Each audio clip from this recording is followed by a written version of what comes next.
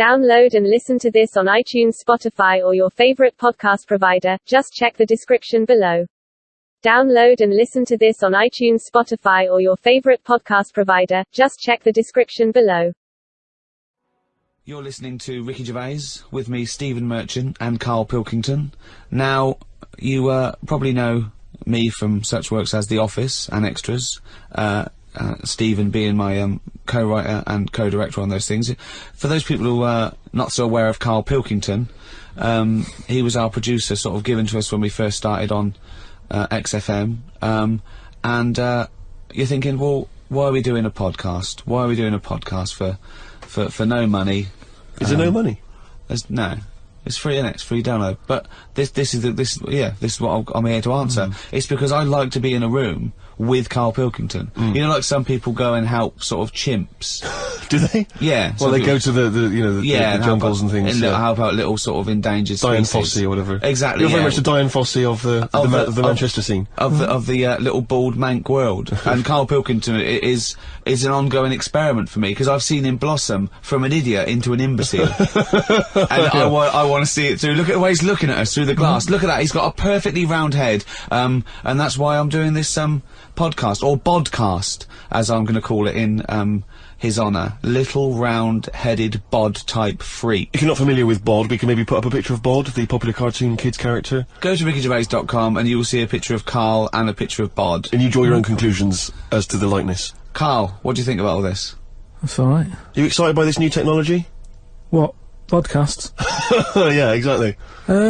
It's just, I mean, we are living in that sort of era now, aren't we? That you need to listen to stuff on demand when you want it and stuff. I know you're not a fan of the iPod in general, are you, or any of the MP3 things? You're concerned. I'm warming to it, but this is what's amazing about Karl. Even though he's talking about things like MP3 players, computers, iPods, he sounds like he was found in a glacier and thawed out. Do you know what I mean? And sort of taught to speak. We're a couple of high school guys who found him, and we're trying to ingratiate him in the gang, trying to pass him off as someone from the modern day. No. But my thing with iPods is, now, do we need them? Do you know what I mean? We're living in that era now where we have invented most of the stuff that we need, and now we're just messing about.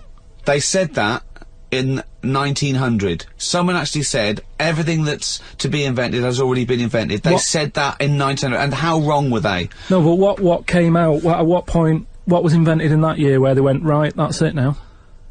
What did they invent in 1900 that made them go, we've done it all now? Well, just think a little bit, right? The 20th century. Think what happened in the 20th century. Go on. Well, cars, planes. Yeah, but is that a good thing? Planes and that. Do you need a plane, really? Wouldn't it have been better if we all stuck where we should be, instead of travelling about? War. Well, look, war's happening, isn't it? Because everyone's saying, well, now we can fly, we'll go over there. So there were no wars prior to the invention of the aeroplane? Not like there is today. Right. But what I'm saying is, the world's got smaller, hasn't it? Everyone's saying that, right? Yeah. You know, the way I was saying to you the other day, you know, we now go to places where we shouldn't go. People go on holiday to places where you've got to have an injection before you go there. Yeah. Forget it then. That's a warning. Don't go there. I'm with you on that. I don't want to enter a country where I have to have an injection to stop me from dying while I'm in that country. Right, I totally agree with you on that. So what happened is, so they invented the plane, and it's like, oh, let's go on holiday, and then they go, oh, I die now. Oh, well, you've got to invent something, let's invent an injection. And then it's like, right, well, what else do we need to go to that place? There's a lot of faffing. So what I'm saying is... Is that a place? A lot of faffing? What I'm saying is, you know, Steve's travelled more than I have. You've been to, like, dangerous places. I've been to places where you need injections, yeah. Yeah, but why? Because it's fascinating, isn't it? You know, don't you not believe in that idea of travel broadens the mind? You know, it makes you experience other ways of life, other ways of thinking. It just enriches you as a human being. That's the whole reason people go travelling. Well, since the invention of the telly, you don't have to go that far to see it. You're absolutely right. So there you go then. The telly was the 20th century, wasn't it? Yeah, it's pretty good. So where would you stop then? You'd stop making stuff now? Stop inventing stuff right now? Or do you think we could carry on for another 5 years, see what comes up, and then just draw a line under it all? Well, again, we're just messing about, and But there's still things to do, isn't there? I mean, I know, I could throw things up, you can always go, oh, that's great, but, you know, a cure for cancer, a cure for AIDS. Yeah, but should we mess with that? What do you mean? Because there's too many people in the world as it is, isn't there? So that's a way of controlling it, so that, you know, like, look at London, right? It's overpopulated. Rent keeps going up because there's more and more people surviving, right? If you let them die, it's going to even itself out.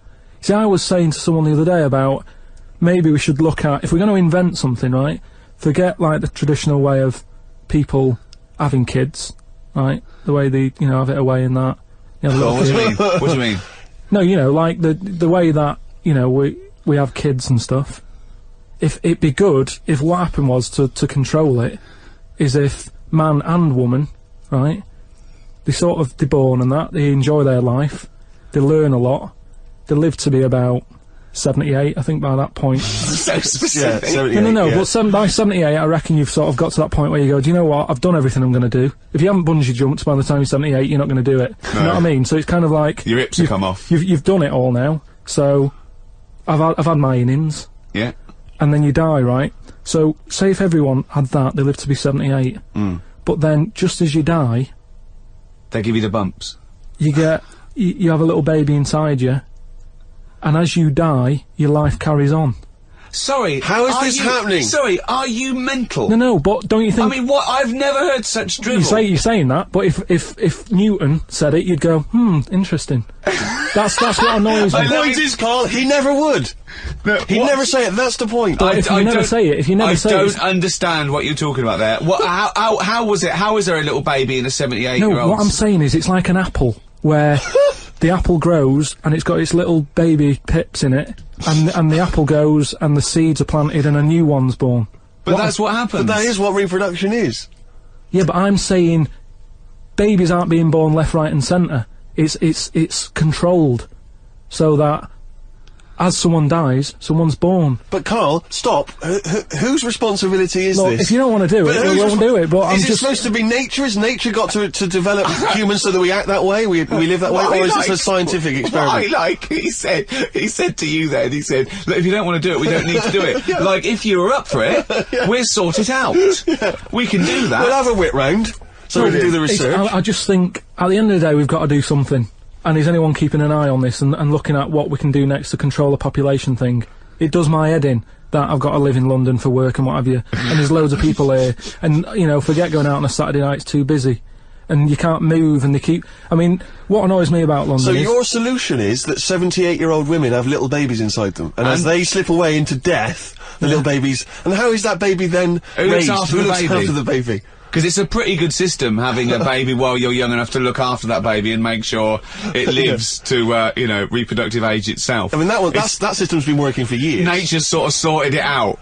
Natural selection and evolution sort of makes that a good model. But wait a minute, nature. Pop that on hold, because Karl Pilkington's got an idea. Yeah. That's what it was, just an idea. Yeah, well, it was nonsense. But thank you for it. The worst I mean, it was the ramblings of someone you'd find by themselves in a hospital eating flies. Yeah. This is the sort of thing you find when, if they find, maybe a pamphlet or a booklet written by a psychopath. You know, someone, just before they went on a rampage and then turned the gun on themselves, they go through their possessions and they find a book and it's got weird drawings, women with knives in their face, and this kind of garbage. In fact, I saw a similar sort of theory written out on a wall, but it was written in shit. Exactly. Yeah. No, all I'm saying is, I think, it's, you know, when people die normally, everyone's fed up about it, aren't they, and a bit down.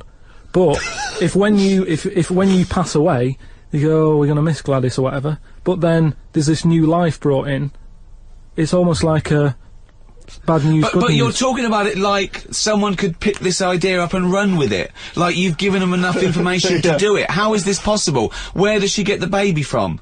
Why does it grow? Why grow it in Gladys's belly? Why not have it in a drawer? But what I'm saying is, ready to go, just add water. I mean... Who looks after son of Gladys? There is no theory here. There's no... it's the ramblings of a madman. What I'm saying is, though, the body's always changing, innit? From caveman to now, or whatever. is some changing. cases. And they're always finding out more and more. Like I read the other day about how they're saying, do you know, like they say people have 6 senses. Yeah. There's loads more than that. Right, and there's this one. I say, show me that you've got one. No, right, and there's this one that's knocking about. Go on. That what it is. Say if I'm in a pub, right, and I'm just doing a crossword or whatever. Unlikely, but go on. And there's some woman who's walked in, right, and she's staring at me. Yeah. I know she's looking at me, and I look up and I look round. She's looking at me, Right. and they're saying that's a new sense that they found out from, like, you know, doing tests and what have you. Yeah, it's rubbish. And they're saying okay. that's been around since like man and dinosaur was knocking about. But it could be, you know, peripheral vision. It could be a footstep stopped, and usually when someone's footsteps stop, they've stopped. No, they've because you- explained I think it's safe to assume that, you know, that with your perfectly round head, people are always stopping and No, looking. but they explained I mean, you it. just know that there's probably going to be someone there if you look They right. said it's from the time when, like, caveman was, like, wandering about, and he'd go, hang on a minute, and he'd look round, there's a dinosaur there, or whatever, and he'd Right, leg it. this is nonsense. It's not- I hate it when people use the term when caveman was wandering round. Caveman and dinosaurs, oh, they used to live together, yeah. Oh, that's the same era. Yeah. What have you been watching? Raquel Welch? What do you mean? Well, what do you mean caveman wandering, knocking around with a dinosaur? You know, the Flintstones is only partly based on fact. Dinosaurs and man did not coexist. The dinosaurs had long gone before man arrived. Extinct. Kaput. You don't believe us? What, you don't believe because you've seen... Because you saw that film where they took pictures of lizards and magnified them and put them next to men in films so they looked like they were fighting. Yeah. No, but why couldn't that have happened? What is the film with Raquel Welch? A Million Years 10 BC. A Million Years BC or A something. Million Years BC. Brilliant. Yeah. Yeah. No, but She had a sort of woolly mammoth bikini. Fact. why wasn't the dinosaurs back then just like how we have dogs now, in a way? He's watching the Flintstones. He's watching the Flintstones. He's thinking of the Flintstones. Yeah. That's what he's when thinking. he puts out the saber-toothed tiger, Yeah, and then yeah. Dido And he mixes his concrete in a pelican. Yeah. Yeah. I just think that there must have been a crossover point. Why? Why did you say that? Why do you think there must have been There a must crossover have point? been. Because if nothing was knocking about at any point, how did anything carry on? I know. Exactly. Why didn't Hitler meet Nero? It's weird, isn't it? There must have been a crossover. They must have met somewhere. They must have met at a party somewhere. They mixed in similar circles. Yeah. Well, I mean, are you telling me that Ken Dodd has never met Genghis Khan? They must have bumped into... I can't believe it. Yeah, forget it. Oh. You're listening to Ricky Gervais with Stephen Merchant and Karl Pilkington. Coming up after the ads, Monkey News. What ads? No ads, no? No, we're not. There's nothing here. There's no records. We just got to keep on talking.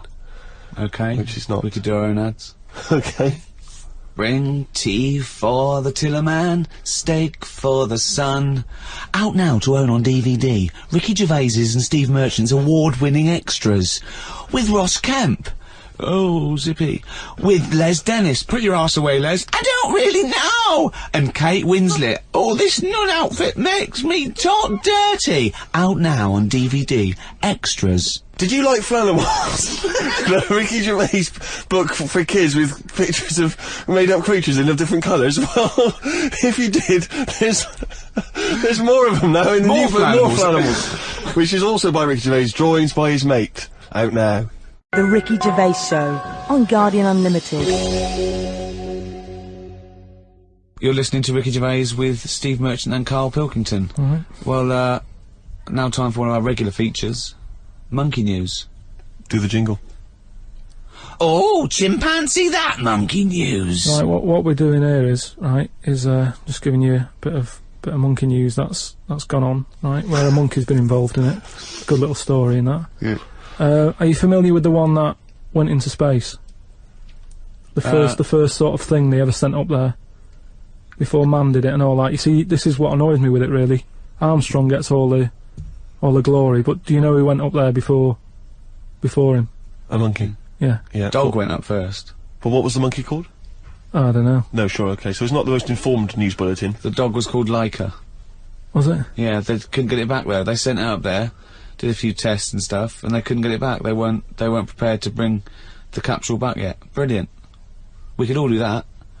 So is that You know, is that a good mission? Well, I just think it was seeing what if the mission itself killed it, but they didn't have the technology, because of course it couldn't fly the capsule back, which it has to be manned to bring Right. it. Well, this was the next one up then, right? So the dog must have gone first, and then they went, right, we made an error there, right? Get the monkey in, and what happened is they taught it what buttons to hit at the time that it needed to hit them, and the way they did this was like give it bananas. It was like hit the red button, and it hit the red button, they'd give it a banana. Right. And they go, right, reverse is the green one, hit the green one. And then they do that and go, there's a banana. And then they go, right, hit reverse, and it go, and get a banana. Right. Hit the red, so it was taking commands on, like, headphones. Right, but how were they Is giving it that the how you banana? learn to do radio? How were they giving it the banana? What do you mean? No, Well- this is before it went. You wouldn't just go and put a monkey in it and go, there you go, get on with it. They'd sort of put him in one of them capsules that you get, Yeah. and they were on headphones. I don't believe this happened. Well, I'm telling you the story now. So the monkey I don't sat... think they trained it to do anything. I think they sent it up there and he put electrodes coming out of it to see what it wasn't any of that. They did a thing like they do, like they can with animals. If you give something, you know, like a treat, you can teach it how to do it. It's just like a dog, isn't it? When It's you called Pavlovian conditioning.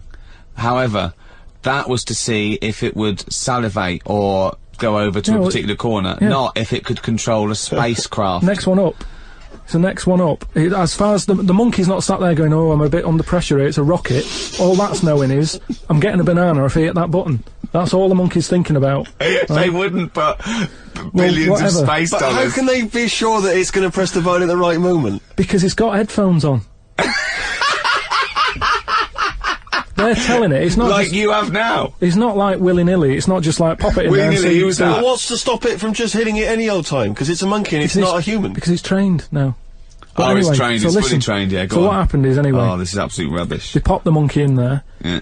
It's got its headphones on. They're going, right, hit the green one. And I think there's something there that a little banana comes out to keep the same... No, you're making this up. I'm not, it's the same... There's no way that they made a Right, so spacecraft they can- that had a banana dispenser. Right, There's so- no way in this world that they made a spacecraft that could go into outer space, right? So what- so manned you're- so by a you're- monkey with a banana dispenser. So you're saying that it's easy to send something up to space, but you don't believe there's a little banana machine? Right, okay, so in your world, there's a monkey and it's been conditioned and there's a So- little monkey dispenser, Banana. monkey dispenser, a Yeah, banana like dispenser, right? So it comes to the launch day, monkeys sat in there, everyone's ready, bananas are stocked up and all the rest of it. They go, right, hit the green button. Right, and the rocket goes off and what have you. No, they would not make the monkey launch the rocket. Carl, So- you are living in a So- cartoon world. So the rocket goes off, right? This is absolute bollocks. It's all going well. I mean, I don't know It's what you're all- going to... It's not going well. it's going There's well. no way a monkey launched It's a going- rocket. There is no way a monkey launched a rocket, So you idiot. it's all going on, so they go and hit the left button and it goes a The little bit left left. button! Right, Oh, so- well-known spacecraft command. This is Houston, hit the left button. Oh, brilliant. This is what happened in Apollo 13. Hit the left button. So it goes left. Yeah, it goes left. So it goes left and it's going well. Left! It goes left! Yeah. No, the moon! So You're it going goes, right! It goes for the moon. Everything's going well. Right. They get up there. It does whatever it does. Hit reverse. It comes back. Right. So then You are, honestly, you are brain dead. So it's you are land- one of the most stupid people. That I would rather have the monkey drive listen. me home than you. So the thing is, so it lands back. Yeah. It does a good job and everything. It gets out. And this It's is sick of bananas. This is where it turns a bit sad, because after it done that mission, right? Because it happened and it was all safe and everything. The next one would have been to send man. Right. So the monkey enjoyed it, and it was like, well, I want to do it again, right? But they were like, So how did they know that? How did they know he wanted to... just the way it looked and what have you. It was like, Fuck off! Just the way it looked! So- you are a maniac. so the thing is though, right? So after it had done that, it was on such a high, right? Yeah. It could never get that high again. Turn to drugs. There was nothing that it could do. Went on tour, did it? It sort of ended up killing itself. because it could never get that buzz that it got. Right, that was absolute bollocks. None of that is true, except they sent a monkey into space, and I'll check that. Absolute drivel. So, in your mind, it committed suicide. It went on a crazy bender, drinking drugs and women. And like then, it does happen. You hear about it. was found in a motel room.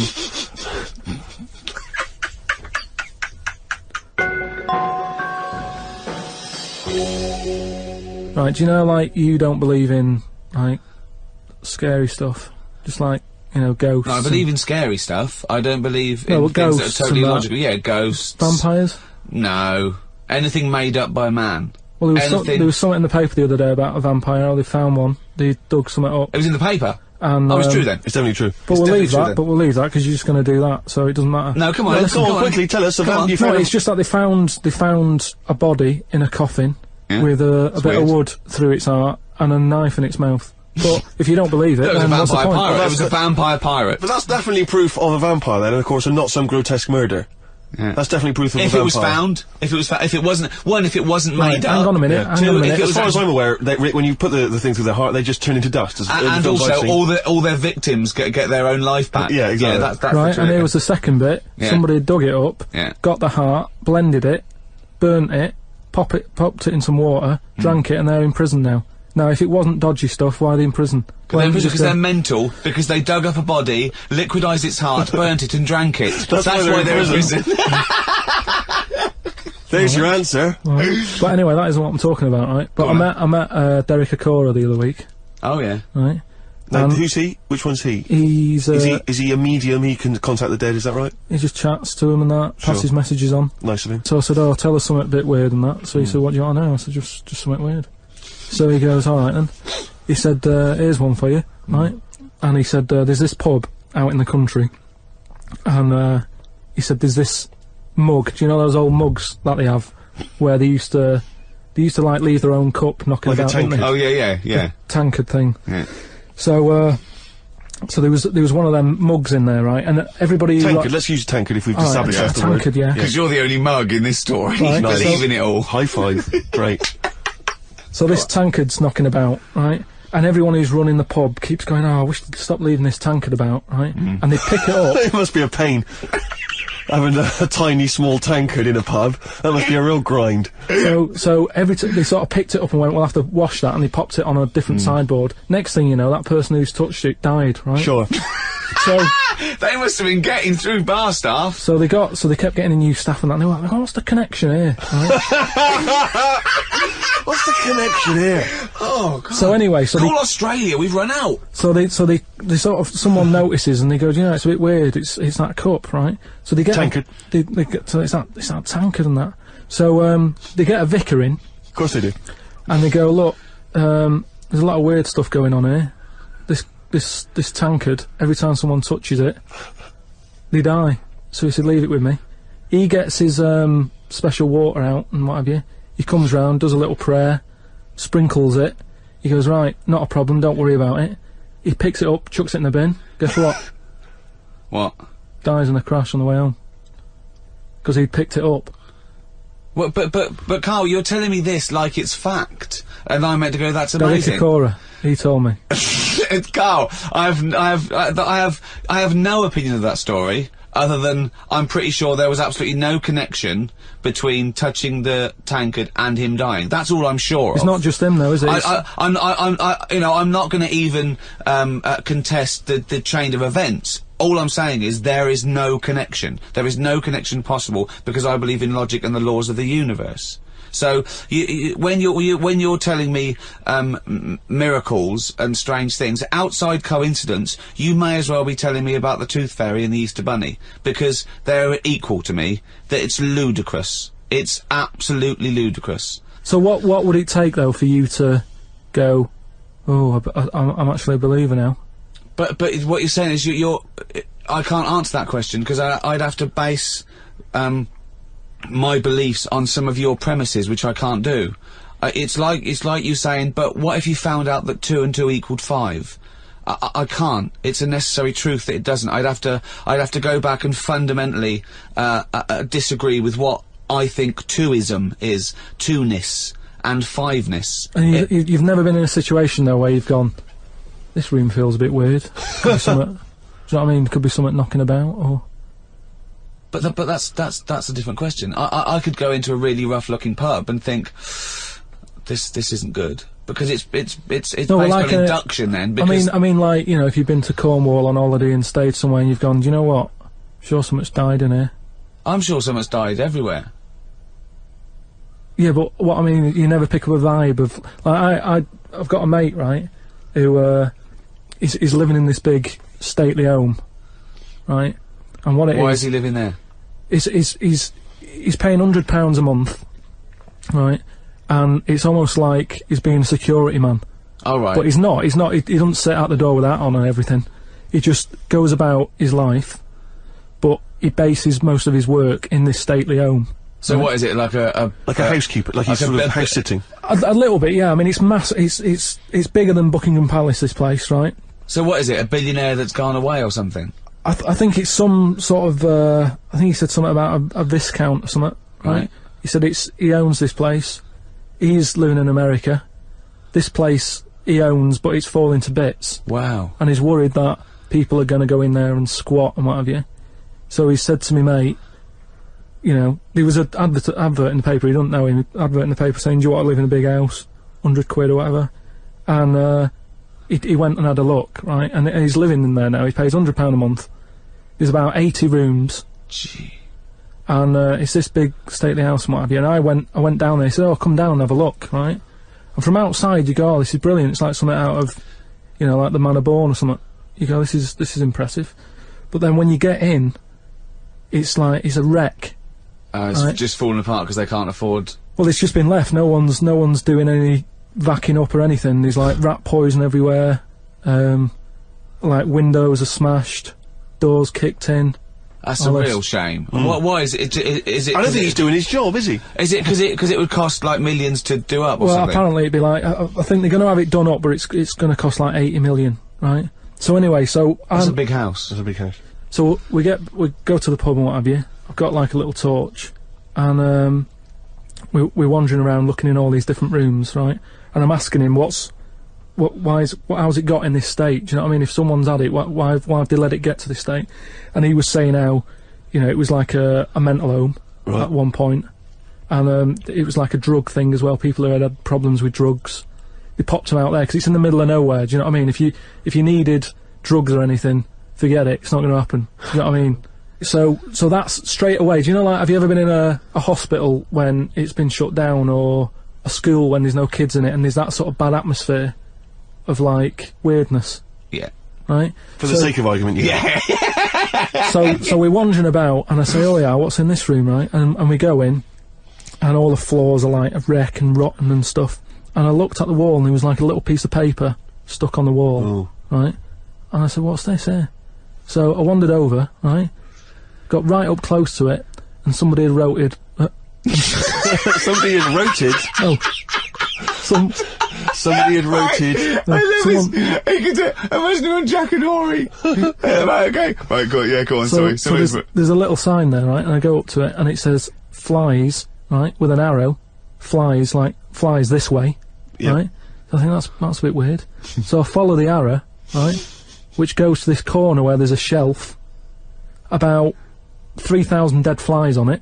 Oh my god. Condom stuck on the top. That's weird, isn't it? That is weird. That is weird. Right? So I'm looking at that, and there's loads of stuff on the floor and that, bits of paper. Picked up this bit of paper, right? And it had, like, in biro and that, it looked really old, like it'd been there years. And it had, something like, need nappies, dummy, right? Blankets, blah, blah, all this, like, all stuff for, like, and I turned it over, right? And it said, none of this now needed, baby dead. Right. Now that's weird, isn't it? Now that's what I'm talking about when you get a bad vibe. You go, that's who's been in here. So I don't actually understand what point you're trying to make, Karl. Just because who's written that? Who's been in that room? Who's been in that state? And then straight away your mind starts going, oh, I'm getting bad vibes in here. But Karl, didn't you just tell us that it was once occupied by drug addicts and mentals, to use your word? Yeah. So haven't you put two and two together and thought that was probably who wrote it? That doesn't mean it's paranormal or ghostly. You walk into a building, it's a big, terrifying, empty house. It's terrifying in as much as it's cold and dark and drafty and a little bit spooky in this sort of illustrative sense. And insecure. Yeah, you're a bit nervous because you know, it's got this sort of, it's got its bad vibe. It's just based on the fact that your mate's in charge. Yeah, that's terrifying. I mean, yeah, so it's like saying, are we scared of the dark? Yes, I understand why people are scared of the dark. I'm a little bit scared of the dark. You're walking along. Because you don't know what's in it. Yeah, you don't know what's in the darkness. That's why people get nervous. It doesn't mean you have to make the leap then that you've got some paranormal sense. Oh my god, I'm Karl Pilkington, and hang on, just like Derek Acora, I have sensed something strange and evil in this room. Wait a minute, there's some flies in a condom. I was right all along. That is weird. Flies in a Johnny equals badness. the flies in a condom was weird. It's weird, I don't know, but the note. Yeah. I just think of his face when he saw that, reading it by torchlight. You must have been terrified. It's a bit odd, isn't it?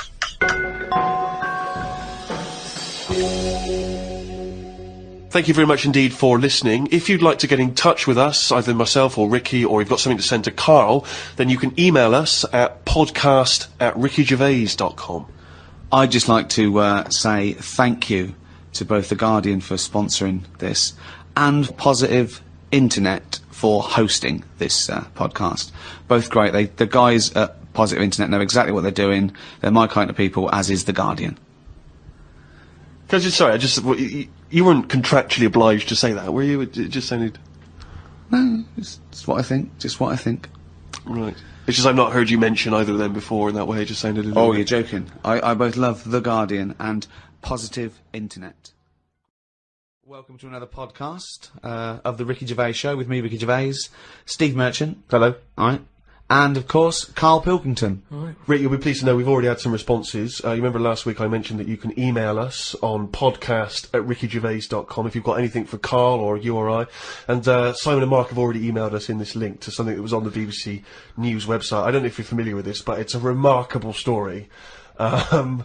Well, I'll give you the headline straight away, and you can draw your own conclusion. Lion mutilates 42 midgets in Cambodian ring fight. That's just the headline. That's a hell of a headline. That makes me want to know more about the story. Well, that's what a headline should do. I mean, I think we'd all read the news. We'd all take more interest in the news if they could open the BBC News at 6 o'clock every night. Bong. Lion mutilates 42 midgets in Cambodian ring fight. Bong. We'd definitely pay more attention. So this is the story. It's just extraordinary. Spectators cheered as entire Cambodian midget fighting league squared off against African lion. Now, I didn't even know there was a Cambodian midget fighting league. You're an ignoramus. Everyone, of course, has heard of the CMFL, which is genuinely what it's known as in Cambodia. Now, like you, I don't know who the Cambodian Midget Fighting League are normally fighting. I don't know what tournaments... I assume it's each other. Well, I assume each other. It's midget fighting, then? Yeah, well, let me just give you more information, and then we can dissect it afterwards. Tickets had been sold out 3 weeks before the much-anticipated fight. The fight was organised when an angry fan contested Yang Shamoni, president of the CMFL, claiming that one lion could defeat his entire league of 42 fighters. So this bloke is going to the president and going, I reckon a lion could get all your midgets. I reckon he could destroy all of your 42 midget fighters. Now, apparently, Shamoni, the president of the CMFL, he takes great pride in the league, and he's conveyed in a recent advertising campaign that his midgets will take on anything, man, beast, or machine. Now, I don't know what kind of machine, again, midgets are fighting. But don't the midgets have a say in a this? washing machine. I don't know. The midgets going, all right, keep it down. No, they won't fight anything. Well, we won't fight anything. We'll fight each other. We're sort of like equally matched. No, you'll fight a beast or a machine. No. I'll fight another midget. I will fight any midget. Is what. When I said I'll take on anything, I meant another midget. Machines. So this bloke goes, I reckon a lion could take on your midgets. He goes, rubbish. Yes. And that is why an African lion was shipped in especially for the event, which took place a couple of Saturdays ago, in the city's Colosseum. I mean, they've got a Colosseum, Rick, which is already brilliant. So hold on, this is sanctioned by the city? Well, the Cambodian government allowed the fight to take place under the condition that they receive a 50% commission on each ticket sold, and that no cameras would be allowed in the arena. We'll take 50%, but you know, for dignity's sake, there's no cameras. You know, we don't want to make this into a spectacle. Yeah. No. It's just lion versus midget, but exactly. You know. Well, 42. Never forget, there was 42 midgets. Now, this is the tragedy element, and this is why we shouldn't be laughing, because the fight was ended. Don't tell me the lion gets hurt. Well, the fight was ended, Rick, after only 12 minutes, after which 28 of the midget fighters were declared dead. Right. While the other 14 suffered severe injuries, including broken bones, lost limbs, and they were basically unable to fight. But the anymore. lion wasn't hurt? It would have seemed that the lion was okay. Oh, good. Because the lion had no choice in this. No. See, that's I love it when a human takes on a beast and comes unstuck. Because that lion was scared and defending itself. Those little midgets were loving it. They wanted to go in. What do you mean they were loving it? You don't know that. Well, why would they do it? Well, what I find out... Well, I'm worried, you see. I don't know the ins and outs of this. I wonder if they were fighting against their will. I got the horrible feeling, because with all due respect to any midgets listening, they must be fairly easy to round up. You could probably corral some midgets fairly easily. You know, you only need some regular full-size people, and it'd be easy to grab some midgets and take them away, whisk them away, put them in a cage. No, because... No, because they don't. Because a lot of them stand on each other's shoulders and wear a long coat. Sure, but... And a hat, and you go, oh, that's not a midget. No, let him go. Well, those ones are getting away with it. They're fine. They're wandering around, you know, fine. Because who's voluntarily going to join the Cambodian Midget Fighting League? But midgets who want a bit of action, who want to fight other midgets. They're allowed, they want to fight. They can't get in real boxing matches because the fellas are too big for them. But they can go, well, I'll tell you what, let's have our own little fighting league, right? But if I was on the Cambodian Midget Fighting League, I'd be livid. I'd be thinking to myself, well, I can't believe I listened to my agent and he's put me up fighting a lion. I mean, I should have just taken Panto in Grimsby. I can't believe that I can't believe it. But hold on, though. I thought are they all really midgets, or are they lumping in dwarves with them? It's not specified, Rick, but But that annoys me when people say, oh, look at these midgets, and I go, hold on, no, they're making up the numbers with a couple of dwarves there. That's clearly only 39 midgets and 3 dwarves. Sure. Well, that's amazing. Karl, what are your thoughts instantly? I mean, you're bound to have a take on that. Whose side am I meant to be on there? What? Well, I'd be on the lion side. I'd never go to a bullfight, but I love it when I see a matador gored to death. Because, again, the bull doesn't want to get in that ring and fight a bloke with swords, okay? So I love it. I think it's disgusting. And when someone says, a midget versus lion, I'm thinking, well, it's okay if the lion wins, to be honest, because they haven't got a choice. So, and I hate it when people go, oh, I went to a bullfight when I was in Spain, but it's the tradition, isn't it? Oh, well, there's loads of traditions that we don't adhere to anymore. So I say it shouldn't have happened, of course, but if it happens, I'm glad the lion isn't hurt. See, what's annoying me is I've sent money to Cambodia because apparently they're hungry and haven't got any energy. So what's going on? Well, it's much easier to fill up a midget than it is a regular Cambodian. You know, they're I just happy feel on like a Mars I'm bar. being cheated a bit. You were conned before with a charity, weren't you? Well, a few times, yeah. What about the old lady? What was that? I got stopped, and it's like they sort of drag you in by saying, "Have you got a gran?" And I said, "No, they died," and that. It's like, "Oh, did they die of the cold?" No, ill. What have you? Just old age. He said, "Well, what happens with a lot of people's grans is they die in the cold, right?" So I was like, "Oh, that's bad, isn't it?" Anyway, so she's chatting and she's showing me pictures of these old women who look cold, right? Saying, "Look at her, that's Edna. You know, she's got no family. She can't pay the bills and all that." Yeah. So I'm like, "Oh yeah." Anyway, it goes on for about 15 minutes, and you feel bad. You give them your bank details, right? And what happens is every couple of months you get a letter from Edna. Well, it's not from her; it's typed up and what have you. But there's a picture of Edna, right? And it's saying, "Oh, this December, you know, Edna's going to be extra cold. It's cold outside. She can't afford to pay the heat and what have you." Yeah. Keep going, right? So you keep paying every month like £5 or whatever. Get another letter a few months later, right? Edna's sat there. She's got a tan. What do you mean she's got a tan? Well, when they said, she's cold, I thought they meant for the heating, not to send her on holiday for a month. She sat there with a tan. I'm not joking. Are you sure it wasn't just a sort of a slight problem in the printing? No, definitely. Sure, she looked well happy. Sure, it wasn't liver failure. This is a terrible thing to say, but when I see those people approaching now with the clipboards on the street, I always get my mobile phone out and pretend I have a conversation. I've done that one. The number of fake conversations I've had walking past them there. Well, I felt sorry for them, right? Because I thought, to be fair, I've got about 10 standing orders where I felt sorry from a court. Right, I thought they're doing a good deed. The least I can do. I find out they're on about £8 an hour. Are they? Yeah. They're not just doing it out of the kindness of their hearts. Well, I don't want to. I thought they were volunteers. I thought that was at least why I should feel guilty. If they're getting paid to do it. I don't know. I could be wrong. I think they do. What? I've heard they get paid and that. Well, if someone knows, maybe email us. Podcast@rickygervais.com is how you can get in touch with us. If you know if these guys are getting fleecing us twice. You know, I heard something. Karl thinks they are. You think they're not? I don't know anything, but anything that will allow me. But to let's not feel find guilty. out, because you know, I don't want to slag them off, because they're obviously doing a good thing. So we'll find this out. You know, this is an educational show. I tell you what, though, right? Because we've talked about homeless people before and that. And I walked past one the other day. He's always cheerful, right? But don't you think, right? If you had a company, it's worth taking them on, because they never have a lie in. Brilliant. I'm finding it quite exhausting now, because a lot of the homeless I've encountered recently, they're not even after my money. They're just looking for conversation. While I was walking along the other day, and I don't know what you're supposed to say to this, we were both walking, happened to be both passing a Chinese restaurant. He glanced in, he looked back around to me, he went, woman in there with 3 phones, 3 mobile phones, why does she need 3 mobile phones? Got nothing to say to that, got no opinion. Got absolutely no opinion of it. And I was thinking, what's going to, you know, and you know that thing when you sort of, suddenly you got across the road conveniently to just get out of it. But, and there was another mad woman who started going, she was walking past me, she went, do you want to come to my church? I went, no, I don't believe in God. She went, do you believe in God? Oh, 20 minutes. Conversation, 20 minutes. It was unbelievable. I got to a point where I was so angry with her, I was shouting at her from across the other side of the room. I was the one who sounded like a nutter, going, there isn't a God! But you see, when does it become, like, bad to avoid people like that? Do you know what I mean? Because some people say you shouldn't, you know, that they're people like us who just had a bit of bad luck. Well, of course they are. Yeah, I know, but I remember one on our estate, right? And she was a bit, what's the word that you can use? Because I don't want to offend anyone. But I'd say, but sort of mental homeless. Is that a term? That's the official term. I think that is the new official term. It's mental homeless-itis. Right, so she lived on the estate and what have you, and she aged. How was she homeless if she lived on the estate? Well, she sort of decided to stay around there because I think people on the estate spoke to her more than people who had money. Do you know what I mean?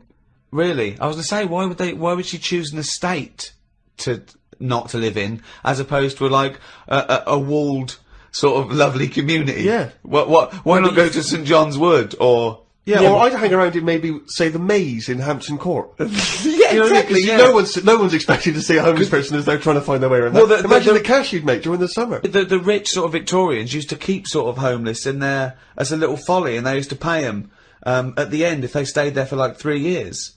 What do you mean there? Would they pay? It was fashionable to have a little homeless little hobbit in your outhouse. Seriously. And what did they have to do anything for the money? Run, dance, no, they just had to tigers? be there. No, they had to be there when they brought around. They go, look, that's our little cat weasel fella Right. living in our folly. Yeah. And then they got money, you know, at the end of it. There's just like really rich sort of Victorians and stuff. That's a great idea. They should definitely bring that back. Because, you see, I would give a lot more to shelter and those kind of charities if I could have a homeless guy come in and do my bidding. I could make him dance. And they had a really long beard and rags. Exactly. Yeah. And I could just make them do dances for me, or, you know... And he was somewhat magical, possibly. That you would weren't go, riddle me sure. dee, fiddle me do, what is my name, and who are you? Exactly. Yeah, and then, But anyway, so this mental There's a little idea homeless, for shelter if anyone's listening. Yeah. mental homeless woman on the estate, and what she used to do, right, she acted quite normal, and she used to always push like a pram around with her, right? Everyone was like, she can't have a kid, can she? Right? And she was dead happy every day. She was up and down, walking up and down the road. Anyway, one day she sort of walked past, right? Turned round and looked in the pram. There was a bucket with a face on it.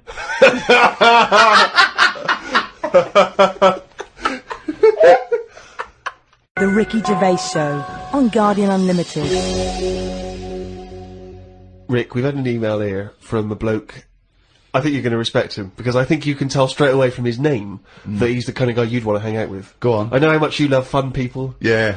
Well, Paul, and he's calling himself this, Paul the Party Animal Parker. He's emailed in. He's given himself that moniker.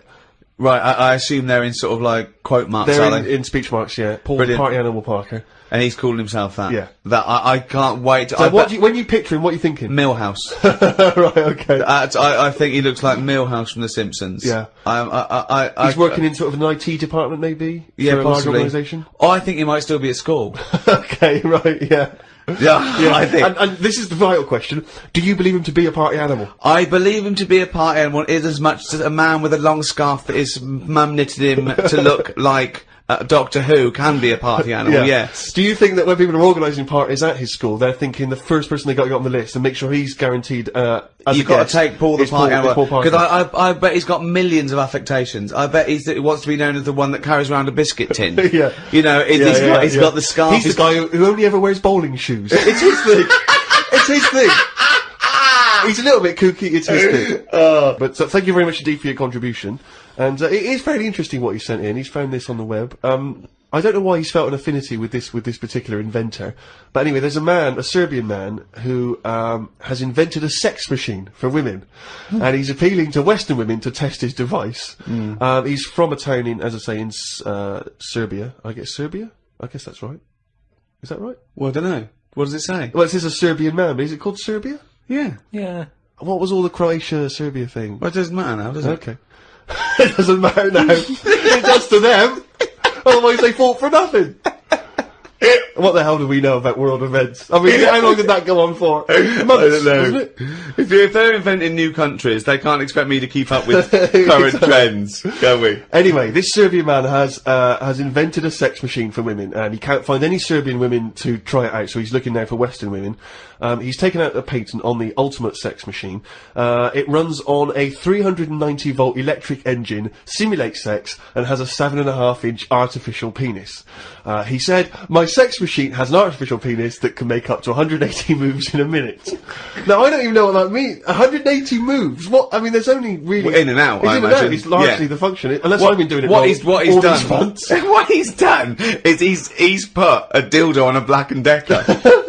A man can only manage the intensity of movement for about 5 seconds normally, but this machine can do it for as long as the woman wants. But anyway, so he's looking for a woman who will test this out. But what I love, as soon as I read this, I was thinking, just imagining there going, "Oh, thanks for coming in, yeah, okay." So there's, what's gonna happen is there's a penis that's gonna pop out from here, and it's gonna have sex with you. I'm gonna stand behind the machine. I've got to stand behind here, there's a lot of dials and stuff, I don't want to bore you with. Well, why do you have to stand behind it? Just... I can't, it's technical stuff, but I got to be behind the machine. But there's no penis on the robot at the moment, it's just a hole. No, don't worry, what'll happen is, I'll switch the machine on, I'll go behind, and then a penis will appear. Will it be like a metal-looking penis? It will be a robotic penis, but it will seem like it's a regular fleshy human penis. So you're gonna so you're gonna go behind this robot, go behind the machine, disappear, yep. And then a fleshy-looking penis is that gonna will appear through the hole when I switch the machine on. Okay, and that'll be the real robotic penis. But you won't see me for the duration of your sexual So encounter. you've made this sort of like robotic penis look really realistic. It's really realistic. You will not be able to tell the difference between, say, the robot one and mine, for instance. Okay, well, I don't want to see yours. No, there's absolutely not. Because I've not come around here to have sex with a person. I know, you've come around to test the machine. Yeah, and that is exactly what you're going to get. Okay, well, use of mechanical action. But what I know is the idea that on the front, maybe he's painted a picture of a robot's face. Yeah. And then when the machine begins, you know, rather like in one of those horror houses, like a kind of mansion in a spooky film, the eyes of the painting, they'll move. And the real eyes will appear, just staring out. But I don't think I can have sex with this machine unless you're actually in the room, just in case anything goes wrong. No. Don't worry, I'll be behind the machine, it'll all be fine. It'll be safe, not a problem. Okay. But anyway, so yeah, Paul the Party Animal Parker sent that in, and knowing him, there'll be plenty more coming like that in future weeks. Karl, what do you think about that? The machines and that. Yeah. Well, they've always been sort of. I mean, to a lot of people, sex is important, isn't it? You know what I mean? Not to you. Well, it serves a purpose. What purpose? No. Because you don't want to have kids, so what purpose? Just you know, something to do in the evening. Something to do, innit? When the telly's broke. But for years, like they've found stuff, haven't they? Machines from like Roman times that similar to that setup. No machines in Roman times. Like that though, the old sort of knob on a stick machine thing. The old Roman knob on a stick. I'm sorry, but I watch Time Team every week, and Tony Robinson has never done that. An old knob on a stick machine. I just think of Julius Caesar sitting down and go, "Okay, aqueduct, we love that. Thanks for that. Straight roads, good idea. We can see the enemy coming. What have you got there? Well, I'm glad you've asked. Plumpticus. What have you got there? Wanklicus. What I've got here is a Yodi knob. And I've put that on the end of a stick. Oh, a stick of phallus. Okay, well done, Wanklicus. No. Well done. You are my new right-hand man, as they say. No, excellent. But they do stuff like that. You've been in the London Museum and that, and they've got sort of sex stuff from years ago. They've got like these metal pants that they used to wear. I don't know what that is. Metal pants. Yeah, sort of. Is metal. that a chastity belt? You mean? They used to make women wear them so that they could... No, but they had them for blokes as well, though. Metal pants for blokes? Yeah, Why? So he had little lots. So if he was away, he couldn't play away from home, and if he was away, she popped on a little. No, I just think they sort of like sexy metal pants. What? Oh, I don't know what you mean. What The are you sexy talking metal about? pants. Well, they'll have to look because I haven't got it in front of me. It's just something I remember seeing, some sort of sexy metal pants that I used to wear. But what are you saying? Sexy metal Carl, pants? they that always was have not to British Museum, that was Soho. No, what I mean That was is on Compton Street, you were looking they in the always shop had to window. be ready for like battle and that, but these were a little bit sexy but protective at the same time. I love that. Right, I'll have to look into I love it. the I'll idea have that to- that's all you remember from the British Museum. So Lancelot, are you ready to face the Black Knight? Yeah. What do you think of these? Huh? What do you think of these?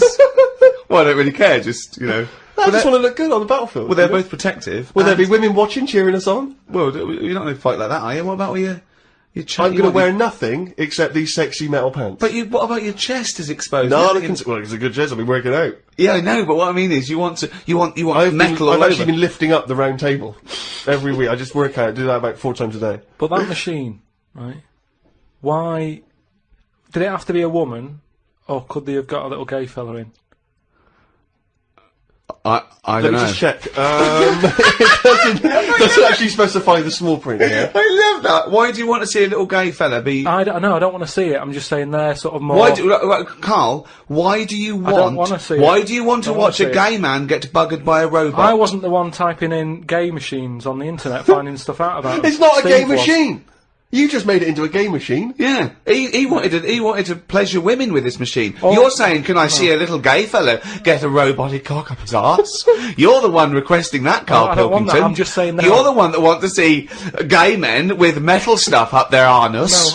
No, what I'm saying is they're more up for a bit more experimentation than. What are you saying? Why is that the case? Why? Why'd you say that? No, they're just butt plugs and that. I mean, what I'm saying is. What, you can't just say butt plugs and that. I'm just saying that I reckon they'd be up for it. What That's do you know I'm about saying. butt plugs? Well, I don't know anything about them. I just remember seeing an advert for some once in a sex shop. What are you doing? What are you doing? No, I wasn't. I was just walking past. I was walking past the sex shop and that, and Your you know, eyes you're sort glitz, of glance, looking. glitz. Why were you walking past a sex shop? Just because I was on the way to work and that, and I passed one, and there was a little sort of one. It was open early, which I never understood. Right, it was about 8 o'clock in the morning. Right, I Who's thought, rushing out for butt plugs that early in the who morning, needs them now? Right, but I I sort of must had get a bagel and some poppers on the way to work.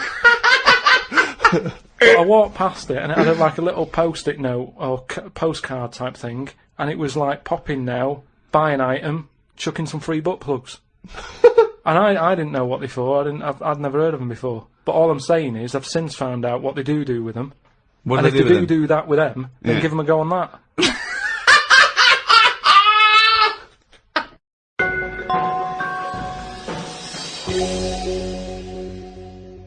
I had another email here. This is they haven't given their name actually, but it's an interesting fact. I'm hoping it's true. America's first nudist organisation apparently was founded in 1929 by 3 men. Now, what intrigued me when I read that is the fact that it's clearly 3 blokes just trying to meet some nude women. They're all 52, balding, Exactly. with little sort of those gold rimmed glasses. Yeah. Yeah. And they're just wandering around, and it's all quite saggy down there, and they're just knocking on doors saying, we've just set up an organisation, it's perfectly above board, completely Yeah. legitimate, it's a nudist organisation. You got any women in there that want to come and join us? Because Why we haven't not got any really? female members at the moment. Got any women in there interested in, volleyball or trampoline? I can't be doing with it, me. You hate nudists, don't you? Nudists. I don't understand what it's all about at the end of the day. And here's something, right? Do you know, like, when you're a bloke nudist, right? Do you ever get any who just have, like, a small knob? I don't know. I don't understand the question. What's that? What's your point? Well, are there any blokes who are knocking about who just have a normal-sized knob, or maybe a bit smaller than normal, who are happy wandering about showing off what they haven't got, if you know what I mean? I don't think nudists are just doing it because they're so proud of their knob. No, but there's got to be a little bit of that in it, isn't there? Why? Say like, Jonathan Ross, right? He's nipped to see you now and again and what have you. He's what? He sort of nipped in to see you now and again. He's always happy getting his knob out because he's known to have this big knob, right? What do you mean he's showing known? it off. Why is Jonathan Ross known to have this big knob? No, he just talks about it a lot, doesn't he? He's always saying about, oh, you know, but you'd like this, wouldn't you? And all But that. that's like I'm known for being a great lover. I say it a lot. It's clearly not the case. What Yeah, evidence but- have you got that he's got a big No, knob? but the difference is he's happy to keep getting it out. It's different, sort of, me walking about going, oh, I've got a big one and all that, and then, but no one ever sees it. But Jonathan, sort of, he's always getting it out, isn't he? Have you seen him get it out before? I saw, well, he did get it out, but I wasn't looking. What do you mean you weren't looking? How do you know it was out? Just because he sort of was moving it about and that, and I could sort of So see. you- No, I wasn't looking though. It was that sort of thing where you can see something moving about, but you're like, I'm not looking at it. What, like an owl seeing a mouse? It That, just, like, what I mean, it doesn't matter. All I'm saying is, So no, let's get back to this. You remembering vividly Jonathan Ross's penis? no, Yes. I don't mean that. What I But mean, why were you looking at his penis? wasn't looking, though. Well, I'm it was just saying- clearly not meant to be looked at. I'm just saying, most blokes who, you know, nudists, they must be pretty confident in themselves to, you know, getting it out. And I wasn't looking. It's just that, I mean, I looked once. Okay, what was it like? What? Sorry, you looked at Jonathan's once. No, or- no, Yeah. I was looking at another one. What? At the same why, time? No, why no. are you looking at loads No. of men's What's penises? going on? No, Where are you Because going? What it's is natural. this? It's natural. That's what I'm saying. What do you mean? This As a is bloke- Carl takes a sneaky look at No, no. menscocks.com. No, what I'm saying is, it's Where natural. was this happening? You were in a gym. No. A lot of guys are getting changed, and you No, were just checking out their knobs. you're at your bedroom window with a pair of binoculars, No. and there was a little fella across the road I getting was changed. at some night out once. Go right? on. So you were at heaven, and you were in the It was toilet. some night out, and some people come running on the stage, right? Some music started coming on, and these 4 people ran out. It was 2 women. So 2 you're at a blokes. gay strip club. It wasn't gay in that. It was just a normal night out. Well, you know, some sort of party night out. Right. These people come running on, right? You got 2 women. You got 2 blokes. Right. They whipped their knickers off. The fellas whipped their undies off. At the same Now- time? Yeah, all at the same time. Was it like, that, was it like a choreographed thing? like what's it? Chippendales. No, what you know, like Cheryl Baker was in it. It was that thing where they sort of, you know, on Eurovision Song Contest. Making your mind up Yeah. when Bucks Oh, Fizz Bucks ripped Fizz. off a larger skirt, conceding a smaller skirt. At no point did Bucks Fizz whip their knickers and pants When off. you said Cheryl Baker was in, I was thinking, what? Didn't she used to host Record Breakers? I don't remember that on So- there. so Tea that- Time on BBC One. So Go on. that happened, and all I'm saying is, right, before I had a look at the woman's bits, right, I just had a little cheeky glance at the fellas. Why? Why? Just checking it out, just seeing is everything normal down Why there. weren't your eyes drawn instantly to the ladies' bits? No, don't believe me. I had a look at that. All I'm saying But you is, went to the guys first. just I didn't know how long pants were going to be left off for. So you didn't want to miss your opportunity, is what you're saying? You saw a window of opportunity to see some men's bits, and you thought, I better take it. No, because this may never happen again. No, So what happened? So there's had a 2 look. women, 2 men, right? I don't know what sort of event this is where you're looking at anyone get their knickers and pants off. I don't know why you're looking at all. night, So you go right. There's knickers and pants off. Right. Let's check out the knob and testicles first. you're telling me you've never, like, when you've been in a gym or anything, you've not just sort of turned your head, had a look, and gone, all right, yeah, that's all right. Yeah. Been in a... Sorry, let's just get this question right. Have we ever been in a gym and just taken a sneaky glance at a man's genitals? Is that your question to us? Right, for me, it's the same as when you see someone who's a bit odd, 2 heads or whatever. Well, I'll be honest. If I was in a gym and a bloke came in with 2 heads, I'd look. I'd get a sneaky glance in the mirror. I'd go. "Oh, Sorry, but you'd look at his genitals or his 2 heads? There's 2 heads. Or would you sneakily look at the heads and then think, I wonder if he's got 2 cocks? And just... I'd have to have a look there. If I'll tell you what, and now I admit it, if I'm ever in a gym and a naked man with 2 heads walks in, I probably will check out the genitals as well, just to make sure that he's got 2 of everything. Can I tell you the thing that always freaks me out? I do sometimes go to the gym, and I live in North London, and the thing that always freaks me out is if there's an elderly man, often quite short, and I say this only so you can picture something in your mind's eye, you know, because I live in North London. There's quite a lot of old elderly Jewish gentlemen, you know, wander around, and I'm always freaked out because there's at least 2 I'm aware of who've got very, very large penises, And I always find that really disturbing, because sometimes you can't help but notice, because it's like Godzilla coming through the changing room, do you know what I mean? And it's swinging there, and it never seems right that he's an old guy, he's kind of a little overweight, quite short, and he's got a massive piece of action going on between his legs. And I always get, dare I say it, a little bit jealous. Because for a tall man, I feel I've been a little bit shortchanged. Oh, wow. So that, I do admit, that's the only instance where my eye has been naturally drawn to it. Do you know what annoys me in gyms? Where people walk round happily naked all the time whistling. They get weighed naked, pop a towel on and take off 3 ounces. How exact have those measurements got to be? Yeah. Do you know what I mean? Pop a towel on. I mean, unless you're going on the space shuttle, I reckon you could give or take a couple of stone. Yeah, exactly, yeah. Absolutely right. Well, we've put that to bed. The Ricky Gervais Show on Guardian Unlimited. Right, Karl. Go on. It's that time again. You better be ready. Oh, chimpanzee that monkey news.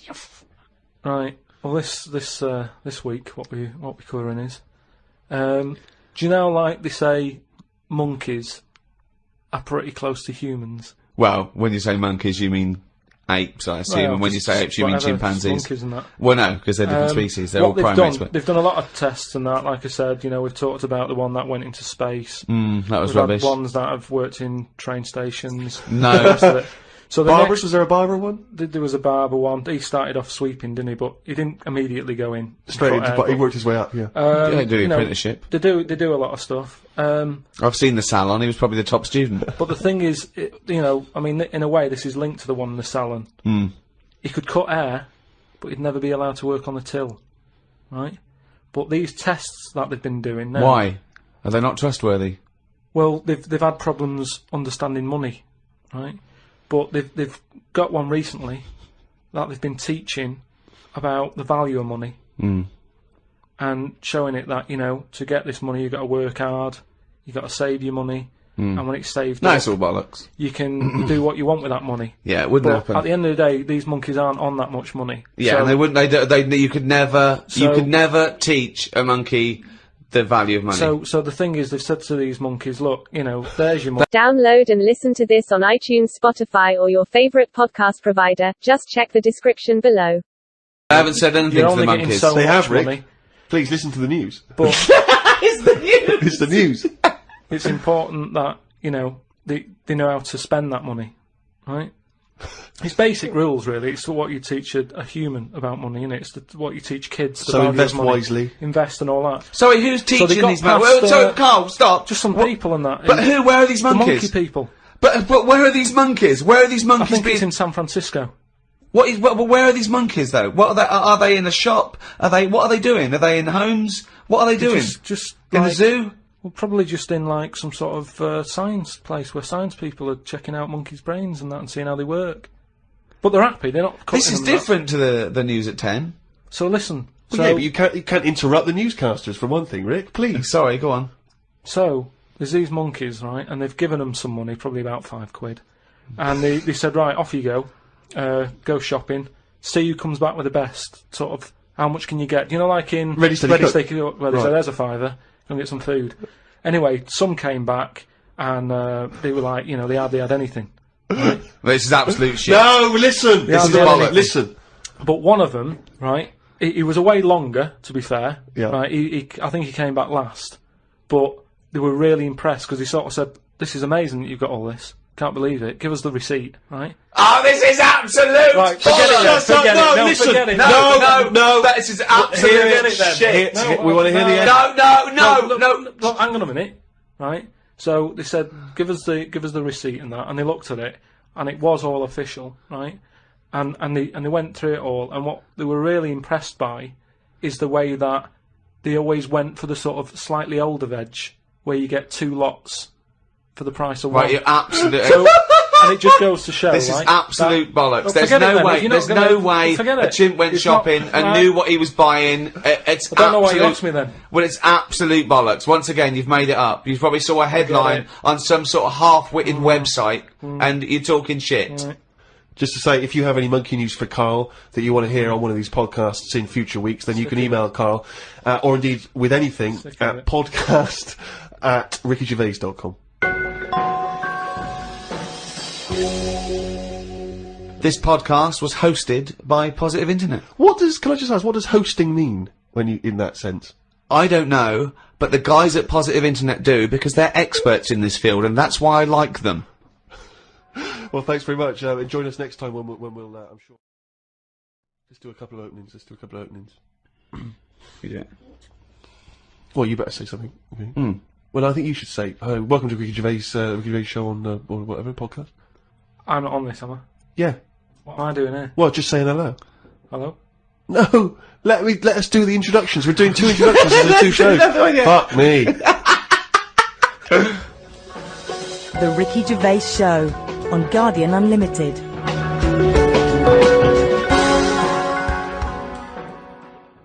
Right, welcome again to the Ricky Gervais show on this Guardian podcast with me, Ricky Gervais, Steve Merchant, and Hello of course, hello there, Thanks. and of course our producer Karl Pilkington. Right. Karl, can I ask you a question? Go on. I know this is what a lot of the fans are already wondering. Is there going to be some monkey news today? There's got to be. Of course there is. Yeah? Yeah. All right. Question. Well, I'm worried because maybe this will steal your thunder. But Sarah Greer has emailed this in, once again, emailed to podcast@rickygervais.com. Chimp mauling under investigation. I know you're concerned, because this actually fuses 2 of our greatest features, Monkey News and Knob News, into one seamless whole. Oh. Investigators said they are trying to figure out how 2 chimpanzees that viciously attacked a visitor at an animal sanctuary escaped from their cage. This is the grim bit. The chimps chewed off a man's nose and severely mauled his genitals and limbs. Why did they go for his genitals? Both of them did as well. Eh? Both of them. Did you say 2 chimps? No, you're right, yeah, it was chimpanzees too. Yeah. I don't know, See, both which of them one did went, it? they just saw that they're dangling away and they You just go went, for the nose? Yeah. I go for his bollocks. I Now, know what accent have they got there? I those don't chimps? know. Were they kind of New York gangster chimps? They like soprano chimps? What happened to them anyway? What happened to what? The 2 guilty monkeys. Well, unfortunately, they were shot dead by the authorities. You see, that annoys me a bit. I know, but again, What are you talking about? They're attacking people's gonads! I know, but they were happy in an African jungle a couple of years ago. That's what they but do, isn't it? That is what they do. That's what animals do. Animals fight. Do you remember when that bloke? So what are you supposed to do? You're supposed to let them just wander off into the I don't know, into the local mall and maybe savage some young children? Or a bucket with a face paint on it? hang on. No, all I'm saying is you don't shoot them for doing what's natural to them. They Yes, did you want do. Why? If anything attacks anyone's balls... No, and but why bollocks, is you it- attack 'em. no. Maybe they were shot during it. You're allowed to shoot something that's doing something. But if were they executed or were they shot in the attack? No, it says he shot them. Well, he shot them to death. I'm assuming he shot them to death as they were legging it off. But why aren't they just sort of tranquilised? Where was Why this? am Was I this in being a zoo? accused like it was my fault? Just because I happen to be reading Sarah Greer, who emailed it in, the one who should be getting a It bollock just in. annoys me how one way it's kind of like, you know, we're trying to save the pandas, and then the next day someone's shooting them or whatever. I know it's not a panda, but all I'm saying So is it's double therefore the standards. whole argument falls apart, but go on. No, but what I'm saying is, what would happen? I've talked about this before about St. George killed the last dragon, right? No, it didn't exist. It's the same thing though. No, there's never been any dragons. No. It's a mythical creature. Well, you don't By know mythical, it means we made this up, like the unicorn. Well, I don't even understand. What was your point about the dragon? What's that got to do with because this? I'm saying how, like, why is it alright to be going around, going mental with a gun, shooting all the monkeys and killing them? Because one day we're going to run out. What are you talking about? How have you extrapolated from this one incident of a couple of testy, happy That's what monkeys? I'm saying. That's what I'm saying. One incident. They only did it once. They've got a But bullet they're in their not head. shooting around and making them extinct, are they?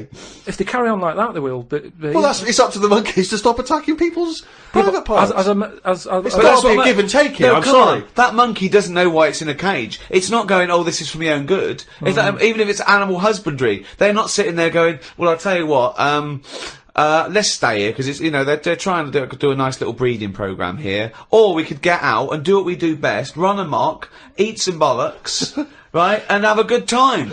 Right? They don't know what they're doing. They don't. And Carl's right. The poor little bastards get a bullet in the head. For what? And I'm saying, if they're attacking a human, shoot them to stop them, that's fine, okay? But if they're running away and they're, you know, don't shoot them in the back like a coward. This was an animal sanctuary, though. So presumably they had quite a cushy time there, because most of the ones I visited, they've always got it easy. They're But hanging you around don't- on tyres, they got comfy chairs, they're wanking. They're going berserk, they're loving it. So, you say that, I think I don't know, I just think there was something nasty, there was something a bit warped in these monkeys. I mean, But hang on a minute, you've just answered your own question there. You said they're in a sanctuary, so they haven't had a good upbringing. So they're going to be a bit more, like, madder than other monkeys, aren't they? Because that's where the ill ones go, isn't it? Sorry, what do you understand by sanctuary?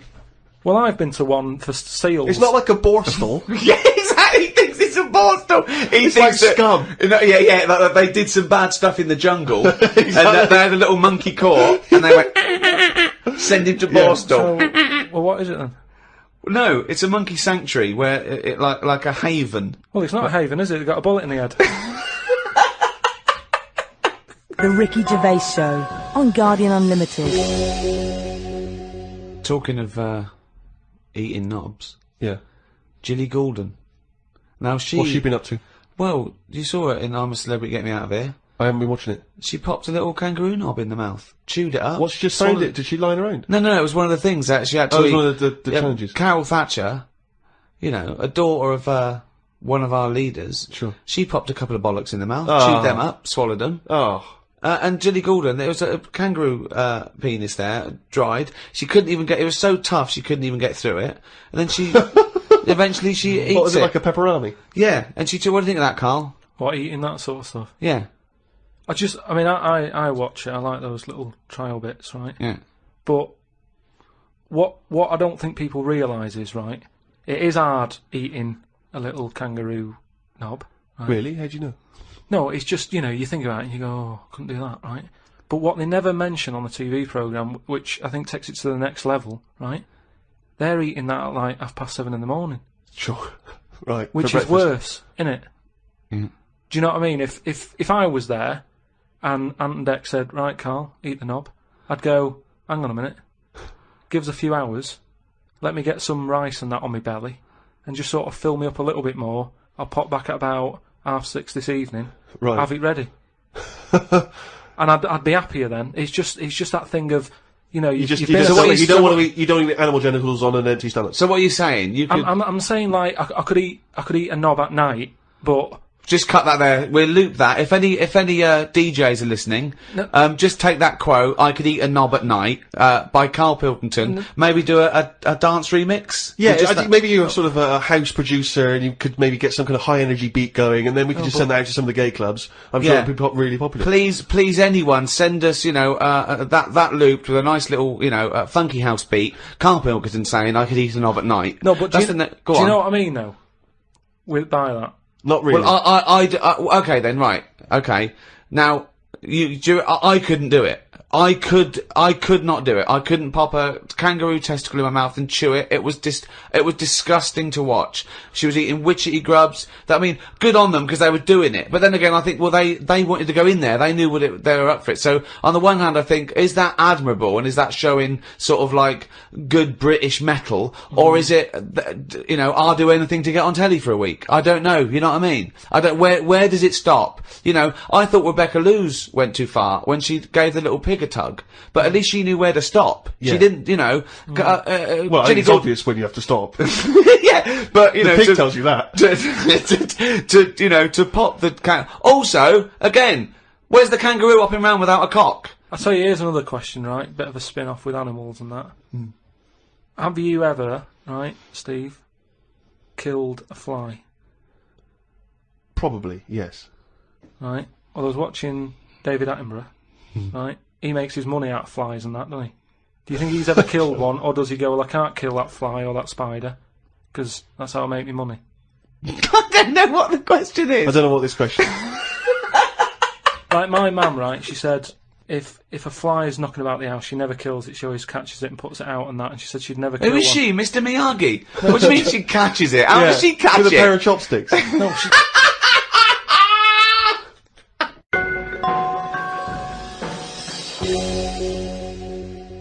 Rick, it's that time again. It's what everyone's waiting for. Can you do the jingle for us? Oh, chimpanzee that monkey news.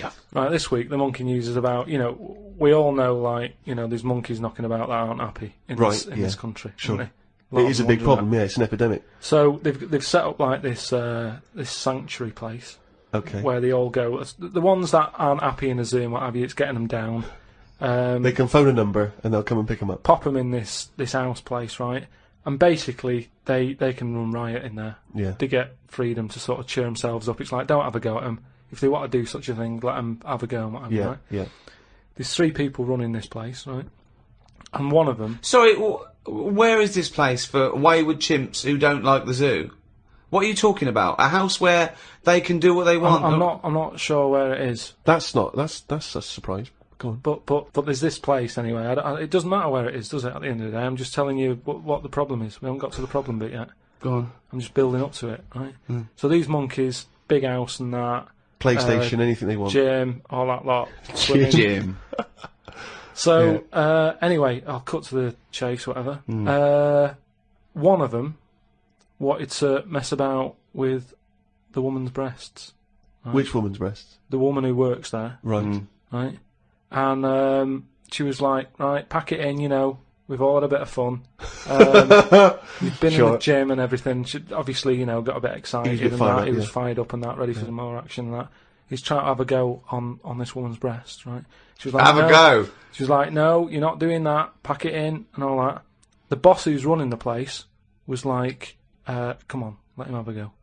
No, right, you're talking shit. I'm telling you what, I know sometimes I step over the mark and they made Right, so where is this place where... Well, 1, where is this house where chimps are allowed to do what they want? And 2, where is this place where one of the bosses, one of the human bosses, suggests to the other one, oh, if the chimp wants to play with your tits, love, let the chimp play with his tits. I've said before, Rick, will you please stop interrupting this listen, news? it's alright, Steve, because what I'll do, I'll bring the link and you can put the link on the website and people can have a look at the proper story. I'm just giving it them in a headline form here. They can read the full thing. No, you've only read the headline form. I haven't read it. I sort of read like the first. It was probably monkey feels a right tit, and you've extrapolated all this from that. So anyway, right? So he's there, and so the boss says, "Yeah, you can have a go." The boss is saying, "Let him have a go." Come on, Rita. If monkey wants to play with nipples, let him. So she's like, "I'm not happy with this," and he's going, "Come on, you know the rules here. We've got to cheer these monkeys up." This is absolute. Actually, no, and in the end, because she didn't allow it to happen, the fella bloke sacked her, got someone else in. This isn't made up. I will put the link on the website and everyone can have a look at it, but basically... I want to see the advert he put in the Guardian media page. I love that. Woman wanted to let chimp feel tits whenever it wants. Well, it's all up there. You're talking absolute shit again. Well, we'll see. That is no way that happened. The Ricky Gervais Show on Guardian Unlimited. Do you know the other week when I came up with like a different idea of how we can sort of make the world run and that? Can we just have a quick recap of that? Because I seem to remember it was a load of old arse. It was ridiculous. It was, he was saying that the world is overpopulated, so the system would be where people were living too long and stuff. So what happens is, people live till 78, I don't know how you can enforce that, right? Yeah. But when they die, they've got a little baby in their stomach, like a pip in an apple, that then carries on when they die. Right. It wasn't a theory, it wasn't an idea, it was the ramblings of a mental case. You're saying it's stupid, but someone's emailed in and said, oh yeah, that's pretty good. Yeah, and okay, I'm asking you again, was the letter written in shit? Anyway, listen, right, did it say the mental home, Mars? I've been thinking about it, right, and if we can't do that, right, if that's a no to that, right. Well, it's not a question of whether we can do it or not. Just saying, if that's a no, right, I've been thinking It is a no. This is going to be brilliant. There's a lot of weird... I mean, you could win the Nobel Prize for this. But listen, there is a lot of ways in the world that some creatures and that go about sort of moving on. If you know what I mean. Evolution, you mean? Yeah, there's a lot of, like, on that David Attenborough programme that he's doing at the moment, he's always showing you little insects and what they've got to do, and there was one about a wasp, right, that had to fly about, right, for ages, looking out for a certain type of spider, right? It lays its egg in the When spider. I saw it, it whizzes down, right? It lands on its back, so that he's got to get that right? It lands on it. I don't think the spider's up for anything. That isn't even aware of this is how things move about. He's not going, I've got to look out for a wasp. So all this is like, it's got to be perfect timing. So this wasp dived down, right, sat on the back of this spider, it injects it or something with a maggot or something, right? And then that maggot then lives off the spider for a bit. The spider knows it's got a maggot in it. No, it doesn't. It does. No, it doesn't. And it's making a web for it.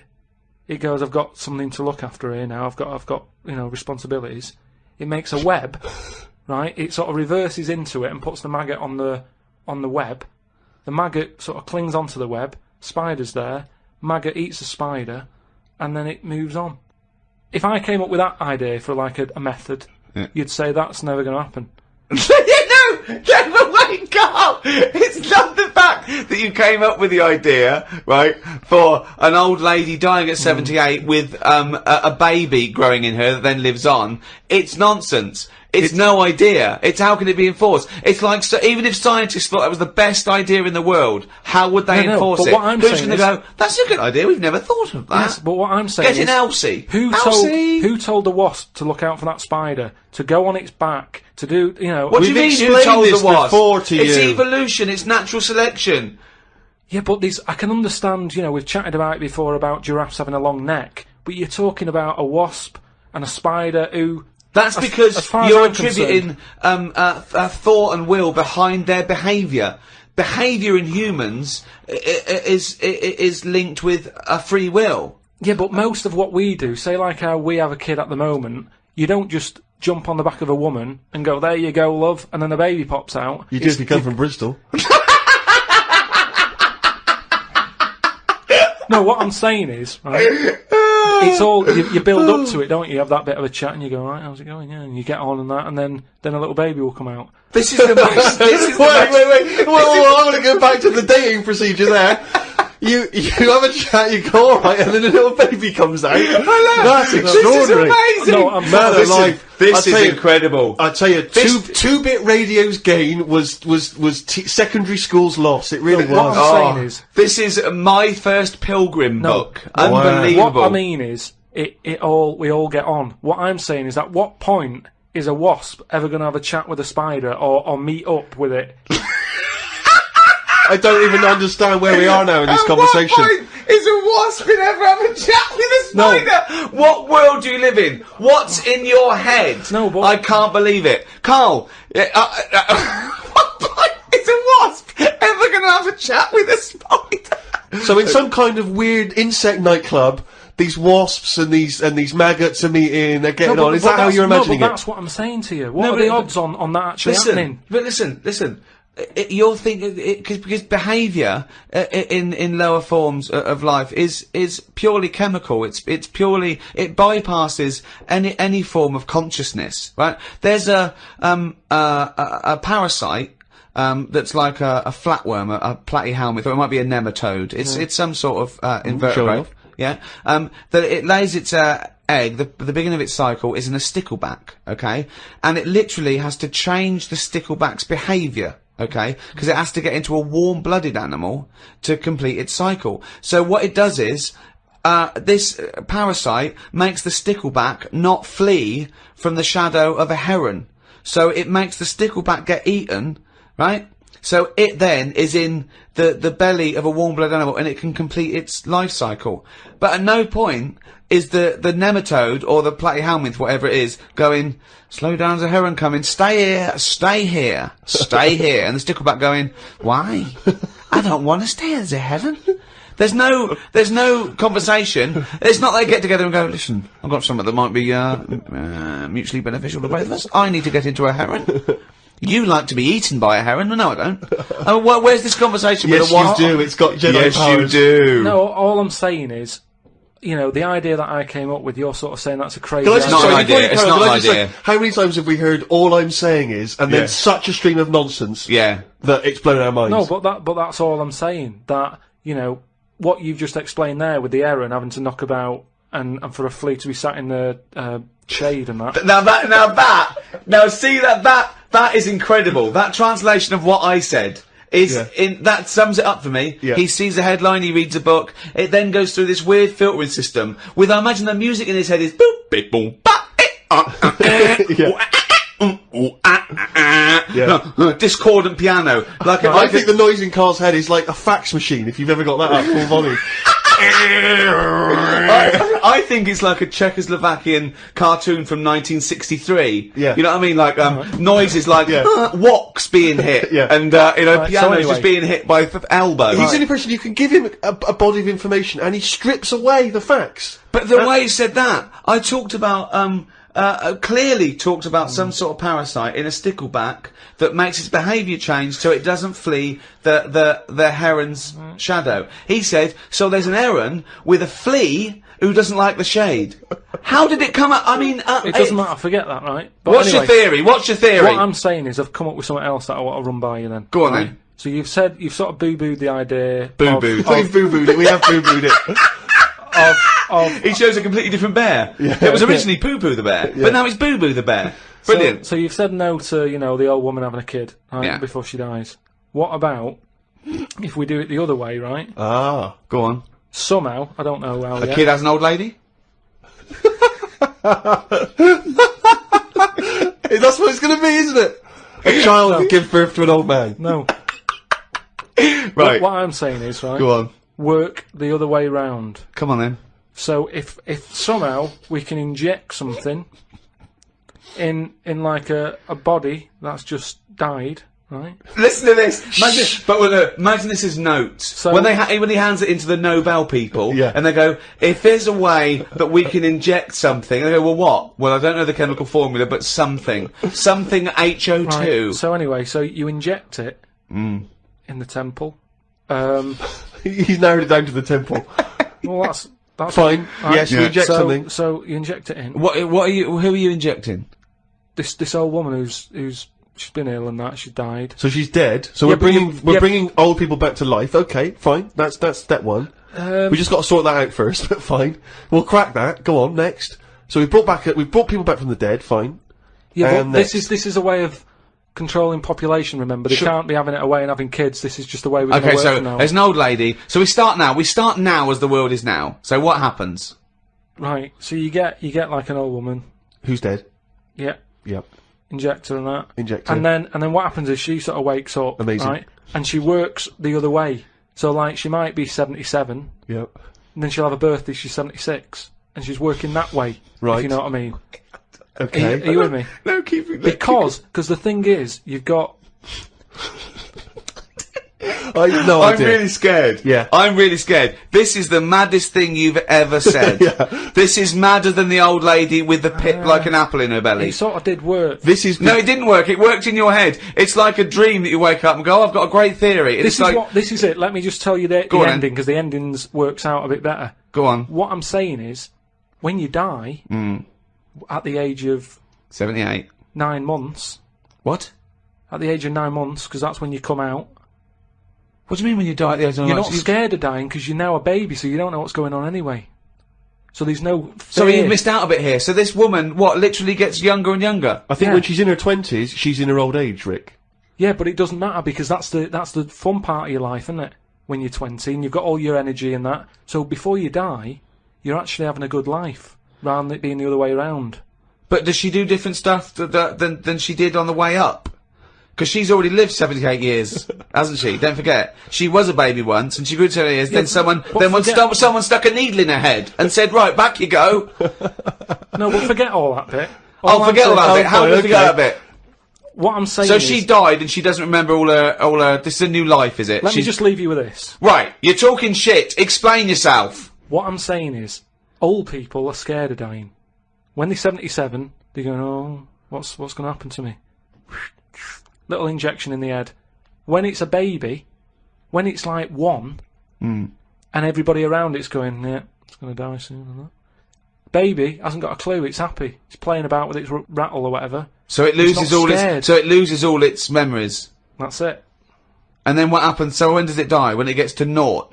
When it's 0 days old, it goes through. It just dies. People know it's almost like a countdown. So the family's aware of it. But aren't the family getting younger as well? What's happened to the family? Forget it then. We'll leave it as it is. No, leave it as it is, shall we? Shall we? Can we all agree on that, guys? Now, should we agree to leave it as it is? Is that all right? Because I don't want to hear any more from the diaries of Charles Manson. No, it's. I mean, you're a fucking maniac. If you're a maniac and you'd like to get in touch, then please email us at podcast@rickygervais.com.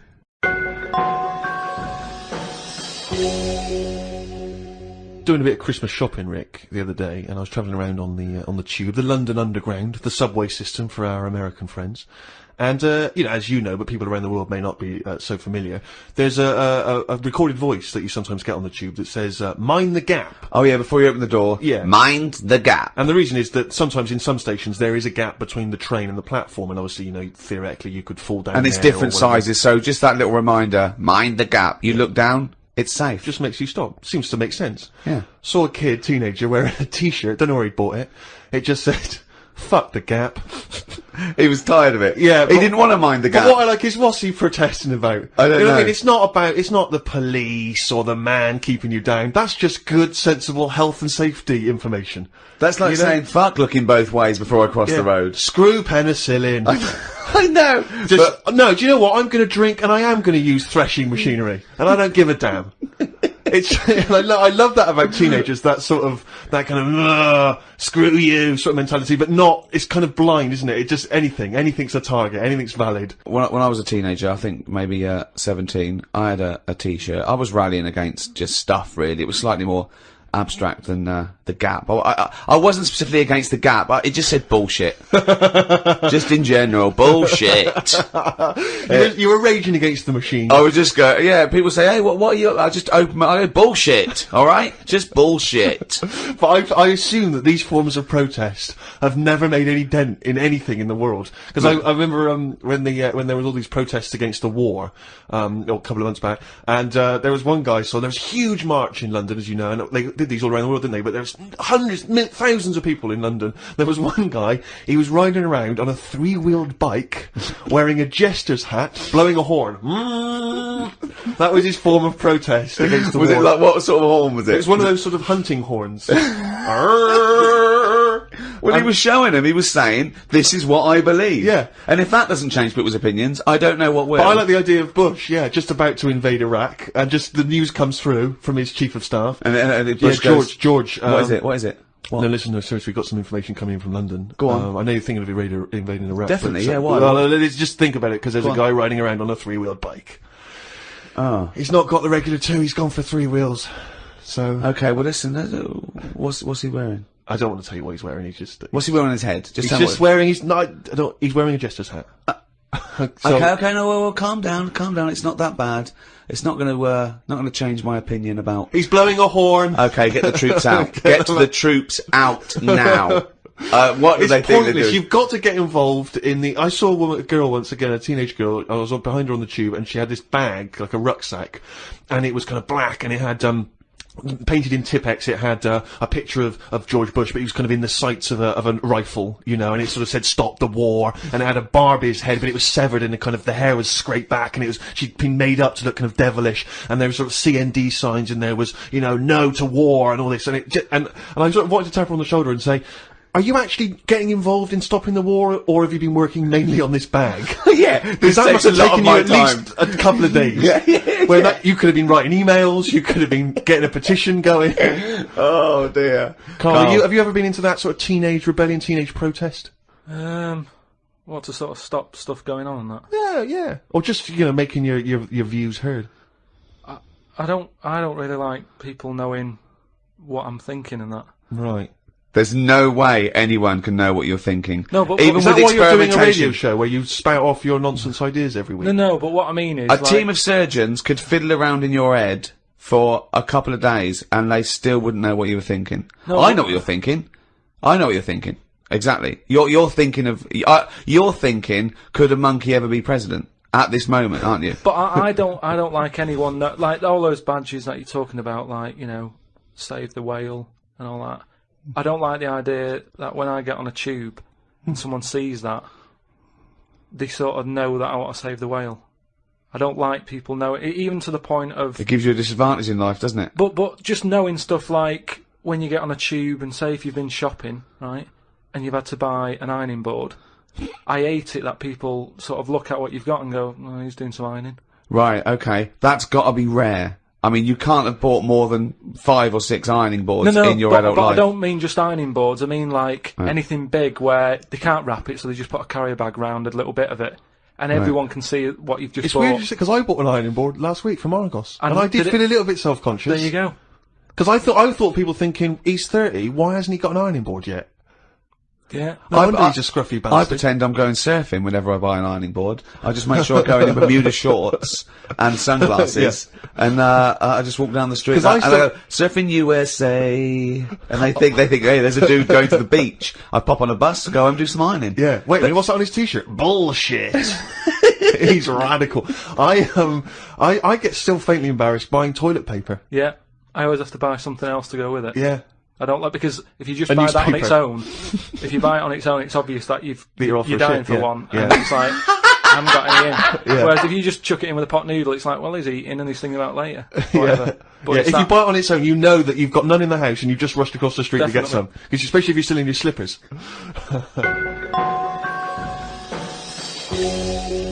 Well, that's about it for another podcast. A new one in a week's time after Christmas. So, Merry Christmas, everyone. Have an absolutely blinding Christmas. Or a lovely whatever festival you celebrate in your part of the world. From Ricky Gervais, Stephen Merchant, and Karl Pilkington. If you want to send us anything, as ever, the email address is podcast@rickygervais.com. You can email just your thoughts on the show, if you've got some monkey news for Karl, or anything you think might intrigue Karl, or indeed maybe just some Christmas wishes. Then that's the email address, podcast@rickygervais.com. I would like to wish a particularly Merry Christmas to those guys at Positive Internet for all their genius input and good work hosting this podcast. Goodbye. Merry Christmas. The Ricky Gervais Show on Guardian Unlimited.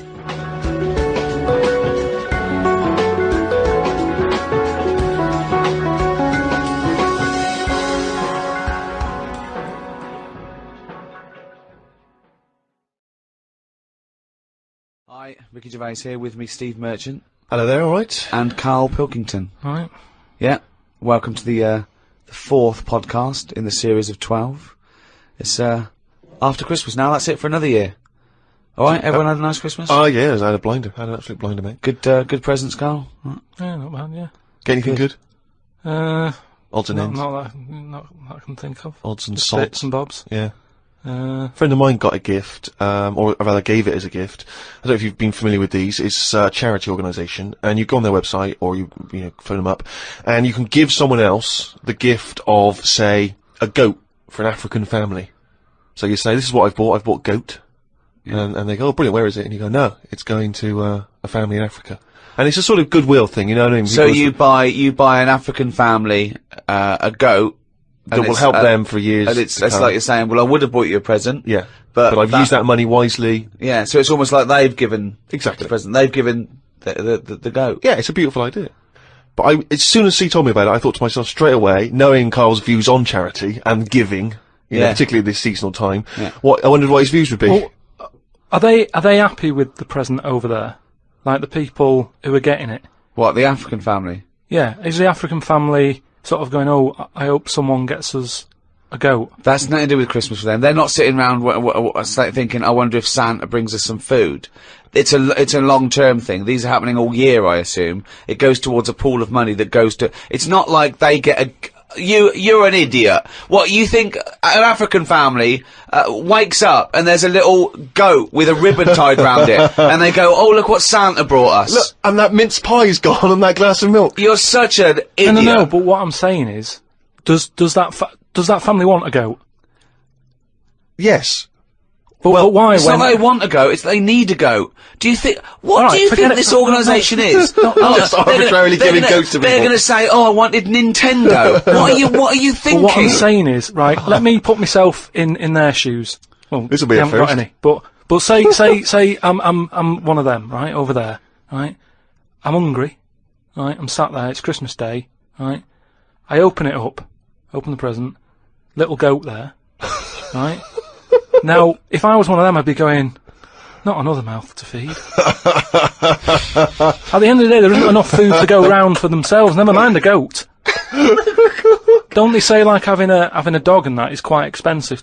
Sometimes they say, you know, what with all the injections you've got to give it, the food, the tin food and everything, it mounts up. And what I'm saying is, That's all very well giving them a goat. Who's looking after it? Well, I'm assuming it's all above board. The goat's had its injections. That's what some of the money goes towards. It's given to them so they can milk it and have milk and cheese and whatever. I don't think it's a burden. What is this? What do you mean? They wake up Christmas Day and open a present. It's not like so there's that. a thing. There's a goat-shaped thing in wrapping paper. I wonder what that could be. I hope it's that goat we asked for. My God, it is. All I'm saying It's just a nice marketing way of distributing wealth. It's the way of going, this is a nice gift. It's like people sometimes they say don't send flowers at a funeral. They don't send flowers. Give some money to the local hospice. Yeah. It's just a way of redirecting cash. But the thing is, why do they want that goat? What's the main reason? What does a goat give you? Milk. Right. Now, wouldn't it be easy to just send them a bottle of milk? Without all the hassle and the headaches that come with it. That's all I'm saying. And the other thing is, think about the goat. That was happy over here. Suddenly, it's on barren land. No grass. I'm gonna burst! What do you mean? You didn't send a goat from here. I'm saying, who's happy at the end of this, right? You've got a fella who hasn't got a present over here because the mate bought him a goat, right? So yeah, let's do this properly. So there's a tick. He's not happy, right? Then, you've got the person who's opened it, who, like you said, wanted something else, right? It's a goat. They go, who's going to look after this, right? So tick, they're not happy. And then you've got the goat going, what am I doing here? The Ricky Gervais Show on Guardian Unlimited. Tell you what, a lot of people are wondering, Karl, is what I received from Ricky this year. Go on. Nothing. Absolutely nothing. I remember actually after my birthday, he said, "Oh yeah, I'll be getting you a little gift." Forgot. So I've had nothing from him this year. He's a man who's got a little bit of cash in his pocket now. What I'm hoping is that maybe he'll pool it over the next 5 years and buy me something I've been reading about recently. Now, you definitely love this, surely. Have you started seeing this now? Virgin are starting plugging Virgin Galactic. I think it's something like 200,000 quid, and you'll get a chance to go in a space shuttle into space. Now, I don't know what your feelings are, Rick. You know, I know you've probably got a bit of cash in the bank. Honestly, I was thinking of giving you another signed extras DVD. Anything. It's the thought that counts, so that would be great. But because I've got some knocking round, I can give you one of those. I know you've already got one of those, but sure. I don't mind. They don't cost me much. No, great. And do you like the book Flanimals? I know it's aimed at 5-year-olds, so I don't know why I personally would want it. But you know that's going to be in the little selection box for you. Great. But no, the trip into space. I don't know about that. I mean, you've got a bit of cash. Would you think about that? Would you be interested, you and your missus, going up into space? I don't know. You have to be. I mean, it's not the money. There are things that I would spend 200 grand on as a little folly, but I think an individual jetpack, for example. Right. You know, I'd do that. Yeah. I'd like to see the Earth from a couple hundred miles up. That'd be good, but I don't know if that's quite worth it yet. The other thing is the safety, because I'm worried that I want to see a lot of people go up there first. Yeah. I wouldn't be the first bloke to go on an aeroplane. No. I'd want to see a few pioneers go. It's really safe before I got on something like that. Well, I believe the actress Victoria Principal is volunteering herself. So I think she maybe used to be in Dynasty or Dallas. So, well, I'll see what happens to her. Yeah. If I think if she can do it, then no. If Vicky P comes back all right, rather like those monkeys they sent up years ago, then we'll all be a lot more relaxed. Exactly. If they put electrodes on her and it all works out fine. And there'll be a banana, chute issuing bananas, and there'll be buttons. Press left, press right. Yeah, and I might consider it. Karl, thoughts? Going to space? No. It's not worth it. Why? Wouldn't it be a fascinating experience to go into space and look back at the Earth? There's no out there, though, is there? There. Say that again. Well, there's no out there, though, is there? Right. I mean, at what point are you all meant to be happy? Do you know what I mean? You're floating about up there, and because you don't get out, do you? What, you mean to do some duty-free shopping? I'm just talking, you don't go floating about, do you? You stay in your seat. Well, they probably let you move around on the shuttle. Yeah, no, but I'm talking about getting out. For me, when you go on you want holiday, to get out into space? Yes, but that's what I'm saying. When you go on holiday, the flight bit isn't the best bit of the holiday, is it? That's the bit you've got to do. So what I'm saying is you've got to stay on this, and then you go back home. So you don't take luggage, right? I don't see the point. Right, so you're there, you're sat in your own clothes for the whole time, same clothes the whole time. But I don't understand what is the point? I think it's the view. I think it's two things. I think it's the view and being able to be part of an exclusive club. I went into space. It's all that thing about man conquering nature, and you're one of that elite few that have managed to pop up, see the world from a distance that no one else can see it from, and then pop down. You know, that's it. Of course, yeah. So you all that way just for the view? Yeah. Is it worth it? I mean, there's a lot of other places I haven't seen anyway, right, before I think about that. I think if you've done everywhere, I haven't been to Scotland yet, right? Right, yeah. I'm not being funny, but do you know what I mean? So just have a look in your back garden before you go looking in someone else's. In space. Yeah. Yeah. What would make it a trip worthwhile for you? I mean, if you did go into space, if we gave it to you free of charge, we said, Karl, go up into I know space. the answer. I know the answer to this, Steve. He's thinking, I'd like to meet some aliens that can talk like I do, and I can understand them, and they can tell me something. Like what? Oh, they met God, he was alright. That's the sort of thing, that's what he's gonna say. He'd like them to look like monkeys in spacesuits. Yeah. That'd be his ideal thing. He'd like to go to the planet of the apes. He'd like to go to the planet of the apes. He I was would doing that. love If they to could go arrange to the... that. Look, he's nodding. He's nodding. Thoughts, Karl? Yeah. I mean, for me... What do you mean, yes? Well, yeah, that'd be brilliant. What would be brilliant? Seeing a little alien and that, having a chat with him, finding out what's been going on. What's been going on? No. But don't you think that... Like, I mean, if you bought me that as a present, right, either of you, I wouldn't be that happy. For me, that's a little bit like... Well, that's annoying, because we've got you a trip to just space pulled and a together. goat. Yeah. Yeah, Do you know how, like, I am interested in sort of going on another planet, right? Not, Karl, you are on another planet, mate. No, but do you know what I mean? It would be quite sort of interesting. How do you think you'd get there? Well, yeah, you'd go on a rocket and stuff, but what I'm saying is, at least you know when you get there, you're getting out, you're having a bit of a wander. But I wouldn't be happy in just the journey bit of it. That's all I'm saying. That's great, isn't it? But the thing is, right? I was looking into it a bit because I was reading about the Virgin Atlantic thing, right? And I was reading something that in 1971, right? 3 of them went up there. Can't remember the names. Wasn't the main one. It wasn't like the Buzz and the Armstrong one and that. Another 3 blokes went up, and there was one bloke in the rocket, right? The other 2 wandered off, had a walkabout, seeing what rocks they can find in that. And that bloke who was in the rocket, right? He was the loneliest man ever in the world. I don't know what to do. I don't know what to do. I don't know if that's some sort of profound poetry, or I don't know. Do you know what I think he's trying to say? I think he's trying to say that he was... What are you trying to say? No, stop for a minute, because I just want to just recapture that moment. Just say that again, that sentence again. Right.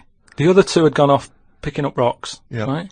He sat on his own in the rocket, and he was the loneliest man in the world. Okay, I know what he's trying to say. what he means. I do, right. I don't know what he means. Well, right. He's trying to say he was, by definition, a human furthest away from all other human contact. Yeah, that's what I said. Yeah, okay. No, you said loneliest. Loneliest evokes an emotion. Yeah. But it's like he started crying and writing poetry and listening to Morrissey records.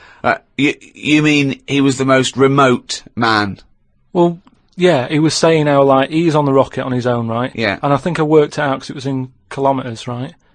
And I think it turned out that they, right, the other 2 spacemen picking rocks and that, they were 2,500 miles away from him, right? So they were miles away.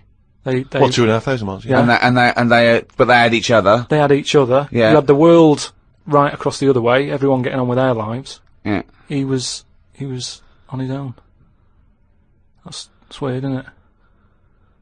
But what I was thinking is, right, say, because I always sort of try and put myself in a situation. Yeah. When I hear about a weird thing that's gone on, I always think, what would I do? You know what I mean? And I was thinking about it, right? Do you think when he got up in the morning, he still bothered to put his clothes on? That's the first thing that came into your mind. No, when just you because pictured him I in always, there. you know, at the end of the day, even if, like, my girlfriend Suzanne's out at work and that, I'm not happy walking about with everything out, because you never know what's going to happen.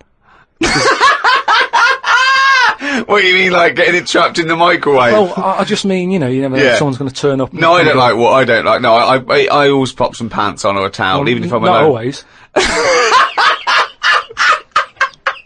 Because I've knocked on your door when you've been stood there with. No, he's taking his trousers off. I did it especially, knowing that you were there. I've done it especially to annoy you. Oh, right. Yeah, so. But do you know what I mean? Do you think he was walking about the rocket with his tackle out, or did he go? Well, no one's watching here. Do you reckon it floats up or down? Depends how long it is, doesn't it? Depends how long it is, yeah. I don't know what I mean by that, but it seems to make sense. Yeah. But don't they have cameras for NASA to monitor what's going on inside the spaceship?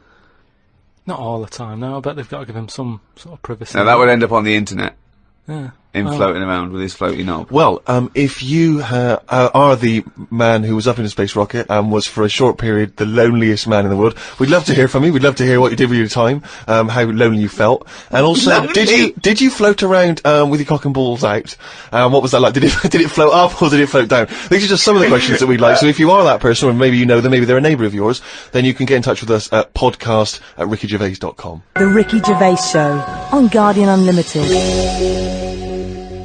We've done radio and stuff in the past, Rick, and we have never had the kind of response that we've had from these podcasts. I mean, It's people amazing. are emailing in by the hundreds of thousands. It's meant, well, maybe not hundreds of thousands, but I didn't count them, but thousands certainly. Crazy amounts of email. I couldn't really get through them. I've just managed to pick out a few. It's because it's global now. It's people all around the world are listening, and that's so exciting. We've got just loads from America, Australia. It's mad. Yeah, New Zealand, Canada, and these are just some of the ones that I've pulled out from the email because there's so many of them. Podcast@rickygervais.com if you want to get in touch. Rob says he listens to the show in his exams, which I'm sure cannot be a good idea. I mean, No, because that's a waste. What I'd do is the night before, I'd record all the answers and then listen to that, as Yeah. opposed to me, you, and Karl Pilkington. but surely you're not allowed to listen to your stereo or your iPod in an exam. That would be crazy, wouldn't it? Well, he's probably got it's probably up his back, Right, a little yeah. wire, wired to him, covered in sort of like some sort of fake flesh and Yeah. hair, and then just pops into his ear. It's all changed now, though, isn't it, as well? What do you mean? Well, they're allowed calculators and that, innit? It's just sort of. Sorry, I had calculators in my exams.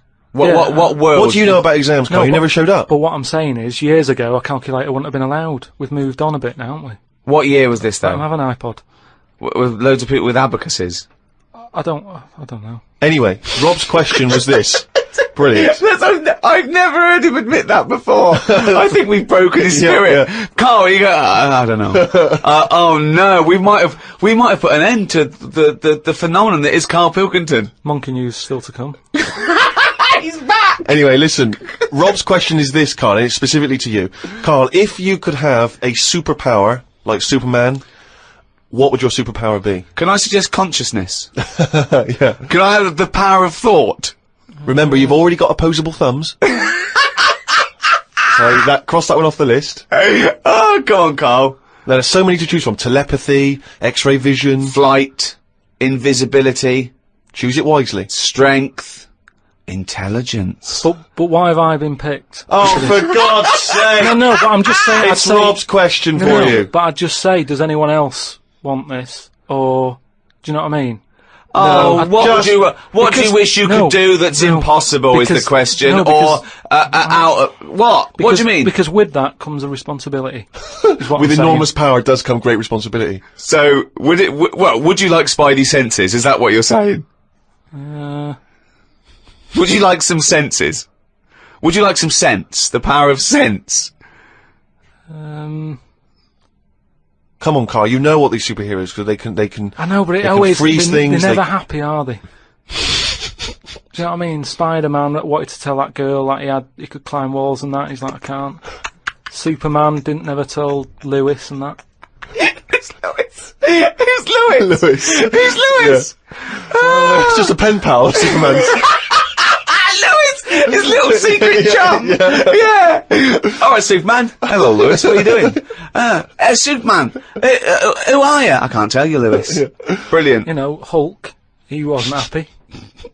So, But you're being allowed to choose the superpower. You don't have to get it forced upon you like the Hulk. Hulk, he wasn't happy. It's true. He's got a theme. He has got a theme. There's not many happy superheroes, are But there? leaving aside the superheroes you're already aware of, Yeah. what superpower would you want? You don't have to fight crime with it, Carl. everyone around the world now is thinking, what can Karl choose? Let's deliver it to him now, Karl. Think about it and give us the answer, please. Let me just remind you of some of the other things. Invisibility. All the time, though, or can I sort of turn that on and off? Let's say you could turn it on and off. Would that interest you? Yeah. I'll have that. Right. Okay, and what would you do with this power of invisibility? Just sort of wander about and that, just not get seen. It's a brilliant power! It's a brilliant... And it's put to such brilliant use! It's brilliant! Well done! And why would you want to walk around and not be seen in that? What would you gain from that? Don't know, you could sort of go in shops when they shut, so you don't have to go. How would you get in? Just get in just before they lock up. Oh yeah! How would you get out? Wait till the morning. Brilliant. So hang on. So that's your use of invisibility. Yeah. They found the power of invisibility. You want to sneak into... Never mind. No, hang on. You want to sneak into HMV, right? Wait for 12 hours and then buy something. I love it. Just so that you don't have to be in there with other people. Do you know what? I don't want it. I don't want a power. Why not? Because I just don't think it'll do me any good. I think it's more of a hindrance. I love this. It's like, just think of his presents. We've given you a trip into space, and the chance to be invisible. Not happy with any of them. Yeah, what he wants is a voucher for HMV. Yeah. He just wants some tokens for a record shop.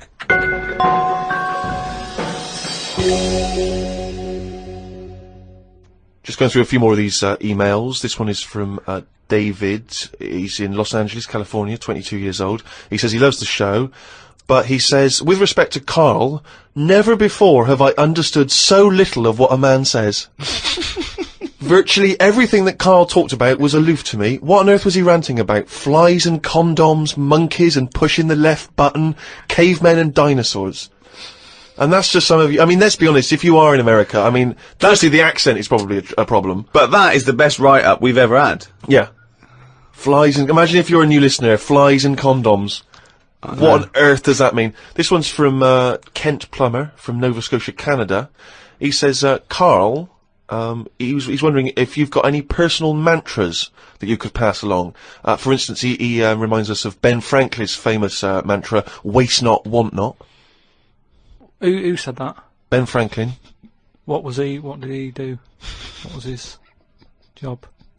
Benjamin Franklin was a well-respected American politician from the 1800s. He was a sort of thinker, a philosopher, a scientist, deeply respected. Also a big political figure. He features on the dollar bill or the $10 bill or something. Yeah. So he's one of the great sort of American Enlightenment thinkers. Right. And he came up with the mantra, waste not, want not. You must know waste not, want not. I mean, that's just... Do you understand the phrase waste not, want not? No, not really, no. What does it mean? You've never heard that? I think I've heard it. But I don't know. I've never used it. But when someone else said it, I don't know what. Well, in context, I mean, all I'm going to do now is paraphrase that and put some prepositions and stuff in it for you. I can't work out how you can't work out what that means. It's like, don't throw stuff away because you might need it, and therefore you won't be wanting anything because you didn't throw it away. So he was a bit of a hoarder. Well, if you don't waste food, for instance, then he was a bit of a hoarder. For God's sake. No, but I'm just saying, you know, he's a man in power. Is that the best thing he ever said? No, I'm sure he came up with many, many profound things. Why is that one he did experiments in electricity and conducting electricity, all sorts. But that impresses me more, inventing electricity, than someone... He didn't invent electricity. Wait a minute! Didn't impress you more than what? Just saying, waste not, want not. I don't think it's that good. It's not even catchy. What I don't understand is why he was the first person to sort of suggest, look, don't go chucking that out, keep it, you might need it later. He wasn't the first person. Say that again. That is brilliant. Why isn't that catch on? That is amazing that you just come up with there. That's poetry. How would you word it? I'd just say, whoa, don't be chucking that out, you might need that later. Don't be chucking that out, you might need that later. Karl Pilkington. Whereas some would argue 2005. that waste not, want not is perhaps a little bit more pithy, a little bit more... We should go through great sayings and phrases and say see if he can... Well, firstly, does he know what they mean? And then secondly, can he improve them? That would be brilliant. We'll do that next time. Let's see. Okay, Winston Churchill. Never have so few done so much for so many. What do you think of that? Do you know what that means? So he's saying... Well, it's with regard to the Battle of Britain and the pilots that gave their lives. Yeah, I'd just be annoyed if I was one of them who gave a lot for a few or whatever, right? No, gave a lot for so many. If you were one of those few that gave so much for so many, i.e., it means these few good men, their actions freed the world. They freed the world. They have an impact on every person in the world, and they were few brave men, and that's what he's saying. Yeah, but what I'm saying is, if I was one of them men who gave up his life, right, I'd want a name check. I don't want to be bungled in with everyone else who is saying a load of blokes gave their lives. Well done on that. See you later. That's brilliant. Did you just say bungled in? Bungled in, yeah. He made up a word! I don't want to be bungled in. You made up a word. See, that's it, you see, we've been looking for it. That's original, that's Karl Pilkington. I don't want to be bungled in.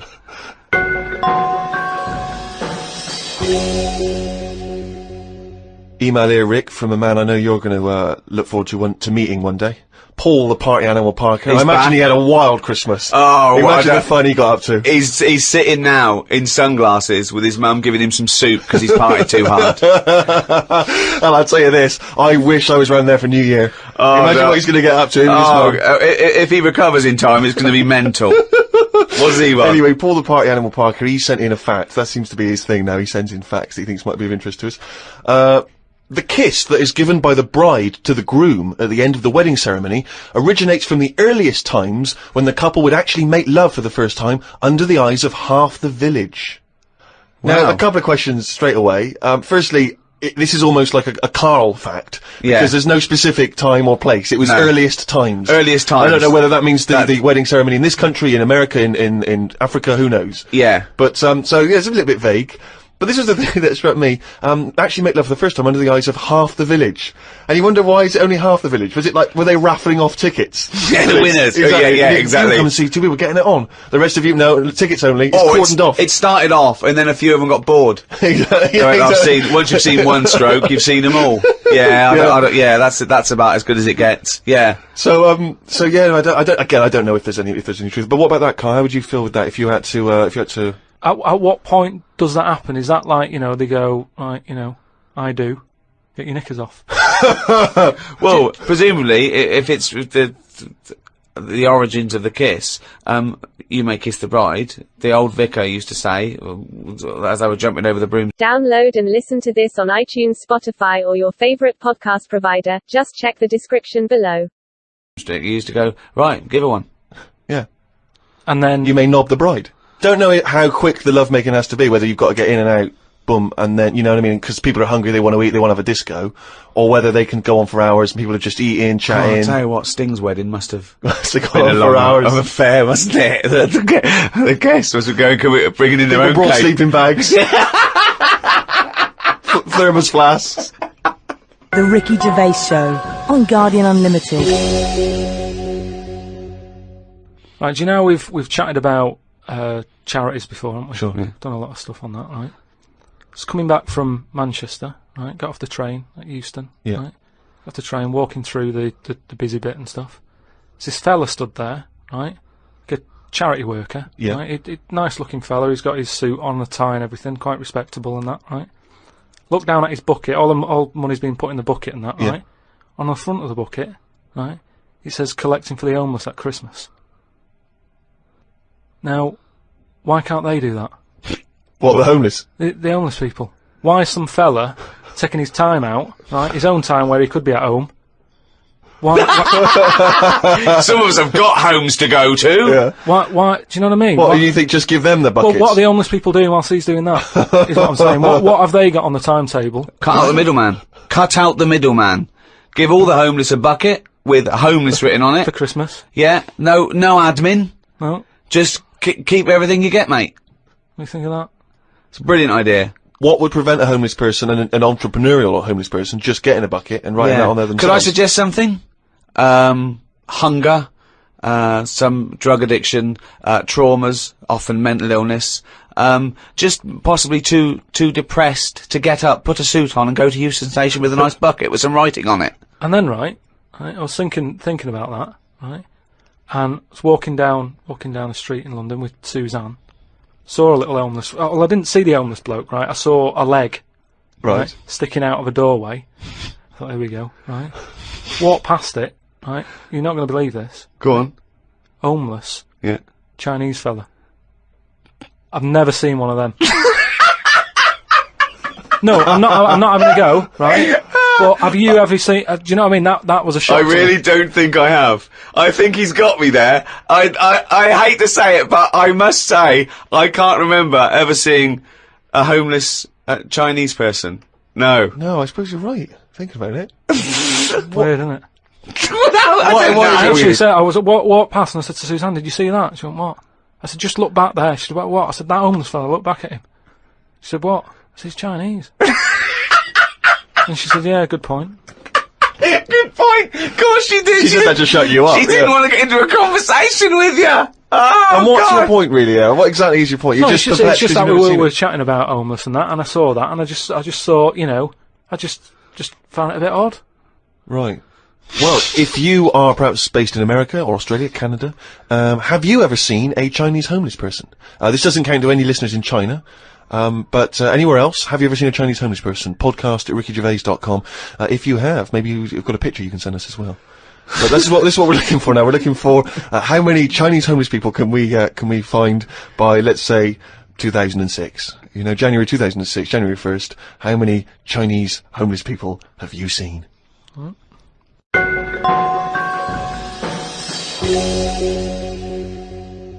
Rick, it's that time again. It's what the whole world is waiting for now. Is it Monkey News? It is Monkey News. Please perform live the jingle. Why'd you say that? Oh, we've had a few people saying, "Oh, is that a pre-recorded jingle?"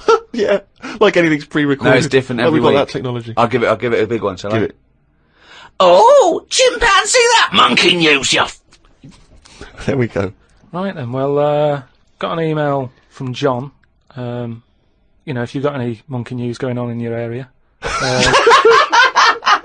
let us know. Podcast at rickygervais.com. Oh God, amazing! Just bung it on email, and this one's sent in from John. Don't know where he is, but do you know, like, they're running out of TV ideas and that? They're running out of TV ideas. Well, they've done a lot of stuff. I mean, if you had to come up with a TV idea now, you struggle, don't you? Because every idea you come up with, it's kind of been done on it. Sure. Okay. Right? It's like inventions and that.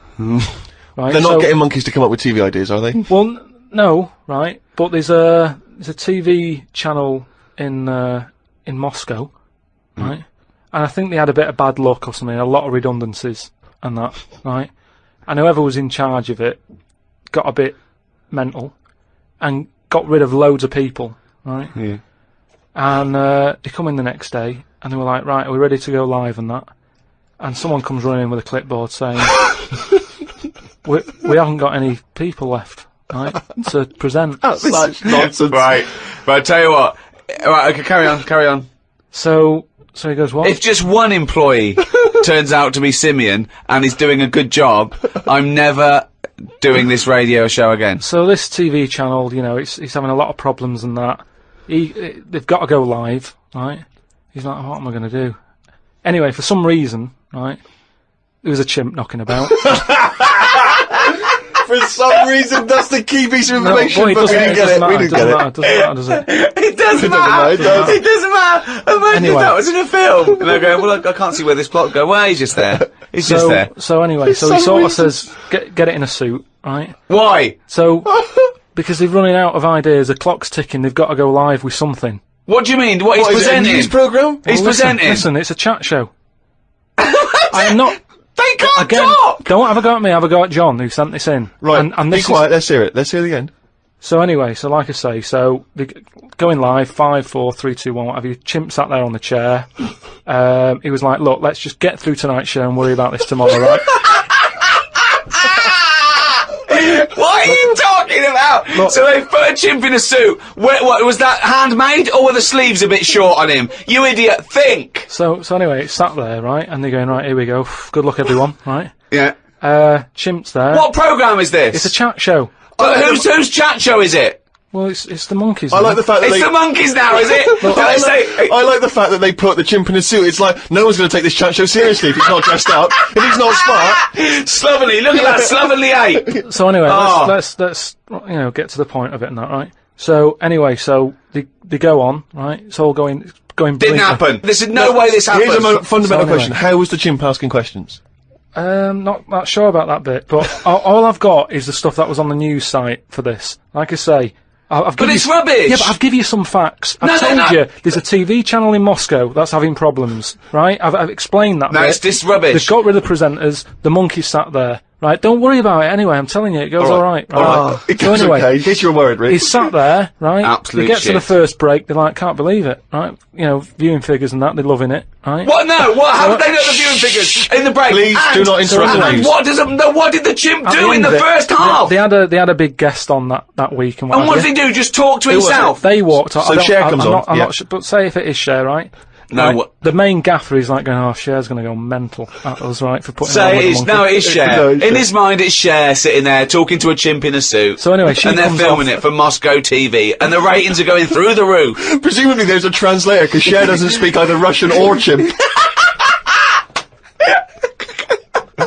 So she comes off, right, and the bloke who's in charge is like, she's going to go mad. She's going to go mad here.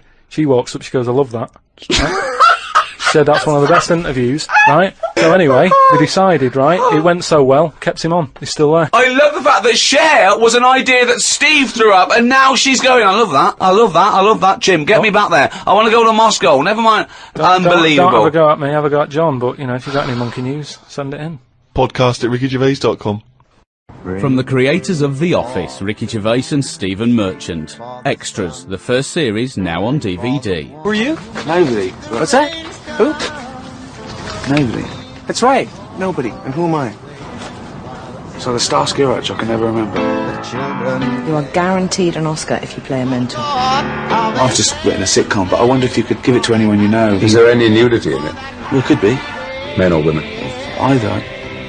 Well, just women. Yeah. I will make it so. A painfully funny double disc. Extras, on DVD now.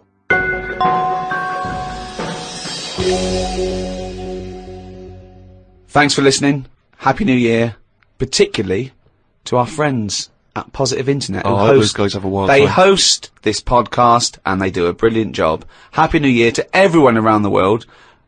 And in particular, those guys at Positive Internet.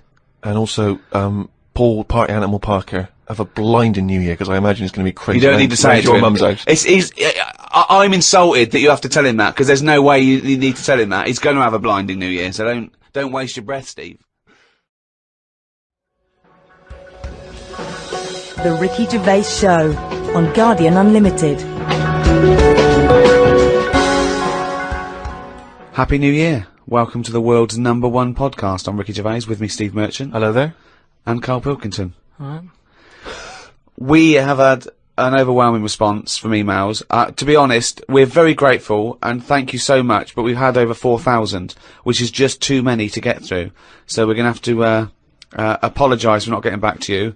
We are going to try and read them all, but we just can't reply. We do this ourselves. We're three little fellas. We haven't got an entourage and millions of people working for us. It's just us in a little room. But thank you so much. One in particular, remember a couple of weeks ago we asked if there's any house DJs out there, maybe they could do a dance mega mix with the words, I could eat a knob at night. Karl just said that in conversation, talking about someone in a reality game show, I'm a Celebrity, Get Me Out of Here, who ate a kangaroo penis. And he just came out with the phrase, I could eat a knob at night. Someone has risen to the challenge. We had about 70 different songs. We're going to play our favourite at the end of the show, and maybe put some of the others on the website, rickygervais.com, so you can go there and hear great dance tracks. They're all called I Could Eat a Knob at Night. Oh, no one's switching off now. Everyone's guaranteed they're going to stay right to the end there so they can hear, I want a bit of knob at... Was it? I could eat a knob at night. I could eat a knob at night. It's funny, it was only a while ago you were talking about getting quoted, like Winston Churchill got quoted and Ben Franklin got quoted, and now you may go down in history, I could eat a knob at night, Karl Pilkington. Karl, I could eat a knob at night, Pilkington. Talking of all things nobular, I got a text from Karl yesterday, Steve. A text from Karl, yeah. Yeah. I'll just read it to you. Okay, see you to Moz for a face rub at 6:30 then. No bum tubes though. So I was intrigued, and I called Karl and said, I think you've just sent me a text by mistake. What's the explanation of that? See you tomorrow for a face rub. Yeah. No bum tubes though. Just because my mate, right, Russell. Why did he choose you? He said, you know, there's things that go on in life that you need to experience. Yeah. He said, just pop along, and I didn't say yes straight away. What's a face rub? You mean a facial? Like a facial? Just like a posh face wash. Like a facial, where you lay down... You just clean your face with a flannel and that.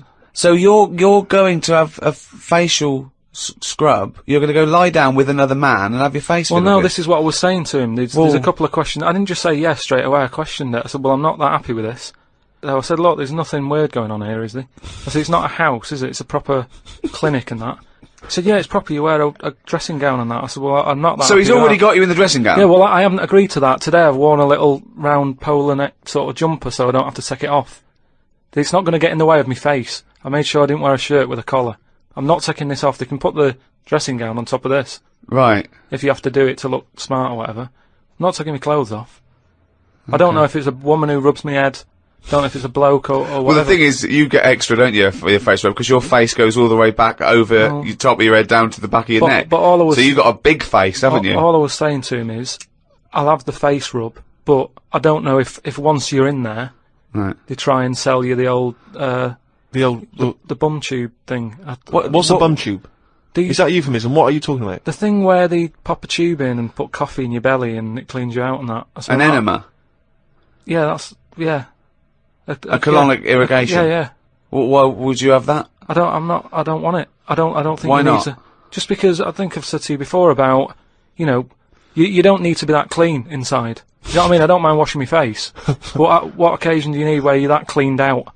Do you know what I mean? And it's always a clear tube and that, and you see all the stuff whizzing past. I don't understand why it's clear. I don't know why you've got to see what's coming out of you.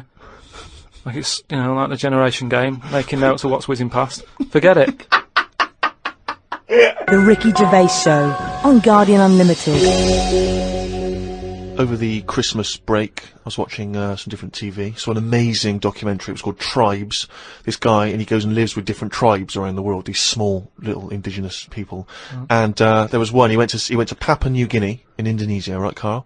He lived with the Kombai tribe. All right. Now, this Papua New Guinea is an extraordinary place because it is one of the only places left on Earth that hasn't been fully explored. There are parts of it that it's just blank on the map because they've never explored there. They don't know what's there. They don't know what's going on. So, firstly, that must already freak you out. Imagine that 21st century. They have no idea what's going on down there. But do they need to know if there's nothing going on? Well, they don't know what's going on. There could be stuff going on. No, but there's no chance that they'll go, we haven't been over there, and someone goes and there's like an Arndale centre. Nothing's going to be there, is it? So there's no... Well, I'll tell you what is there, okay? There's these various small tribes, okay? This guy goes, he's amazing, right? Now, the thing about these is that up until the 60s, and even more recently, some of these tribes are still cannibals. They're still cannibalistic, okay? Eating people from other tribes. This is going on now? Going on now. It's generally stopped, but it still does occasionally occur, alright? So this guy goes to live with them, right? They walk around, you know, obviously naked, except for a little leaf just above their genitals. It's not covering the genitals, it's just above the genitals. Do they know they could move on? Have they got a telly? Or have they seen a telly and gone, I'm not up for that? Or are they saying... It's not the Amish. They haven't chosen But what is the difference between the Amish and these people? Well, the Amish are a group of people that choose to live in that way. These people are just essentially untouched by civilization. I mean, they do have interaction with civilization, and people do come there, but they still live in this very, very almost prehistoric way. They go around, they have homemade weapons, they kill pigs and hogs in the undergrowth. They live in kind of tree houses. They did buy a telly, but there was nothing on because there isn't any broadcasters. They couldn't plug it in. Yeah. They were an absolute nightmare. Yeah. But there was one guy, okay, now he said that his brother was dying. This was a couple of years ago, right? His brother was dying. He said to his dying brother, "What happened? Why are you dying?" This guy said, "It was a bloke in another village." Okay, he goes over to the other village, he kills this other bloke, right? He eats him, or eats bits of him. The other village gets a bit annoyed. They go, "What's going on? Why did you kill this bloke?" He went, "Sorry about that," right? They said, "Well, you need to make it up to us." He gave him a pig. They said, "A pig's not enough." They gave him 5 pigs. Hang on, who are they giving these pigs to? The tribe? To the tribe of the bloke who he killed and ate. So 5 pigs apparently made up for the fact that they'd killed one of them. They said, "Well, hang on, what are you going to do with this bloke's wife?" Why were they bartering? Why didn't they just get the police in and say, what's going on? What police? Yeah. Why didn't they call Morse? I mean, what? Yeah. What? Why didn't they call in Kojak? Because he'd have sorted it out, wouldn't he? Or who else could they have called in? Columbo would have sorted it. I don't understand. What are you saying? There's 2 tribes. There's a number of different tribes, aren't there? I've just explained that to you. There's a number of small individual tribes in this dense Papua New Guinea forest. With a load of pigs. With a load of pigs. But the wife of the guy that he killed, Nate, they said, "What, we don't need her now, we don't want her." So she had to come and live with the murderer of her husband. So she's living there now. You know, happy as Larry. But what I mean is, right, they're miles away from anything, but it doesn't sound like the great place to live, right? Could they not move? Could one of them go, "Do you know what, I'm sick of this. I'm moving or whatever," and go to a proper city?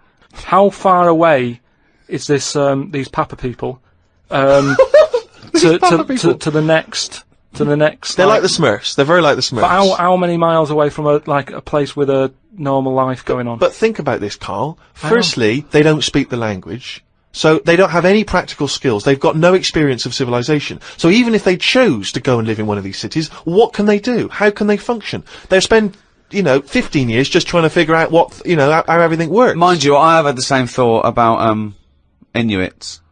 Right. If you live in a house made of ice and eat fish all day, and then just stay in for 6 months, move. I really do. I mean, I don't understand why they're living there. I think there's some bacteria that has better lives than that. That's got to be offensive. Why? Okay, how about this is one of the weirdest things. This is one of the weirdest things, right? Sorry! An entire race just of people. dismiss. I'm not having a go, but I'm just saying I wouldn't fancy it, is what I mean. But they don't know of another world. How can they imagine that they could... Oh, I'll tell you what, this is boring. I'm tired of hunting for food and eating fish from the river. I'll tell you what, I'd like a world where there's iPods and room service. I'm going to go and move to New York. They're not thinking like that, are they, Karl? Because they don't know about this other world. Which is why, in a way... Karl can't offend them because they are not listening to this podcast. Very unlikely. Very unlikely. You're not going to get any nasty letters from Eskimos or Inuits, as they want to be called now. Does an Eskimo ever... Inuit. Do they ever meet, like, an English person on holiday? And an English person goes, "It's choppy here, isn't it?" Or whatever. Well, what do you think? It's just that people go to, Steve said before about places he's been to where people are still walking about with swords and that. People go to these places on holiday now. They like a little bit of danger. They like to see how the others live. So all I'm saying is, we know they exist. Yeah. The Papa people, maybe people aren't going there. It doesn't sound like the best place. I can't imagine it having a tourist board or anything, right? But would they accept me if I popped over there and, with Suzanne, sort out a little weekend break and that? Where are we talking? We're talking Papua New Guinea? In Papa. Well... Okay, this is one of the things that they do, okay, which is a tradition you may have to do. These Kombai, right, they invert their penises, so they push their penises back up inside their bodies. Like a sock. What for? Well, keep it out of the way. Of what? Well, if you're running through the undergrowth, chasing a hog, you don't want it flapping away, But it's also become a kind of ceremonial thing, so if you were over there, you may well have to try it yourself. You would have to try it yourself. If you went there, you'd have to try it yourself. But even cavemen had little pants on. Why haven't they? Whoa!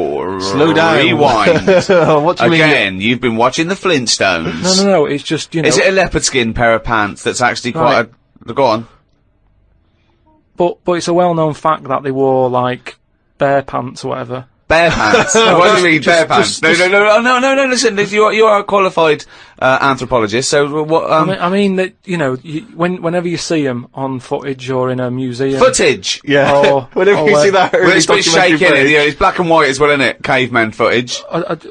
You always see them wearing a little bit of fur little pants and that. So what I'm saying is, even though what year is it to these people in the woods? I don't know what this conversation is anymore. He's just clutching at straws. His mind, it's like a fly. His mind, isn't it? It's just buzzing round. It's trying to find a window, and that's your mind. It is just it's like hitting against pieces of information, but then just bouncing off. Yeah, dazed, perplexed. Forget it then. The Ricky Gervais Show on Guardian Unlimited. You can't believe your luck, Rick. Paul, the party animal park, has been in touch. I imagine the kind of New Year party he was having last night. I don't want to think about it, because it gives me a hangover just thinking about what that dude got up to. Come on, then. Man alive. But anyway, he never stops. He never stops supplying us with little tidbits. Oh, what's PP done for us now? He just likes finding little odds and ends and just sending them in. And, you remember when we used to, years ago, we used to do that thing where, we'd read headlines? Yeah. And sometimes the headline is all you need from a story. Yeah. And this is what's great about this one. If you just give me a news at 10 style bong. And now the news at 10. Bong. Boy waited while doctor rode unicycle. What does that mean? Well, amazing. A hospital has apologised after a 6-month-old boy waited 2 hours for treatment while a doctor rode up and down a ward on a unicycle. Paula Dadswell has taken her son James to a local general hospital with suspected gastroenteritis. I should point out now, James was fine, it was not a problem. But she spotted the doctor pedalling the unicycle, but was astonished when the same doctor later walked over to examine the child. Miss Dadswell said, "We took one look at the doctor and said, 'You must be joking.' His face went bright red." A spokeswoman for the hospital said, "Of course, we are sorry if distress was inadvertently caused to the mother, and we've offered her our apologies. But let's also remember that we should try and make hospital wards less intimidating places for patients, and we regularly provide diversions that are not directly related to medical care. Many parents have commented favourably on this approach, and indeed about the unicycle." What I like about that story is that it's the most important job in the world, and the most useless. Being a doctor is saving lives. It's incredible. It's so noble.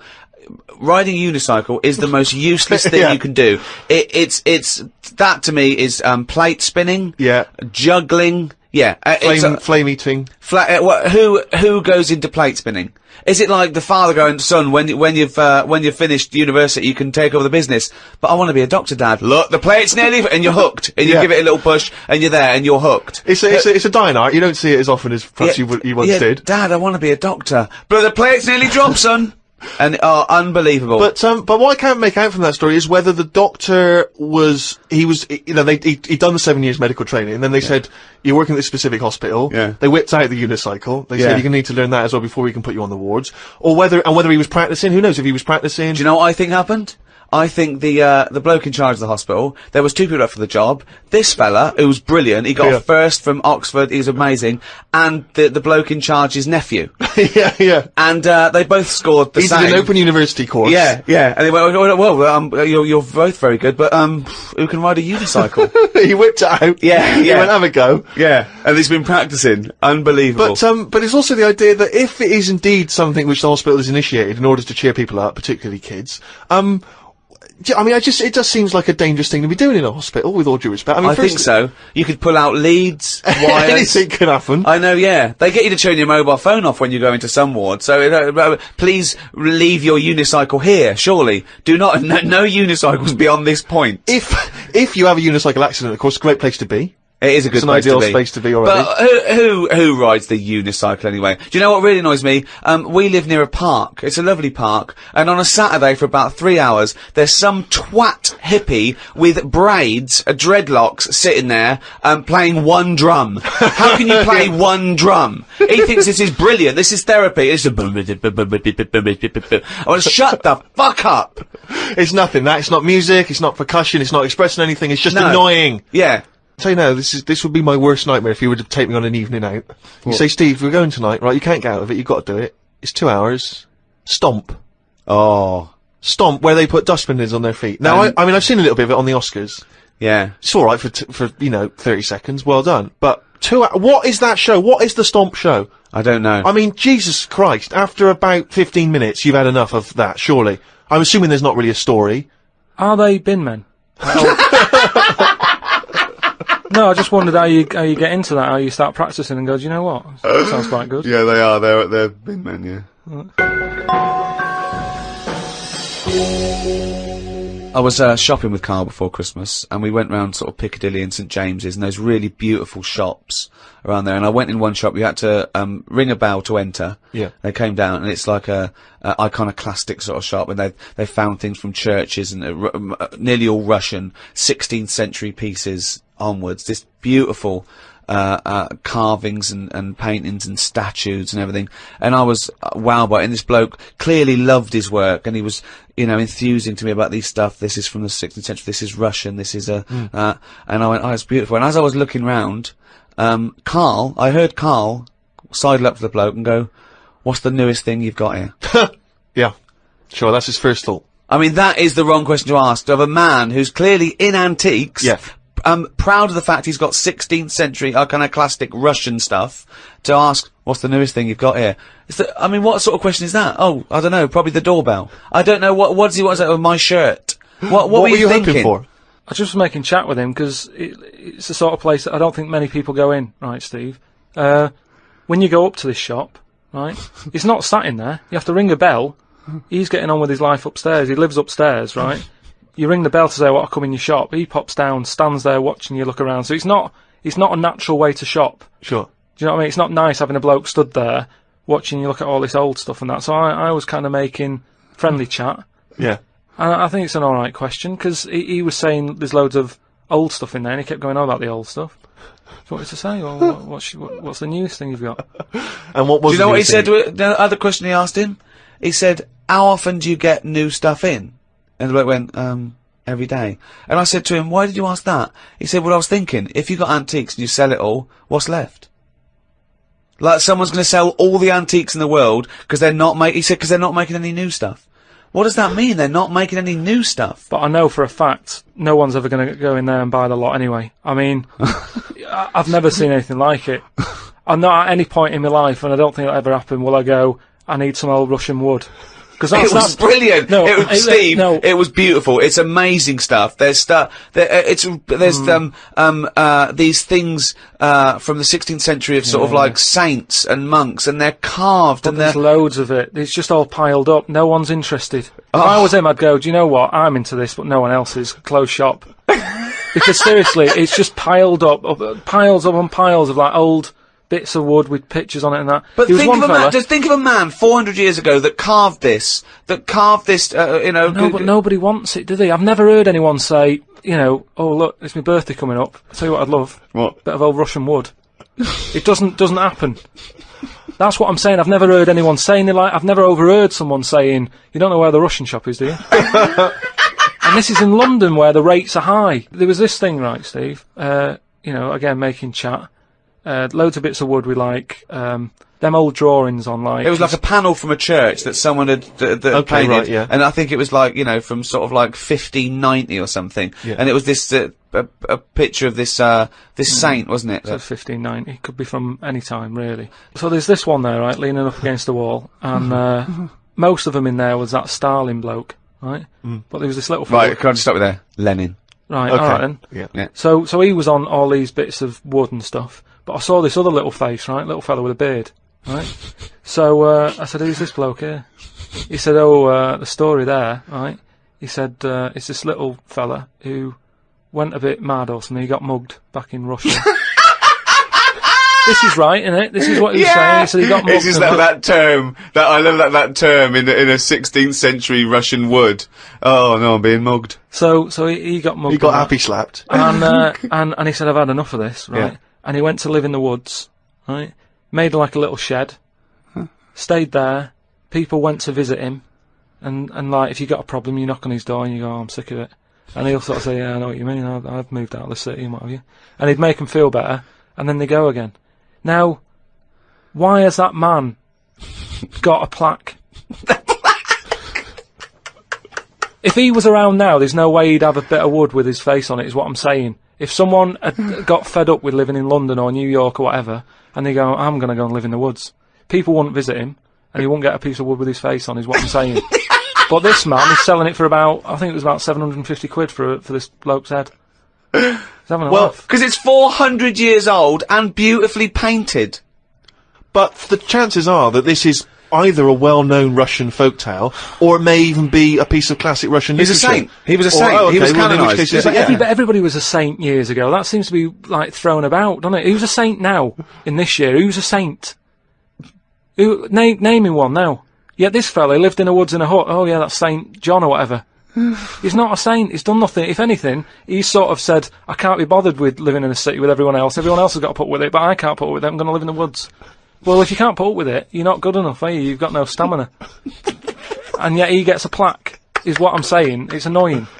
Who would you like to see get a plaque in the modern world? Who deserves a plaque, in your opinion? Probably like nurses and that who do a lot of bad things that I think I couldn't do that, carrying lungs about and all that. No, but I couldn't do. Do you know what I mean? That's one job that my mum wanted me to be a doctor. Whoa! What was she thinking? Oh, what's her expectations like now? Didn't fall far from the tree. Oh, when did she start giving up that dream? At what age did she start going, Karl, you don't need to study your books anymore. Go and play with the worms in the garden. When did she sort of like let you off that dream? Is it the day that she caught you with a spoon up your nose?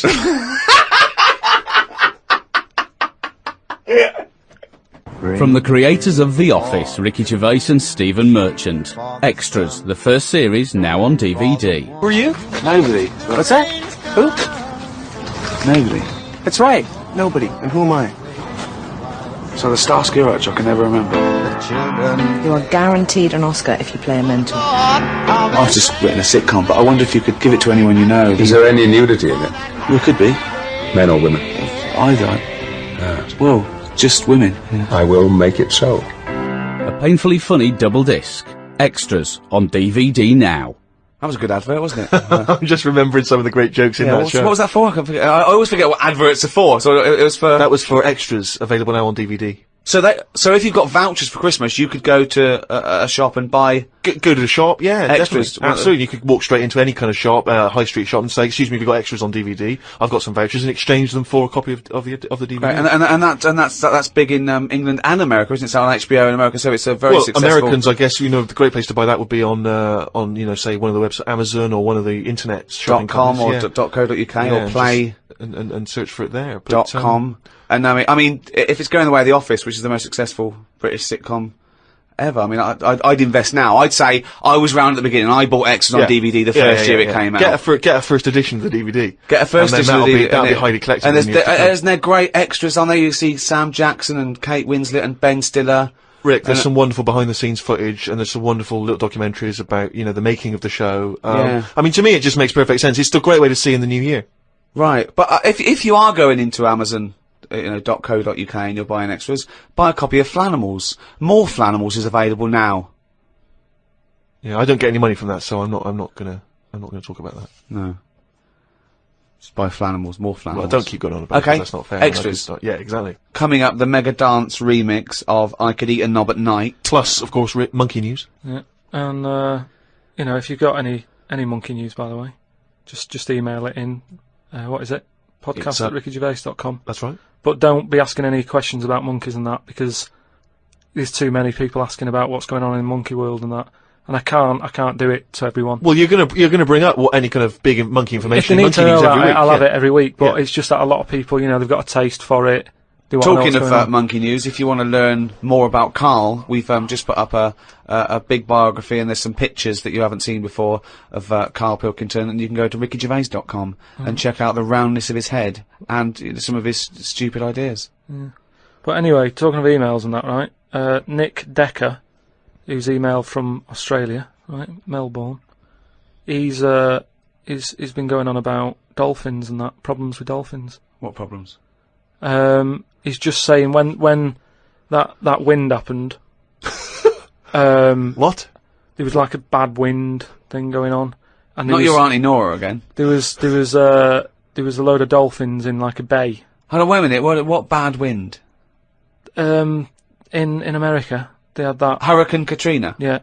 Right. And there was like a little bay with dolphins in it, and right. with all guns on them and stuff. What? Whoa! Rewind. What do you mean? Do you know dolphins? they use dolphins, don't they? They say they're an intelligent animal and stuff. Yeah. And they've got them all like, you know, they've all had the training. They're all like ready for battle and stuff. Right. Got like rifles on them. What do you mean rifles? How can they hold a rifle? How can they hold a rifle? No, it's sort of on a strap and that. What do you mean it's on a strap? I don't know what they kit them out with, but they're just ready for war. What are you talking about? Listen though, that isn't the point. Don't worry about it. Oh, we leave that one, do we? That's not the point, so let's leave it. So they're swimming about and that. Yeah, with rifles and berets. Whatever they've got on. Yeah. Right, ready for battle and stuff. Yeah, ready for battle, yeah. The wind comes in. The wind comes in. Hurricane Katrina. Makes a wave and that. They get out of the little bay. Yeah. Still all kitted out. With all the, you know, weapons. You're talking bollocks. Steve, do you want to look at the email? Well, there's no way. There's loads of dolphins now swimming round, kitted out with guns and that, with a strap. How can a dolphin hold a... Again, you've been watching Planet of the Apes. They just say, you know, they say they're an intelligent animal and that. Yeah. People are trusting them. Right? Brilliant. Look, here's a dolphin. Oh, he's trying to talk to us. What's he saying? He's saying, go ahead, punk, make my day. Look, you're talking shit. It's just news to say, if there's dolphins, you know, if you see a dolphin in that, don't go, oh, it's friendly. Because there's some with weapons now. So, I'm just reading it out on email, that'll cover it and that, so. Bollocks. And more animal stuff, right? Mm. Your girlfriend, Jane, right? When I was round there the other night, she was talking about, they're getting closer to doing the mammoth. Oh yeah, they're genetically engineering it. They've they're a few sort of million bits and pieces away, but they reckon they're going to be able to build a living mammoth in 2 years. Yeah. Really? Yeah. Apparently, what sort of Jurassic Park type stuff? Sort of, yeah. Yeah. What do you think of that, Karl? Do we need them? What do you mean? Well, is it worth messing about? Because I always think, well, whoever's like knocking one of these together, right? Yeah. They must be pretty bright. Right? Yeah. So whilst they're messing about with an hairy elephant, could they be doing more useful stuff that the world needs? Well, it's sort of like, you know, it's fascinating. Even if on the face of it, it looks pointless, which it rarely is. Scientific discovery. It's about conquering nature, isn't it? I mean, that's amazing, isn't it? That you could bring a mammoth back. What are the implications to bringing a mammoth back? You know, could they aid the workload? Could they feed the starving? You know, there's what, applications. So you're saying, well, I'm not bring saying it back anything. to kill it, to eat it? Well, I'm not saying anything. I'm saying that rarely is scientific discovery pointless and a waste of time in the greater scheme of things. We learn from this, don't we? The fact that it can map DNA of a mammoth, what are the implications there? Could we bring back, I don't know, Churchill? Could we bring back Nelson? Would we want to? Is it moral? That's another question. But the feet alone, and I don't mean its feet, I don't mean we can bring back mammoth feet. I could tell that was what he was thinking when his eyes moved. Yeah, I meant the achievement alone is remarkable. Putting a man on the moon, pointless. But what a feat. But don't you think... Not impressed by putting a man on the moon? No, we've chatted about the man on the moon, you know, some people like it, some don't. I'm not going to argue about it, do you know what I mean? If you were behind it and that, good on you. But yeah. I'm not that fussed. I don't think we've learnt that much from it. You went all that way, popped a flag up, came back. What have we learned about that journey since? We haven't really been back. We conquered space. We just conquered space. That's what we do. We see what we can do. Why climb a mountain? 'Cause it's there. What's at the bottom of the ocean? Yeah, but I don't agree with people who climb mountain for the sake of it. It's all right if you've got to get over it, but don't go up and then go down again. No, just go for a good walk. Well, I don't mind as long as they don't strain the emergency services. If you're a posh bloke going up the mountain in a beard and you get stuck, you're an idiot. Yeah. And then it's, you know, people have to risk their lives going to rescue you because you wanted to laugh. I agree with that, actually. But don't you think the world's busy enough? It's like you can't hardly move. You know what I mean? And mammoths are taking up quite a bit of room if a load of them come back. We've already got elephants, which in my eyes are good enough. They do, you know, they carry stuff about and that. What's going to be better, a mammoth or an elephant? Because I can see that one of them's going to have to go at some point. If like we start running out of elephants, would they say, well, it doesn't matter, we've got mammoths and stuff, so what's the point? You don't need anyone else in the room for a conversation, do you? No, but what... He's arguing with himself. He's arguing with his own head. Amazing. Where would you put the mammoth? If they get it going, right? Yeah. They pop it on give it the old electric shock and that, wake it up, and Frankenstein has been watching. And it's like... all his information about science is about the Flintstones, Planet of the Apes, and Frankenstein. In his head, they've got an elephant. They've put some carpet tiles over it, and they're trying to bring that back to life as a mammoth. Forget it then.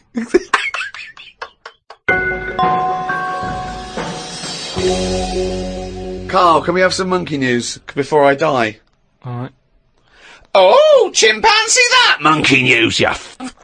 This week, what I thought I'd do, right, because we're getting loads of emails from people who haven't really heard much of the monkey news that I've done in the past, right? And a lot of people are sending through one of the first ones that I did that was a good monkey news. I think it's worth hearing again, just in case you forgot about it, because it's sort of classic monkey news. I don't know if you want a different jingle. Well, no, I mean, it's just, if it's anything that you've ever said, it's not true anyway, so carry on. Well, it was a true one, because this is the one that, like, this is like world-known monkey news. A lot of people will send this through, it's the most popular one, right? And it's about this monkey that was knocking about called Ollie, right? It's called Oliver. Yeah. And it was in this zoo, and it was the only monkey in there, right? So this is the one they think was the missing link. It was half human, half ape. That programme on television, because it had bald. It looked like you, which doesn't mean it's half anything. It might have been that one. What happened is it was in the zoo and stuff, and it was getting a bit lonely because, like, it was sharing its sort of time with, say, an elephant and a giraffe and No, that. it doesn't happen. And they didn't really wait, they do let me just tell you. They do not put chimpanzees in with... No, well, it's not true. Why would he share his time with an elephant and a giraffe? Gervais, it was some kind of flat share. They put an advert in the student union. Yeah, saying, we've got 2 rooms to let. African mammal wanted, not specific. A mammoth and what I'm saying is there was other elephants for elephants to knock about with and that. The monkey, it was the only one there. So what happened is the zookeeper felt a bit sorry for him. Right. He was like, oh, look, he's looking all fed up and that. Yeah. And like you say, I think he went a bit bald because he was bored and that. So he started to sort of get pally with him. So at lunchtime, when the zookeeper was sat on the wall having his, like, ham butties or whatever, he'd sort of go, all right? And it used to come over closer and closer, right? Yeah. Anyway, within a month, he was sat on the wall having his lunch with him, right? And... What wall?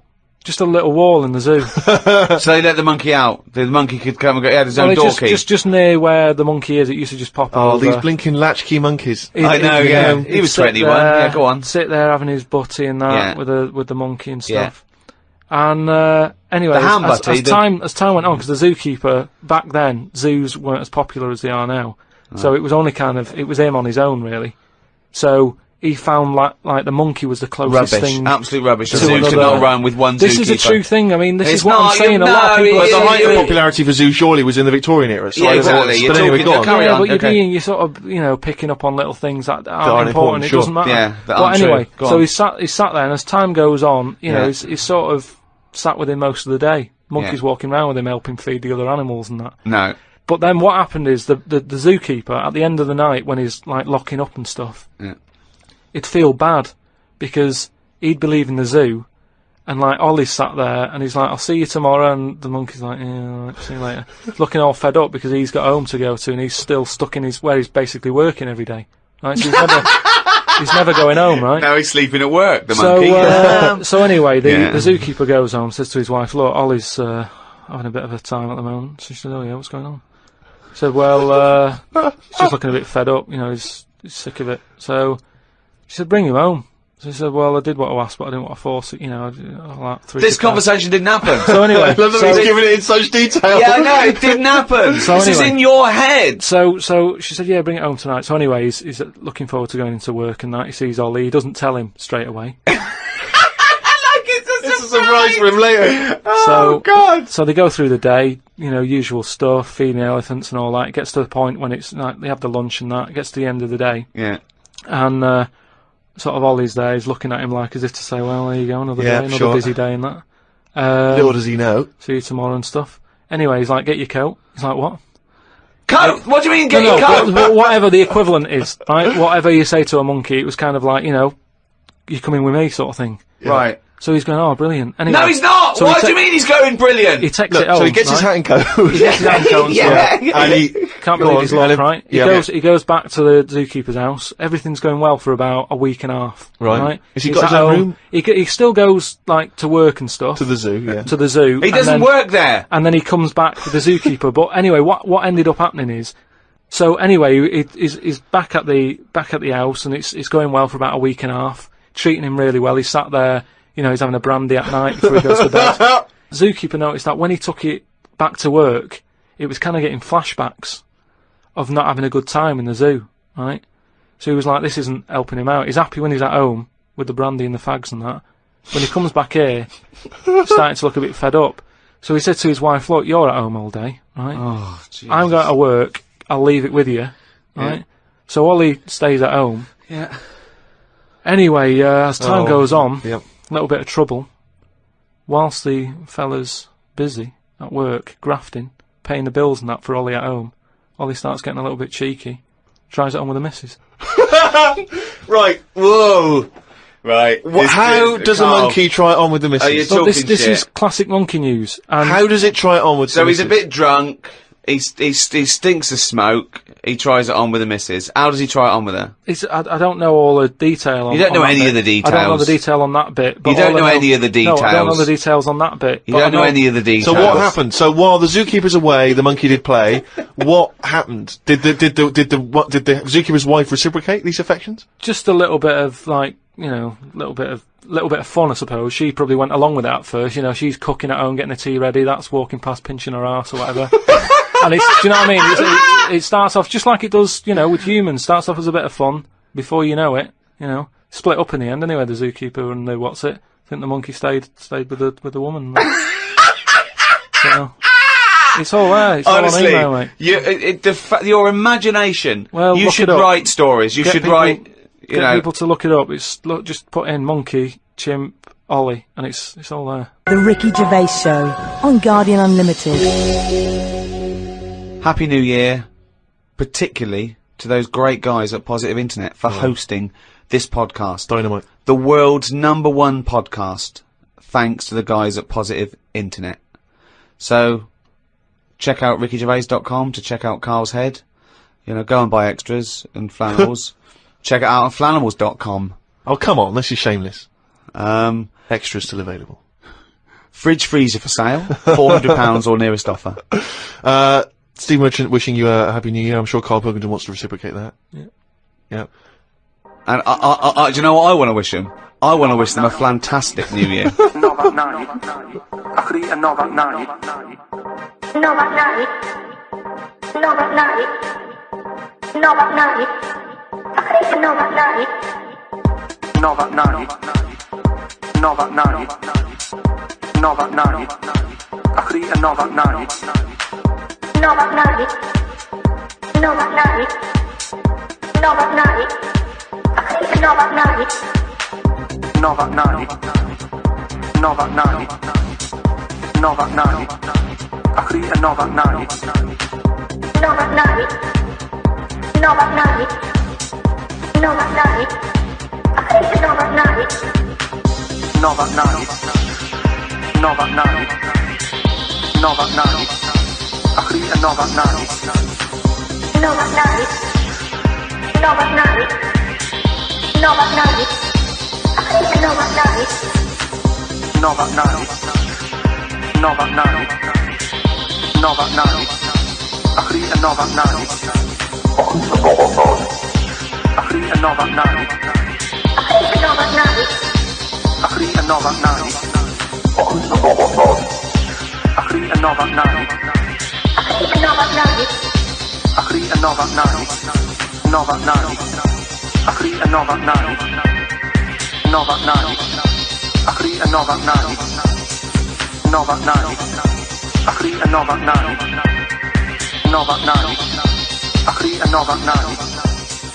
Right, you're talking shit. Explain yourself.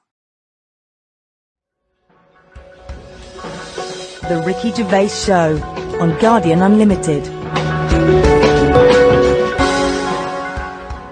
Welcome to the 6th podcast in a series of 12. The Ricky Gervais Show, available online with me, Ricky Gervais, Steve Merchant. Hello. And Karl Pilkington. Alright. Halfway through after this then, Karl. Yeah. You enjoying it? It's alright, isn't it? It's had a great response. We're the #1 podcast in the world. We've had thousands of emails and messages, and it's just great to know that people all around the world are listening, don't you think? Yeah. It's great, isn't it? I should just point out, Rick, that we've had a few emails, including one from Mark Pavlidis, that says that some of the people listening on the enhanced podcast, so, you know, these fancy people, super rich people who can afford that one, apparently sometimes if they try to pause the show halfway through, it sort of freezes, and they've got a problem restarting it. And he's saying that apparently you should just hold down menu and select, and that'll reboot it. So I don't know if you have had that problem. Hold on. Who's pausing this show halfway through? I don't understand it. I can't believe it. This is like a book that you can't put down. What have they got that is better to do with their time? What can be better than listening to Karl's drivel and his stupid theories? Unbelievable. We've got a little email straight away, Karl, from Nikki in Beverly Hills, California. She says, Karl, you rock.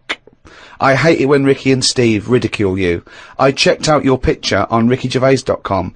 Although your head is not normal, that's no reason to ridicule you.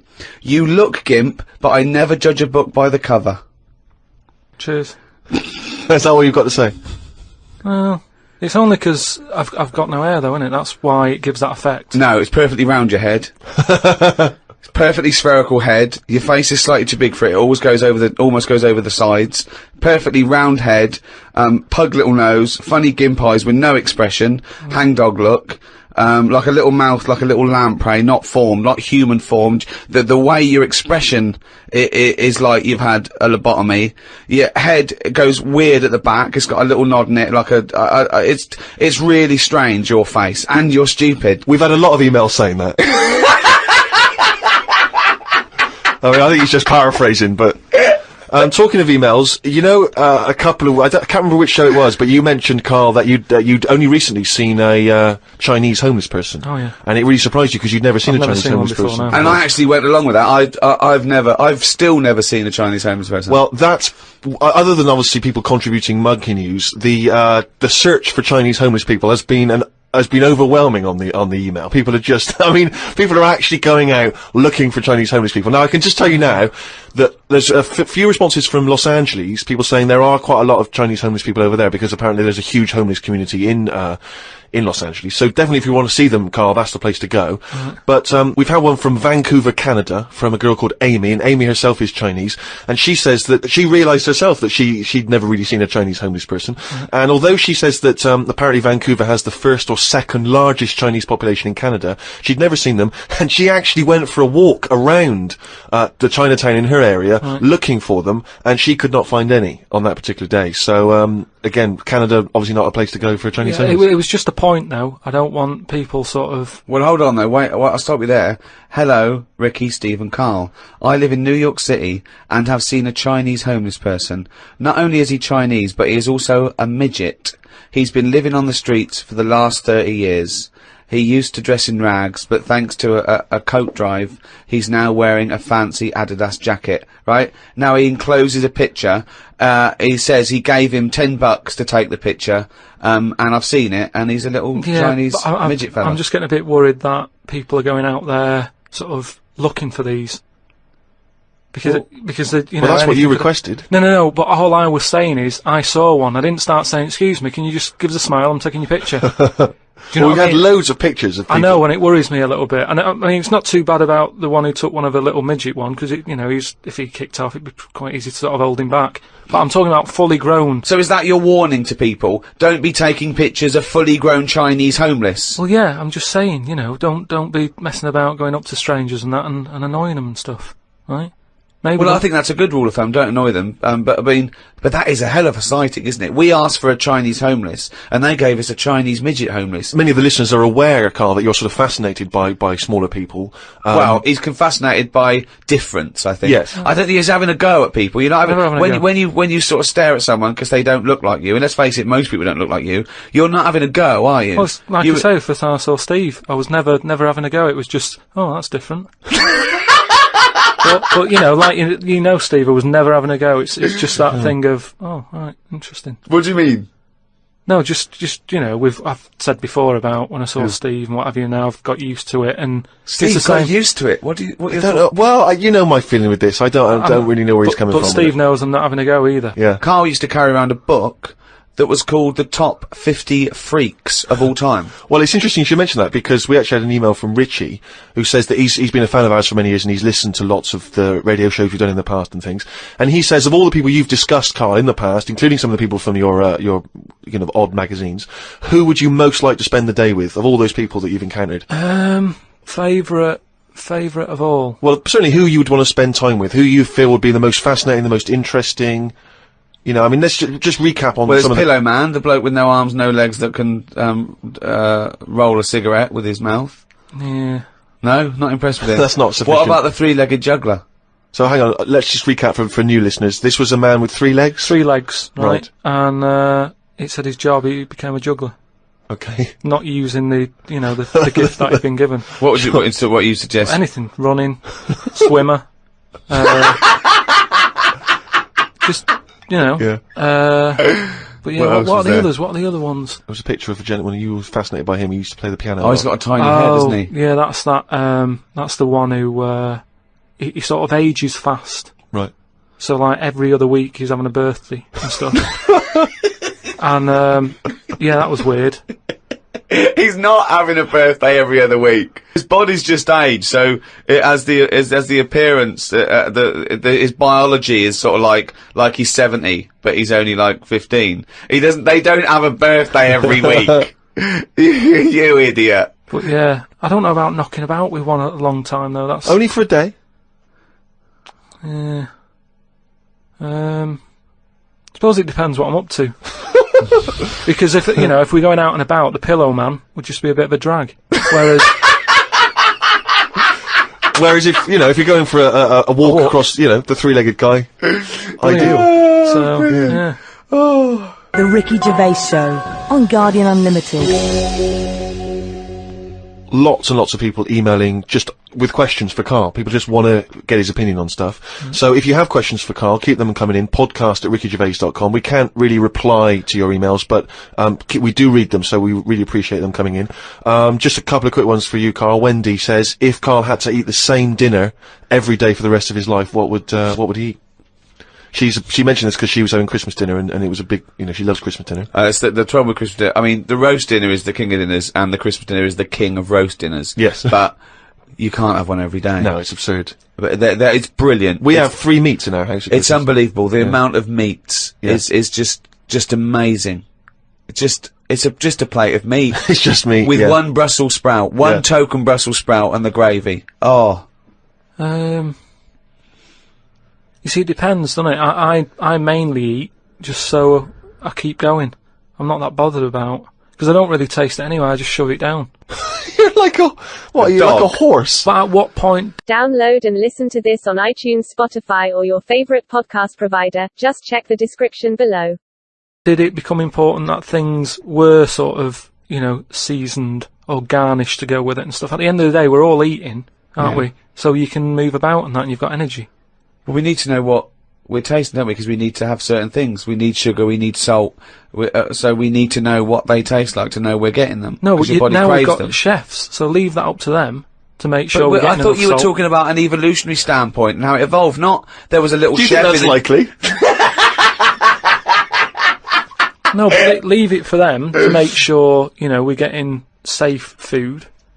I mean, to be honest, it annoys me the way people worry about food now and how there's so much to choose from. I think it's got out of hand. I'll watch... Any form of choice really worries you, doesn't it? No, you don't like choice. No, choice is good, but not too much. It's like with anything now, if you go into a toffee shop, there's like loads of different... Where are you going to find a toffee shop? So you're in a fairy tale. Yeah, you're in a Dickens tale in the 19th century. You're in Shrek. And you go into a toffee shop. What's your point? You go into a toffee shop. What I'm saying, you go into a shop full of toffees. You've just come from the candlestick maker. Right? You go in there and there's just too much choice. It's like, what? And I can stand there up to like 4 minutes, sort of going... Up to 4 minutes? Say Explicitly. 4 minutes. So he's in a toffee shop in a top hat. Well, he's only got 4 minutes. He's only got 4 minutes because he's got to get down to the pea green boat that he's sailing off in. No, Good but morrow. well, forget the toffees. Can I have some of your finest Oxfordshire toffees? So you'd prefer it was just one selection of toffee? That's all they've got. Well, maybe two. What I'm saying is, right, there's now too much choice. Whenever you get a menu in a restaurant, it's not like you don't just go, oh, right, what is the? Yeah, I'll have that. There's too much. It's like a book now, isn't it? And you look at it all. And then you've got to that point now that people are even taking a risk when they're eating. What do you mean? You know, in Japan or China or something, they're eating that fish that if it's not cooked right, it can kill you, right? Yeah. Not worth the risk when there's so many other fish. Yeah, I agree. Why Have are mackerel, have a bit of cod or whatever. Yeah, As soon as there's a take the risk, yeah. take it off. Take it off I the menu. agree. I totally agree. Not worth it. We've got a fish that might or might not kill you. Well, is there anything that definitely won't kill you? Yeah, but a chicken won't kill you. I'll play safe then. I'll have that. I love that. I love the chicken. That's what I'm saying. The Ricky Gervais Show on Guardian Unlimited. But anyway, we were talking about sayings and that. Stitching time saves 9. Don't. You know, I'm never going to use that. I don't think anyway. Okay. Suzanne. You're never going to understand it fully, are you? Suzanne repairs me stuff anyway. It doesn't really matter. But what about the one? About the one in greenhouses and that? People who live in glass houses shouldn't throw stones. Yeah. What? Does that confuse you? You've never understood that one? No, that's a lot clearer, isn't it? It's sort of saying, don't be chucking stuff about if you're surrounded by glass and what have you. Yeah, but don't forget, it's an analogy, it's a metaphor, it's not to be taken literally. It's not really just talking to people who live in glass houses. It's saying, Hang on, sorry, before you say that, Rick, I'm intrigued to know if he's fully got to grips with this. Okay. Just give us your explanation again of what you'd take that to mean.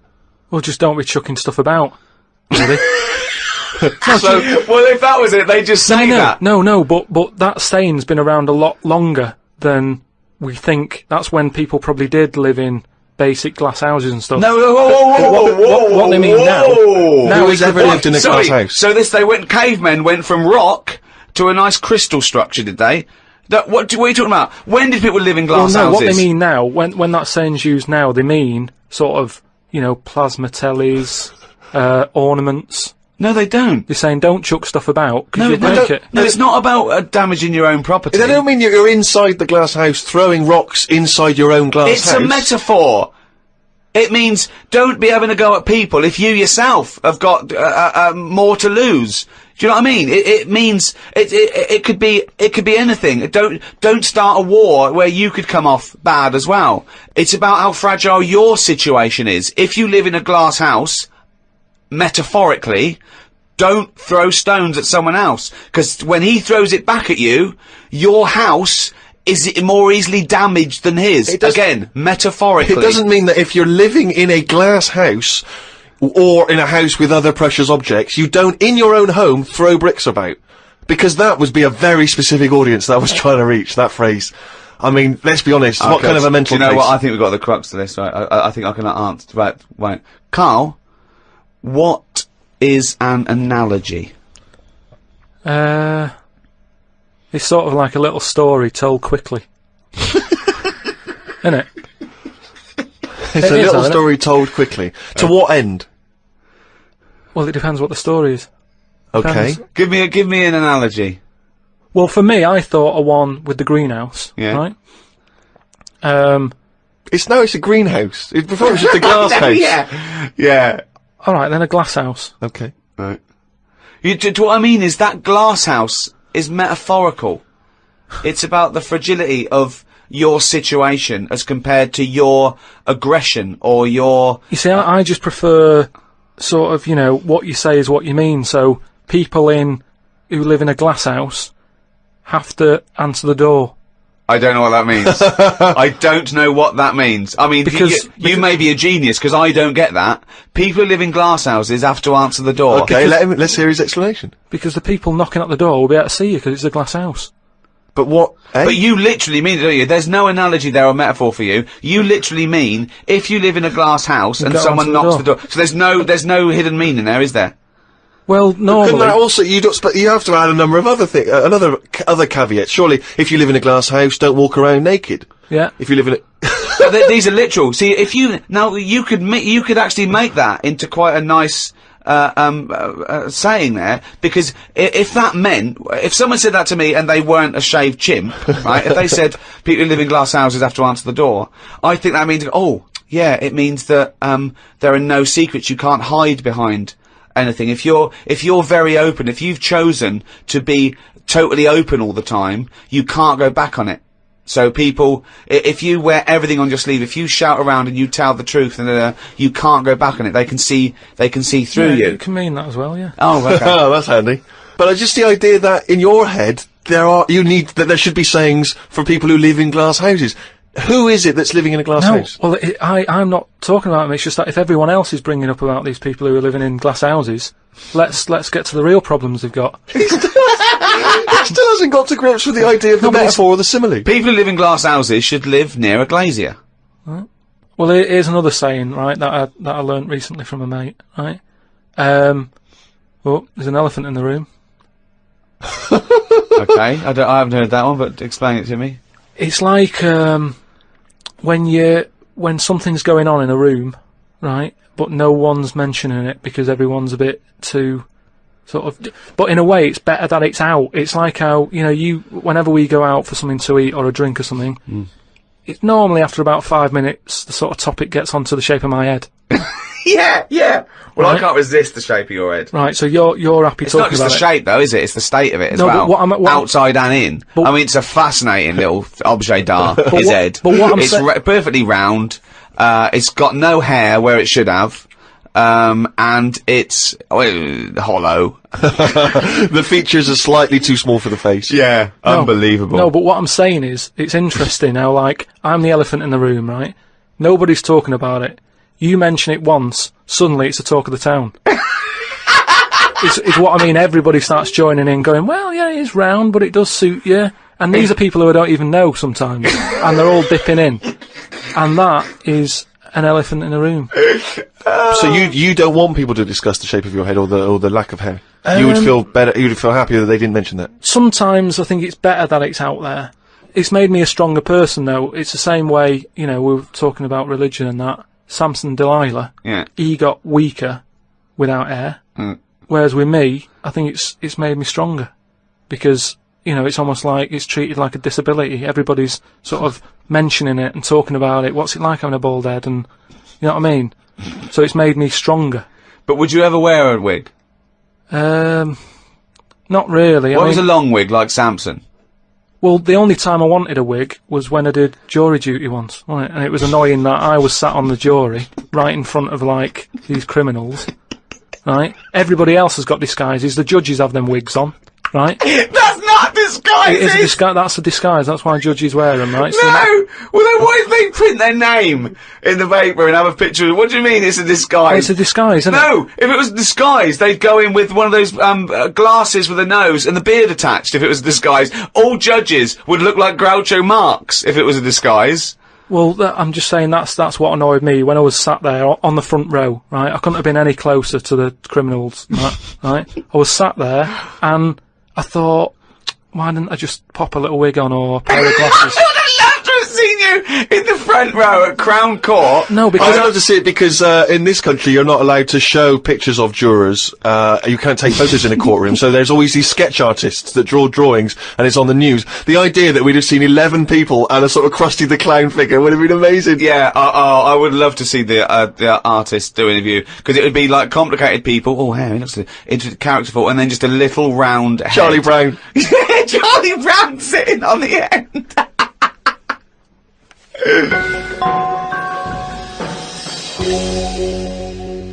Karl, you said that your New Year's resolution was that you were going to learn something every day. yeah, Have you learned anything today? If I can. Today, like, I don't know the full facts of it, but Could I just say that when someone says they learn something new every day, that doesn't count if they forget it the next day. no, Because that would be Groundhog Day learning. well, the thing I learnt today was about an octopus. Oh, Go on. What they can do is, they've got 8 legs and that. Yeah. They Tentacles. they can use 6 of them legs to cover their head so they look like a little stone. And use the other 2 to run off. right? But that's he's thinking of Squiddly Diddly. Yeah, it's a Disney image in his head, isn't it? He's thinking They're of pink. But anyway, that's you know. So that's it's not the Pink main singing thing. a song in your mind. I'm running off, yeah. No, but anyway, but something else I learnt, right? It's mainly about animals and that, because that's normally quite interesting. Yeah. There's a chicken somewhere. Oh, yeah. Oh, yeah. And Specific. and the owner of it was getting fed up because, you know, he had to feed it and that. But it wasn't. Embellishment, guesswork. No, come on, let's hear it. It wasn't giving anything back. No eggs. No eggs, right? So he was like, oh, I'm sick of this.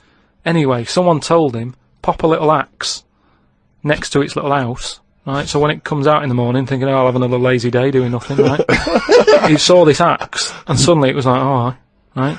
I'm Next for the day, top, it thought, yeah. it laid about 6 eggs. It's rubbish. Through Squeeze worry. them out It's super rubbish. quick. The chicken wouldn't recognise an axe as a threat. It wouldn't be able to reason that, I better start working, or I'll be meat. I better start. It's absolute rubbish. Once again, it's this ridiculous thing you got that one personifying animals to reasoning powers better than yours. I mean, I think, you know, you make chickens and monkeys cleverer than you in your stories, which is weird, okay? It didn't happen and wouldn't work. Next! What else haven't you learnt today? No, well, as always, things like that always get me thinking. What right? else haven't you learnt today, No, hang on, Karl? he's got his mind's working now. This Go apparently on. has got his mind so that's working. rubbish. Well, do you think then that it's worth looking after animals then if there isn't any memory? If they don't know what's happening anyway, you're always going on about don't be cruel to things. Yeah, why would you be cruel? There's one thing about imagining chickens can reason, and because they can't, being cruel to them. Why does it matter whether an animal can reason or not for you not to be cruel to it? The reason I don't like blood sports isn't the fact that there's a fox missing. It's the psychology of the people that get off on seeing an animal ripped to pieces. They wouldn't like it if it was a robot. They wouldn't care. For some reason, in their psychology, they like this sport. Why does it have to be a sport? They're not culling. They're not putting things down for a good. They like to see this fox ripped apart or a bull tortured for their own pleasure. That's why it shouldn't. Why would you ever want to be cruel to an animal, whether it can reason or not? No. I mean, I don't mean really cruel, but I mean like there's an advert on that's on in the, you know, in Britain, advertising some supermarket, right? And it's saying, you know, we look at before, you know, we kill our chickens and what have you.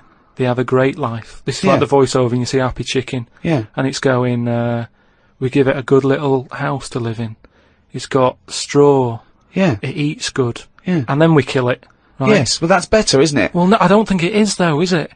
Because at the end of the day, if I was that chicken, right, I'm that chicken, loving my life. I can't believe me luck, right? Well, we'd be pleased, because at least he'd be able to do the show, and we'd have some interesting conversations. Yeah. So there it is, right, wandering about. It's got its nice little field that it's working on. Yeah. It's got its nice food and everything. But it's going to die. Yeah, we're all going to die. But then, if you were like a rubbish chicken, that had like a rubbish life, you'd be going, oh, kill me. Karl, they're not thinking what's going to happen tomorrow. They don't know that they're going to get for the chop, are they? A chicken's not going, I'm fed up with this. I can't wait for that axe to be used on my neck. Yeah.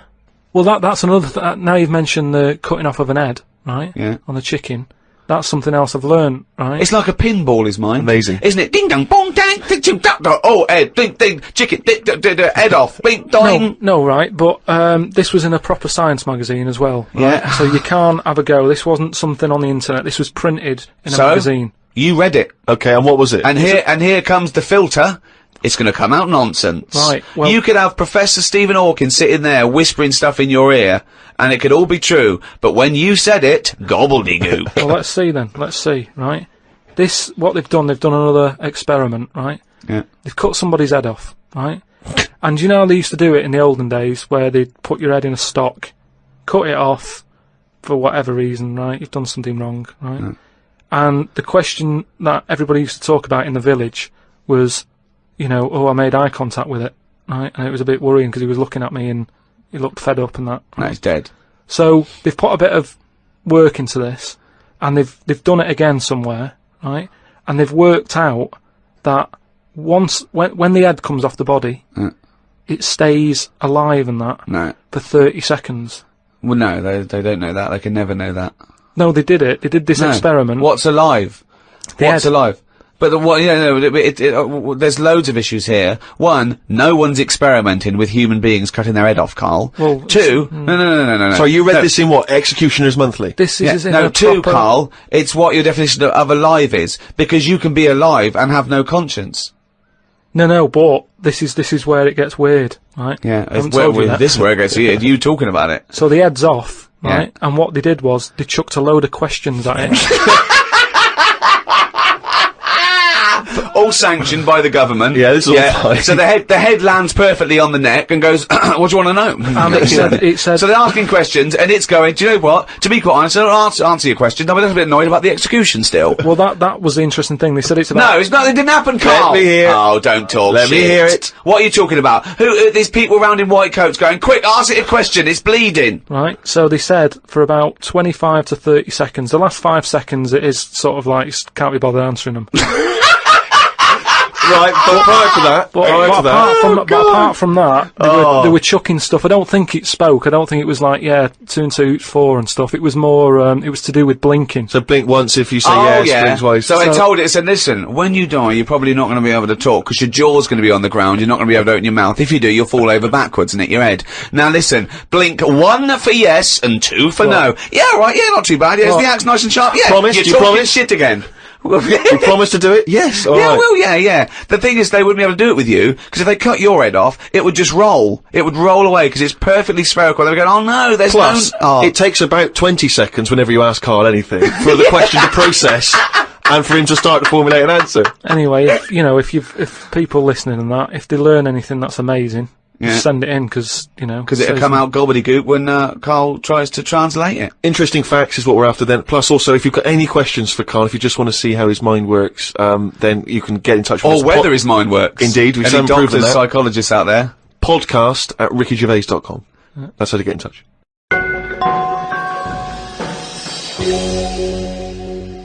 Karl, it's what we've all been waiting for. Oh, chimpanzee that monkey news! Right, well this one, sent in from Sam, in New York, right? And it's about a fire that happened, right, in a really, do you know, like in New York, they have loads of big buildings, don't they? Mm-hmm. Right, really, really tall ones and stuff. Yeah. And, there was a fire in one of them, right? So, they did as expected, they called up, fire brigade and that. They turned up, right? Fire engine parked up. It's like, right, where's the fire? And they said, oh, it's on like floor 100 or whatever. And they said, oh no, we've brought the fire engine with the short ladders. Stupid mistake, but go on. Right. So anyway, so the fire's going and that, and they're saying, is there anyone in there? They go, I don't know, there might be someone up there, but the telecom's not working and stuff. Who do you think might be up there, Rick? I don't know. But just a woman, I imagine. Just a woman or a child. Is there a fireman that could climb up a building at all without a ladder? That seems unlikely, but go on. Go on. So anyway, so they said, well, how are we going to get up there? Yeah. We can't. But they've only brought the short ladders. No, we can't. Let's go home. Yeah. Okay, that was monkey news. So they said, well, there's a lot of like grippage. Because they made up words. The firemen, the NYPD firemen. There's a lot of grippage on the side of the building and stuff. So anyway, they said, why don't we just go and get a monkey, right?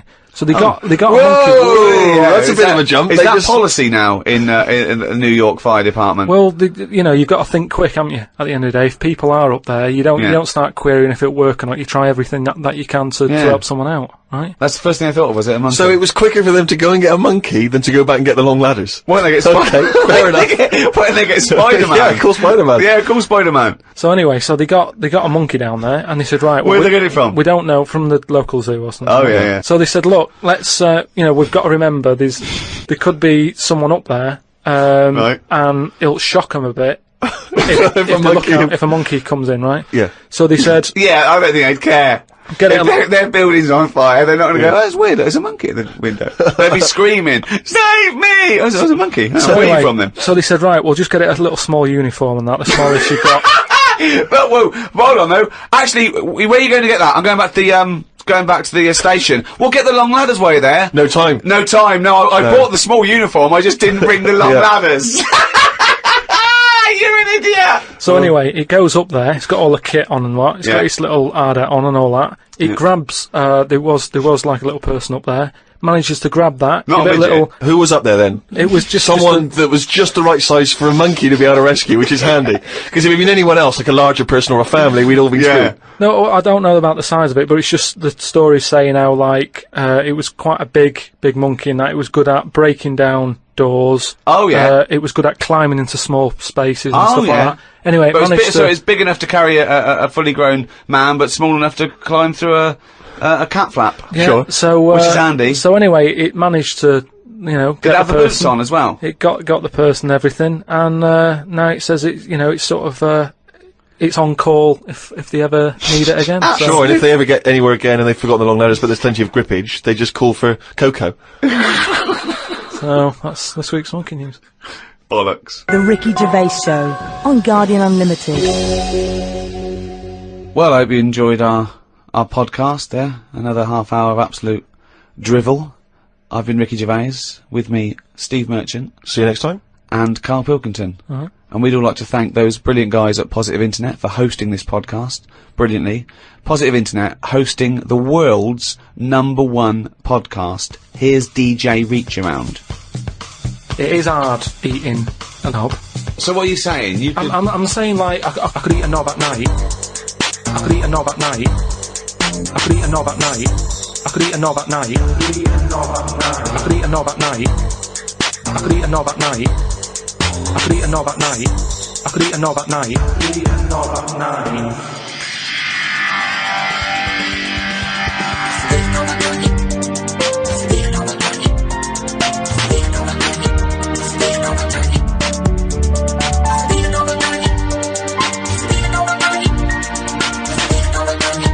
I could eat a knob at night. I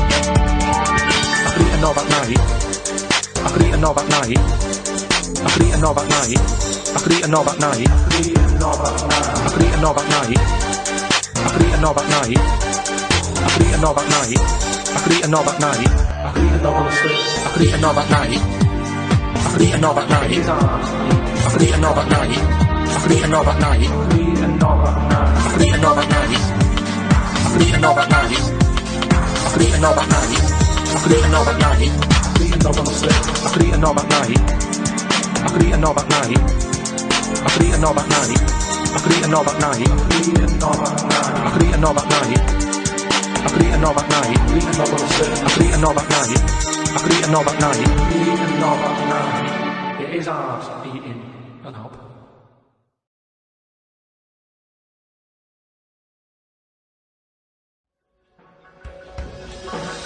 The Ricky Gervais Show on Guardian Unlimited. Welcome to the 7th Ricky Gervais Show on podcast. I'm Ricky Gervais, with me Stephen Merchant. Hello. And Karl Pilkington. Alright. Now, talking of that, that's only 5 to go then, isn't it?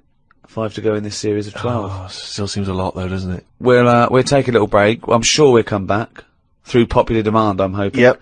I'm hoping to put that on the poster, backed by popular demand. Well, I'm hoping it's by overwhelming public demand. Yeah, which is exactly. My favourite. Yeah. As we're doing it for nothing. Yeah. We want to get a little bit of a pat on the back, don't Exactly, please. Do they give awards out for podcasting? Oh, if they do, hoo-hoo, hello, I am already writing my speech, baby.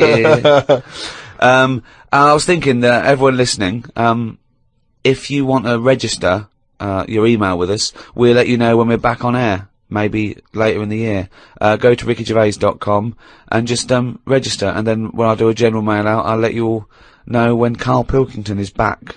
You are a good guy to these people, Rick. No sweat. Now, there's been an awful lot of correspondence. It's backing up there. We've got acres of it to get through. It is a bit mental, actually, but it's very flattering, and thank you all. And people have sent such brilliant things in and spent so much time doing them. There's someone sent in this mock-up of, we were talking about the those Russian sort of iconoclastic artifacts, and someone's mocked up Karl Pilkington as Saint Karl the Bewildered.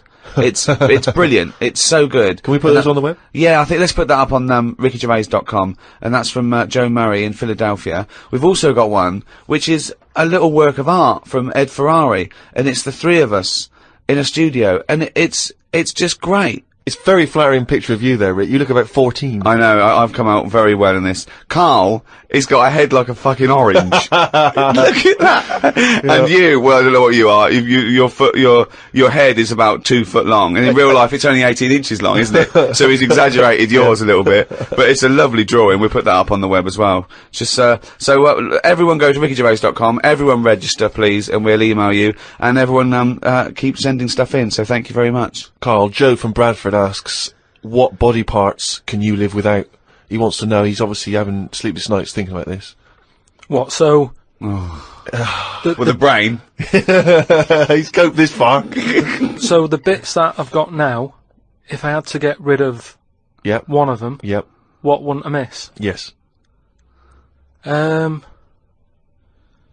I did a bit of an experiment on this, right? Brilliant. It's my job at home to wash up, right? Suzanne does. She gives you all the really big responsible ones. She sort of like pays the bills and wires the house, and you go, what can I do? And you can go, well, you can go and play with the worms in the garden. Yeah. So anyway, so it's my job to wash up and that, right? And I thought to sort of make it interesting and stuff. I thought, I wonder if I can do it, right? If I didn't have any thumbs. And so, what did you do? So I just sort of sliced off your thumbs. I just sort of held them in. And it's amazing how, like, it took me ages. Just having that one thing gone. Well, it's part of our evolution, the opposable thumb. Basically, that's when we soared. These are milestones in human evolution. The opposable thumb, the forward-facing eyes, the upright. These are massive things in taking us out of the animal kingdom. And one day, Karl, you'll walk upright. But what do you mean about eyes facing forward? You mean... Before we got here, there was people whose eyes were looking in their head. I don't understand. Is that what you mean? No, because when we got sort of binocular vision, where we could, you know, because we were predators have a forward face. I'm going way back. I'm not just saying. I'm not saying chimps had eyes on the side of their head, but I'm saying big, major milestones in any evolution. Mm-hmm. I lost you at evolution. I think. So when you were doing this experiment, washing up, you say that you found it difficult. It took you ages. So you didn't just give up once you realised how essential thumbs were. No, you actually washed up everything. I just think of Suzanne walking in and Karl's there, just covered in water and fairy liquid suds, standing on a pile of broken crockery. Yeah, plunging his face into the sink every 30 seconds and just swishing his head around. But we talked about the washing up thing before, haven't we, when we were stood there washing up. And I sort of look out of a window, so the sink's in front of the window. Yeah. And that's why I quite like washing up, because I can just look out onto the street, see people going past. There's like a local homeless fella called Franco. You know, I look out, that he's alright and everything. Sure. But I was looking across the way, right, and there's some Chinese people who live in a flat, right, really small flat.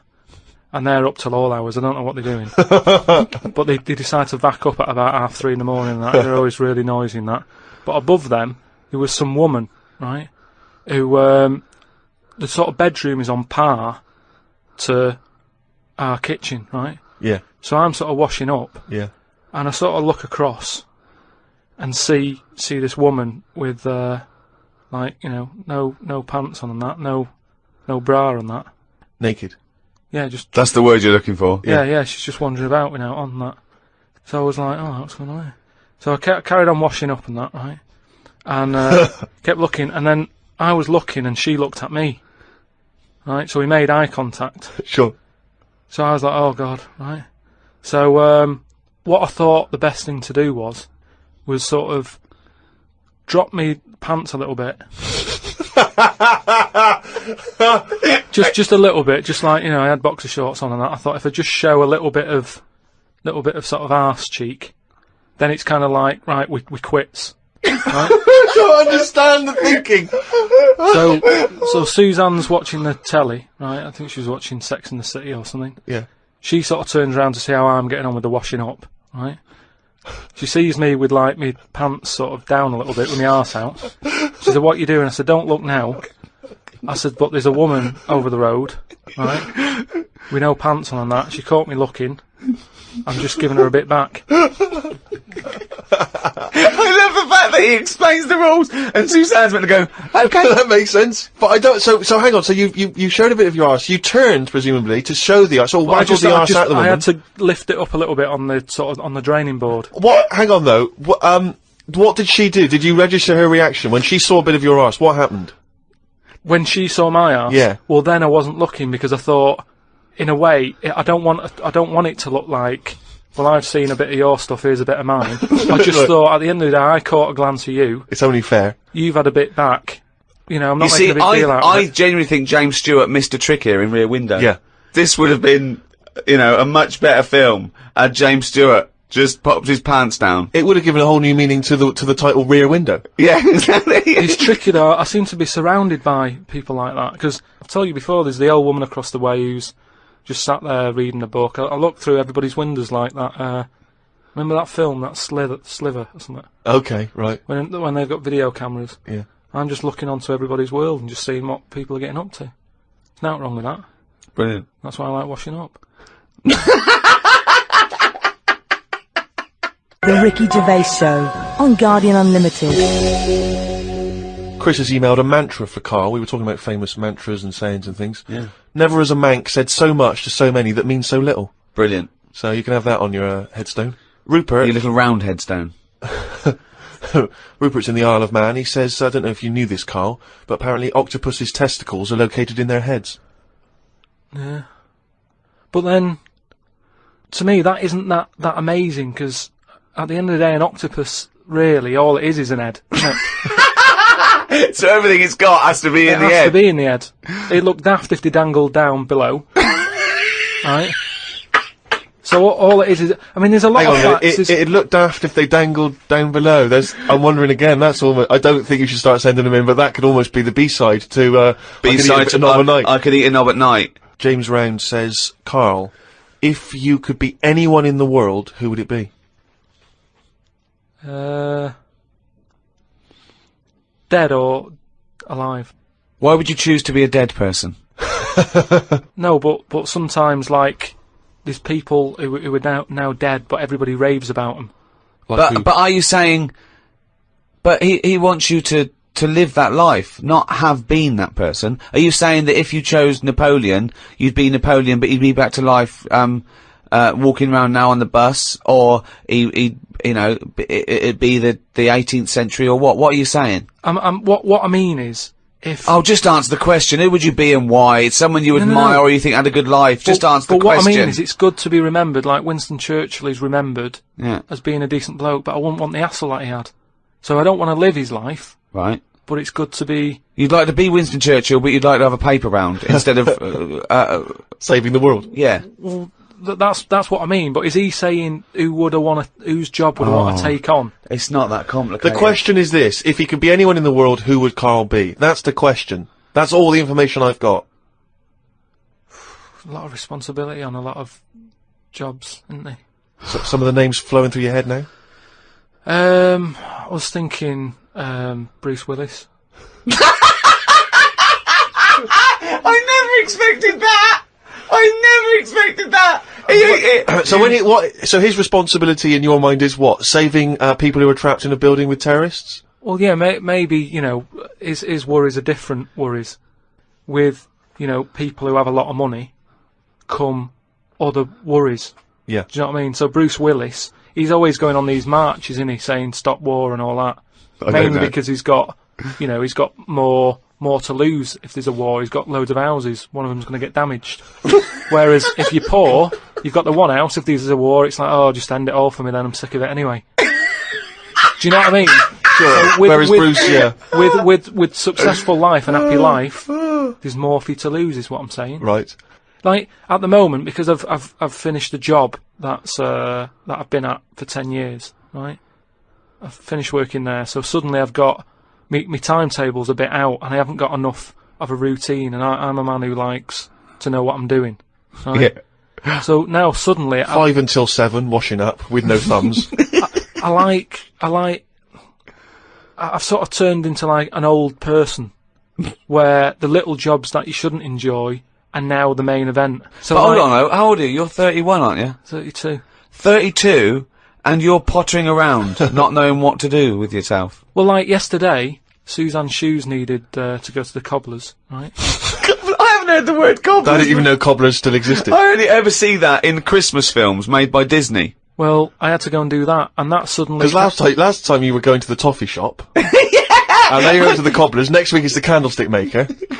But all I mean is, that suddenly is a nice little day out. I'm sort of putting my coat on, going, right, I'll go and see the cobbler now and go and have a chat. Tell me about the cobbler. You didn't come back with 3 magic beans, did you? No, the cobbler's alright. He's doing, he's fixing shoes and that. He's cobbling all day. Have I told you about, my Uncle Alf, who was a cobbler? No? I'm sure I told you about him. He's the one who, he lived in like a bedsit, and he had 2 tellies. He had like one that the sound didn't work on, and one that the picture didn't. But both together, it worked. Oh, right, okay. So as long as he was watching the same channel on both, sound came out of one telly, and he'd watch the picture on the other. Brilliant. And he slept in like a rubber dinghy, right? But he was... Whoa! You can't just let that slide. Why did you even a rubber dinghy?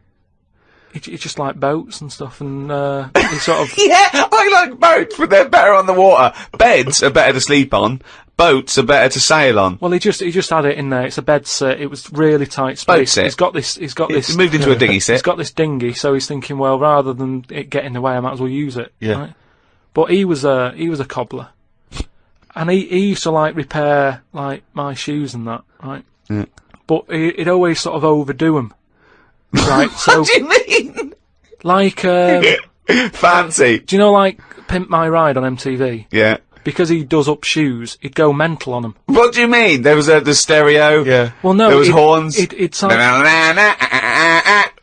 Here comes faster stripes down the side. Yeah. Here comes Mr. Pilkington. He's got the fastest shoes in the land. No, it just makes shoes that would last forever. So instead of putting like 1 sole on, he'd put about 5 on.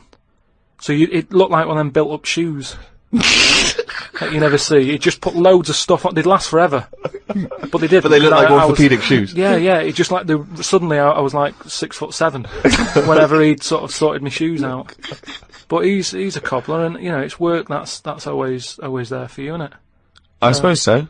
So you went out with to take Suzanne's shoes to the cobbler. Yeah. So that's it. Yeah. So I just took him to the cobblers and that was like a nice little job for the day. I got a leaflet through the door saying, if you want to walk a dog, the rates are good. I don't know what they pay in that, but I got a little letter in my little letterbox saying, if you're free in the day. What, they pay you to walk a dog? They pay you to walk a dog and that. And I thought if I do that and get a paper round, 2 in 1. Sorry, you just went from a job, right, where you were the head of production at a radio station, dare I say it, on... can I discuss your... Well, it was an alright wage, yeah. It was very good. But I wasn't happy, so it's pointless. No, I know that, but to go from the head of a department on a lot of money to walking dogs and doing a paper round, I don't know. No, but it's about being happy, isn't it? I know, but that's commendable if that's true, but... okay. And that makes you happier? Well, I haven't walked the dog yet, but I'm just saying if I do... I mean, I'm not taking it if it's raining. I'm just thinking if it's a nice sunny day and I fancy a potter, I'll go round to her and say, well, how much are you paying? I'll take the dog a walk. And sure. Stuff. But I can't believe some of the words that have cropped up in this. It's 2006 now. Potter, cobblers, toffee shop. It's very, very strange. Do you live in Narnia? The Ricky Gervais Show on Guardian Unlimited. Right, a lot of people are sort of emailing in sort of brainy stuff. Brilliant. Right, which, the more the merrier. I'm happy getting all this stuff, and if it grabs me eye, I'll run it by you and you can sort of tell me about it and that. And getting a lot of stuff about philosophy. Oh, yeah. And all that. Descartes, that's another one that's mentioned on an email. Descartes, yeah. The French philosopher. Yeah. What's your question? Well, he sort of cropped up on an email. Someone said, what do you think of him? And I was like, oh, I don't know. He, famously, he pondered his own existence, cogito ergo sum, I think, therefore I am. He was thinking about that. He was thinking, how do I know all this is true, everything around me? And he thought, well, I can see it, and I can smell it, and I can hear it. And he went, oh yeah, my senses can be fooled. I could be dreaming. And he thought, well, that's true, I could be dreaming. But if I'm dreaming, then at least I'm alive. At least I have some sort of consciousness. So if I'm even thinking about anything, I exist. I think, therefore I am. Cogito ergo sum. But we don't need to know the Latin bit. Why is everyone always going back to Latin? It was ages ago. Why is that language always being... And were Latin people always in a rush? Because they seem to be like words for full sentences. Why couldn't they just take the time and say what they want to say? And it's just like, what was the rush? To teach Latin! What about Plato? Right, Greek. Right, now, would you say he's a bright bloke? Yes, I would. I'd say he's a very, very bright bloke. Right, let me tell you this. Right, if he's that bright, you know how he got killed? No. Got hit on the head by an egg. Fucking hell! Well, he's not so clever then, is he? That's what I'm saying. Boo! What's the story with the egg? He was on holiday or something, right? And He was on holiday in Greece, probably. He was having a walk about, and a bird was flying over the This bird was what? A great auk? What size bird killed him with his egg? It was a big one, yeah. Was it? And the way they used to crack an ostrich on a hang glider. The way they used to crack the eggs open to let the kids out, they used to drop them on rocks. What bird is this? Dropping its egg to let the kids out? You are a maniac! You are a maniac! And Plato had a little bald head. Right. So from the top, the bird's there looking down, and it goes, oh, there's a little rock, I'll drop the egg. Hit him on the head. Killed him. Now, this is what I was saying before about... I'm letting too much go now, because I'm so desensitised to his nonsense. I let him go. The bird saw Plato and said, there's a rock down there. Yeah. Well, if these birds are killing people with bald heads, you've got to be terrified. So, but listen, this is what I'm saying though, right? Before about knowledge and that, how knowledge is hassle, or success is hassle. I think that was Newton. Knowledge is hassle. Now, why is Plato's intelligence got anything to do with the fact that this bird dropped an egg on his head? Because he was intelligent, and he's probably earning a nice few quid by giving out whatever messages he gave out. Yeah. He could afford to go on holiday to exotic places. If he was working in a factory, he wouldn't have been on this beach with big birds dropping eggs, is what I'm saying. So, in a way, it backfired. His knowledge killed him. And that, I think, was Kierkegaard. His knowledge killed him. Where you got this stuff about him being on holiday? Well, he shouldn't have been on the beach. He was only there having a break or whatever from doing what he does. It wouldn't have happened if he wasn't on holiday.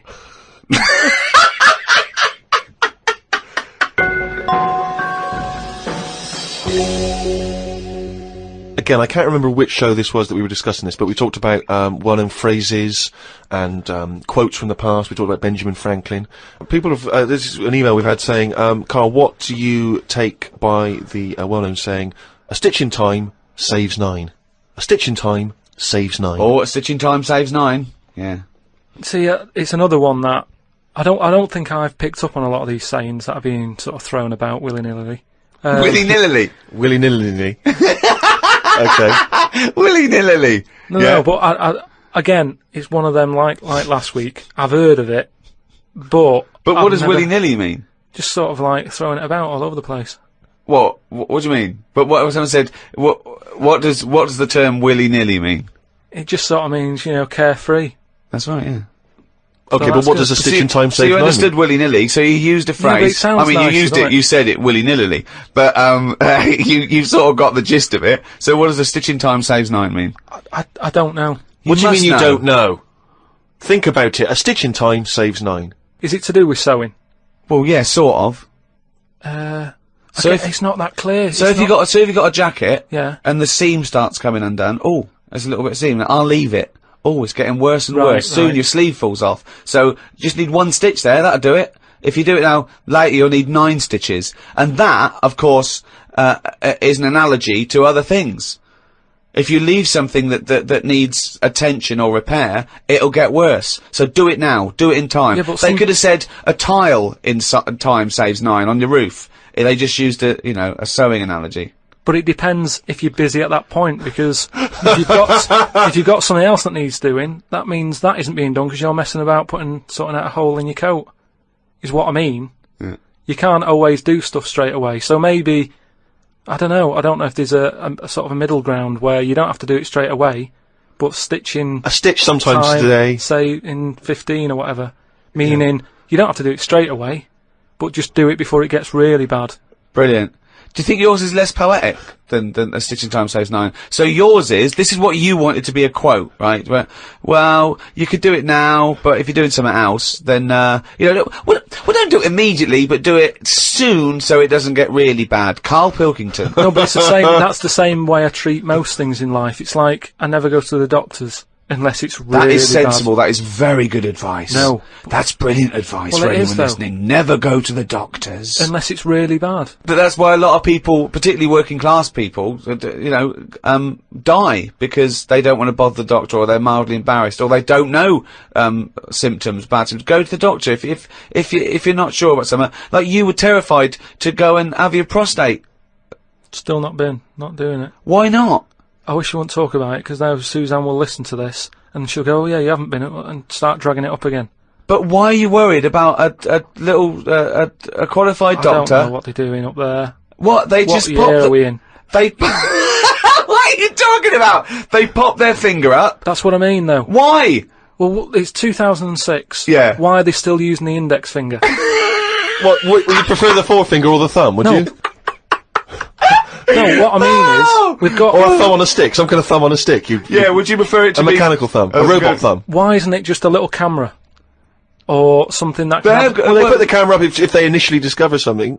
but just put the camera up straight away. If I'm No, paying they for don't the need visit. to. They pop the finger up, feel that the prostate isn't swollen, wiggle it around a little bit up your back passage. What are you worried about? I don't think they need to do Are that. you in this day embarrassed? and Are you age. embarrassed about being in a room with your trousers around your ankles and little fellas popping A his... little bit, yeah. Why? And the other thing is, it's not just that, is it? So you go in there, they check your heart out and that, which to me is the most important thing, because that's what keeps you going, isn't it? Yeah. Right? You've got to go there. You Yeah. sat on the bus, stressing out, thinking, oh, in less than half an hour I'm going to have a finger up the arse, right? What is the problem? And they go though? in, they check your heart, they probably check your testicles and that. What's up with that? They take your testicles, yeah? Yeah, That's... but it's all building, and you've sat there going, oh, soon that'll be happening. Yeah. And that's what puts me off. So if they just came round when you were asleep, Suzanne just let them in and goes, he's over there, right? Yeah. And they crept up and went, bang, you go, what are you doing? I just don't understand why they don't teach you how to do it yourself. How can they? Wow. How can they teach? Imagine you squatting in a corner with one hand on your bollocks and the other finger up the arse going, it seems to be alright. Carl, you don't understand the phrase "a stitch in time saves 9." I don't think you should be doing any kind of invasive medical research in your own human body. But then... Who knows what trouble you're going to cause? No, but then at least... You would get stuck. Yeah. You would get stuck. Suzanne would come out, your fist would be up your own arse.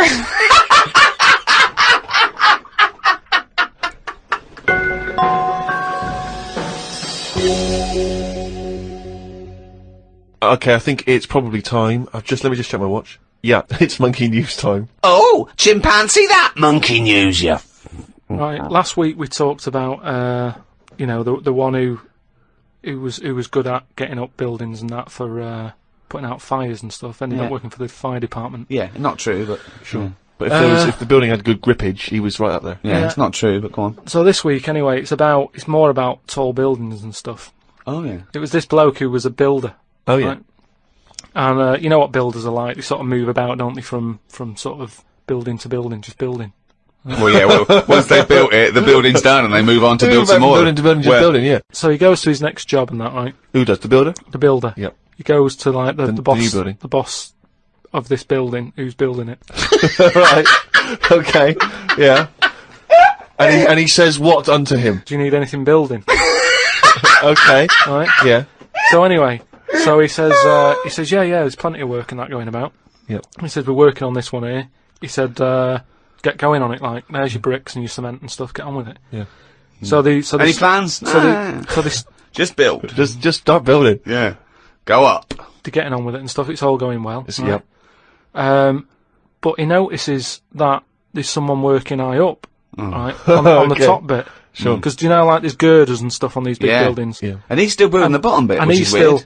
yeah, well, that's the way they do it there apparently, just to sort of speed it up, work from top to middle, from top to bottom. Sure, that's in imaginary land. We put the spire on, now we better do the foundations, and then put some stuff in the middle to keep it up there. So anyway, he's saying to, like, the other workers, he's going, who's that up there? Who's that up there? He's working on his own. The little fella, was he? And, the little hairy fella up there. He's the little hairy fella up there with the hard hat. And the other fellas are going, look, you know, don't ask questions, you know, the boss decides who he takes on, we're happy to be getting paid here. Don't ask questions! Yeah. Well, I'll see him when he comes down. So he said, well, it's pretty impressive, you know, the work rate he's doing, the way he's getting from one girder to the other. Swinging, is he? He doesn't seem to be scared of the heights or anything. He said, no, just let him get on with it, you know, we work well as a team. So anyway. What nonsense is this? So he believes all this. Yep. So he sees the boss and he goes, that fella up there, who's the fella up there? He's pretty good. And he's like, look, you know, just get on with the job, yeah, I'll pay you, let's just all get on with our jobs. That. Lunchtime comes, they're all sat on a little wall having the sandwiches. He's thinking he'll come down in a bit. He's just carrying on. Is he just still going? Still going on that, right? So the fella says to the boss man, he says, isn't that fella up there going to come down and join us for lunch? He said, like I said, mate, don't worry about him, right? He said, very secretive. I'm suspicious about this fella. I don't know. I don't know why he's working through his lunch. I don't know why he's not scared of heights. I don't know why he's swinging from girder to girder. It's weird. Go on. So he said, oh, anyway, you've reminded me that he's up there. He said he's doing a lot of riveting and stuff up there. He probably needs some more nuts to... Right, sure. And what kind of nuts is that? Is that nuts to food, or...? So he said, what, nuts? He said, yeah, just, there's a bag full of them there. Just put them on the hook, send them up, and he can get on with his job. So anyway, he picks these nuts up. Nuts, right? yep. Just hooks them on. He thinks they're not that heavy, considering, you know, I mean, they're normally pretty heavy, aren't they? Like, nuts and bolts and stuff. Yeah. So anyway, he has a little glance in. Oh, no, what's in there? Nuts. What, you mean nuts that you can eat? Nuts that you can eat, right? So they send the bag up, and he's thinking, what's all that about? He checks him out, starts to stare, works it out. You can see that he's a little chimp running about. So he goes, I'm not happy with this. Why isn't he? Because he's working for an organisation that's, you know, there's unions for this sort of stuff, isn't there? Yeah, he's not going, that's amazing. They've got a chimp riveting this building together. Yeah, that's not scary. He's wondering if they're breaking union rules. So he goes... You don't have to talk. So he goes and has a word with the boss. He goes to the boss and he goes, look, I've worked out what you're playing at here. Yeah. He said, all them out there... Is the boss sitting in a tyre? He said, all them lot out there might not be wise to what's going on here. He said, but I've clocked it, and you're sending nuts up to it. It's a monkey, it's not on. So he goes, look, you know, we just all try to earn a living here. He said, don't get involved in it. I'm happy to pay you, but I'm paying him. Don't interfere. He's paying him? And he's saying, look, I'm just not happy with this. It's not allowed. So the boss was saying, well... We pay peanuts, we get monkeys. He said, to be honest, mate, you know, he's a great worker. He's known for doing what he does. He's a good grafter.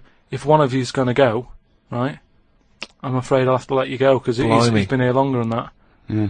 He was made redundant. None of that happened. He was laid off. None of that happened. He's laid off and that. And that's where that saying about, you know, like there's a lot of tower blocks and that in America, it's like the chimp off the old block, is where... So that's monkey news.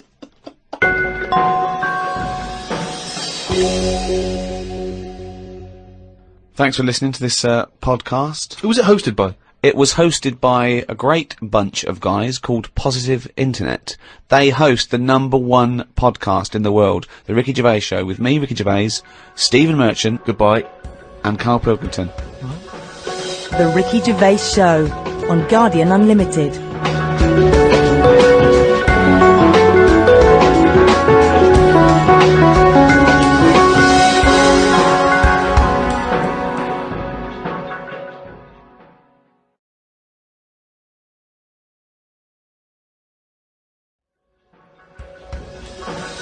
The Ricky Gervais Show on Guardian Unlimited.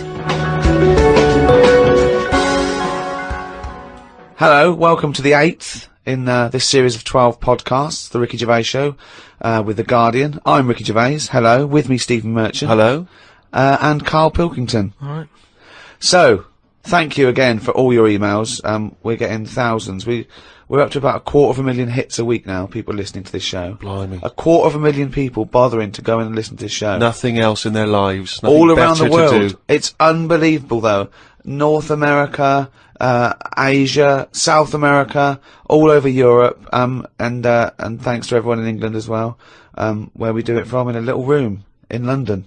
Keep going to rickygervais.com and registering, because so when we finish these 12, we can email you when we come back and start again. We're going to need a little bit of time off to record the second series of extras. Well, I'll tell you more than that, Rick. You're going to need some time off just to have a little breather, because I know how hard you work. And you, mate. Well, thanks, mate, but I mean, you blinking work hard. But Karl's been on holiday again, hasn't he? Oh, yeah, that's right, yeah, because, Karl, you don't do anything. And you have weekends off. You take at least 5 or 6 weeks holiday a year, even though you haven't got a job now, you're meant to be doing this, and yet you still go on your whole holiday. life's a holiday, basically. Yeah, why do you need a holiday? You potter around. Your big day last week was going to the cobblers. So, why do you need a break so much this week? It's just that, it's good for your brain and that, isn't it? It opens it up a bit. You are not evidence for that. Where did you go? Gran Canaria. For a week? Yeah. Just sitting around?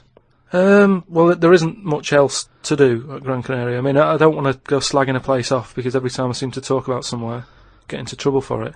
Right. But it's just like a big rock. It's just volcanic, innit? And you must have looked like a little barnacle on that. Have you been there before? Been near it before, to another rock, which was just. But what, you had your fingers burned? Why did you go back? Because you think, well, they can't have loads of these islands that are the same, like just a big rock with hotels on. They can't get away with it. So you think, they well, obviously the next are one, getting away with it. But why do you keep going to these places that are rocks? Why don't you investigate first? Ask your travel agent, is this a giant rock? Because that's what you do, innit? You go and find out yourself. I mean, when Armstrong went to the moon, what was he expecting up there? That's a fact, that's a big rock. And he still went all that way. I don't know what that point was. No, so what I'm saying is, though, sometimes...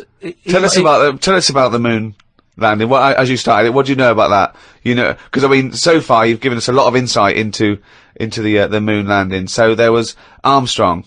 There was Armstrong and that. Yeah. There was fella called Buzz. Yeah.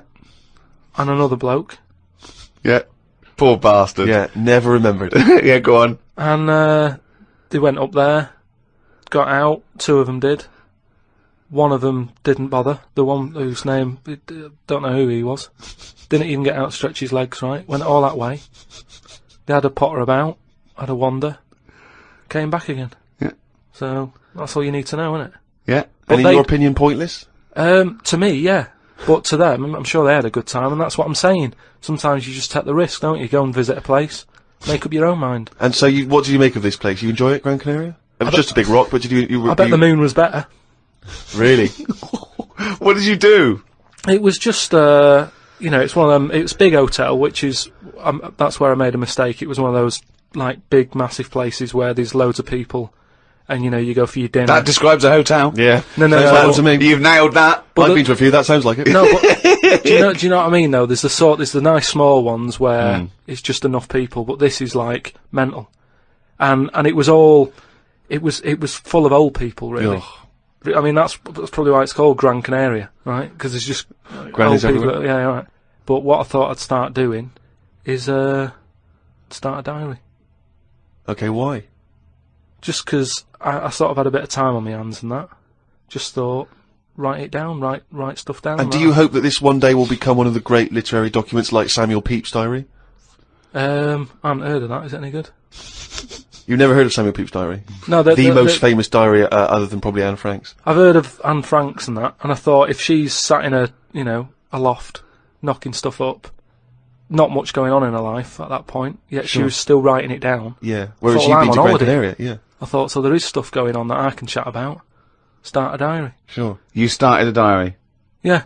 And what are you going to do? Did you keep it up every day? Yeah, just... oh, can I read it, please? Well, a diary is meant to be sort of... Please, can I read some out on this podcast? Karl... Some of it, though, is only relevant to me. It's sort of... Oh, this is... Please, give me it. Oh, my God. I mean, this isn't... I haven't just... Look how big it is! It's one of those desk diaries. It's huge. It's about a foot long. And it's... Oh, that is amazing. Imagine if Anne Frank's had been like that. As she got out... Right. Everyone would have heard it clank down on the desk. Yeah, but my writing's quite big, isn't it? Oh, look! Give us that. Do you know about joined up writing? Have you heard about that? There's no point. Amazing. Sometimes you can't read it, can you? So it's best to look at look! Oh my God! It starts on the first day. This is wonderful. Going on holiday to Gran Canaria today. woke up to the news that Tony Banks had died. There was a piece on the news about how everyone was shocked. Got me thinking about an invention that would be good. Right. A watch that counted down your life. If it says you've got 3 days left, go to the doctors. Told Suzanne about invention. She said she wouldn't buy one. But she said that about the iPod. How would this device work, this watch? I mean... No, because they wouldn't be allowed, and two, there's no way they could disguise it, because not only would they see it straight away, right, but they have blood tests. Right, okay, so... which would show up. So they definitely know if it was blood tests. non-human. It's impossible. It would be literally impossible to have anything other than a human involved in a bobsleigh team. Fine, okay, so carry on. So anyway, this country, I don't want to name them, because they try to shake off this sort of, this bad news. Oh, yeah, and you don't know. And it's not true. Yeah. So anyway, the country was doing really well in the qualifying stages. Oh, yeah. But the problem was there was like 2 members who were getting all like the press and stuff. Oh right, yeah. And one of them never got a look in. Right. How tall was he? Anyway, so this one member was getting fed up because the other 2 were getting all the press and what have you. So he said, "I'm not happy with this. Yeah. I'm jacking it in." So they were like, "You're joking? We've qualified. We're getting into like the main race and everything. You can't leave us now." And he said, "Well, you could do it all on your own before. The way you were acting and that, you didn't need me, so I'm going." So they were like, "Oh." Well, they need to replace him because there's a certain amount of people needed. So anyway, so the clock's ticking. It's getting close to the big race and everything. Of course it is, yeah. They're like, "What are we going to do here?" The substitute they took with them. What are they going to do? Yeah, they would take their substitute. So No, they didn't have any of them and that. It's, a lot of injuries and stuff. Or just get a mate to do it. Just get a mate or a friend or the coach to do it. Yeah. But there's a lot of responsibility on these people, and you won't want to let your country down and that. And they're like, "What are we going to do?" Get a waiter or anyone. Anyway, in the hotel. the time comes for the race. Seems to be 3 people on it. There appears to be 3. Okay. Yeah. They start off. They're whizzing around the track faster than normal. They're beating their old records. Right. Amazing. Because the new fella they've got a little bit smaller. Ah. Right? Is he in the bobsleigh? Or is he pushing? He's in it. Oh, right, okay. Right. He's wearing a uniform and a helmet, though. He's got a helmet on. He's got the kit on. Nobody knows who he is, but the country's loving it. Of course They're like, "Well, it looks like we're going to break all our records." Good. It's good that they found someone new. Yeah. Bet the other fella who left is sort of kicking himself, thinking, "Oh, I could have been part of this." Anyway. This wasn't a bloke that had very short legs and long arms, was it? Anyway, what happened is they're whizzing round the track and what have you. Faster than ever, yeah. Faster than ever, and the press are like going, beating all records here. They started taking photographs. A lot of flashing.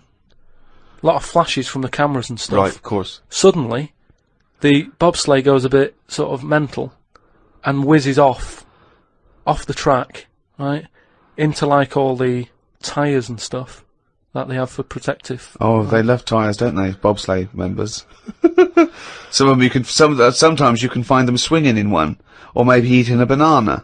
Ambulance comes rushing over and stuff. The other 2 members are looking pretty nervous for some reason. Oh, what are they doing? They're saying, "Look, don't take the helmet off because you can do more damage to the neck." Well, don't tell the paramedics how to do it. They know their job. Yeah, they know their job. yeah. So they were like, just and plus, he doesn't. He came in at last minute to help us out. He doesn't want everyone to know who he is. He's not after the limelight. Yeah. Like some of the members we used to have. But he just was helping his country out. Yeah. Leave the helmet on.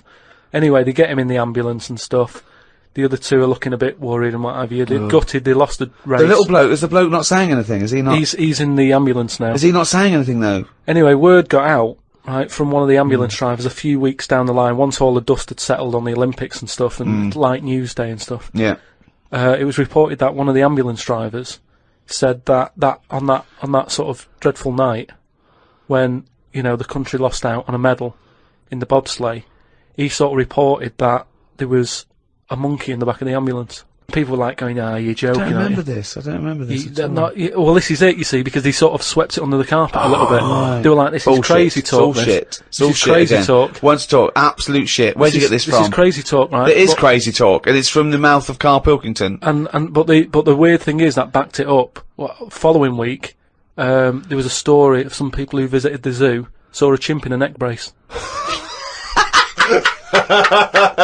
And that's this week's Monkey News. Bollocks.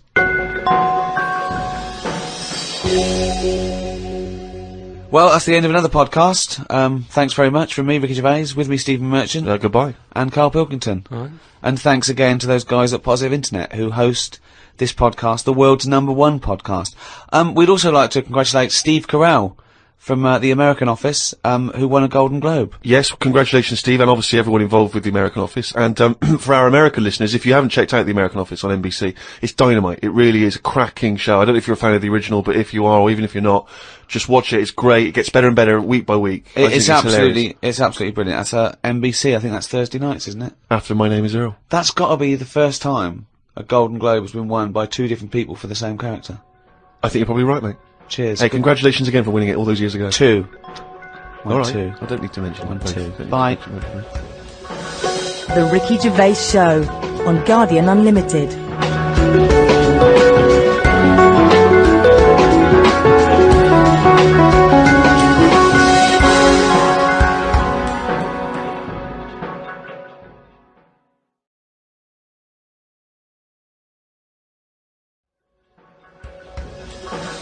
The Ricky Gervais Show on Guardian Unlimited.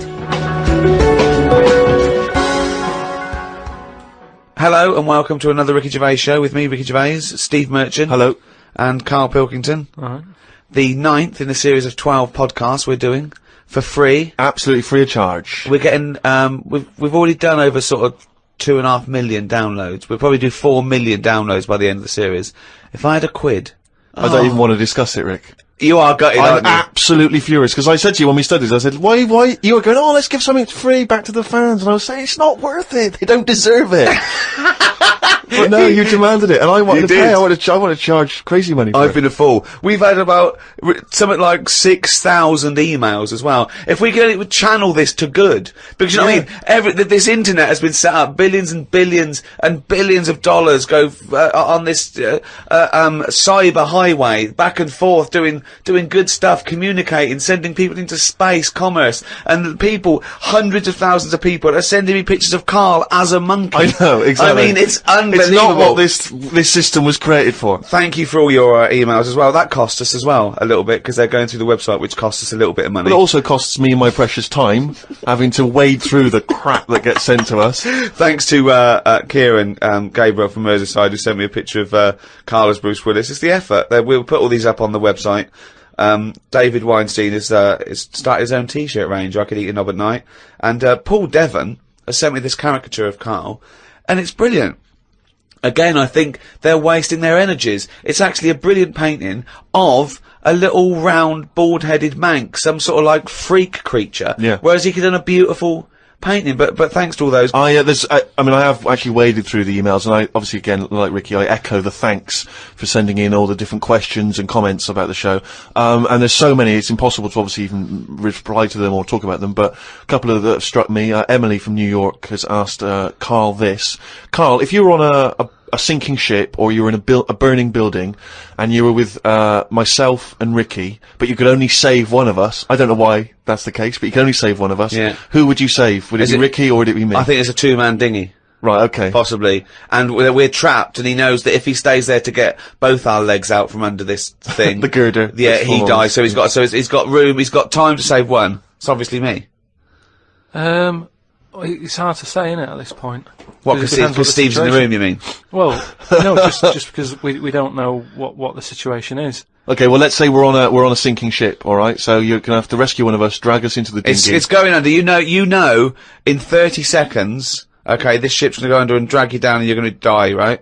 And our legs are trapped, and you've got enough time to untangle one set of legs. Whose legs do you untangle? Now, just because my legs are long does not necessarily mean it's more complicated. No, it's exactly the same amount of time. Just have to make a choice.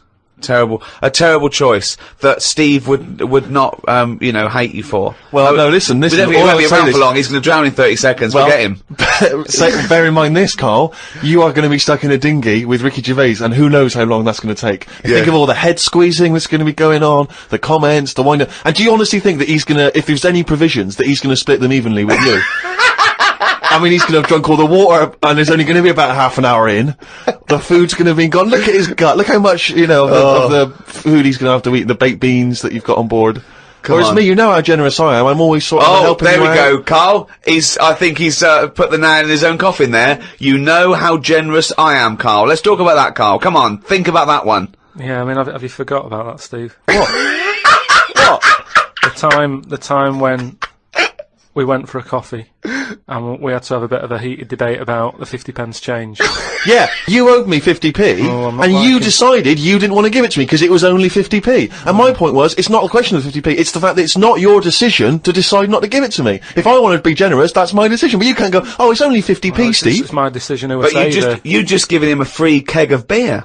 Yeah. No, but that did not come to you, and you didn't pay for the free keg of beer. It was a promotional thing that was sent to you. It's the same thing as the way I gave Suzanne my leaving present from my last job. A lot of people may not be aware of this if they haven't heard us talking about it before. Yes, but you had a gift from your work as you were leaving after however many years of service, which you then gave straight to your girlfriend without telling her that it had been received from people at work. Doesn't matter, she wanted a camera. It's the same thing as you.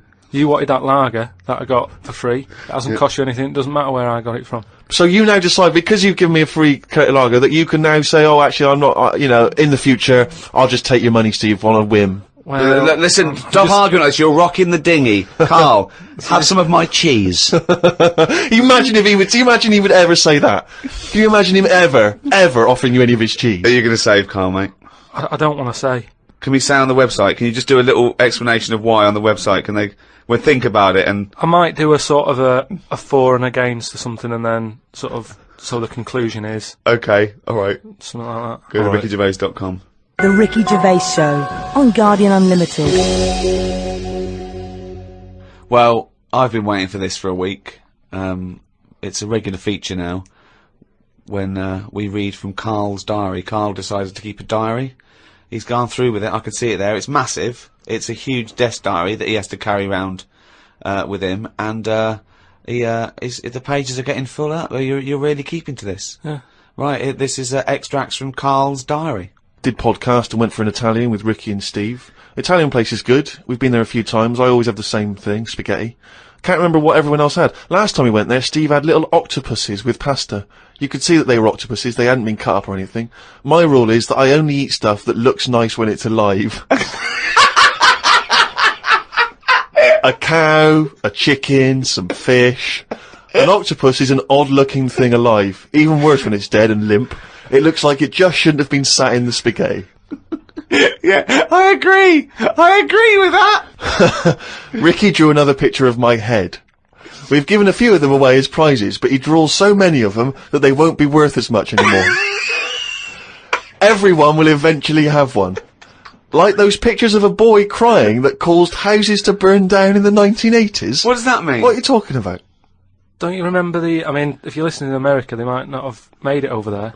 Is it the sort of like the sugary ones with kids? Like, is it Techikov or something? It's just some kid. My auntie Nora had one, and it was just like a kid with like a blue jumper on, and it's like a painting, not a photo. Yeah, exactly, yeah. And he's just crying. Like a chocolate box. It's really awful, sort of sugary. And what happened is they found out that a load of houses were being set on fire or burst into flames, whatever.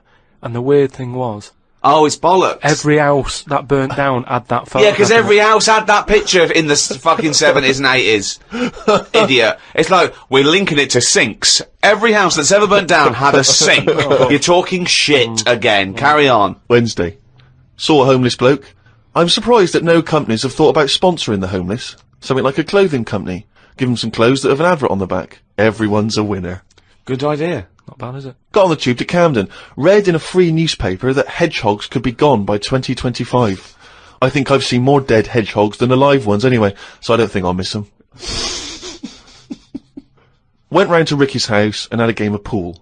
It should have been nice and relaxing, but Jane gave me some cake, and Ricky said I can't play pool if my hands are all sticky from cake. It was the sugar, and it wasn't that either. After he'd finished it, they weren't just sticky, he was licking his fingers, sucking his fingers off, and then was going to pick up pool cues and touch things, and I was thinking, go and wash your hands after licking your hands. You're not a cat.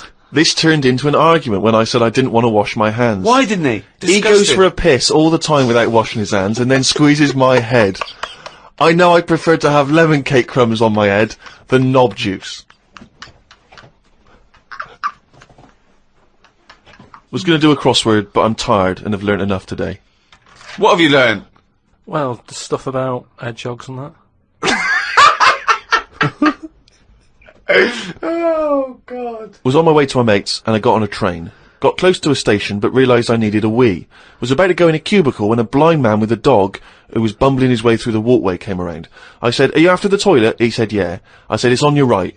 I shouldn't have let him go first, as he took ages, and it would be my stop soon. The dog waited outside the cubicle. I was going to stroke it, but then I remembered someone telling me that you shouldn't. Don't know why not? that is. Because something to do with the owner should be the only one who sort of deals with that dog, and you shouldn't. Well, you shouldn't stroke it because you'll cover it in fucking lemon cake. No, but just because if you stroke it and that, it might like me and want to go off with me, and he'll come out and be lost and stuff. Yeah. I'm not totally sure, but I just thought. The Ricky Gervais Show on Guardian Unlimited. A few people have sent this in, including Paul, the party animal Parker. I wonder if anyone else in his school. I mean, for some reason we've just assumed he's in school. I don't think there's any actual proof of that. But I reckon he left in June, and he's doing sort of bits and pieces, but he's still not a party animal.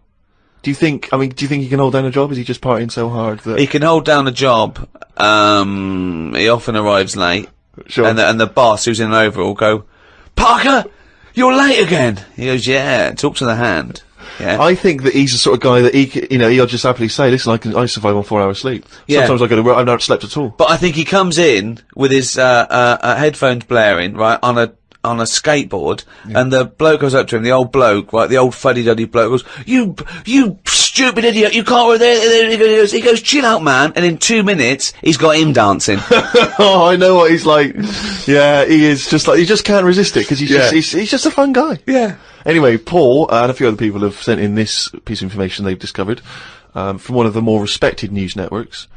The headline is this: female kidney turns lumberjack onto housework. Right. Now, a Croatian lumberjack apparently has claimed that he started enjoying housework and knitting after he was given a female kidney. He claims he's going to sue his local health authority because he says he's become a laughingstock. He used to enjoy heavy drinking sessions and things. The kidney transplant saved his life, but they never warned me about the side effects. I've developed a strange passion for female jobs, like ironing, sewing, washing dishes, sorting clothes in wardrobes, and even knitting. Well, if he likes it, what's the problem? It's nonsense. It's nonsense. Hold on, though. What makes me laugh is he's become a laughingstock. So what do you do when you become a laughingstock?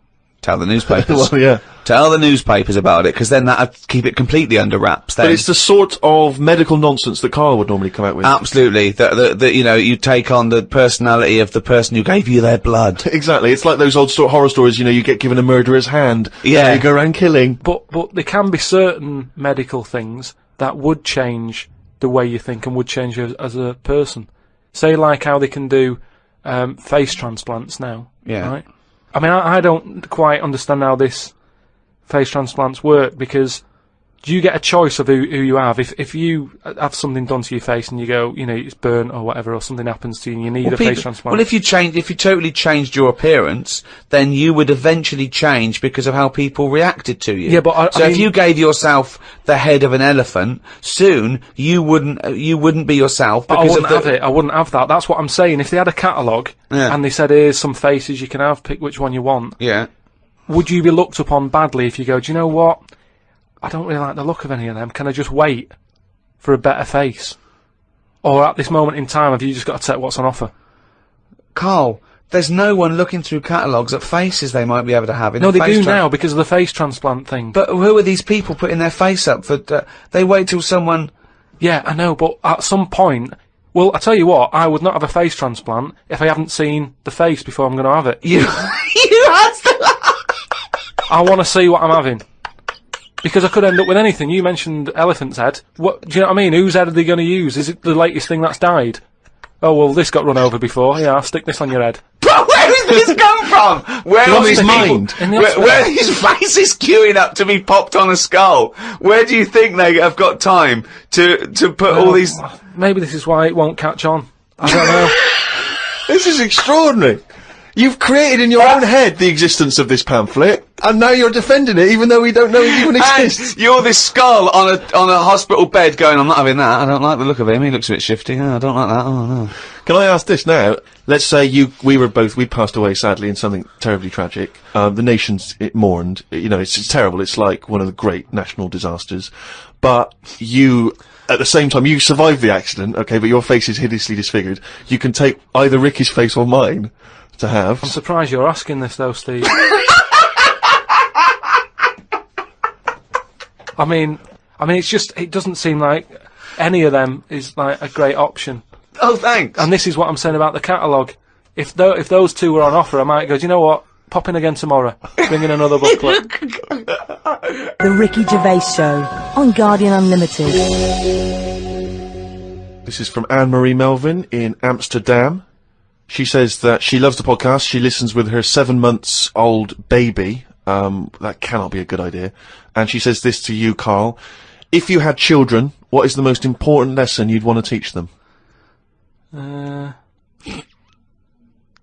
mean, in a way, if you sort of look after a kid too much, it doesn't learn that much. But if you let it learn by its mistakes, it'll probably grow up alright. But there are some mistakes you can't afford it to make to learn from. Yeah. Driving a car the wrong way down a motorway. Testing if the fire really is hot.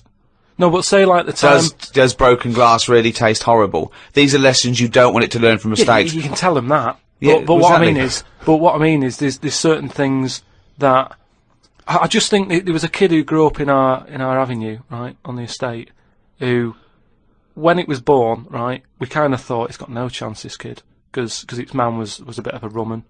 You know, a rumman? Where's that? No, just like, you know, she like going out and having a fag and like having a drink, and she's never at home. It's the one who had the horse in the house. Sure. Right? Which I don't want to go over. Sure, it's old news. It's out there, isn't it, if you want to find out about the horse in the house. But she had a kid, and everyone was pretty surprised when they saw it, because it was a good-looking kid. Yeah. Right? Which was a surprise, because, like, you know, the man wasn't that good-looking, the dad was a bit rough. But it came out, and she was showing it around the avenue, going, look at this I've had. And she was chuffed with it, because it's probably like one of the newest things she's ever had, because everything else was always sort of second down and what have you. But suddenly she's got this brand new little baby, right? Anyway, as it grew up, right, those looks went. Right. And I'm not talking getting old, I'm talking by the age of about 3. It looked rough already, right? And all that just happened because that's the life it was in, right? Yeah. So like it had like a patchy head. Its hair. It had a patchy head. A patchy head. It's just sort of. It wasn't a North American Indian. What do you mean, a patchy head? Just his hair was patchy. He used to chase sort of cars and stuff. Chase cars. Sorry. What do you mean? That's what he did for his. Sorry, did she let it get raised by wolves? No. but all I'm saying is that at the end of the day, what is it that makes a person? Do you know what I mean? Now, I don't know what state he's in now, but maybe he learned all his mistakes by the age of 4. I'm guessing he's not chasing cars now, but at least he's done it. I'm guessing he is. Yeah. Do you know what I mean? At least he can go, yeah, I've been there, done that, and you don't go back to it, and you can get away with doing dafter things when you're a kid, can't you? I nearly killed a man once, right? Okay, right. That time when I was in Wales, and I was having a walk with my dad on the cliffs and that, Yeah. I just picked up a big rock, right? Chucked it off the edge, and as I chucked it off the edge, I noticed a fella was walking down below. Jeez. And I missed his head by, like, inches. Now, I've never chucked a rock off a bridge, or, like, off a cliff or anything. And it only took one man to almost lose his life for you to learn that lesson. Yeah, but that's how you learn your lessons, isn't it? See, a lot of people would have said that maybe your dad should have said, "Hey, Karl, what are you doing?" No, but he didn't know I was doing it. I didn't say I'm going to chuck this off here. I just picked it up and chucked it. And, like, as I let go of it, I noticed a fella was down there. You live and you learn. That's a little mantra. Right. You live and you learn. So the woman who's had the kid, sort of look after it, feed it, make sure it's got shoes and that, but let it roam about. That's great. There's the advice for you, Anne-Marie. I love that. Good luck. Just let your 7-month-old baby roam about. Karl, a lot of people are absolutely fascinated to find out how you met Suzanne, your girlfriend of how long? Ages. Yeah. And they can't comprehend how, well, I suppose that there's any woman out there. Well, there's someone for everyone, isn't there? Yeah. That's always my thing. And it's reassuring, I think. You know, we've chatted about the face transplants and that. You know, there's a face for everyone. Philosophy, innit? Yeah.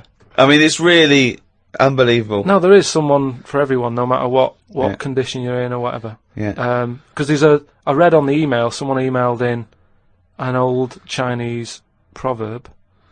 Is it old, though? You know the Chinese proverbs don't age well. It's something about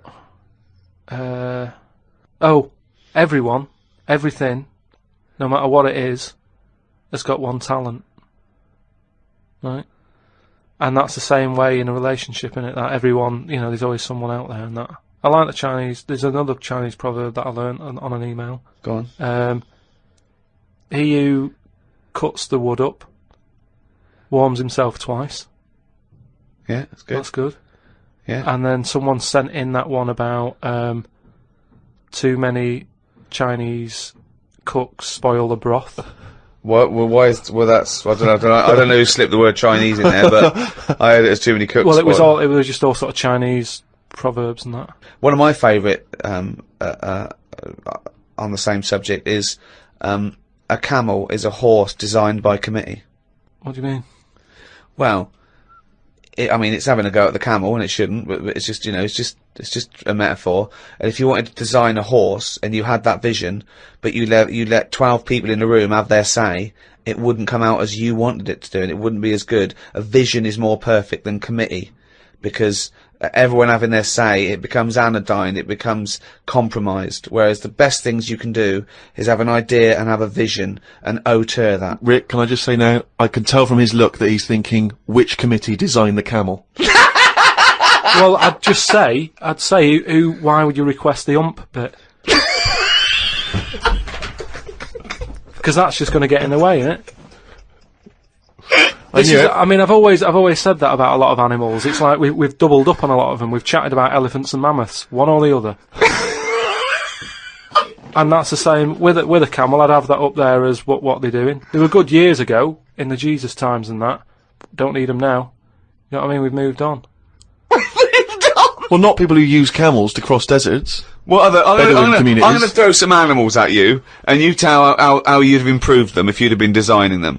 Okay? Mm-hmm. The octopus. So I can now go back. I can look at them and go, "What are they doing?" And where have they gone wrong? What's up with it? How could you improve it? Like the camel, you go lose the amp. I'd probably give it a bit more of a body. Cut down on the arms. And give it some bones, because I don't understand all this. It getting in a jar is good. When does it want to get in a jar?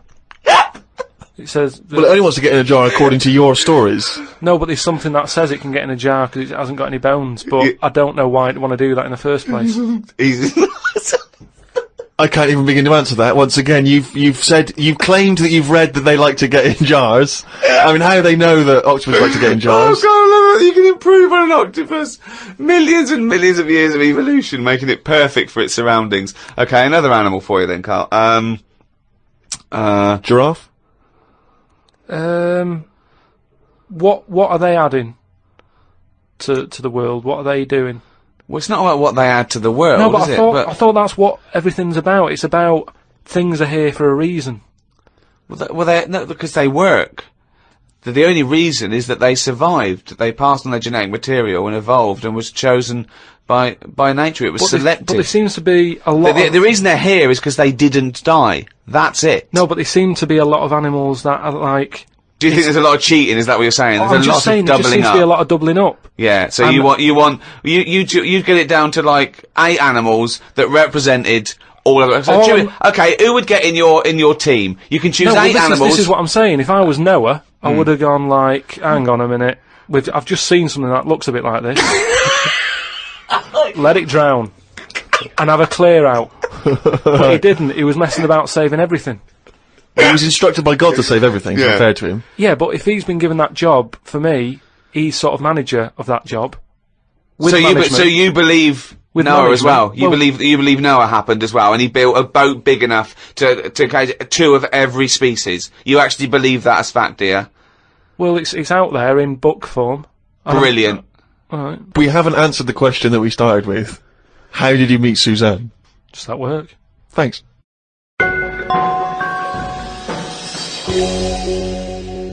Oh, chimpanzee, that monkey music! There was this airline, and was having a lot of problems, and a lot What, of pilot's too tall? Yeah, the cabin was so tiny. Only bananas were allowed in the cockpit for fuel. Anyway, there was a lot of strikes going on, right? Sure. Because I don't know what it was about. It was over money or whatever. Yeah. And the Well, get something that doesn't need money. yeah, but Well, But what else could you pay something in, well, Rick? I mean, peanuts. everyone would- but, So- okay, peanuts or fruit, yeah. so anyway, the boss of the airline, he had like one pilot who he could trust, right? And that was his son. Right. But the problem is with a lot of these planes, you need 2 pilots. Of course you do. And he's like, if only I had 2 sons, but he didn't. There's no point harping on about it. Right? Sure. He runs a airline. He runs an airline, yeah. But how many pilots are there? Because there must be loads. No, there's loads, but the problem is a lot of them are going on strike. Ah. And each week you can see that we're struggling here. But how can they get? get? But if it was just the pilots that were striking, was it?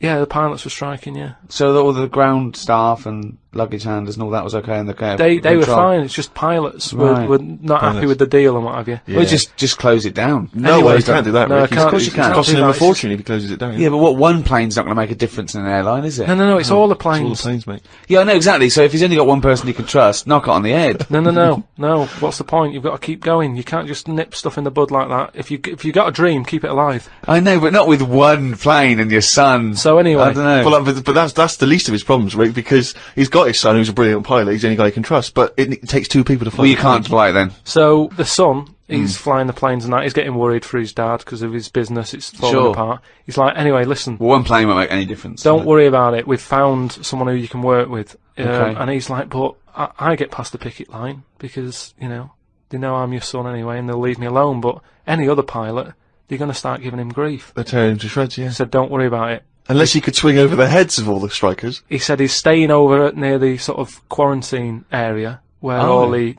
animals are kept Oh, and yeah, stuff. right, okay. They won't be looking in there. They won't bother. No. So he's like, all right. There's no animal that could be a co-pilot, that's why. I'll see you. He'll meet up with you in the cockpit. He'll meet up in the cockpit, yeah, sure. So anyway, he gets in there. He meets them. At first, a little bit of a shock who he's going to be working with, but Why? he's thinking, as long as I can keep my dad's business alive, I can Not with keep one a job. plane. Not So with one plane. anyway, what happens is the strike's going on. He's flying. He's Yeah. got his mate with him flying, helping out. Who's his mate? What's his The mate's flights, name? the flights are brilliant, right? Everybody's loving them. They can't believe how smooth they are. Sure. That the shares are going through the roof. Everybody's like wanting to Because fly. this one plane they've got. That wouldn't make any difference. Everyone's saying, it's only a small plane, but it's worth getting on there. And if it's you a can. small plane as because it's well. it's a great experience. Gone under, I'd have thought. There's So no anyway- way they can keep that alive. Apparently they can. So they're keeping Yeah. this plane up in the air and what have you, and everybody's booking the holidays. It's almost like the favourite bit of the holiday. They're loving the flights that much. Why? It's just because it's really good flight. Just I great, don't it's a great flight. understand what difference Apparently it's a great flight. it makes. It's I don't time So understand anyway, what difference it makes. Everyone's happy. Then one day, what happens is a little bit of a problem.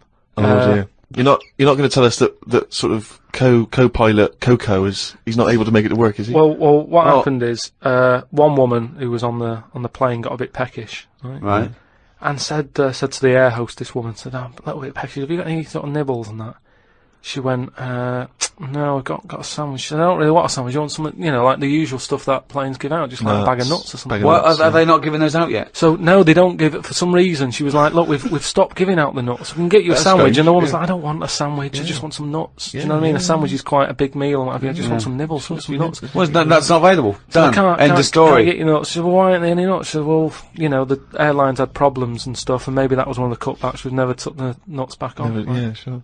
So she wouldn't just leave it. She wanted the nuts, right? She's having a lovely flight and everything. She said, "I cannot complain about the flight. The No, flight sure. is brilliant. Yeah. Whoever's up there flying this plane is doing a She's dynamite doing a job. great job, but I need some nuts." Right. Anyway, so the woman There said, aren't any. "There aren't Very any nuts." demanding woman. There aren't any. It's a very demanding woman. There aren't any. Look, she's paid big money, right? She's probably in first class. She wants nuts, she's going to get Nah, nuts. there aren't any. Leave it. If she has to force her way into the cabin to get nuts, she's going to get Well, she nuts. can't go there because she'll be shot. Because So- with security problems and that, there's no way she could ever go to the cockpit. That would never happen. So she said, well, you're saying there aren't any nuts. She said, but earlier I saw you put a tray outside the cockpit, right? It had a sandwich on it, 2 Cokes and 2 bags of nuts. Right. She said, so you're saying there aren't any, but the pilot's getting Well, them. aren't they now? That was the last 2 packets. Done. No. So Let's go home. So she's going, you can't have any. No. We know, She goes, we understand now there's a dispute over So nuts.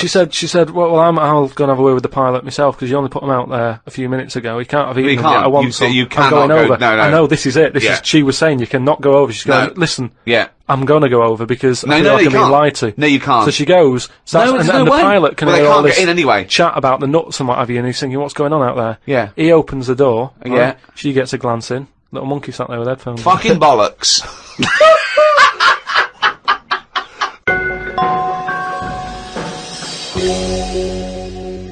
Well, that's the end of another podcast. Do register on rickygervais.com. We'll be able to email you and tell you what's happening when we finish this run of podcasts. We might have some downloads. At the moment, we're working on animating all the monkey newses. So look forward to that. The absolute bullshit that is monkey news in all its glory. This was hosted by Positive Internet. Great guys. The great guys that host the world's #1 podcast. Cheerio from me, Ricky Gervais, and Steve Merchant. Goodbye. And Karl Pilkington. The Ricky Gervais Show on Guardian Unlimited.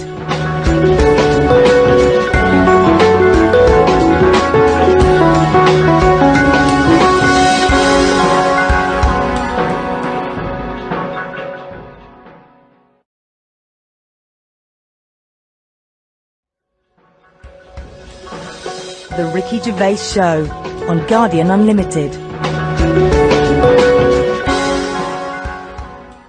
Hello, welcome to the 10th podcast in a series of 12. Ricky Gervais Show with me, Ricky Gervais, Stephen Merchant. Hello. And, of course, Karl Pilkington. Right. Now, thanks for all your emails. We've really started a community here, I think. Yes. We're all brought together by one aim. The fascination of the brain of Karl Pilkington, basically. Yes, absolutely. There's thousands of people who are equally as obsessed as we are with it. I really don't know why it's called the Ricky Gervais Show anymore. I mean, I was cynical at the beginning, but it's farcical. Welcome to the Karl Pilkington Show. Well, people say they'd like to hear more from you and I, but I don't see why when you've got do you know this what I specimen feel in the room. I feel like the ringmaster. But the real star is the shaved monkey in a jar that we bring out. Do you know what I mean? Yeah. That's it. That's the star of the show, you know. Yeah. Well, we've had loads of emails actually, and we've had one from Nige, who's done this brilliant cartoon of Karl on the beach. I think we should sell those as postcards. But someone's beaten us to selling merchandise. If you go to www.cafepress.com/Mr. Pilkington, someone is selling everything with Karl Pilkington's head on it. Now, these are bootleg goods. We're not making any money from it, but I'm strangely proud.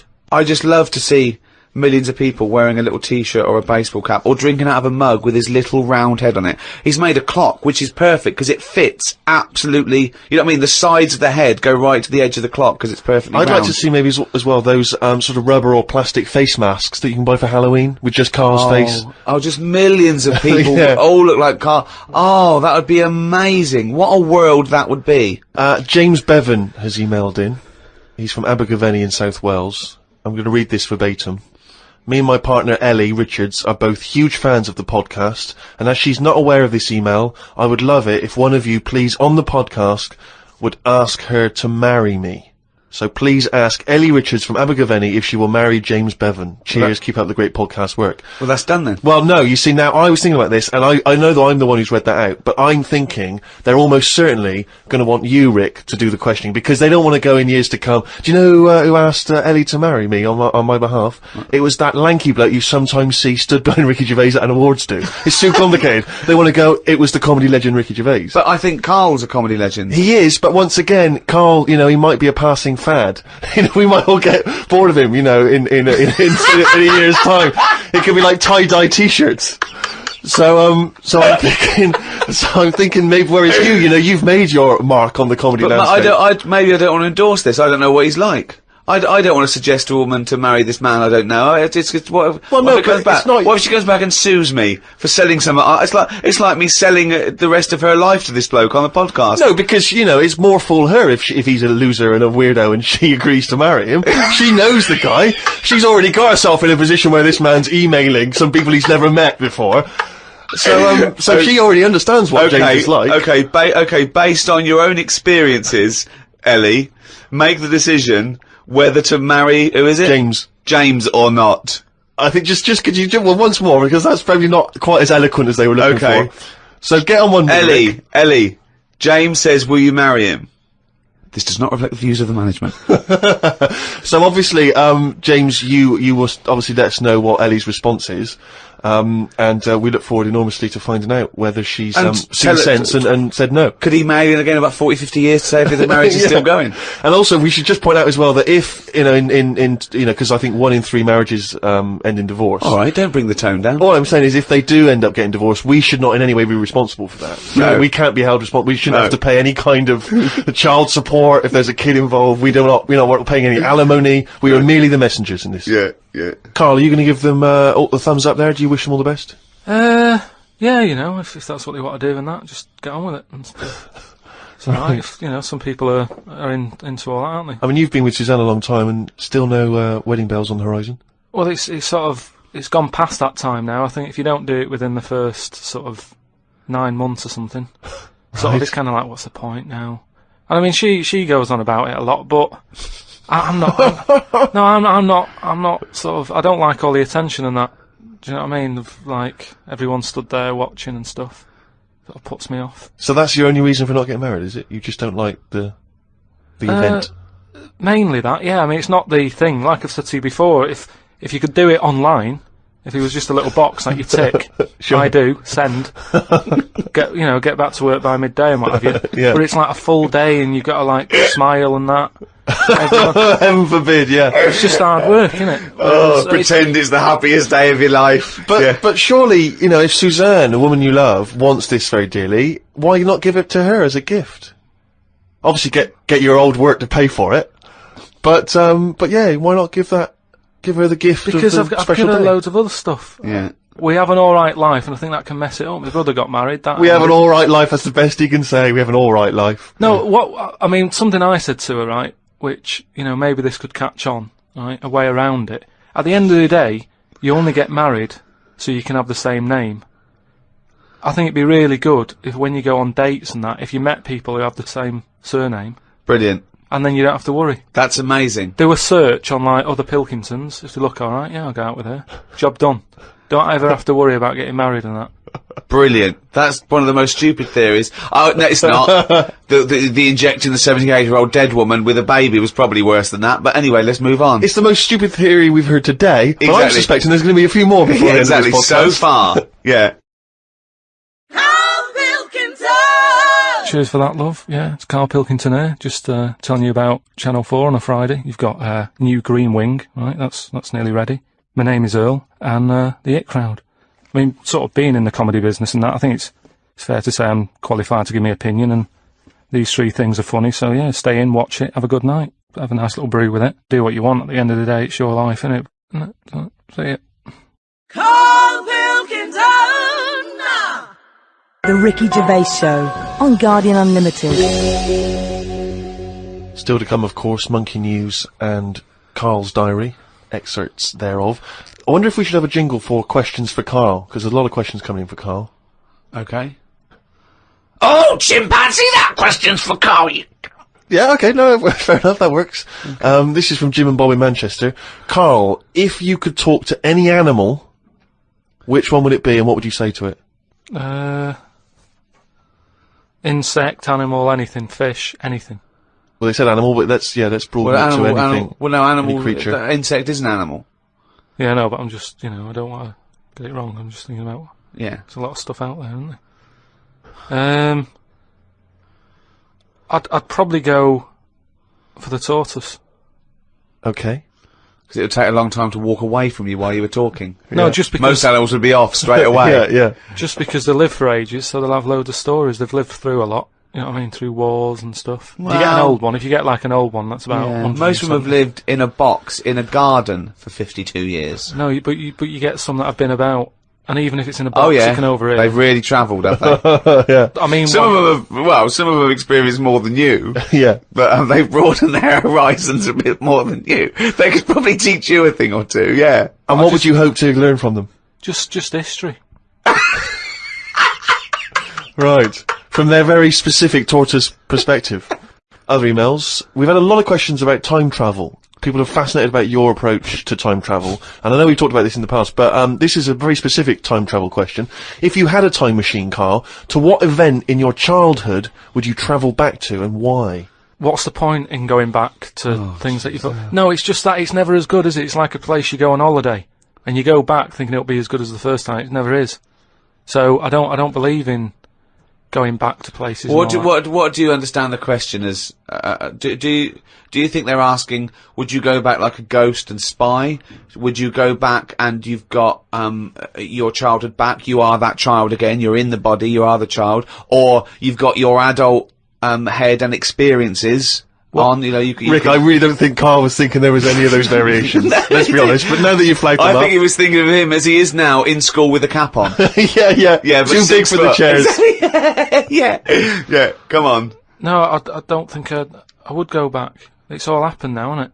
Yeah, but it's an email to a podcast for our own amusement. Well, okay. Choose an event. Okay, forget the time travel thing. No, hang on. I think let's clarify one of Ricky's points. What if you could go back and you could live that moment again? How would you do it differently? There's been times where I've gone, oh, that was a bit out of order or whatever. But then you learn from your mistakes, don't you? So I don't want to go back and change stuff, because it's like that thing that they go on about, innit, where they blame the butterfly on an earthquake. You know, it's going to happen. If it wasn't that butterfly, it's another one. So why pass the buck, is what I'm saying. So you've got no regrets. There's nothing in your past you'd want to change or do differently? What about if you went back and you spied like a ghost on something? You couldn't change anything, but you could have a look at someone and just sort of look, like Ebenezer Scrooge does with the Ghost of Christmas Past. He goes back and he's sort of like looking at himself dancing and stuff, or what would you do? What would you go back and have a look at? Yeah, but you're asking me to change. I don't want to change. You're not changing, you're just observing. It's impossible. All right, this question, it's not going to happen. You're not going to have to do this. It's impossible. Right, yeah, I nearly died once, didn't I, on an ice pop. Right. Right. Now, maybe if I would have died, I'd say, well, let's go back to that, and I won't have an ice pop. You wouldn't be doing the podcast if you'd have died. You wouldn't be having this email put to you. What are you That's absurd. About? You're now saying you're rewriting history and then going back to change it.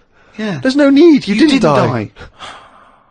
Well, and we've changed it. You can't change anything. You're just going to go back and watch something. Would you like to go back and watch yourself choking on a Mr. Freeze? No, that's what I'm saying. That's why I wouldn't go back now, because I'm all right. I haven't had one since. I've learnt a lesson. I'm not missing them ice pops. So I don't think you're making the most of this opportunity to fantasise. I don't see the point in going back in anything. I mean, do you mean go back in time to the point of you can see, like, Rome in its working day? What, in your childhood? Was Rome about when in your childhood? Were there gladiators in your childhood? Well, that's what I'm saying. Everything I've been through, so why see it again? Forget it. It was just a nice little question. I mean, that shows the lack of imagination in Karl Pilkington. Your mind can't fathom something unless it's, like, you know, got two heads. But I don't see the point in doing something twice. Because the thing is, say if there's one good moment when I was about 6 that I loved, I'd then have to go through all the other 20 years. Again. Well, why? Why have you imposed that? It's a fantasy. Make up. You could go back and come back again. Yeah, whiz back and fast forward 35 years. Nah. Brilliant. No. Like it was on offer. Like this was really on offer. Move on. Migrant workers in South China are wearing adult diapers on packed trains heading home for the New Year holiday because they've got no access to the toilet. Many supermarkets in this particular part of China have reported a 50% increase in sales of adult nappies for the train trips. Now, what do you make of that, Karl? You're on a long, long train journey, 3 hours, 4 hours. You know there's no toilet. You know you're going to need to go. Pop on a... Why isn't there any toilets? They just aren't on the trains. And they're a really long journey. Yeah. How long? Hours. Well, very long in China. It's a big country. I couldn't do that. I couldn't do it. I'd have to hold it in or something. Just like, I mean, when I was a young kid, I don't know how young you are when you wear a nappy and that, but I remember that I didn't like it, doing it in a pair of pants, like that, a pair of nappies and that. And I used to have to, even when I was too small to sort of get up on the toilet and that, because you'd fall in, my mum knew that I didn't like nappies and that. I used to just go in the corner, just near the kitchen, in this thing that, like a litter tray. That cat's having that. I mean, it wasn't like that, but that's the same sort of idea. And I'd go there, and I do, we think. And, you know, my mum used to say, oh, he's going there, don't look at him and that, because it put me off. You know, like cats don't like being watched when they do it. When they go in their litter tray in the kitchen. No, they don't like it. I tested it again. What are you, just like a little feral kid? Just running around and going to the litter tray, covering it up, and then running up the curtain and eating a sweet at the top of the pelmet. No, but nobody likes being watched, and that's what I'm saying. If you're sat on a train and you're knocking one out and that, and everyone's looking at you, I don't think it'll catch on. Well, it has caught on. They're all doing it. They're just sitting there. They're doing, you know, they're reading the paper, doing Sudoku, and they're looking around when they're going. They're thinking, oh, no one knows I'm going. Everyone's thinking that, and everyone's going. I mean, it's partly because there are 120 million peasants from China's vast rural areas who swarm into the cities for work. And so, you know, that sheer number of people means that the trains are so overcrowded. I just don't. I mean, what are we getting to? You know what I mean? What's going on in the world that this is happening? I know. I mean, people have always had to travel for ages. I just don't. I don't understand why there isn't a toilet on it. We're going backwards. We're going backwards, aren't we? Why isn't there a toilet on it? Well, maybe there is, but maybe people are thinking the queue is going to take forever. If you've got 125 million people, yeah, but not everybody wants to go at once. I mean, I know Chinese and all that are like at the forefront of everything that goes on in the world, inventing stuff first, but this isn't one of the best that they've come up with. What have they invented then, the Chinese? Just loads of stuff, haven't they? Yeah, well, loads of stuff. I was going to ask you. You seem quite educated on the subject. What? They did them cat mop things that I told you about. Brilliant. I mean, this was where you put mops on the feet of cats, was that right? Yeah. And they wander about the house, clean up and that, wash the floor for you whilst they're pottering about. They've done like hats with umbrellas on them. They've done. I mean, they're known for like coming up with stuff first. Yeah, I mean, my first thought was gunpowder, but yeah, cats with mops is good as well. Just a final mention of one of the emails that came through from Phil Hobby in Falmouth in USA.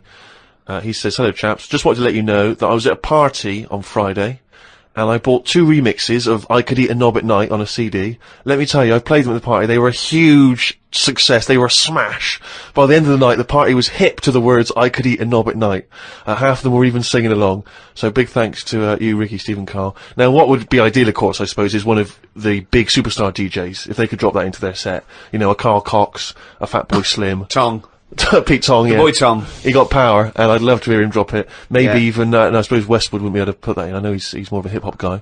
But, yeah, so, I mean, if you at any point ever hear I Could Eat a Knob at Night, the remix, at any kind of club event, let us know. We'd love to hear about it. Yeah. The Ricky Gervais Show on Guardian Unlimited. Well, now to one of our most popular features. I mean, this could even rival Monkey News one day. It is Monkey News. It's you know, it's news from the point of view of a monkey, a shaved monkey.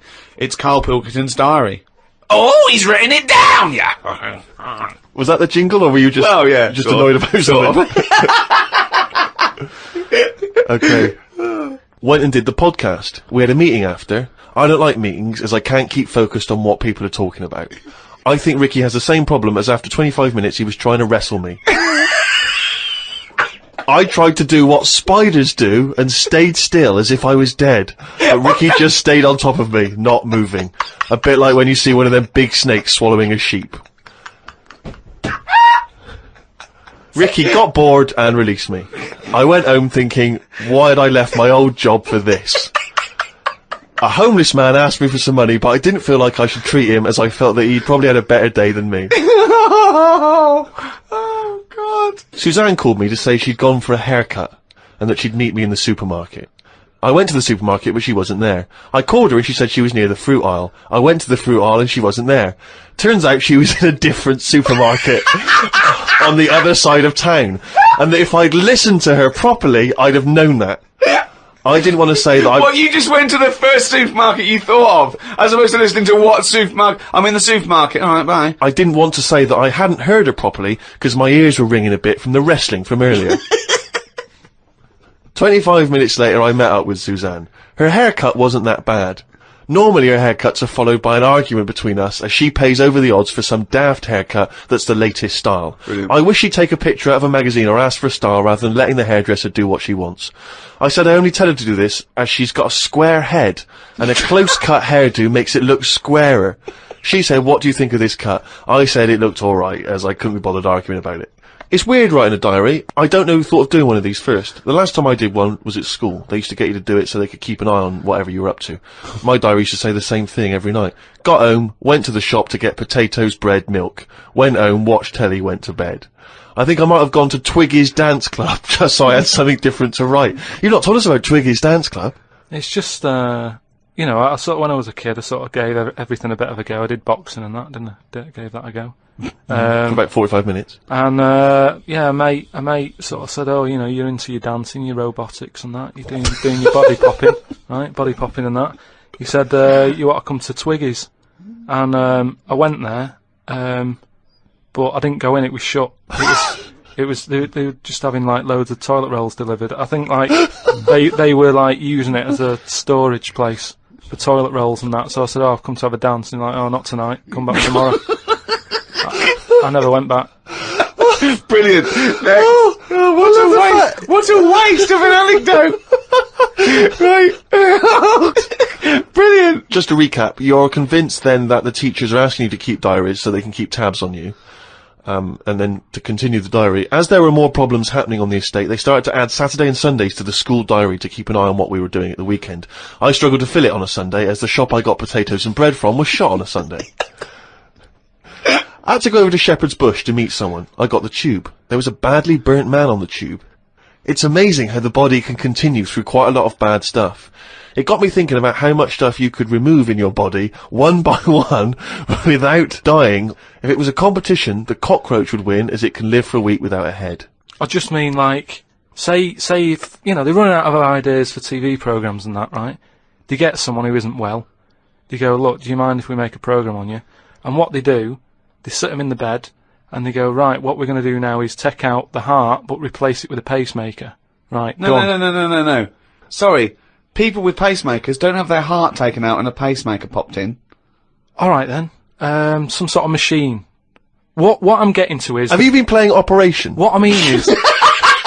what I mean is, the big finale would just be a head chatting with loads of wires going into it, and it's like, look what we can do with science. That's what the programme's called. It's the same every week. The volunteer is just a head with loads of wires coming out of it. Look what we can do with science. And he's going, goodbye. I feel ill. Got some post delivered to me today. It was... oh, this is great. This makes it in the diary. Got some post delivered to me today. It was addressed to Mr. Pilkington.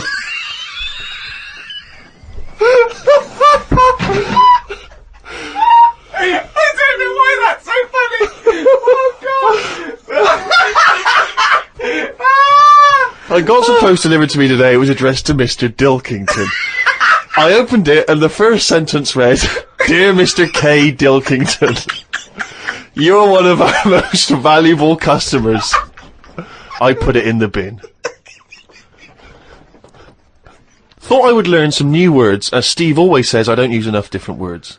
I read in the Fortean Times that the word "wew" means an ugly female ghost with drooping breasts. What do you mean? Is that how am I pronouncing that right? Who's using that word? Who is using that word? It was just W-E-W-E. Let's call it a woo. An ugly female ghost with drooping breasts. I think I'm right when I say there are too many words in the world. I don't think I will ever get round to using the word woo. Watched a health programme. Wasn't watching it properly, but heard some doctors say that we only get so many heartbeats in a lifetime, so don't do too much exercise. I told Suzanne, and she said I probably hadn't heard it right. We got talking about death. Suzanne said she didn't like thinking about it. I said she might end up being a woo. I was chuffed, as I'd managed to use my new word. Download and listen to this on iTunes, Spotify, or your favorite podcast provider. Just check the description below. Went to the supermarket to get tonight's tea. On the way, I stopped and looked in the fishmongers at all the different fish they had in the window. It's like a child in one of those kids' TV shows. I Mr. Pilkington went to the fishmonger. He stopped and looked at all the fish in the window. Hello, Mr. Dilkington, they said. There was a newspaper clipping stuck on the glass about a two-headed fish that they've made in Taiwan. I don't see the point in doing this, as a fish having two heads ain't gonna solve the world's hunger problems, as the head is the bit you throw away. Invent a fish with two bodies, and I'd say well done. Good point, isn't it? Suzanne watched one of her favourite TV programmes. I've told her the telly only goes on if there's something she wants to watch. If there's nothing on, she has to talk to me about stuff I've learnt. Like Descartes. Watched a programme on him the other day. He is the one who said something like, I know I'm about 'cause I dream. Doesn't work for everything 'cause ants don't sleep. I don't know if I'd like that or not. You don't know if you would like it if you didn't ever sleep. Not sleeping. It's just one long day. I don't know. Don't know how you put up with that. Do you think it'd be a good idea? No. Why not? Because, as you said, it would get a bit boring. You know, your sleep is your rest, your time off. It helps you detoxify. It helps you sort of think things through on a subconscious level.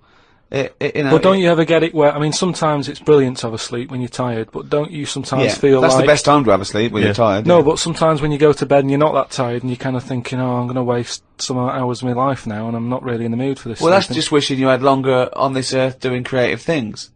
I mean, if you didn't have to sleep, you could spend more time talking to a tortoise and going to the toffee shop.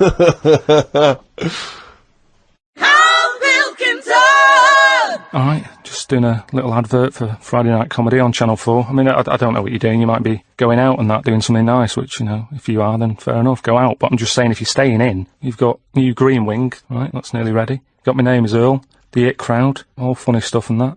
Don't know about you, but, you know, I'll be staying in watching it, just having a bag of crisps and stuff. So, if you're staying in, put the telly on, do that. If you're going out, go out, have a nice night. See you later. Karl Pilkington!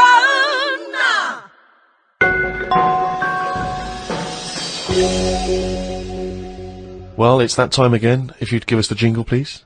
Oh, chimpanzee that you Okay, now that surely cannot be fair on anyone's ears listening.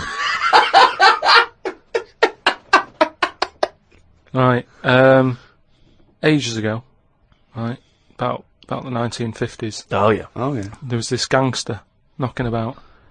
And do you know how, like... Was he called Hairy Fingers? Do you know how, like, a lot of gangsters like to get into gambling and that? Yeah, yeah.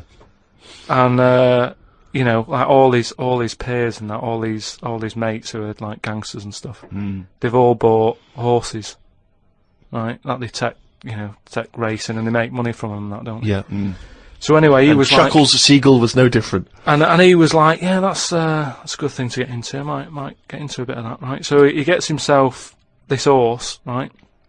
And there's a big race coming up. That's why he's a bit of a last minute. And the jockey turns up and it's fine. It's a human jockey and it's fine.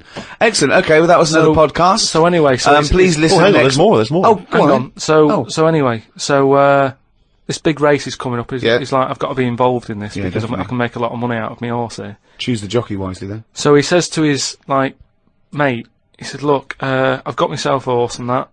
He said, we just need a jockey, get someone to sort it out and what have you, so I can get in this race. Go to the jockey club. His mate's like, yeah, alright, I'll have a word and that, have a look round and that, see if there's anyone decent. And the good thing about jockeys is there's never been a shortage of jockeys, because a lot of them don't make the grade. So there's always too many jockeys to go round. Always too many human jockeys. Yeah, there's never a problem getting jockeys. Fine. Go on. So anyway, he comes Was that back true in the 50s as well? It's always been true. It's always been true. It's always just wanted to clarify that. There's no lack of jockeys. So, it's sort of close shot. People are trying to do it and they don't make the grade, so... But in the 50s, from your knowledge, there was not, like in 1951, a shortage of jockeys for just 1 year? Absolutely never. I'd have known about that. Fine, I'm quite keen. Right. Go on. So anyway, right, so his mate says, look, I'm having a problem getting a jockey. Seems odd, because Ricky's just been saying... He's just been saying there's not a problem. What do you mean? So... Just because the main problem was... Go on. A lot of jockeys were aware of this gangster and were saying, I'm not getting involved with this guy. The chances are, I won't get paid... You know, he's a gangster, it's not worth it. You would do it if it was a gangster asking you. You'd be scared of the consequences. So anyway, he's saying, look, don't be coming to me with problems and that, right? I've got the horse, I want it in the race, sort it out. So they're like, oh, but boss, and he's like, don't give me any of that. Go and Exactly. sort it out." They do what he says, so any jockey would do it. Go on. So anyway, so the day before, The big race, yeah. Left it to the last minute, okay, but fine. and he says, have you got a jockey then? They're like, yeah, but, and he's going, don't worry about it, have you got a jockey? Yeah, but, and he's like, well, look. He wants to say, sure, yeah. So, they were like, he's saying, has he ridden their horses before and that? He said, well, yeah, he has, but mainly, and he's like, brilliant. He goes, yeah, but mainly in like a circus. In the jung... No, like in the circus and that. He'd worked with horses and stuff. In the apparently. circus. It's fine. So he's like, that's enough, that's all I need to know. Well, they'd be too heavy, because circus people are quite built, aren't they? They're a bit heavier than the jockey, because the jockeys are about 8.5 stone. He said, brilliant, get him down there and that, right? Yeah. Anyway, the race happens. He didn't want to meet him beforehand, he wasn't worried No about point, it. not bothered. No. As far as he's concerned, he's putting his money on it and what have you. Yeah. Right? Sure. What happened is they were trying to make him put on the jockey outfit. Yeah. But for some reason it didn't fit that well. Sleeves too short, legs too long. It's that sort of problem. Okay. So they let him, like, you know, wear his stuff that he wore in the circus and that, because it's comfortable with that. He's happy with it. Do you know what I mean? That's what he's happy with. Anyway, race starts and what have you. This horse straight out of the trap and that, high speed, right? This jockey's got a really big grin on his face. He's loving it, right? Everyone's cheering, going, "Who is this? Who's this jockey?" Yeah. It's amazing. Never seen him before, and yet look at him. But they can see his face clearly. Anyway, Gangster's happy in that because he's won. Well, I just want to say the crowd can see the jockey, can they? What? The crowd can. I mean, it's yeah, but he's so fast and what have you. It's a blur. It's all a blur. He's good at it. I mean, apparently he was close to falling off, and people were like, "He's gone. He's a goner." Right. But he's got such a good reach that he managed to grab hold of Oh, the... sure. Good reach. Oh. And Right, when they could tell he was smiling, but they couldn't see the detail of his face. Is that right? Just to clarify that. It was just blur and that. Sure, but they could tell he was teeth. smiling. Yeah. They knew he was happy. At the end of it, do you know, like the winner sort of rides around the crowd bit, Yeah. doesn't he? Sort of, you know, show off and what have you. Yeah. And all the women are there, and do you know, like women are all dolled up at these events. Sure. They've all got big hats on. Sometimes they got fruit on those hats. Yeah. Okay. Right. Yeah. Right. One of the women, particularly Carmen Miranda, was very popular. Yeah. One of the women had like you say, fruit and what have you on it, Yeah. a little banana. Right. Some kind of They're Cuban not real. woman. They're not real though. The hats. They're not real fruit, is it? No, of Yeah. course not. Never. So But I don't know who. I thought they wore those sort of kind of Cuban entertainment shows. I didn't realise they wore them at but events. even if it's like a big event, you know, you might have a hat with fruit, and it's sort of joke, but it's fake fruit because it would perish.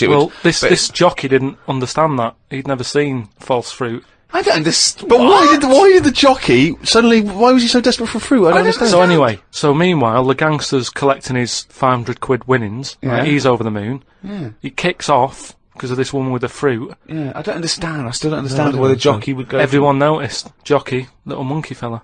Oh, that makes sense. If he was a monkey, that would make sense. Yeah. What year was this? Because I want to. It was 1950s, and that's where the saying comes from about, do you know, like in Cockney slang, 500 quid is a monkey. He sort of put, he put a monkey on it, and it all goes back to the time when. So this happened in England. In this country, yeah, in England. So someone could well still be alive that we could easily contact. That well, would that's it. confirm We that, always, 'cause they were at there's the no event. time length on this monkey news. If you've got any, if it's history, if it goes back, or if it's years made ago, up, bullshit. just send it in. If it's to, bollocks, if you've got send any it in. bollocks If it's that you absolute wanna bollocks, send in. please send it in. That's this week's monkey news. RickyGervais.com.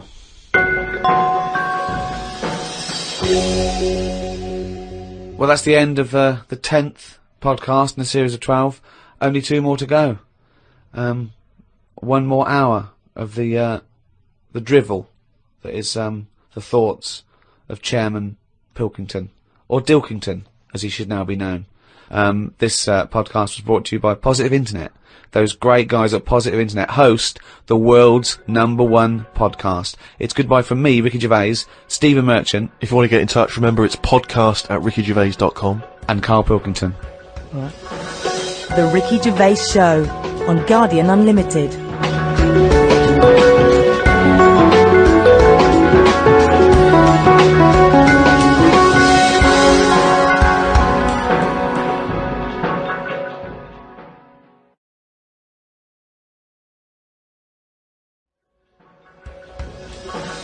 The Ricky Gervais Show on Guardian Unlimited.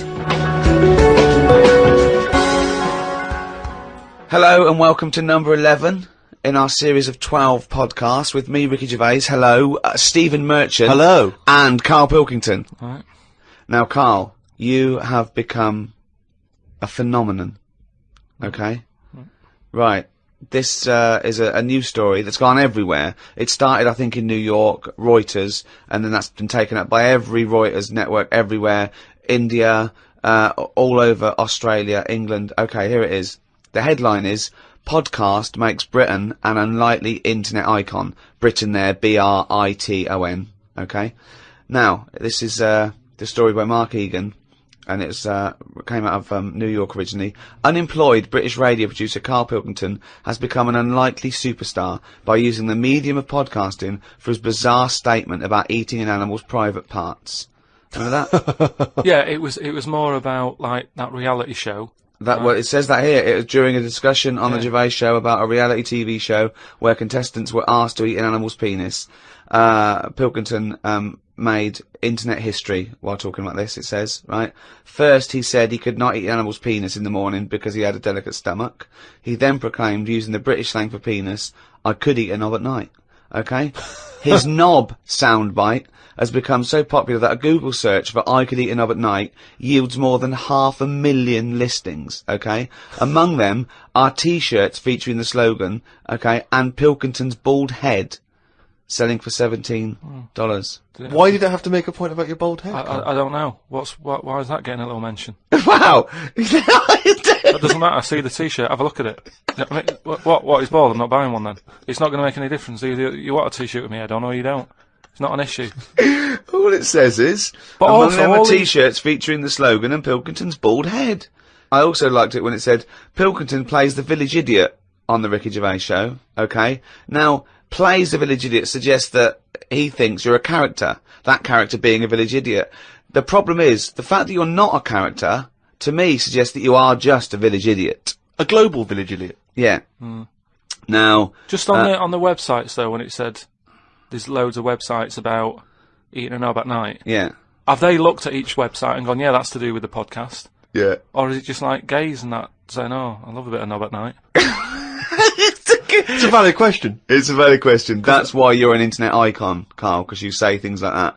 After Gervais mused on the show that the soundbite could be used in a dance remix, it took just a few days for the internet to be awash with songs using the soundbite as a hook. So what do you think of that, Karl? Oh... I mean, is it big in India?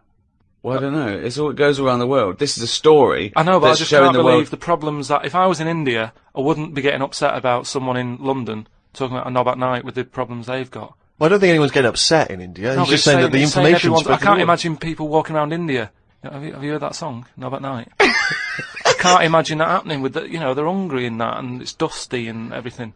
That's your image of India, is it? They're hungry and it's dusty. I assume it's, the parts of India that aren't dusty and in poverty. There is a lot of poverty in India, but there's also, Yeah, but these parts it's still a major civilization, and the people that live in apartments with computers, they probably might tune in. But I don't think it's an issue all over the world, is it? Because there's some places where they eat dogs. They'd go, knob at night, not a problem.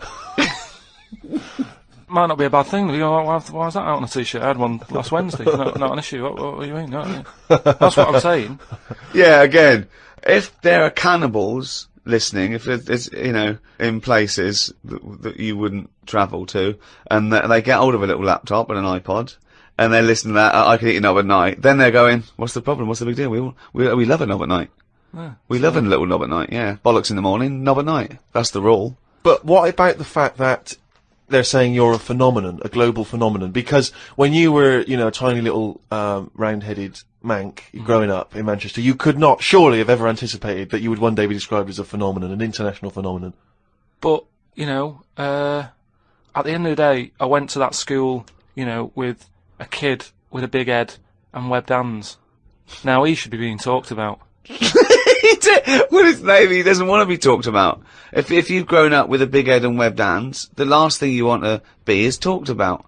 He wants to put on to blend into society. He wants to put on a bit of a pair of mittens and paint his head like a crash helmet, so people think, oh, it looks like a big head, but it's probably just a crash helmet. Yeah, just go about his business. Yeah, unnoticed. Won't get stopped on a bike or anything. Yeah, but I say if you've got something that's a bit weird, use it. That's what we're doing.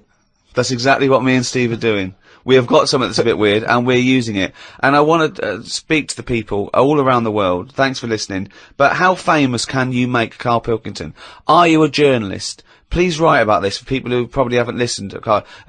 Talk about Karl Pilkington. Put a little poster up in your window. I love Karl Pilkington. Print a badge. Give it away.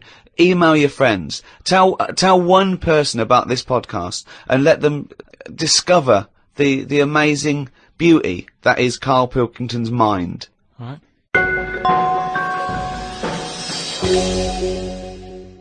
Hasta la vista, baby. I'll be back. I'm here to tell you about Friday night comedies on Channel 4. There's 3 great comedies. New Green Wing, it's nearly ready. My Name is Earl and The It Crowd. The great new comedy from creator of Father Ted. Get your ass to Mars. Friday night comedy this Friday on Channel 4. Switch it on. I'll be back. Uzi 9mm. Cause they did a divorce. The Ricky Gervais Show on Guardian Unlimited. As ever, Rick, there are hundreds and thousands of emails coming in. People contributing all kinds of stuff, pictures as always, and little video clips that I think might be of interest. And of course, as ever, lots of questions for Karl as well, just to sort of try and tap into his brain, see what's going on there. Question from Jade Ramira. Karl, what would you change if you were in charge of what kids are taught in school? Right, you know, because I mean, your school experience was a bit iffy. You got very bored, didn't you? You got very disillusioned by school. Yeah. What I'd do, right, is instead of sort of teaching kids about 2 and 2 and that, she's 4, right? Well done. Show off. I think they should be asked more questions that make them think rather than something that has just got an answer. I totally agree. Right? So, to teaching them the quest for knowledge, inflaming their imagination. But just freaking them out a bit as well. Just going like... See, I knew that's where it was going. Because as soon as you started talking, Rick, I was thinking you're thinking some of the big existential or philosophical questions. You know, does it mean to be human? What does it mean to interact with other humans? To be a humanist? Or teaching them sort of like philosophy on a basic level, that, you know, teaching them the love for learning. So, you know, get them back to a roots level so they want to learn and then they will learn, as opposed to just teaching them facts. Whereas... He was thinking, freak him out a bit. Yeah. No, just like, you know, like I read the other day, and someone sent it in on email, like how there's a dishwasher that's been found on Mars. Rubbish. Whoa, what? Right? It's not true. So tell them that. But it's not true. Go home and write about it. How did that happen? But it didn't happen. Well, it did happen. It was in a science magazine. No, it didn't happen. There's not a dishwasher on Mars. Why not? Because... What do you mean, why not? How did it get there? But we're always sending, like, rubbish out there and that. It's like... Not dishwashers. What, you think the council take it away and they go, where can we put it? Well, the tip's full. Well, where's the nearest thing we can dump this? Mars, I imagine. No, but the same way that fella who, I don't know, was it 2 Christmases ago when he was messing about saying I can get stuff to Mars and all that. He did it wrong because he did it on, like, Boxing Day, and I just think nobody's concentrating. No one wants to work on that day. It's kind of like, do you know what I mean? They're going to do stuff sort of half-arsed, aren't they, on Boxing Day? So... It didn't really get there, I don't think, but it crash-landed. What are you talking about? What was he trying to do? He was sending something up to Mars. Yeah, that little fella that wanted to get something on Mars, and it got... globe, you mean? And it didn't open properly. Yeah. It got there, didn't open. But the thing is, it got there, it didn't open properly. No one's been back to pick it up. And what I'm saying is, we're saying about going to Mars as our next planet. It's a tip. There's loads of stuff that's been flirted up there. No, it's not. It's just all, like, that probe thing is still there. Rotting away. Yeah. So... ipso facto, there is a dishwasher on Mars. We've settled that. Why would they have a dishwasher on Mars? Would they take the dishwasher up with the space shuttle in case they had dinner parties? What are you talking about? I just think they would have a little dishwasher in there. There's a lot of them. Tight space. You don't want to... Who's going to do that? You know, that means... Do you know how much fuel it takes to move a kilogram? Yeah. Out of the Earth's atmosphere? So they're going to take up a dishwasher, are they? Sorry, but what are they cooking up there, Karl? How many people does it take to fly a rocket? How many people? Tell me how many people. Well, it's either one monkey with a banana shoot that feeds it, or probably 2 or 3 humans. Right, say it's 3 humans. Yeah. Now there's 3 humans because they need one to steer it, one to like be going, yeah, we're all right. Yeah, one to make some hors d'oeuvres. One to stop at the petrol station to get more. What I'm saying is, if you're going to start having a sink, then whoever's they washing haven't got a sink. I know, because they've got a dishwasher. He's got you there. But anyway, I'm not going to go into that. But all I'm saying is, teach kids things about. Say to them, right, when you go home tonight, there was dinosaurs knocking about ages ago. How would you have lived with them? get on with it. See you later. Well, they didn't. I've told you this before. You got a lot of your information from the Flintstones and 1 million years BC with Raquel Welch. There weren't dinosaurs knocking around where there were little fellas knocking around in furry pants. No, but just sort of saying to him, all right then, here's a different question. Go on then. Would it be better to have dinosaurs knocking about now whilst we're here? Because I put that in my diary the other day. That when you think about it, there's a population problem. Yeah. There's too many of us. Yeah. We're saving people all the time. No one's allowed to get injured anymore. You've got to, wear a helmet when you're on a bike. There's speed bumps to slow people down. Zebra crossing, cures for illnesses. No one's dying anymore, right? Well, I think they are. Not as many as they should be because the world's crowded. All I'm saying is there's still people dying. I think there's still people dying. Not that many though. Yeah, I think there's still millions of people dying. Apparently, a handful. Loads of people are living longer, and that's a problem. So you feel that you should introduce Tyrannosaurus Rex into say London. Just have them wandering around, just picking people off. That's what. Just sort of random and that. Because I don't know. I mean, I'm not wishing that anyone I know dies and that, but all I'm saying is I don't know anyone who's died for ages. Right. Whereas if a dinosaur was knocking about, you'd go, Neil's gone missing. Yeah. And Enora's had her head bitten off by a... Whatever. I just think then it is survival of the fittest, which is, we've lost all that now. You don't even have to be fit to survive. You just keep sticking a new lung on you. Or... Do you know what I mean? They can do too much now to keep people going. They just keep sticking a new lung on you. Question from Kevin. He says, Karl, other than the famous boxing match that you've often talked about, I know that took up about 20 minutes of your time, have you ever been in any other kind of fight? I don't suppose a slanging match. I think they're talking, have you ever been in a physical fight? Once that I can remember. It was over a woman. Well, a girl. I was at school. Yeah. And it was because, it's hassle, innit? Right? Relationships when you're younger. How old were you?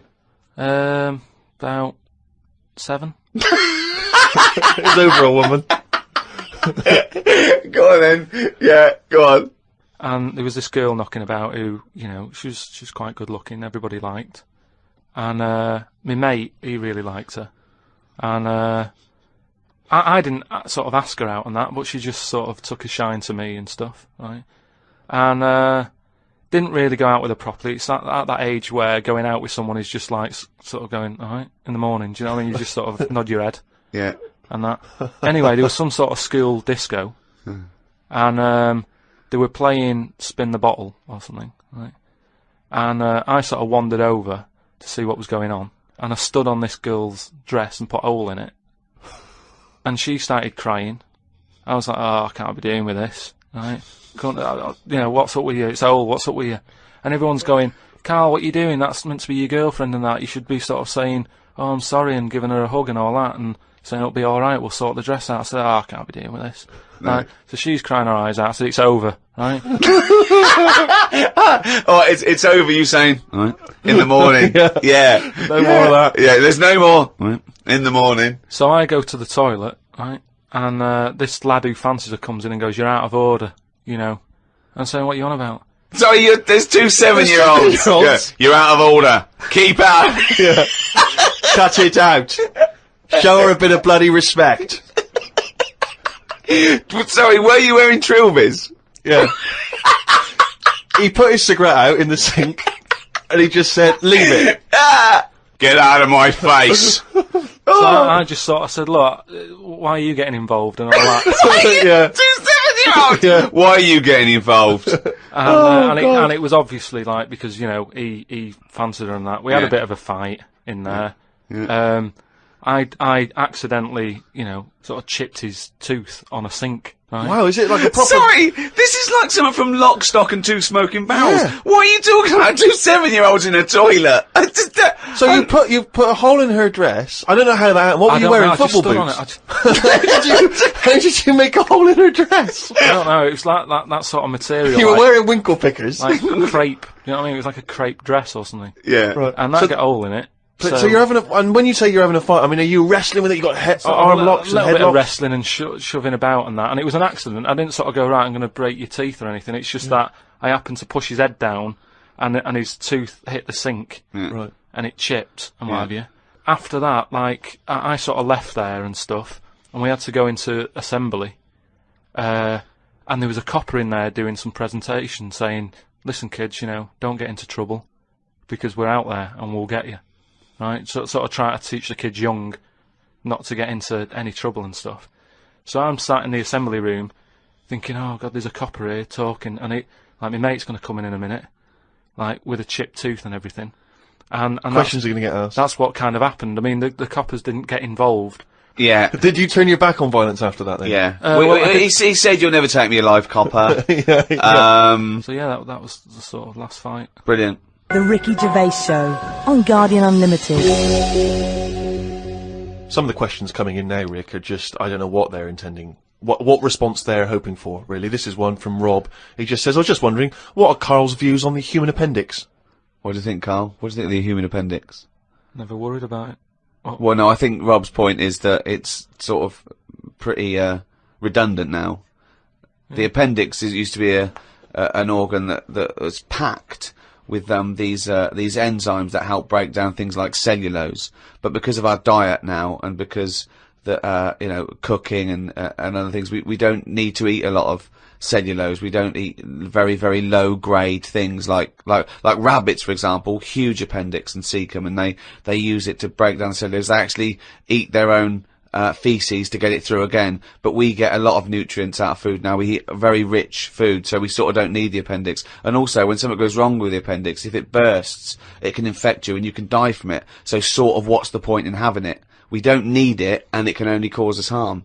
That was the question, I think, that Rob was putting to you. So now what are your thoughts on the human appendix? So this is kind of what we've talked about before, where... He always says that. He always says something like, oh, we've talked about this before, and the thing that he's talked about is nothing like it. Yeah. There's never... Go on. No, but just like, in the way that we've messed with our body, and we've messed with the world too much. Yeah. If we've got an appendix, we must need it.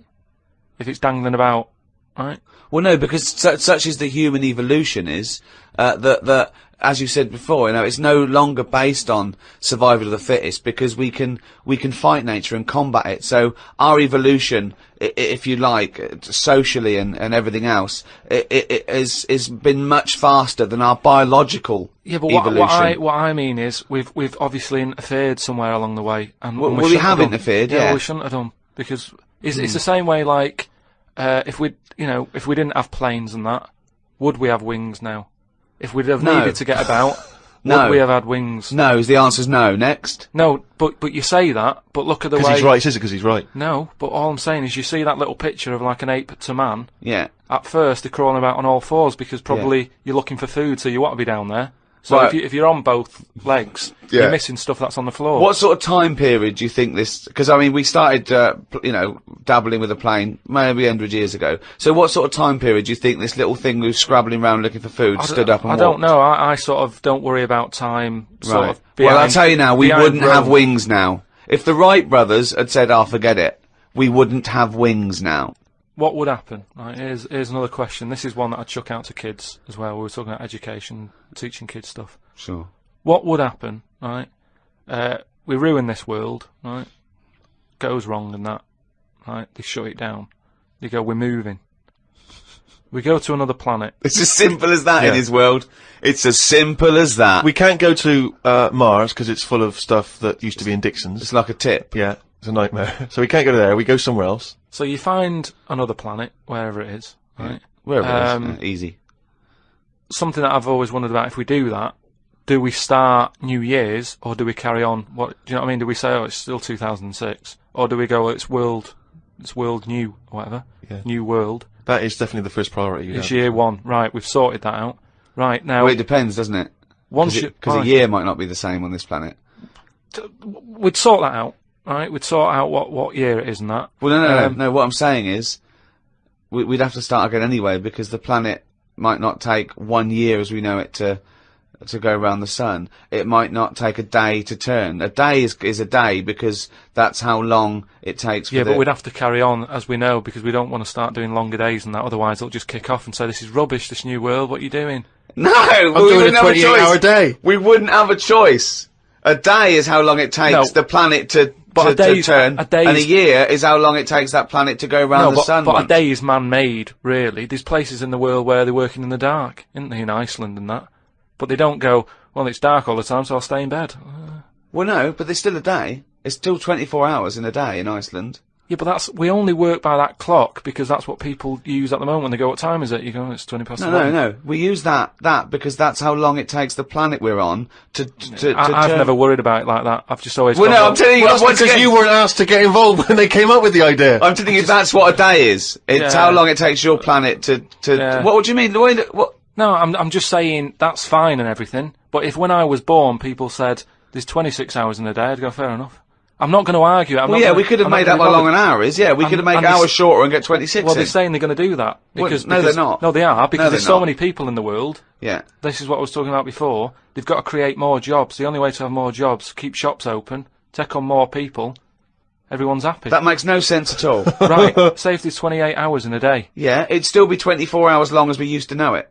No, you'd have like, oh, what time is it? Oh, it's like 20 past 25 or whatever.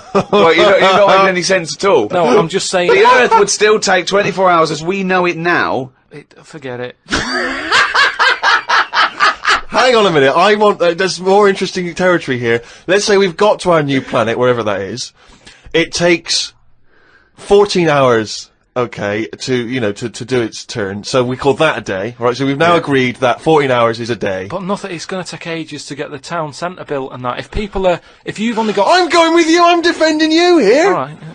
So we've got that, we've established what the day is, we've established what a year is, right? It's year one, it's Karl year one. What next? Alright, we've got all the people, we've moved to another planet. You said you had a bunch of other questions. Don't forget, our sleep patterns have evolved on a day. The reason we sort of like go to sleep at night and have about 8 to 10 hours sleep is because that's our evolution. No, but that's that's just because that's what we've got used to, isn't it? Yeah. You look at a sloth, that's asleep all the time. Yeah, that's got the same watch as us. It's doing what it wants. But it evolved differently, didn't it? It evolved but it's living now in 2006, so wake it up. Right, you can't get away. You're not getting away with this anymore. If you want to live now, join in with us.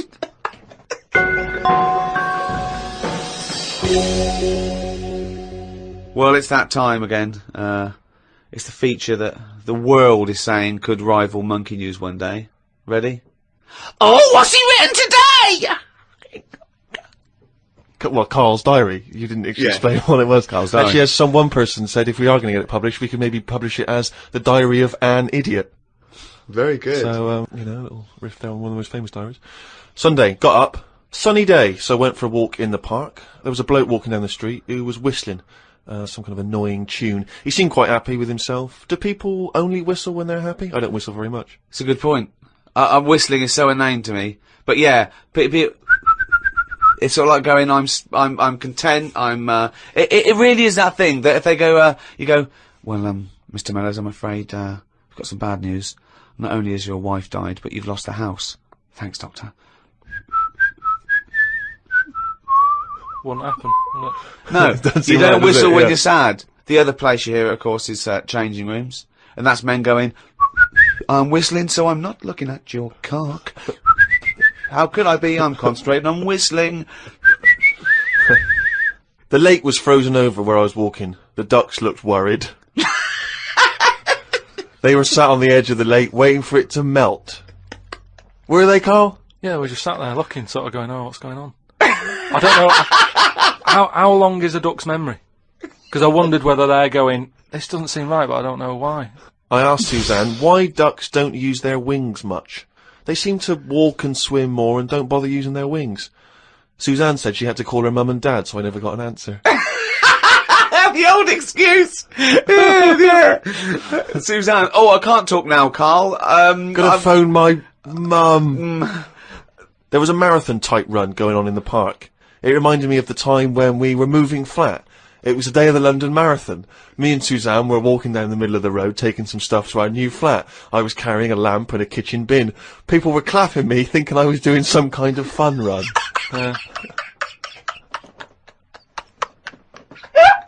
Why were you walking on the same route? Because it was when we lived on the Docklands. Oh, brilliant. There was no other route. The flat was just about 100 yards down the road. They're going, look at the bloke with the bald wig. He's carrying a lamp and a bin. Took a bag of old clothes to Oxfam. It was just old T-shirts and a couple of jumpers with holes in it. I don't think anyone will buy them. But the Oxfam is closer to the flat than the wheelie bin is. On the tube on the way back home, saw an advert for a book about a woman who works in a funeral home. She went into work one day, she goes to work on a body, she takes the sheet off of one of the bodies, and it looks exactly like her. This is called a doppelganger. What's a doppelganger to you? It's the thing I read about him ages ago where someone was walking down the street. Yeah, and he sees someone who looked a bit like him. And no, this was weirder than that. Go on. He remembers, like, going down that street as a kid on his bike, whistling. Yeah. And then he's walking down the street, going to get some milk or whatever from the shop. Little bike comes whizzing past. He hears the whistling, he goes, that's weird. Looks at it, it was him when he was a kid. So it's like a time... shit. What do you mean it was him as a kid? This is like a different form of doppelganger. It's just... well, it's impossible, it's rubbish. Some sort of time thing, isn't it? No, it's not even that's impossible, so don't worry about it. It's some kind of time thing, Rick. No. Yeah, it's something you read again on the internet, or it was a short story, or something someone told you. On my walk back from the tube, I saw a jogger who was pushing a pram at the same time. The kid looked terrified. Got my science book out. It said that the static you get on the telly when a channel isn't tuned in properly is radiation that is still knocking about from when the Big Bang happened. I thought about the Big Bang and wondered if it was really a Big Bang, or did it just sound louder as there was no other noise to drown it out. Good point, though, isn't it? Karl's diary, Rick, never ceases to amaze. More from that next week. Hey, fool! Don't give me no back chat, sucker! I ain't here to mess with you, I ain't getting in no plane. I'm here to tell you all about Friday night comedy on Channel 4. There's 3 great new comedies. New Green Wing, Yeah, Fool, that's nearly ready. My Name is Earl, and The It Crowd. They're great new comedy from the creator Father Ted, sucker. Friday night comedy this Friday on Channel 4, fool. Switch it on, or I'll be round your house. You stay up all night shivering, 'cause you be so mad scared. Fool.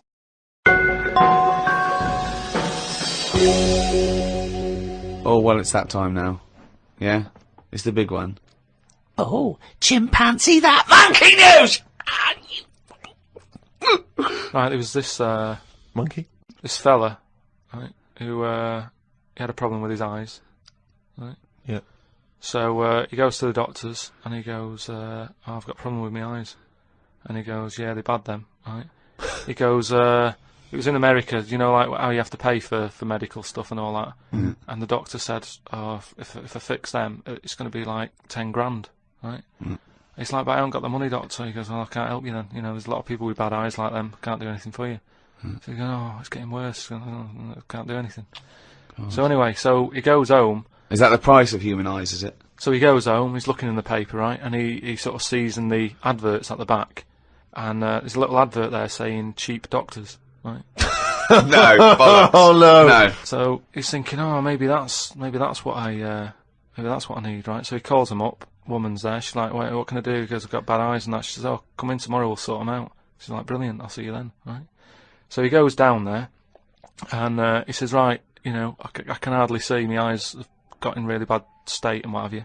Right. Need to have them sorted out. I don't know what you do. Whatever you do, Right. I need Now, doing. his eyes are so bad, can he see the doctors? He can... Not really, Can't sort really- of he's squinting squinting. and that, but, you know, so he's like, do I need to see the doctor to, you know, have a word and tell him what problems? She's like, no, don't worry about that. Don't worry about No, I'd be comfortable if it's a... Just you know, just let me inject you, and we'll knock you out, and we'll get on with it. And it's like, well, Can I just tell you something about chimps as well, just before you continue? Go on. You know, they don't have opposable thumbs. Now, which is why what- are opposable thumbs useful, Rick? Well, to grip something, to do anything like, you know, even simple stuff like writing, so let alone surgery. So without an But opposable can I just check thumb- now? Go So on. if I was a doctor and I was doing any form of difficult surgery, would I need opposable thumbs? You'd need opposable thumbs To be a doctor, and without okay. you couldn't do anything. You could. Thanks for clearing that up. Because the opposable thumb allowed something in our evolution called the precision grip. Right. So without that, you couldn't do anything. I'm just glad they've got that cleared up. Thanks. So anyway, so he's had the injection, he's nodding off and what have you, right? His eyes are sort of closing and that, he hears the door open, he sort of just sees this little fella coming in, and he's like, hello, doctor. He's trying to, like, make a chat with it, Sure. but, like, he's just nodding off. No. Oh, he's never called a doctor. He or she. These people have done 7 years medical training. respected people. How could you call it it? So anyway, he thought, it's weird he didn't answer, but, doctors can be quite moody, they're highly intelligent, they don't need... Especially little airy ones. Well, just idle chit-chat. There's no room for that, do you know what I mean? It's Yeah, but if I'm going in to have my eyes done, I want a little bit of idle chimp chat. So anyway, time passes, right? He sort of wakes up, and he opens his eyes, right? And it's brilliant, he can't believe it. Eyes are perfect? He's had the op. He can't believe the sight. He's like, nurse, right? And the nurse comes in, because I can't believe it. This is brilliant. I've never had such good sight. Do you know what I mean? Even when I was a baby, and my eyes were new, I didn't see this good. Great. So she's like, well, that's you realise the nurse is a panda. That's what we do, right? So he said, right, so can I just see the doctor and just say thanks and that? And she's like, well, to be honest, he's specialised in what he does. There's a lot of what a load of bollocks this is getting. Please, where did you get this from? No, come on, let's hear the end of the news. There's a lot of like operations he's got to do. Yeah. So leave him to it. He's just having a kid. I'll let him know that you were grateful. Pay us a check. Off you go. Go and enjoy looking at stuff. Yeah. So he said, no, just what's wrong with that? I just want to see that. No, that's fine. Leave it. Just leave. Yeah, exactly. Leave it. And he's like, yeah, but I can't. I want to thank him. He's done such a good thing for me. So they're getting into a bit of an argument and what have you, and the voices are raising, right?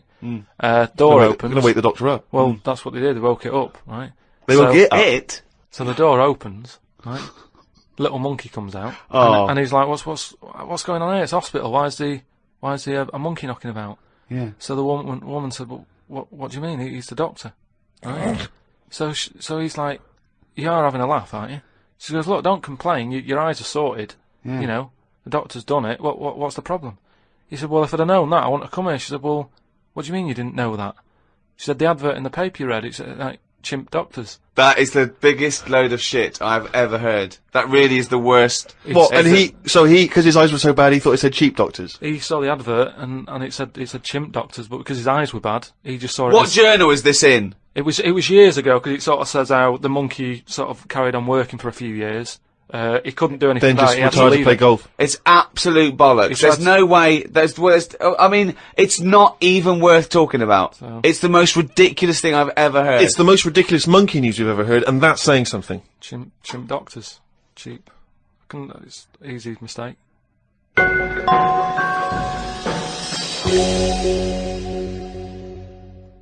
Well, that's the end of another podcast. That's week 11. We've got one more to go next week.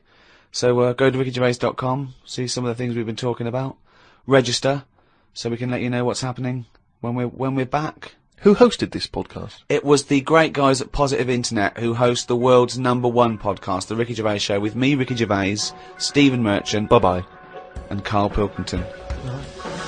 The Ricky Gervais Show on Guardian Unlimited.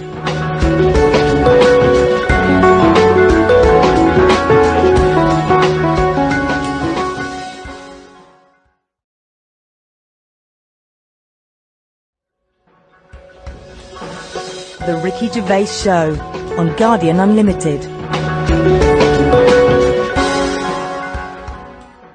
Hi, Ricky Gervais here, with me Stephen Merchant. Hello. And Karl Pilkington. Alright. Welcome to the final episode in our series of 12 podcasts. I say final, it's final of 12, but we may be carrying on. Go on. Well, next week we're going to try and do another one to continue this for at least a little while. We may have to charge a small fee for it because it'll cost us money, and Karl is unemployed. But we mean a real tiny little fee. But hopefully we will be back next week. Now, we're not sure where it'll be. It'll probably be on iTunes, but just go to rickygervais.com and we'll guide you there. Hurrah! Yay! And thanks for listening for this long and supporting us. I hope you continue to support us. Go on, continue to support us. Yeah, particularly Karl, who has no money whatsoever and is desperate. He's a desperate man. There's no one out there going, oh, look, they're charging for it now. But, people forget we gave 12 for free. This is it. So quickly people forget. We're big shots. Yeah. Well, Karl's not, but, we are, aren't we? Exactly. I mean, we were generous, but we're not that generous. We're not mad, and Karl needs a little bit of money. Look at his little round little head. He's like little tiny Tim over there. Exactly. Yeah. Look at him sitting there. Karl, you've had a good week? It's been alright, yeah. Brilliant. Well, more of that next week. You have to, but you'll have to pay for it now. I'm surprised you're not buzzing, because, we just had our photograph taken to enter the Guinness Book of Records for the greatest downloaded podcast of all time. We went along to the Guardian, and the press were there, and they took a little picture of his round head, didn't they? Yeah, but I don't know why should I be excited about it when it's just. Have you always wanted to be in the Guinness World of Records? Not really, no.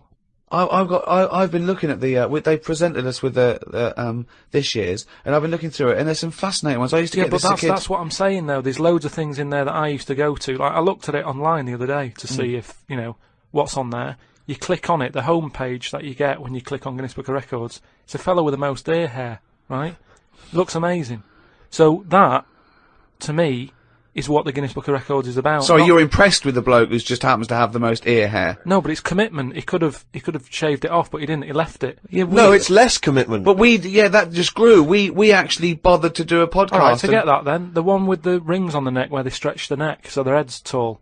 That's commitment. If that didn't work out, he's stuck with that head, and he didn't even get in the book. You're stuck with that head, and you have got in the book, so be happy. What if it's a stitch-up? What if you're under roundest head? I'd be a bit annoyed. Why? Just because I don't. I mean, have you got a choice? Say like the fella with, the small man. Say if he's not happy about being small, he's trying to go about his life. He knows people are looking at him, pointing at him, going, "Look at him, he's tiny." But does he want to be in the book? Oh, I think they've got to give their consent. Have they? Because if the smallest wasn't willing to be in there, they'd go, the second smallest man is so-and-so, he was willing to be in here. Yeah, but the smallest one is Frank, and he didn't want to do it, so again, he's in it without wanting to be in it. No, but I don't know. He's got you there, Rick. I don't know if they do. I don't know if they go around. I think that you'd have to be complicit in it for them to measure your head and say this is the roundest head on the planet Earth. Not, you know what I mean? But then what do I do with that? That's what I'm saying. Is it something you put on a CV? I don't see the point in it. Well, I think you are the fellow with the roundest head, and I think a lot of people know that. Because also, I've noticed when people ask for a picture of you, they don't say, can I have a signed picture of Karl? They say, can I have a signed picture of Karl's head? Which is a weird thing to say about a human being, isn't it? They go, look at his head. Look at his head, not look at his face. Or can I have a picture of him? They say, can I have a picture of... Have you got a picture of Karl's head? Why are they allowed to mention that? And the thing is, like, we're on some sort of broadcasting medium where you don't even see my head, so it's not important. Well, I can't see your head because the mic's perfectly round and it obliterates it out like an eclipse. But what I mean is, it doesn't matter, does it? For doing what I do, it doesn't interfere in any shape or form. But the thing is, Karl, what people are fascinated with, and I've said it before, you've got a head like a fucking orange. We'll be charging for more information like that from next week.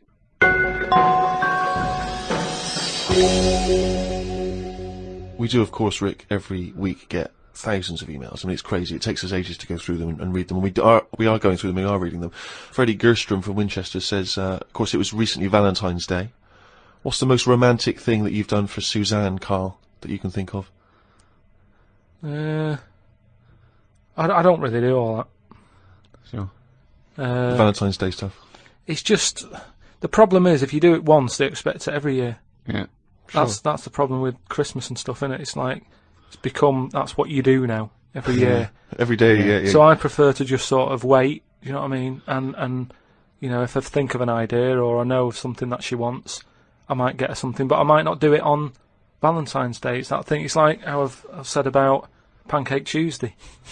Make it Pancake Wednesday. Have it when you want. Why am I waiting? Why am I waiting for someone to tell me when I can have a pancake? I'll have it today if I want one. Yeah. Do you know what I mean? There's Pancake Tuesday. No, I won't bother. I'll have trifle. So it's the same with this. With Suzanne. Luckily, right? I mean, Valentine's Day and what have you. She was ill. Luckily. So we didn't have to go out. So I'd say, is he asking for advice? Well, I suppose certainly you may as well give it. Treat them when they deserve it. All right. I remember once when Suzanne was ill, she had a fever, but there was no food in the house. What did you suggest to her? She was too ill. Well, it was when we were still living in Manchester and that, and we needed to get some food in for tea and stuff. And I said, come to the supermarket. She was like, no, I'm ill, you go. And I hate buying food. I just sort of get a bit blank when I'm looking at it. There's too much, isn't there? That's the problem. You go down all these aisles and there's just too much. So anyway, I said, no, come with me. She was like, oh, but I've got this fever, I'm hot and everything. So I said, well, come to the supermarket, you go on the frozen aisle, cool yourself down. And she did, and she said, you know, it made it worse, she was ill for another 3 days, but... How would you go about chatting up a woman in a bar? What tips could you give? I've never worked like that. It's always been like a friend of a friend and all that, and just happened to meet them. And then, you know, you have a chat, and then... How did you meet Suzanne? That was when I was working with her, and she gave me 20p for the hot chocolate machine. She never asked for it back. Thought she's alright. Been there sort of 11 years, so it works. Has she ever given you that? You've never given that 20p back? Never asked for it back. And did you return the favour, perhaps on the next date? You buy her a Kit Kat or something? No, I don't think I did. I think word got out that she liked me and that. And what did I do? I think I did some work for her, did some editing for her, to sort of show off my skills and that. Sure. And she was like, "Oh, you're good at this, aren't you?" I was like, "Yeah." And I think she got us another drink because I was doing that editing for her in my own time. So you're up on the deal, aren't you? Because I know now, I feel for a fact that you've not spent any money on her in 11 years, so you're 40p up. At least. Lawrence from New York says, I was wondering how Mr. K. Pilkington would interpret this famous saying of philosopher Ludwig Wittgenstein. The quote is, "If a lion could talk, we could not understand him." Even if he's English? Yeah, if a lion could speak English, so there's no language barrier, he's speaking English words and using all the correct grammar and everything, but you wouldn't be able to understand what he was saying. Why? Because it is from a different world. His frames of reference would be so bizarre that you wouldn't be able to get a grasp on what he was talking about, because you'd have so little in common, even if he used real words. No, but he's talking English. Yeah, no, but his reference points would be just so far removed. You know, they're removed slightly when, if you saw two people talking about Kierkegaard, you'd I wouldn't understand that. Exactly. So remove that 1 billion times to a different species with different input. No, but it depends. If I'm talking to a lion in London Zoo, yeah, he'll be saying, "Oh, I'm fed up of being stuck in here." I'll go, "Yeah." It's like that. It depends what his background is. I mean, there's some people who might have lived down the road from me, but have a totally different life. Absolutely. So it doesn't matter that it's a lion, does it? Well, yeah, because they're just trying to remove it even more. So now it's not just a bloke who lived a few doors away. Now it's not even a bloke. Now it's not even. Yeah, but I'd pick something smaller, or something, you know, a worm without a mouth. I'd go, definitely not. What? Definitely not what? I wouldn't be having a chat with it. I just think that a worm that's underground, what's it got to offer me? It's blind and it hasn't got a mouth. It's not going to be a good day out with it, is what I'm saying. It's not going to have that much to say to me, even if it's English. Right? Even if it's English! And how can you tell if a worm is English? Does it wear a very tiny bowler hat? Oh, Christ. But do you understand? What about a jellyfish? No, you see, I think that's where you can say you wouldn't be able to have a good chat with them, because to me, the sea might as well be another world. Yeah. Right? Yeah. In a way, I think the fish sort of have more rights than us. What do you mean? Just because when whoever made the world, right? Say, you know, we're just bigging up God, but if I was to have a go at him, I'd say you added too much water. Criticism 1 to God, right? So, how would you have changed that? Just more land. Fair enough. Now, why have fish got more rights than us? Because there's loads of them, and when you look at the amount of sea on the world, right? There's loads of that. You only have to like you know, I was in Malaga the other week, right? And you know, you look in the sea, there's loads of different fish, and that's just in like 8-foot water. If you go miles out, there's like all sorts of weird fish, isn't there, with like lights on them and everything. So, and there's just millions of different types. Yeah. Now, but why does that mean they've got more rights than us? Just because I think, you know, rights come in numbers, don't they? If you know what I mean. Like, if there's one of you shouting, people go, "Oh, he's an idiot, shut up," whatever. If there's loads of you shouting, they go, "Oh, best listen to them, see what they've got to say." Right. And that's what I mean about fish. Yeah. There's loads of fish. Right. So. But they're not really making their voices heard, though, are they, Karl? Yeah. I know, because they're underwater. But what I mean is, I don't know what I mean.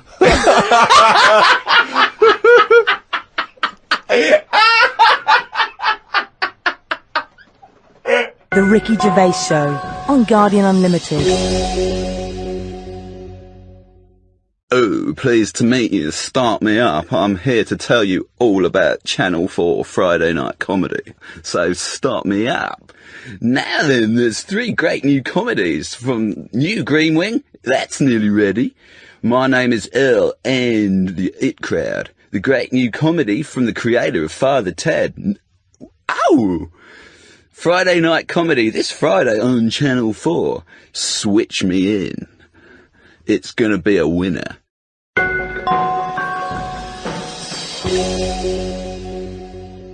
Karl, right?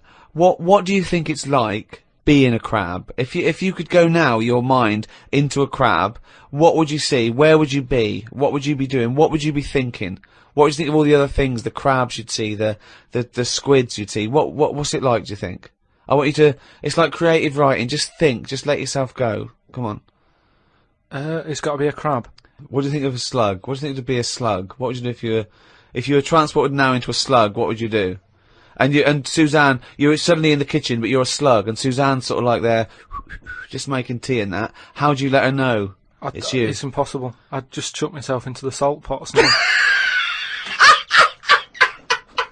No, because what do you do? I'd hate that. That would be horrible, that. Oh, God. Have you ever read Franz Kafka's Metamorphosis? In which a man wakes up and he's turned into a giant beetle? And that's the whole story. I think it might be of interest to you. So what happened to him with the beetle? Well, I don't want to ruin it for you in case you read it. I won't be reading it, don't worry. He joined a pop group with 3 other people. He was brilliant. No, it's a really wonderful book. It's a kind of almost heartbreaking because, of course, he does, like Ricky's saying, he finds it very hard then to relate to other people, even though he still has the consciousness of a human. You know, his parents, his rest of his family, they don't know how to deal with him, you know, because he's a giant beetle. He becomes a freak, he becomes an outsider. It's terrible, you know. But hang on, though. Is he a giant beetle? Or is he... Well, yeah, that's not going to go down well, is it? That, of course, people aren't going to like you. But if it's a normal-sized one, then you just get in with the other beetles, don't you? Whereas if you're a giant... How would you do that? How would you ingratiate yourself? Right, so you're suddenly a beetle, you're Karl Pilkington, right? There's other people, they're doing their business, they're scuttling around, and you go in there, and they look at you as a new beetle. What's your first... What do you do? How do you ingratiate yourself? Well, for a bit, I wouldn't sort of barge into their house and that. I'd wait until they're out and about, and I'd like in life, right? Sort of help them out. I don't know what beetles do all day. I've never seen one doing anything. They just seem to be going from one place to another. Right. I've never seen them carrying anything. I don't know what they eat. I don't know what they do. I don't know how we've got them, right? But what I mean is, I'd watch them and I'd sort of help them out. And I mean, you know, it's like going on a date or meeting a woman, isn't it? But what if there is? Whoa, hang on. What do you mean? How is it like going on a date with a woman? Well, it's like I said about Suzanne with her hot chocolate. She bought me that, and I've gone, she's all right. Right. She gets me another one. Before I know it, she's living with me. So it's so you're these beetles. They're scrubbing around, right? You're sort of like watching them, and then you realise that you want to mate with this female beetle. What do you do? What's your first move? Yeah, but I don't know what beetles do I? So I don't know what you do. I don't know if you go up and go, all right. What did they do? How did they get on? Well, it's a different world. I don't know yet, do I? Because I haven't done it. Would you feel bad because having your own mind in this beetle, right? Would you feel bad shagging a beetle? Would you feel that was a bit sick because you've got a human mind? Well, no, because you just close your eyes and that, wouldn't you? And go, pretend to think of something else. So get round it that way. There's no point getting down about it because I'm stuck now as a beetle. So you've got to get on with it. But if you're a slug, you said you'd throw yourself in the salt pot. What would you do if you were a beetle if you got depressed? And you see all the other humans. No, you see your mates, right? They're listening to the iPod. What would you do? But no, that's what I'm saying though. Beetles are different because they do tend to hang about with each other. A slug's always on its own. It's a lonely insect, isn't it? It's not an insect. Alright, what is it? A mollusk. Right, they're lonely. I've never seen a load of snails all together or slugs wandering about, whereas beetles seem to knock about in crowds. Yeah. So, Oh God! Okay, right, another one. So they're sociable creatures, and it wouldn't bother you that you've got the mind of Karl Pilkington in there? Because you can't communicate with these people, because they don't speak English, they don't have any communication with you. Yeah, but if it's happened to me, there'll be another one in there. Okay then. Right, okay. What would you do, right? That's the most disgusting thing. What could it be? Well, what would you do, right, if you were suddenly a fly, right, and you were knocking around with the flies, right, and you had to land on some, excrement? Yeah. What would you do? Yeah, but I don't have to. What do you mean? You're a fly. You're but I loving wouldn't. No, I wouldn't be loving it, though, would I? Why? Because I'm me in that fly's head. So I don't think other flies would be going, come on, join in. I'd just be like, no, I'll wait here, wait, watch and that. Because I don't see why they have to do that. What would you do, right, if you had to go back and you were in a, had to go and put your mind in like an hatched egg of something, like maybe one of those, that a wasp was injected in a spider. So you know you're in an egg, right, which is really uncomfortable, in a spider. How would you feel about that, Karl? You're a baby wasp in the abdomen of a spider. And I know everything that I know now. I'm sat in there. Yeah. And now I'm in a spider as an unborn wasp. What the fuck am I doing here? What's going on? I don't know what I'll do there. Really try and sleep. There's nothing else to do though, is there? I just pray to God it never happens. The Ricky Gervais Show on Guardian Unlimited. I don't believe that he's written it down! Well, that's the jingle that signals it's time for more extracts from Karl's diary, and we'll lunge straight into it. Wandered down Carnaby Street. There was a happy homeless fella. I gave him £1.50. I thought of a tongue twister after giving him the money. It goes, if you can't treat a cheerful tramp, what sort of tramp can you treat? It's good, that. All right. Say it fast. If you can't treat a cheerful tramp, what sort of tramp can you treat? Yeah, good, isn't it? Good, that, yeah. You've got too much time on your hands, Karl. Learned some famous quotes to see if they are as good as my sayings. Number 1, treat every day as if it's your last. Very famous saying. Now, is that something you do, Karl? But you know, me problem with that one is that if it was your last, you wouldn't want to be doing much. That's the only problem I've got with that. I wouldn't want to, you know, go to a fairground or whatever, because you're going, oh, it's my last day, what am I going to do? And I think you'd spend so much time worrying about what you're going to do that you'd end up staying in. I think you're right. You've taken some of the poetry out of it. I think it means live life to the fullest, right? I like the fact that you were musing on the idea that if it was your last day, you'd go to the fair. It's getting such a 19th century way of spending your final day. I know, yeah.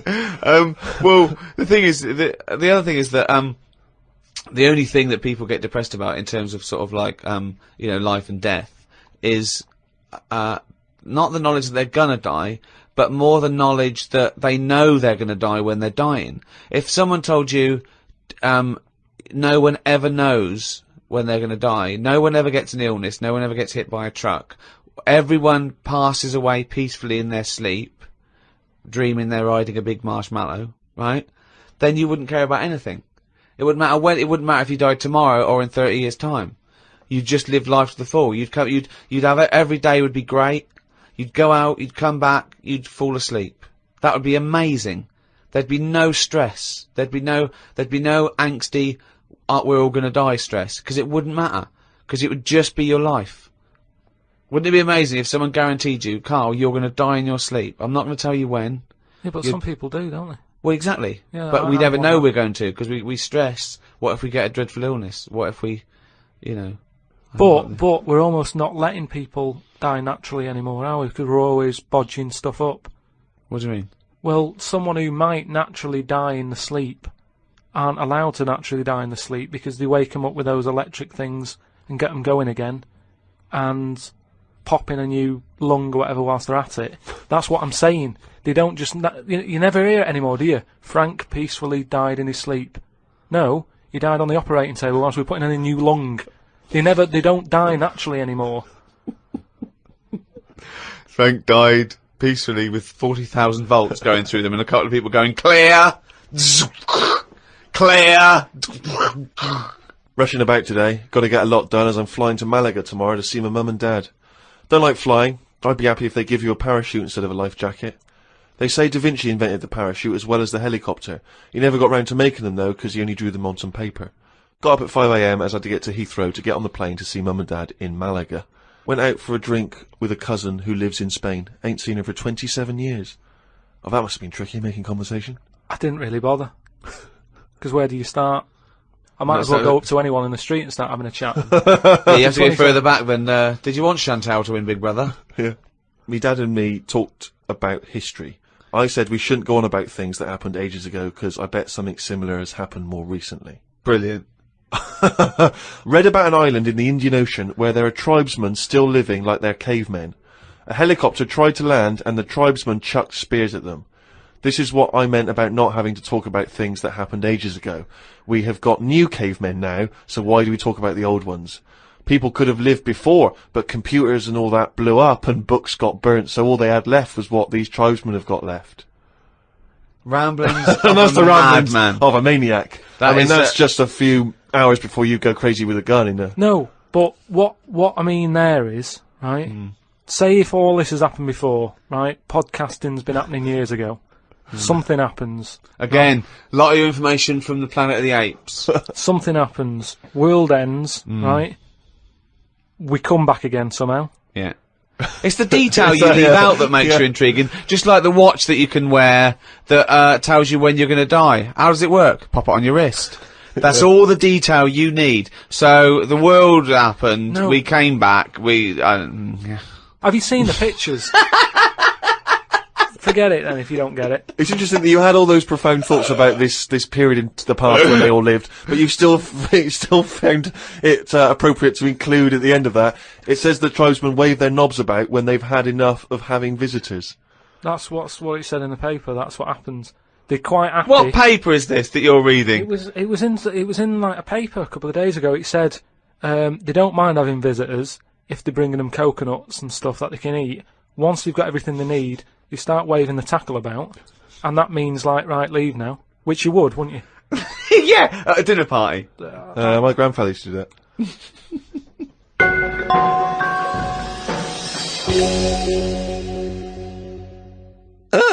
Well now, what have we here? I'm here to tell you all about Friday night comedy on Channel 4. There's 3 great comedies.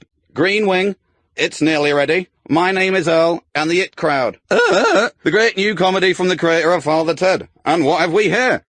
Jingle, jangle, jingle, jangle as it happens. Friday night comedy, this Friday on Channel 4. Switch it on. Now then, well now, the young man. Well now then, well now then, young man.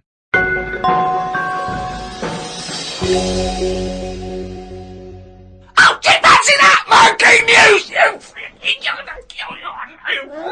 that jingle is getting more annoyed by the week. Well, this is the final monkey news, right? I'm not doing this anymore, right? Because we've covered it all. All the monkey news has been covered. It has.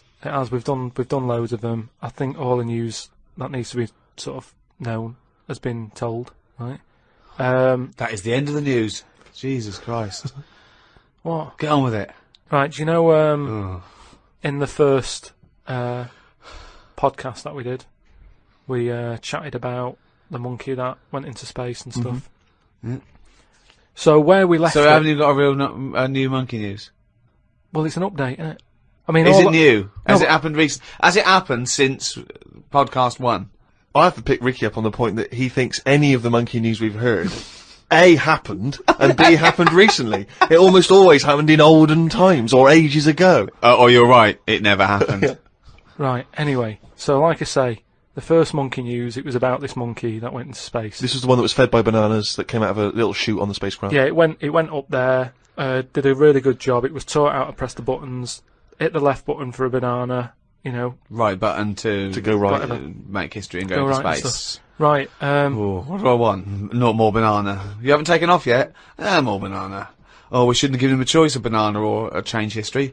We should have done the right button. We should have fed him before he went and only had a right button. He's at the left button again. He's just eating bananas up there. What's going on? It's costing us a fortune! Dave, little fucker.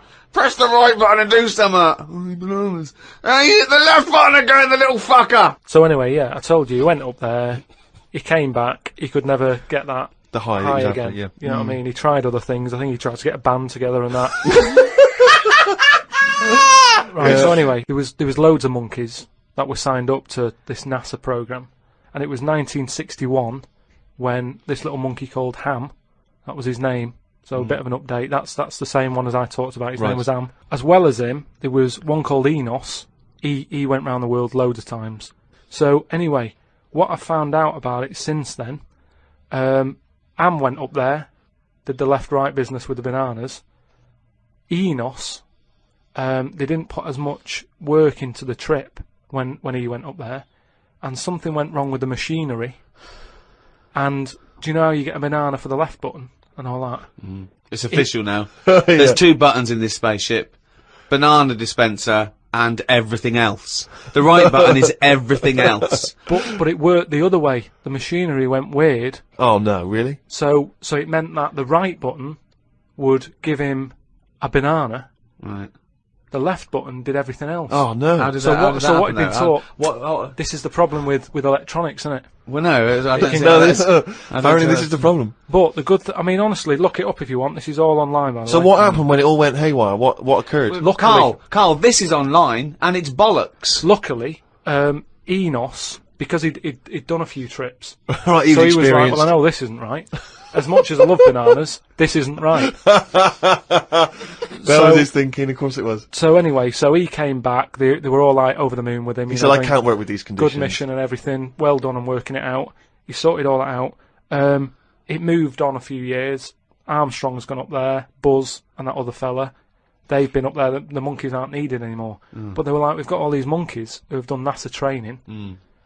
What are we going to do with them all? And they had to raise £14 million to make them like an old sort of chimps home for retired retired NASA-trained monkeys. Chimpanauts. Something they've got in there is like a little museum, right, of all the missions and that they've been on, so they can sort of, even though they're not going to be going into space again, they can almost relive it and reminisce of the times that they've had. They're reminiscing with each other, are they? Just sort of going, oh, remember that time when it all went wrong, the button became the left when it should have been the right and all the rest of it. They just, you know, sort of talking about old times and what have you, like old people like to do. Sure. And yeah, that's it. So if you want to like give some money towards their home, you can go to like savethechimps.org, and it's all there, all that information that I've given you.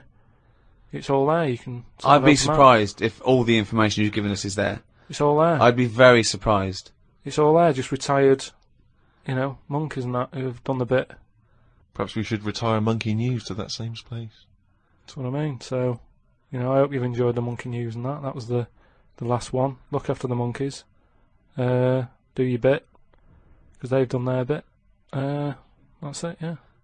But just because I'm not giving the news, look it up. Do you know what I mean? It's all out there. Don't be ignorant. Wise words.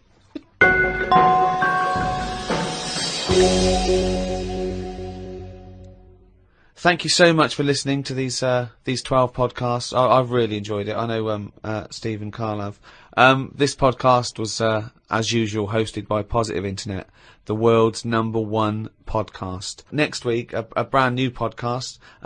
We have, as I say, we have got to charge a little bit for it because it does cost money to host. And please keep listening. It is going to be very little, and you know, Karl needs your money. If you could see what I see now, he's just looking at me with this. He just needs stuff, don't you, Karl? What do you need? What do you need? Just something more than nothing. For information on the archive of the podcasts, these last 12 shows, and for the new podcasts to come, go to rickygervais.com. You can register there. We'll send out loads of information. Plus, you'll just find out links to how to get all this stuff that we're offering out there. There's also a free taster if you just can't wait for more of Karl's nonsense. Make sure, please, that you register your email and everything so we can get in touch and just tell you what's going to happen with the Ricky Gervais show, with Karl's mind, and with everything else. rickygervais.com. Go there. Makes perfect sense. It's the end of an era, but the start of a new one. It's almost seamless, in a way, isn't it? The end and the beginning. But, Karl, what do you think about that? How things end and new things begin? Well, I suppose you've got to have an end for a beginning, so it's just a bit odd that we've got an end and having a beginning. But that's science for you. The Ricky Gervais Show on Guardian Unlimited.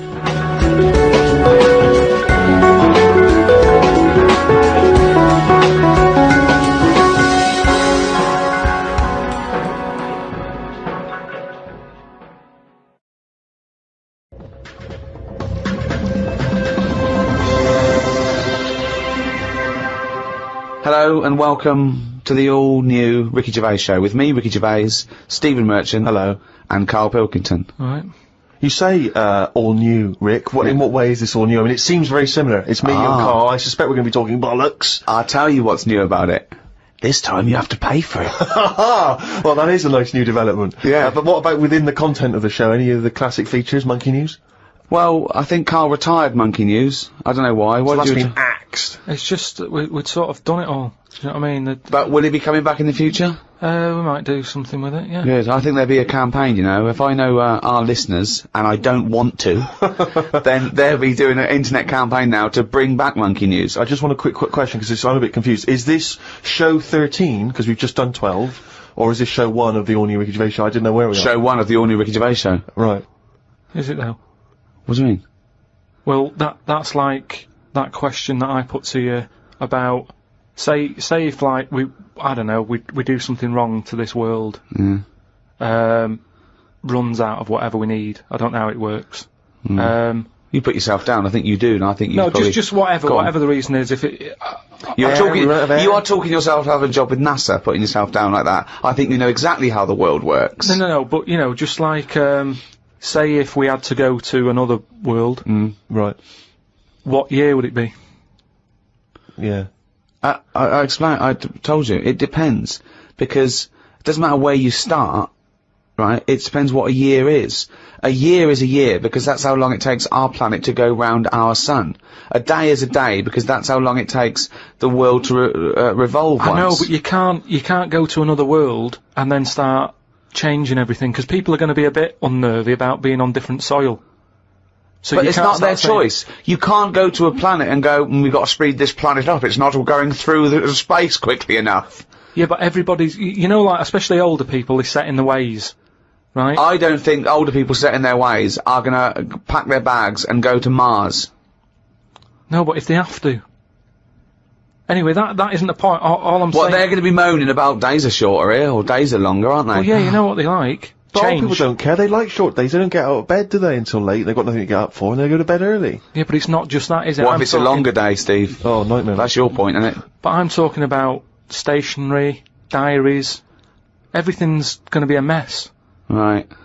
So what do you do? If I was in charge, go on. I'd just say, yeah, carry on. It's 2007. It's September. It's a Thursday. Get on with it. Brilliant. I think because people 26 hours later, with a new day. And 480 days later, it's another year, 2008. I was trying to explain to him yesterday, in a cafe, about telescopes that can see back to the Big Bang. Why did you do that? Well, I was trying to explain what a light year was. Then I was explaining to him that, you know, you sit down, you put your telescope on, you're looking at a star, the star explodes. That star exploded 1 million years ago, and he couldn't have it. I was going, you're literally seeing it explode 1 million years ago, because that's how long the light got. And I started telling him that, you know, someone on another planet far, far away could be watching the 1980 World Cup final if they had a strong enough telescope, because that's how long it took to get. Look at his face. I can see his head bleeding. I just don't. So are you saying... Why did you start doing this in a cafe? Was it a 24-hour cafe? What were you thinking? But are you saying then there could be an alien fella? No, I'm not saying that at all. I'm saying that just like we can see things happening in other on other planets, other solar systems that happened millions of years ago, there could be a little alien fella with a telescope watching the Battle of Hastings if he was far enough away. Do you understand the concept of what Ricky's saying, that light is travelling at a certain speed, which means it hasn't necessarily arrived here yet? So we could all relive history, though, is what I mean. No, we couldn't, because we but whiz backwards.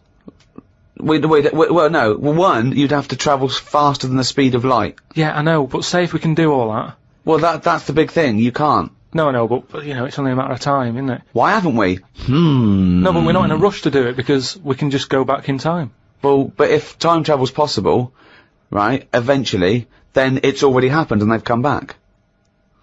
Yeah, I know, but what I mean is, it's one of those inventions that we're not in a rush to do, because... No, what I'm saying is, if it's possible, then it will happen, and if it will happen, it has in the future.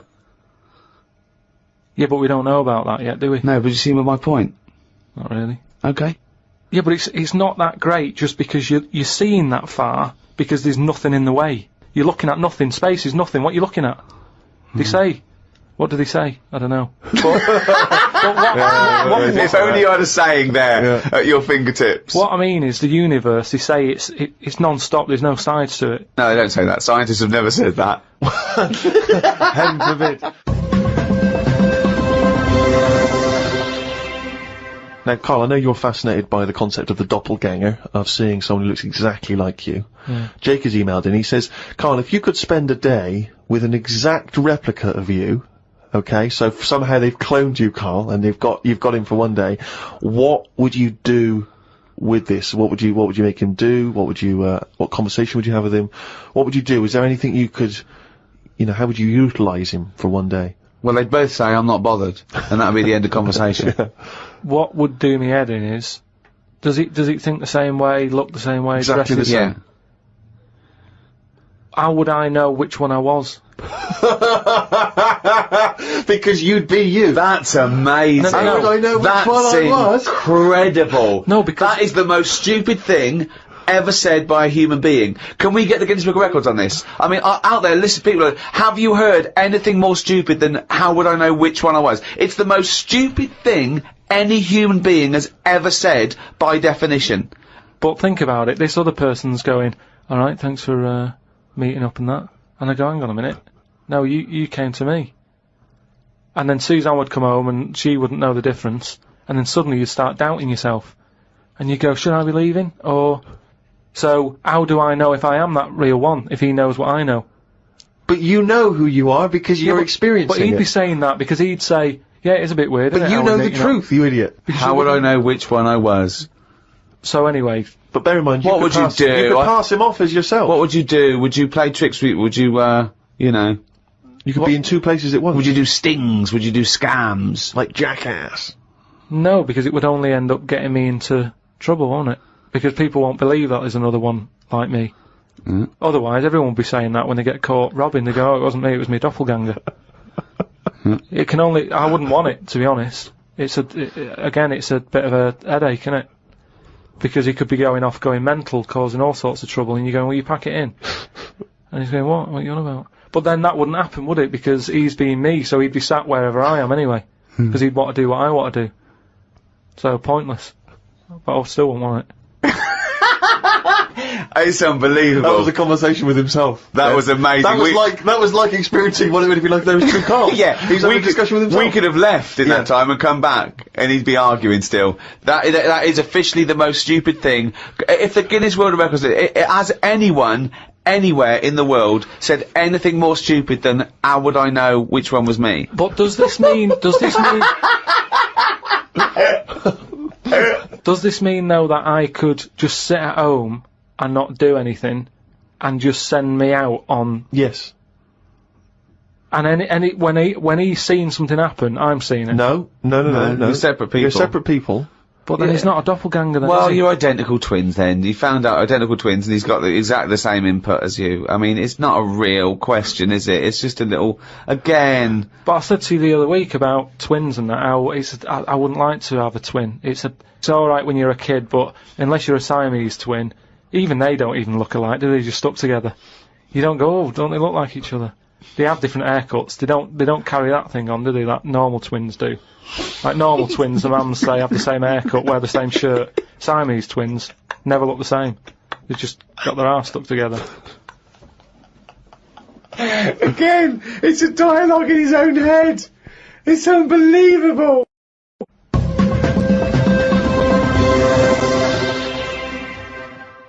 Okay, we're trying to get more cerebral now in this podcast. There's a lot of science here, real science. Maybe we should call it a spodcast. Mm-hmm. Okay, Karl. This is a logical conundrum. To a certain extent, there's a little bit of lateral thinking because, but there is only one right answer. Now, the pressure here isn't to get this right because I don't know anyone who's ever got this right. The pressure is. One, asking sensible questions, and when I've told you the answer, to then understand it. Because when I've explained this to people, I've laid out for them, they still can't quite get the concept. Okay, so, there's 2 doors, Karl. Yeah. One leads to heaven, Right. one leads to hell. Yeah. Okay, they're identical, you can't tell them apart. Okay, 50-50. Right. Obviously you want to go to heaven, I assume. Right, there's 2 guards, identical guards, guarding each door. Okay? Right. The one guarding hell always tells a lie. The one guarding heaven always tells the truth. You have to ask one question to find out which is which, and then go through the door you want. What question do you ask? I've only got one. Yeah. And what, one to both? No, one to either of them. You don't know which one's which, though. So what question do you ask? Why can't I ask, like, both of them one? Because it's Because not the rules. are you can only ask one. There aren't actually 2 doors labelled heaven and hell, Karl. It's a leap of imagination here. And I've definitely got to answer. I've got to ask them a question. I can't just sort of have a feel of the door to see if there's any heat or anything. They're identical. You stand a few yards away, you cannot tell from the outside of these doors which is which. They're identical, the guards are identical, but the one guarding hell always tells a lie, and the one guarding heaven always tells the truth. What question do you ask? I can't look through the keyhole or anything. There's no Get keyhole. anywhere near them. Let's imagine there's a small rope that prevents you from getting anywhere near, rather like outside a nightclub. Yeah. What do you ask? What do you ask? What question do you ask? Come on, you only got one. Quick, this is it.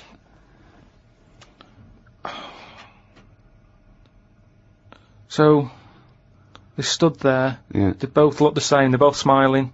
Yeah. But one of them's not really smiling, really. He's trying to make me make a mistake, isn't he? Well, he's just gonna lie when you ask him a question, if you ask him. So what's the point in asking a question? Do I know one of them's going to lie? Yeah, well, the one guarding hell always tells a lie, the one guarding heaven always tells the truth. These things you know. But would they be neighbours like this? Would they be that close? Why? I mean, we're not sure if these 2 guys get on. I'll give you a clue. They know who they are, and they know that the one guarding hell always tells a lie, and the one guarding heaven always tells the truth. So I know that. No, they know it as well. Doesn't really come down to this, Karl. This isn't what's going to happen when you die. But when is this useful then? Because it's a logical. Well, I'll tell you the answer. No, I want to see if he can get it. He's almost there. No, he's not almost there. What am I thinking? But there's no shame in not getting it. There's no shame in not getting it. It's a really hard one to get. I mean, the shame is the ridiculous questions you asked. And now I'm going to tell you the answer. No, hang on, right, so you go up and you go, Hang on, well look, let's imagine Ricky and I are those 2 guys. Okay? Right? But we have to, well, me and Steve will decide which doors we're guarding, okay? Right. Look away, Karl. Okay, right, then. so we've decided, okay, one of us is guarding hell and one of us is guarding heaven. Which question you're going to ask and who you're going to ask it to. Right. I'll just say to you, Steve. I'll go. Got some post for God here. That's not a question. That's a statement. Right, you've got some post for God here. No, that's not a question. Yeah, but maybe the question's coming. You got some post for God here, yeah? And it needs to be signed.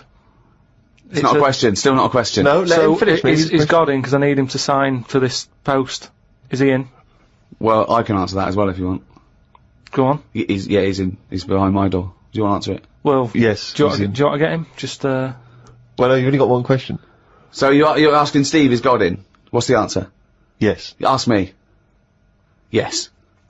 Look, lads, I'm just trying to do a job here. What am I going to do with this? Well, give it to me and I'll give it to God because he's behind my door. Steve? Yeah, give it to me and I'll take it into God because he's behind my door. You're an idiot. It doesn't help. That doesn't help. Let me tell you the answer. You ask either one of us, you say, if I was to ask the other one what door he was guarding, what would he say? Then whatever they say is the door they're guarding. Because if you happen to ask the one guarding hell, right? So I'm guarding hell, by the way. I'm the devil. Steve's God, okay?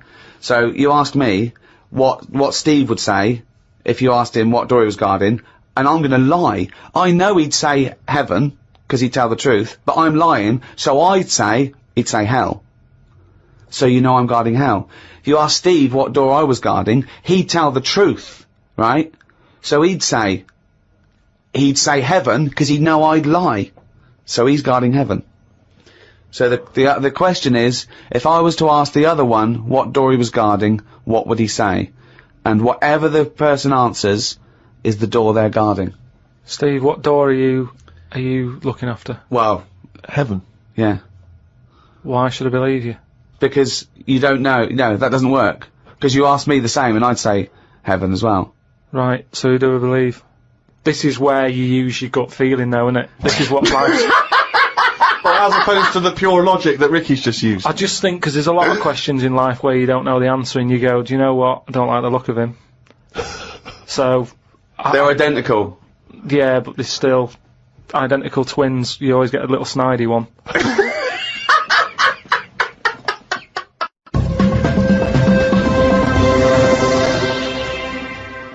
Oh, chimpanzee, that is writing it down. What? That's the jingle there for Karl's Diary. Still a very popular feature on show 1/13. Here we are. Got a book sent to me called Freaks. It's a bit heavy, but it's got some interesting pictures in it. Read a bit about the two-headed nightingale.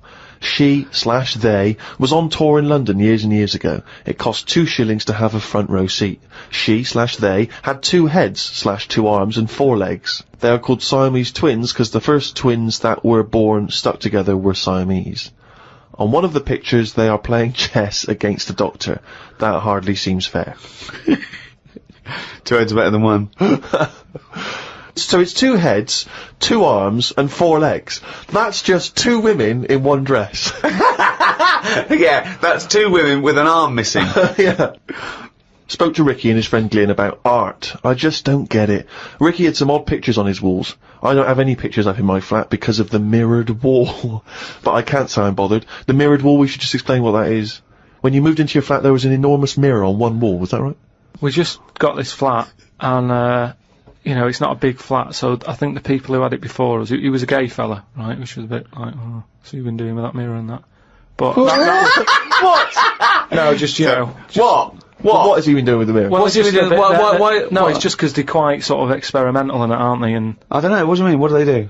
Well, I wouldn't know anything about it, but go on. No, what do you want? What? No, I don't. Experimental in what way? What do you mean experimental? I just mean, you know, they'd be doing stuff. What? Whatever they do. Chemistry, have a chemistry set out, they were doing experiments, what? No, just doing what... Singing I Am What I Am and just checking out their each the to dance their own. moves. I'm not having a go at anyone, but I'm just saying, like, they're doing what they're doing, which Carl, you're not annoying as well. homophobic, are you? No, I'm not. This is why... Why are you worried about what a little gay fella was doing in your flat before you got it in front of a mirror? I wasn't worried about it. Why are you thinking about what he's doing? Why are you fantasising what a little gay fella was doing in front of your mirror in your... I'm not bothered. I'm just telling you why it was a bit odd that he had a mirror in there, right? But forget the history. But you've got a mirror in there now, haven't you? No, because what I did was, I was going to take it down, and I thought, oh, it's a bit dangerous. This, you know, it could crack and... Because it's the size of the whole wall, isn't it? It took up a whole wall. Right. So, like, when he's moving about everywhere, he's got a good view of it and that. But he's got this full wall of mirror, and I thought, I can't take that down. And, I thought, what can I do? So I've just put wallpaper on it. Brilliant. And it looks alright, you wouldn't know, what have you? But it means that I can't put any pictures up. That's all I'm saying. Because if I put a nail in... And what don't you understand about art? What about art don't you understand? The concept? Specifics? Just, the way some people like... You know, the ones you've got, where it's just like a block of colour on a bit of canvas.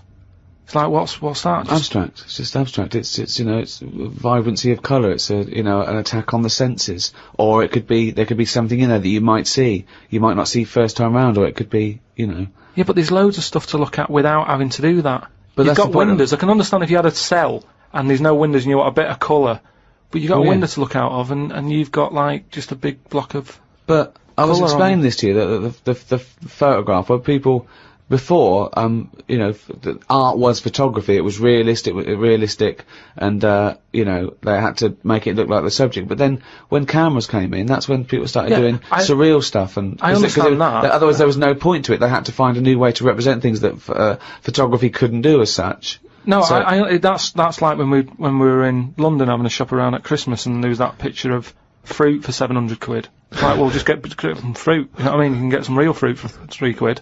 Yeah. I understand that, but there's nothing wrong with like having a. We'll get. Don't invent cameras then. One or the other. Do you know what I mean? That's what annoys me. Someone invents something, and then they go, "We've got to invent something else." Like the abstract thing. Why has someone gone? Oh, I can't have paintings anymore because. Wasn't it a Dali? Going melting clocks and stuff. No. I mean, the first one was all right when he did the first clock, but then all the time he's just like, "Oh, I'll draw something and it's got a melting clock on it." I'll do a sheep, put one of them on it. Have you seen his lobster telephone? That annoys me. Why? Because it's not, I mean, I think what annoyed me more with that is when I heard about how it happened, he had some artist mate round, right? And, I don't know what happened, they were eating. That's a hell of an anecdote. No, but they were eating some food and what have you. Yeah. Lobsters? And, yeah. They were eating lobster, and that's handy. I don't know, the other artist, whoever it was, sort of started saying, "Oh, you and your clocks and all that," right? Brilliant. And, this didn't happen. They started arguing, and he chucked some of the lobster. Bollocks. And it landed on the phone. It bounced off his mate's head, went on the phone, and they both looked at each other like, "Are you thinking what I'm thinking?"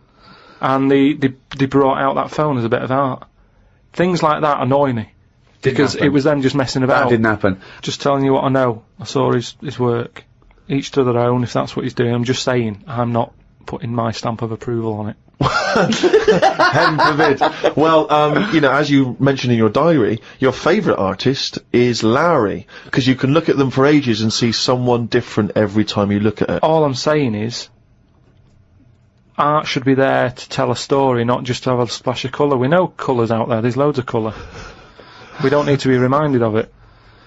But colour's part of our evolution, and so it does something to us. Just like sounds. Yeah, but I'm saying, do a picture. Smells. Colour it in. Still use the colours, but draw something with it rather than just going, a bit of yellow, a bit of red. Like that when you've got just red and black. What's that meant to do? Well, it does something. What? Well, I like it, I enjoy it, so it does something. Yeah, you have it then. I'm just saying, I prefer it if it was something. And so let me just get straight, you had a mirror on one wall, so you padded that wall. It's just and you padded the others. It's just sort of, wallpaper on it. Right. Amazing. And there's no other art in there, it's just an empty cell. Well, Suzanne like some art? Just like, Suzanne's not allowed to watch telly unless it's a favourite thing, otherwise she's got to talk to me about stuff. There's no art, there's no point, just wallpaper. I'm just saying, we've got three windows we can look out of. Right. Right? Stop looking at the walls, look out the window.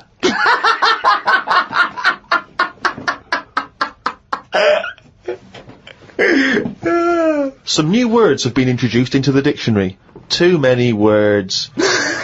We should have some system where we can get rid of words if they aren't used a certain number of times. Well, that we do. They do die out, don't they, eventually? Like what? You don't have to use them. No, but they don't, do they? They keep adding them. And I just worry about, you know, this is the problem with, like, your head can only hold so much, can't it? Yeah. It all very well when Adam and Eve was knocking about. There's no history, they don't have to remember anything. All I'm saying is, fine, bring out a new word, but once you bring out a new one, bin another one. The dictionary's getting bigger and bigger, no one's keeping an eye on it. Well, I think they are. They're not, they keep adding. It doesn't grow. They don't just dig it up one day, it's got bigger. What have you done? So you're Left it out. You're happy for them to stick in iPod, let's say. But we can pride ourselves on having more words in the English language than any other language. I think we've got twice as many as the second. Yeah. I think maybe Russian. I'm not sure about that.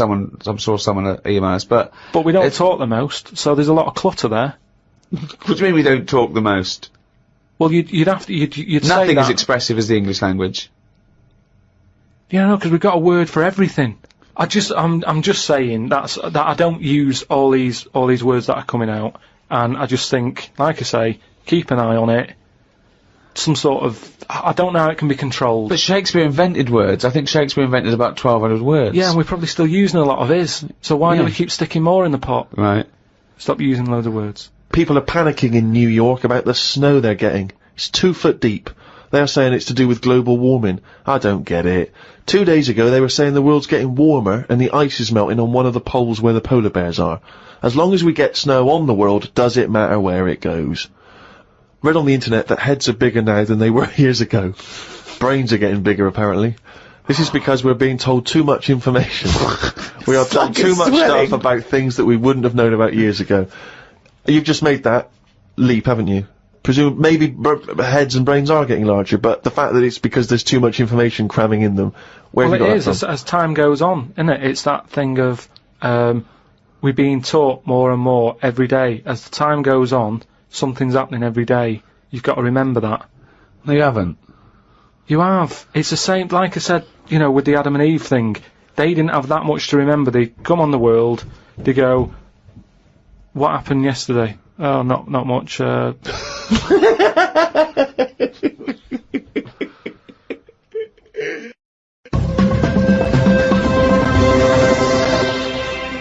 Well, in the all-new Ricky Gervais show, there is no monkey news as such. That's going to come back, Karl. You got to bring that back. But we're going to do something that we used to do on our local radio show called Rockbusters. Sounds a bit like Blockbusters, a television program that used to be on television where they gave sort of real cryptic clues. Yours aren't cryptic clues. Yours are ridiculous. So explain Rockbusters. Give out an initial of a artist or a band. Yeah. Knocking about like now or ages ago. And I give a cryptic clue. It's not a cryptic clue. Very rarely cryptic. Sometimes it works, sometimes it's nonsense, but... Well, as we once said, I think it is more accurately described a craptic clue. Yeah. Well... Or what am I thinking? Well, are you going to give an example, or will we just do them? The classic example, of course, for me is a woman. She's an artist. The initials are WH. She was wandering around in Texas. She fell over. A part of her leg fell in a puddle. Wet knee, Houston. That is the level. That's what you're working with, people. So he's going to give 3 of these. The first email that gets them all right. The first email we get, and it's timed, isn't it, email, so we can know, that gets all these clues exactly right, can win, what, a signed photo of Karl? Now that is exclusive. There are not very many. I don't think they even exist, do they? There are no signed photos of Karl, so this will be a collector's item. Right. So, yeah, there's 3 different ones. When you send it in on email, podcast@rickygervais.com, just put in the subject thing like Rockbusters, so I know what I'm looking for. Mm. Right then, so three different clues for you to work on. First one. Oh, shouldn't I do a jingle for this? Please. Okay. Oh, that sounds cryptic, no Rockington! Rockbusters. Right, first one, the initial, right, is B. The initial B, band or artist? So, band or an artist beginning with the letter B. Mm-hmm. The cryptic clue, well, I don't want a house that's that far away from the water. I want to be right on top of it. Right? That's the cryptic clue. Well, I don't want a house that far away from the water. I want to be right on top of it. Right? B, artist or band. Who is it? Right? Work on that one. Second one, it's B again. B, letter B for the band or the artist. Alright. Cryptic clue, right? That part of my leg is English. That's it, is it? Yeah. Right. That part of my leg is English. Initial B. What is it? Part of my leg is English. And then the last one, KW, artist or band. And the cryptic clue, the fitness teacher has got a speech impediment. What's going on there? Right, KW, the fitness teacher has got a speech impediment. Work on them, right? Send in the answers, podcast@rickygervais.com, and just win some signed picture and that. A signed picture of Karl Pilkington. Also, when you're sending in your answers, or indeed if you don't have the answers but you just want to get in touch, podcast@rickygervais.com. If you've got anything that you think might be of interest to Karl, we're looking for, as Ricky was giving him earlier, scientific facts, stories you've read about, anything which you think might just pique his interest, send them in, podcast@rickygervais.com.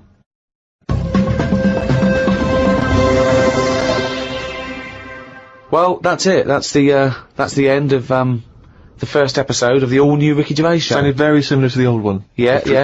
Why change a winning formula? Why, exactly. And if you're missing the old ones, the complete archive of all our podcasts are available from next week. Go to audible.com, find out how to get to it. Absolutely. For any of your queries and questions, go to rickygervais.com. That tells you where you need to go for any Ricky Gervais podcasts or the new shows. It's all there. That'll explain it. So it's goodbye from me, Ricky Gervais. Goodbye from Steve Merchant. Goodbye. And Karl Pilkington. Alright.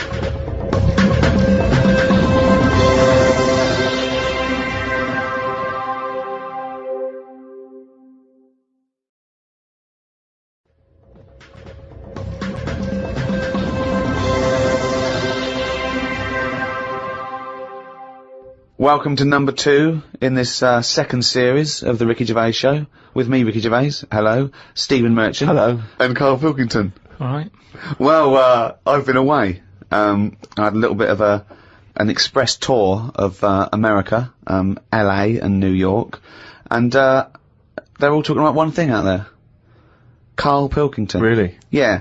I hooked up with the Simpsons lot. They all listen to it on their iPods. I went down to the American office to keep an eye on, things. Yeah, check it. Well, as we get money for old rope for doing next to nothing, I thought I'd show my face. Yeah. They're big fans, Karl. I met up with Jason Bateman, Arrested Development, and he knows how stupid you are. David Letterman knows what an idiot you are. Mentioned on the Letterman show. I mean, unbelievable. David Bowie listens. And they're all listening to little Karl Pilkington. When I think of people like that, like pretty much geniuses in their field. Sure, yeah. But when I think of Bowie listening to it, I still think of him as 26, dressed as Ziggy. Yeah. With a pair of those big 70s headphones. Yeah, it's going, hey Mum, can you turn the TV down and listen to Pilkington? yeah, absolutely. I love his kooky outlook on life. And Christopher Guest. Now, Christopher Guest empathises with you a little bit, because obviously everyone else sort of knows how stupid you are and not understanding concepts like, the infinite amount of monkeys. But he empathises with that because he thinks that sometimes, he thinks that he sometimes doesn't understand concepts that seem obvious to other people. However, I think he's being polite. I don't think you've got a lot in common with him because he did all that other genius stuff. What you did was do the washing up with your pants pulled down slightly. It didn't have the same effect as, say... It's not been as influential as Spinal Tap. Oh, waiting for Guffman! No. I mean, unless people... maybe that's sweeping the nation now. Maybe if someone sees someone nude in a room opposite their house, they immediately get their cock out. They go, genius. That's genius. Well, I did an appearance at the Oxonian Society in New York. It's a Princeton College run event, and they have, like, academics, artists, political figures. They have heads of industry. They had world leaders. They've had Princess Anne of Jordan, and there was a Q&A afterwards. And one of the questions was, "Is Monkey News coming back?" Yeah. In that sort of forum. I mean, it's... I believe they also asked that of Bill Clinton. They did, yeah. Now, Karl, is Monkey News coming back? I mean, maybe. It depends what goes on out there. It's going to be quiet, isn't it? at the moment. What, on the monkey front? Yeah, that, you know, that I don't know if they're aware or whatever that it's being covered, but it's just like, you know, there's keeping no their point. grip You on. can't make news, can you? All these news channels, that's the problem with it. They've committed to saying we're a news channel. You got to find news. Well, don't do it like that. Sure. I'd say put something else on. If there's now what's going on in the world. Cartoons. Just. Is there often no news in the world on the planet Earth with 6 billion people? Is there ever a day when they go, no, nothing? But I'm just saying the news is. What is it? About half an hour long? It depends. There's news channels that are 24 hours. But yeah, you're thinking of one specific news programme that's on in your house. Yeah, but I'm just saying it's half an hour. How much of that? No. You don't. I've told you that not all news programmes are half an hour by definition, but you go anyway. It's half an hour. Again, you didn't listen to me. Why do you think all news programmes are half an hour? They're not. I'm just saying. How much of that do we actually need to know about? But we don't need to know about any news. There you I go. mean, outside sort of dangerous situations, it's interesting. It's entertainment. People want to be aware. People want to be hooked up. I mean, I don't, you know, watch the news much or read papers. But it's funny when I'm away. I do. I suppose it's because you want to feel connected with what's yours. It's that feeling of being part of society, isn't it? No, but there's places. Say like there's places where they don't have telly, right? And they're not watching the news. They're still getting on with life. Yes, they are. And they're bogged down with their own problems, which is the way it should be. Say, like at the moment, I've got a leak in the bathroom. Right? Have you? It's doing me head in. So I put the telly on to get away from all that. And you put the news on. They go, oh, there's a bad weather in what's it? You go, oh, don't tell me that as well. I like it when you hear about inventions that are coming out, or stuff they're doing in science. But you told me the other day that you thought everything that needs to be invented has been invented. Something they said in 1900. But, so what do you think? Yeah, I mean, they are sort of playing around now. Like, they've said they've made, like a heart now that can be bunged into a body if yours isn't working and keep you going. But why is a heart that you can bung into someone to save their life? Why is that a bad thing? Just because it's another thing, isn't it? We're meant to die from the year dot.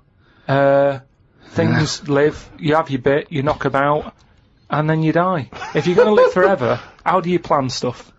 Right? That's the way I look at it. Sure. You sort of go... How big would your diary be? Well, that diary would become intimidating, wouldn't it? You have to fill that in for the rest of eternity. And you get bored. You get bored with living forever. And, But I agree with you. You get bored of people. You'd have to keep making new mates, wouldn't you? Because you've discussed everything by the time you're about 110. 110? So it's kind of like... Karl, you have the same concepts that you worked out and decided that were true at about 10, I think. I look at life like a big book. Like a big book. Right, okay, yeah. Right? And, sometimes you get halfway through it and you go, even though I've been enjoying it, I've had enough. Give us another book. No. Your metaphor, analogy, whatever you're trying to create there, falls down with let's have another book. Yeah. No. You can either opt out of life or stick with it till the end. You can't go, be someone else now. You can't do that. I know you think you can. And I think in your world you can, you'd possibly be injected into an old woman's head when you've had enough and you come out a little baby. What I mean is, at the moment, my life, I'm going to live to 74, 75, right? Okay. Right. So yeah, I'm probably on page, what am I on? A book that's got about 200... This is painful, Steve. This is really painful. Carry on. I'm on, I say if my book's got 300 pages in it. Yeah. Few pictures and that. It's a picture book. That's the great thing about Karl's life.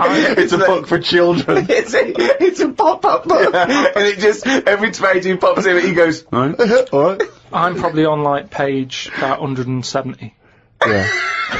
He's gonna die at 74! Yeah. He's reading a book with a few pictures in with 300 pages and he's on 170. Go on then. So, right, if the book was too thick... Right, and there was loads more pages. Let me tell you, this book is way too thick. Yeah.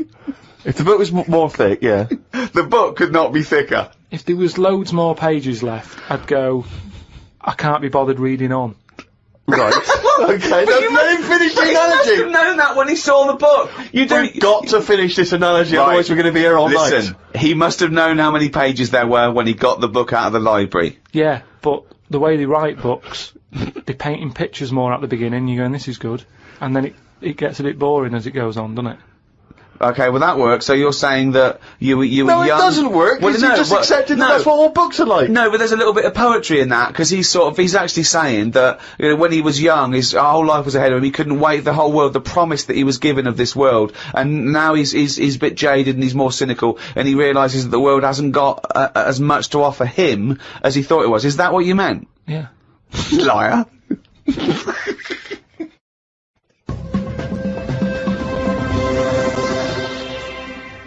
Well, Rick, you're not the only one who's been away. I know you've been off working, but I, at long last, have taken a bit of leisure time. Go on. And, you've probably heard of the Rio de Janeiro Carnival. Only one of the hottest, events in the world calendar. Yeah. Imagine me down there. Oh, Rio, God. You can imagine, did not know what hit it. Oh, God almighty. Were you like, Paul the Party Animal Parker? He would not have been able to keep up if he was with me. God, what did you do? What did you get up to? Oh, well, let me tell you right now. Day 1, I almost drowned. Day 2, I got a foot infection and spent the day in the hospital. And the rest of the time I had diarrhea. So that was a hell of a time. Carnival. Yeah, I did, I was able to watch some of the carnival on TV. Oh, and it looked brilliant. It looked amazing. I didn't actually, it was difficult to make out because the TV wasn't actually in my room. Because in an effort to save money, I wasn't staying in a hotel, I was staying with a bunch of other people in some kind of, like, someone's flat that they'd let out. And, so I had to watch the TV, like, from my window, watching a neighbour's TV. And of course, when they changed the channel, you know, often during the juicy bits, I couldn't see anything. And, but they looked really good. I'm bunged up at the moment just so I can get through the show. But I've just been on a 12-hour flight, and it is terrifying being on a flight when you know that any moment you could go. Because, you know how the problem is sometimes the toilet's free and sometimes you've got to queue up. And the worst bit is that sort of half an hour just before you land when they say the toilets are out of bounds now. I'd say I went twice before that in quick succession. The woman sat next to the toilet. She didn't know what was going on, the noises and stuff in there. And because I was really panicky. Oh Christ! And so of course then on the whole flight, as we're landing, I'm really petrified because I'm thinking I packed a pair of underpants and jeans in my bag in my holdall just in case it all went. And I was really, because I hate flying anyway, and I hate landing because it's the most terrifying moment of the journey. Then it really was rumbling, and I was thinking, I got to get out of here. Of course, you know when you're in a hurry, everything makes you angry. The little old lady in front of me who's just hobbling along off the gangplank. Get out of my way! Yeah. You know, just really annoying. With your bad hips and your bad and legs. your Zimmer frame. I know you've been through a war, but get out of my way! Yeah. And just anyone who kind of even passes you, and so I managed to get there just in time, got into and it all went off. Man alive, it was grim. But that was not anything compared with the first couple of days, because the first day I went for a walk, and of course Ipanema Beach is famous. I mean, obviously The Girl from Ipanema, one of the most famous songs in the world, and Ipanema Beach is famous for just the beautiful, beautiful people that gather there, and it is extraordinary. I mean, the people are remarkable. There's so many beautiful women in Rio, it made me angry. I was angry that these women were so attractive and that, you know, none of them were even looking at me. So, but anyway, I'm on the beach, because I was shopping and I needed a wee. Right, and we went for a quick impromptu swim, and I thought, we in the sea. Just think of him on this beach, right, with diarrhea. Well, I'm wearing great big long shorts, because I'm not going to try and compete with these boys, because they are... And you are, could I say this, the whitest man I've ever met in my life. Yeah. I mean, with his shirt off, you can see his heart like a newborn fish. Well, this was the thing. As I went into the sea to have a wee, there was a discussion about this. As I went into the sea to have a wee? Yeah. Well, I was desperate for a toilet, and I was shopping, so I thought, well, I'm never going to make it back to the hotel. So I'll go in the sea and have a little swim and just I see him straining, just like a cat in a litter tray. See, there was a discussion about this, because I'm very much of the opinion that you should take your trunks down, and some people, some of my friends are saying, just do it in your trunks and let the sea just wash it away. What a hell of a carnival! Well, and I think I'm against that. I've always been against that in swimming pools, everything, you know. I'm against pissing in swimming pools. Full stop. It doesn't matter whether you take your trunks down or don't piss in the swimming pool. Sea? Yeah, well, fine, yeah. Fine, okay, right, fish do it, so anyway, so I'm in the sea trying to urinate, and I kneeled, because I'm obviously very tall, so it's tricky to get deep enough for the water to mask what you're up to. So I tried to kneel down in the water, right, and I got John Thomas out, but then the water swept out again and just left me on the beach. But luckily my back was to everyone, so no one saw. So I can't think of a funnier sight than Steve Merchant on his knees with his little John Thomas out. I don't know how big it is, I've never seen it. But I mean, I imagine it's in proportion to the rest of it, is it? I wish. That's all I'll say is I've been a little shortchanged. But, so then I got up and I waded a bit deeper in, right? And, now I was trying, I got it out. But what I didn't realise is that the waves just off the beach are really just uncontrollable. You never know what's going to happen. So one minute they're calm, and the next minute they're crazy like a tsunami. So suddenly I see this giant wave coming towards me, crashing towards me, and I got the cock out and everything, and it grabs this wave, comes over me, and lifts me up, and flips me up in the water, right? And I'm floundering around. I can't see anything because, of course, I had to take my glasses off to go in the sea. Because I didn't want to lose them. Oh God! So I floundering around, and I'm genuinely getting scared because as I try to get into shore, the wave just pulls me back again. So I'm waving to my friends on the beach, but what I don't realise is that because I'm not wearing my glasses, I don't realise that I've been dragged along the beach some way, and I'm not actually waving to my friends. So there's like a bunch of these beautiful women on Ipanema Beach. Watching a pasty white man waving with his cock out. And what annoyed me was my friends were laughing.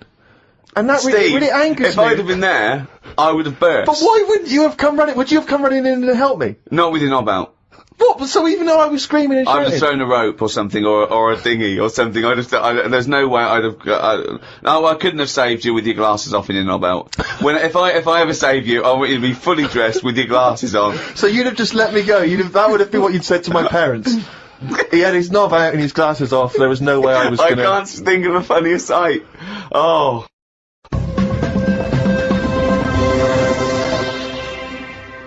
Oh, chimpanzee, that is raining down again! Yeah, this is where we read extracts from Karl's diary. We've had to wrestle it from him. He's never happy, but, you know, that's the way it goes when you're doing, a show as popular as this. And I'm going straight now to this entry. My mam phoned and said that my Auntie Nora, classic Auntie Nora, wanted me to look on the internet to find out what the weather will be like in Spain at the end of November.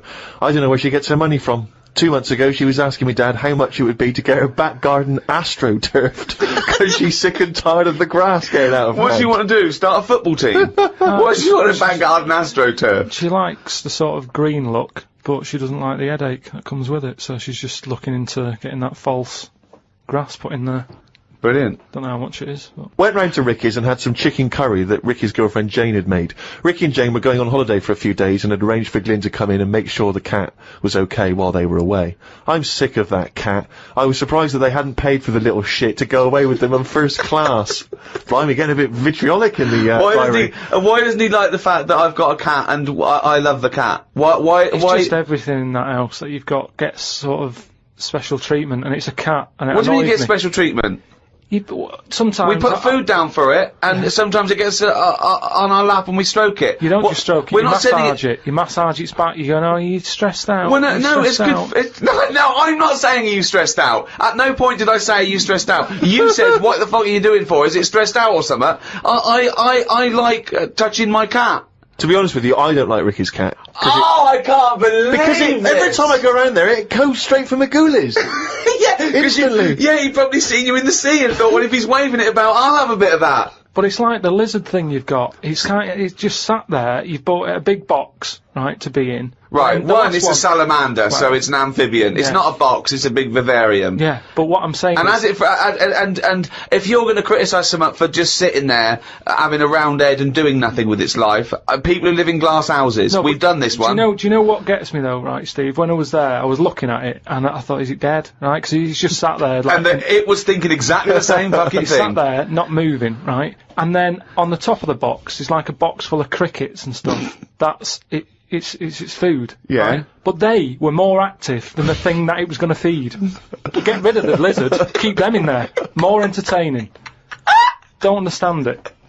A few months back, a girl who was having a kid showed me one of them scans of the kid that was in her. That's science gone mad, innit? I couldn't think of anything nice to say, as it looked like a frog. Do you know why we've got to that point? What? Why have we got to see something that young? Why? Because people can keep an eye on the progress of the baby in the womb. Yeah, but why are they printing it out and stuff? Surely that's for a doctor to see. Well, that's just an added bonus for people who are interested in such things. Well, that's like saying, why do you take pictures of anything? No, because normally pictures are like, you know, in Brazil, sat in the sea or whatever. You'd go, oh yeah, I remember that day, it was a good day or whatever. But... It wasn't. It's just kind of like, why have you got to see something... You might as well. Well, you just listen. Why have you got to see something that small? So why would you take a picture of Steve in the sea? No, but what I mean is, why? At what point are we going to stop? Are we going to start sort of X-raying the fella's testicles and saying, well, there it is at a really young age? Well, where are we going to stop? It's just horses for courses, isn't it? Some people like to have a record of their baby in the womb. They like to show their baby. They're excited about it. They sit down and they show the friends the slideshow. That's the birth. Oh, that's the conception. Oh, look, Ron's going a bit mad there, isn't he? But why do I need to see this? This is what I'm saying. It was an awkward situation because she was happy with it. I was like, oh, God. You know what I mean? It was an odd-looking thing. I couldn't say, oh, it looks like you, because that would be a diss.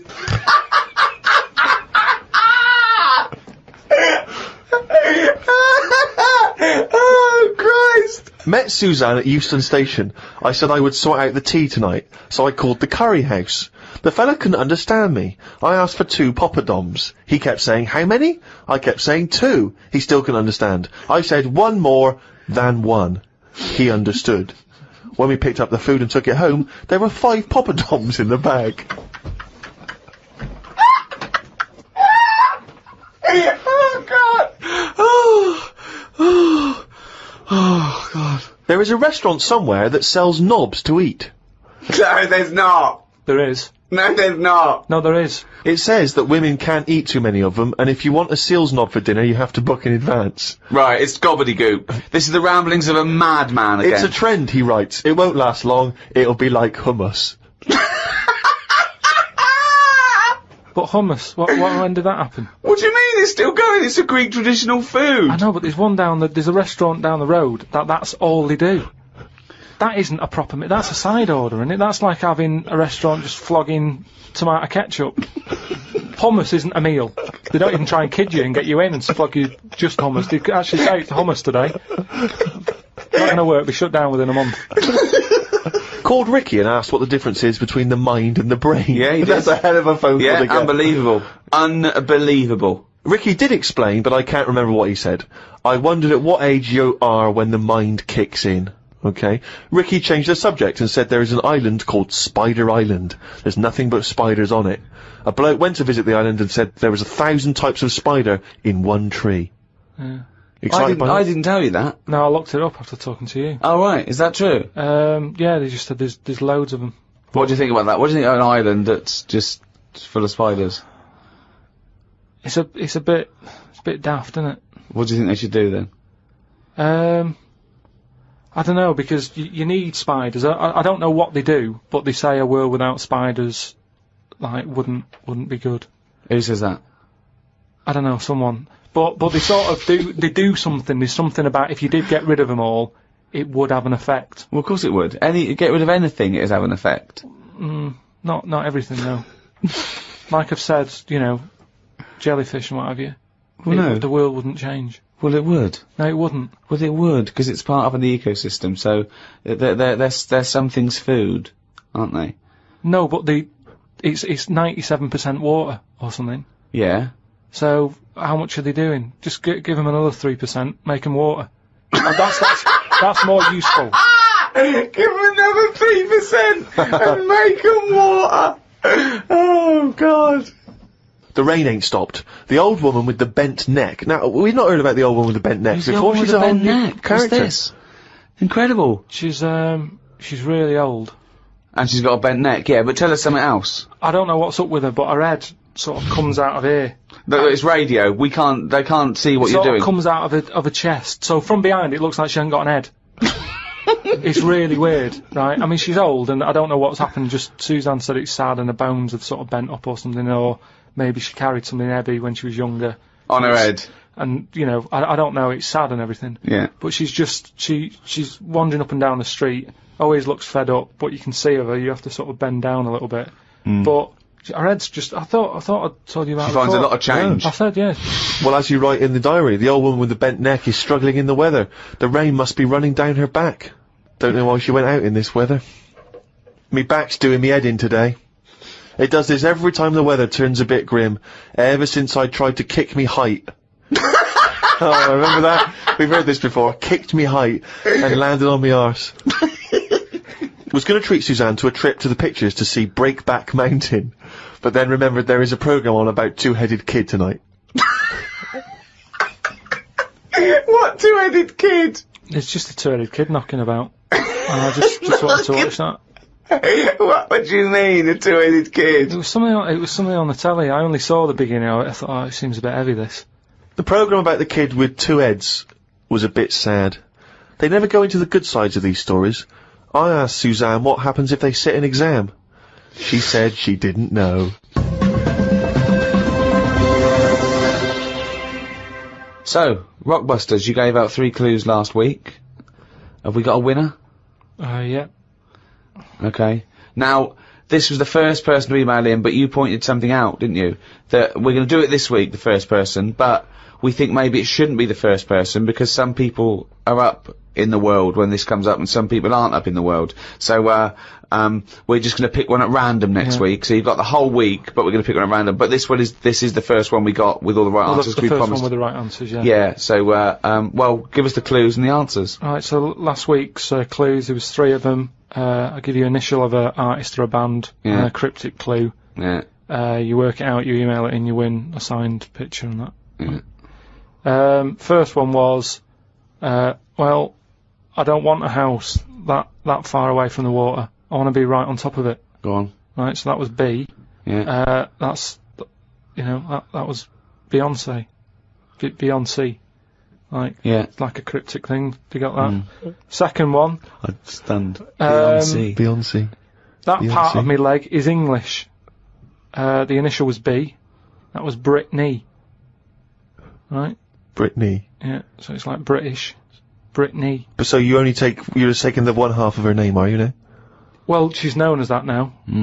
I think she's known more as Britney than Britney Spears. They don't really call her that anymore. Yeah. Also, British isn't the same as English. Yeah, I know. I realised that, but it was too late.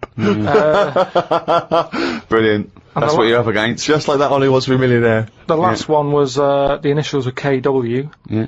And the clue was, the fitness teacher has got a speech impediment, right? So you've got to sort of think about that. You've got to think about a fitness teacher. Yeah. He's working out and that. Yeah. But he's got a speech impediment. So when it like comes to like finishing. Well, no, you didn't say all this in the clue. So. But it was just that one was Kanye West. Right? Kanye West. So I'm just saying. Why would the fitness teacher say Kanye West? Because he's got a speech impediment and he's been working them out. They've built up a sweat. And he's like, right. Well, no, you didn't say all that, so it doesn't matter. But even if that is the case, what is he saying? He's saying, all right, can we rest now? As in, can we rest now? Yeah, just kind of because they say that at the end. It's like, right, everybody. So he's got a speech impediment. He's very, very camp, and he's adding words. Okay, but apart from that, it works perfectly. So that is bollocks. You're an idiot. So that was the first 3. Who won? It was Gwymlyn Howe Jones. Right, let me have a look at that name. There's no such name as Gwymlyn. What is Gwymlyn? Is it something from Lord of the Rings? Gwillem Hugh Jones. Okay, and a signed photo of us is on the way. Yeah. To him. Lucky you. I don't know why he wants that, but well done, he got the clue. I don't know if that's a good thing or not to get the clues, but there it is. Well, there you go. So we're going to do some clues for next week? Yeah, right. Again, same sort of system. 3 of them email in, and we'll pick one at random. Right, first one. The initials RP. Right. Right. And the cryptic clue. Not cryptic, well. Steal that woman's flower. Right? If you're gonna like nick a. Well, no, it's different now. What is it? If it's a cryptic clue, let him finish it. What is the clue? What is the clue, and stick to it? Steal that woman's flower. Fine. Okay. RP. Right. Okay. Right. Second one. B. Is that the clue or the initial? B is the initial. Right. And cryptic clue. Keep whacking the cooker with a stick. What is it? It's a band or an artist. They kept whacking the cooker with some sort of. What is it? Keep or kept? What's it? If it's cryptic clue, everything matters. So. It doesn't really. Just think about whacking. Well, no. Give us the clue again. Okay. Just whack the cooker. No, what is the clue? Do the clue. Okay, do the clue. This is the clue, and the only right. But no, wait. The initial is B, and the clue is. Keep whacking the cooker with a stick. Right, fine. But it doesn't have to be a stick, though. It could be like an iron. It could be any sort of. Well, okay then. Let's do the clue again. Then. Okay, so the initials B. What's the clue? Keep whacking the cooker. Fine. The last one, the initial M, and then the clue is Venice. It's all water, isn't it? Right.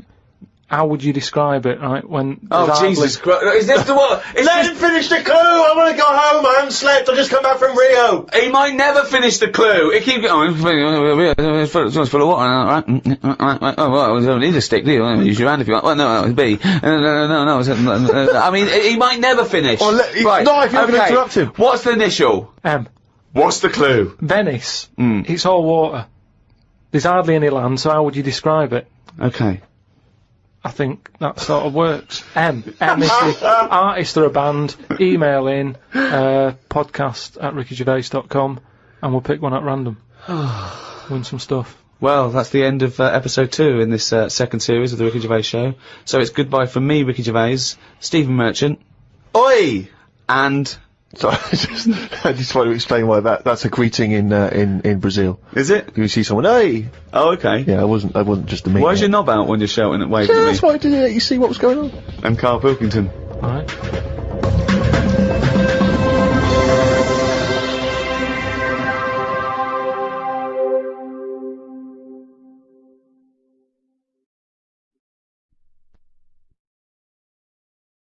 Audible hopes you've enjoyed this programme.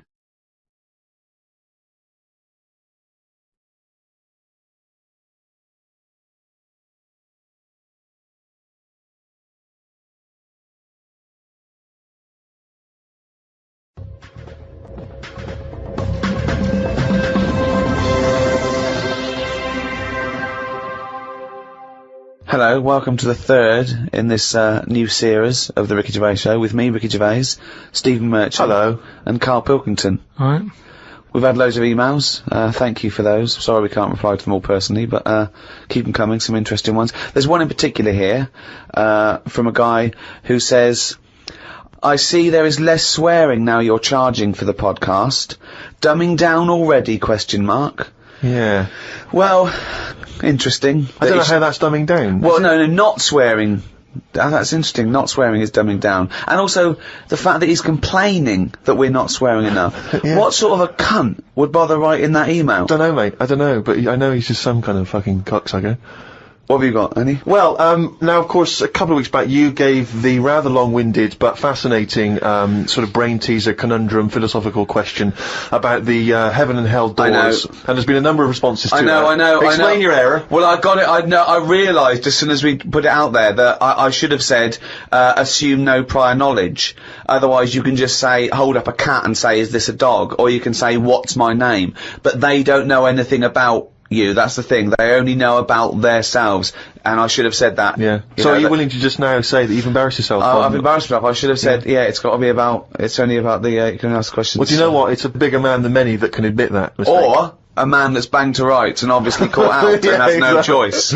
Well, it's quite interesting to sort of wade through the emails and find out the kind of people that are listening, get a sense of the different listeners. And I know you, Rick, have met some of the big celebrity names that have listened to the show, and it's sort of because you've actually met them. But it's now we've got celebrities who are just emailing in, just letting us know. This one is from a guy called Aaron. He says, my name's Aaron Douglas, and I play Chief Tyrol on TV's Battlestar Galactica. Oh, right. And he listens to the show in his trailer. Now, I don't watch Battlestar Galactica. I hear it's very good. Yeah, but it's nice to know that... I don't watch it. I don't watch any of those things, but that's... it's nice that Chief Tyrol, and for those of you that watch Battlestar Galactica, I'm sure that means something. But nice that he got in touch. But I'm just thinking, who would you, in an ideal world, Rick, who would be your ideal listener, a celebrity listener? Well, it's not so much celebrities for me. I like the idea that captains of industry or scientists or people actually doing something worthwhile are listening. That's what excites me, because they hear You know, we've had a couple of emails from people who are doing, you know, PhDs and psychologists and that excites me more. That these academics are listening. I mean, who's the weirdest person you think that who should have more time on their hands? You know, you know, Stephen Hawking. Imagine Stephen Hawking listening to this show. You know, he's putting together the formulation for the universe, but he's going to listen to a little bit of monkey news from Karl Pilkington. Imagine Stephen Hawking emailing us at podcast@rickygervais.com. I mean, that would just blow our minds, wouldn't it? He's got time to do that. That he's got the inclination to bother doing that. He's always online, though, isn't he? He's always hooked up. Is he? Well, he's always got that little computer on. Why not? Sure, that's one of the perks. You can just bung an email out whenever.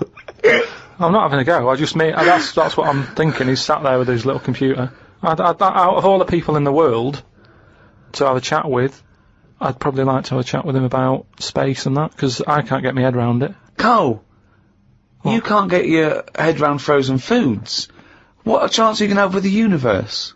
No, but just putting stuff out there, you know, I mean, it freaks me out when I'm lying there in bed at night, and I think about how this world. On Friday, right, I was in bed with Suzanne, and I said, could the world fall? Right? It's like something from Chicken Licken. Wow, that's a hell of a bit of pillow talk, that. Isn't foreplay hell? Oh, God. But I'd like to sort of have a chat with him, because I reckon he could put it in a way that I could understand it. Oh, I wish an Inuit was listening. Did I not tell you this? We had an email from an Inuit. Really? Yeah, I thought I'd mentioned this. Have we not mentioned this before? No. No, it was an email from a guy who said, I don't think he lives in Canada, I think, or somewhere else. I apologize if I'm getting that wrong. But I think he said he was half Inuit, and he listens to the show. Half Inuit?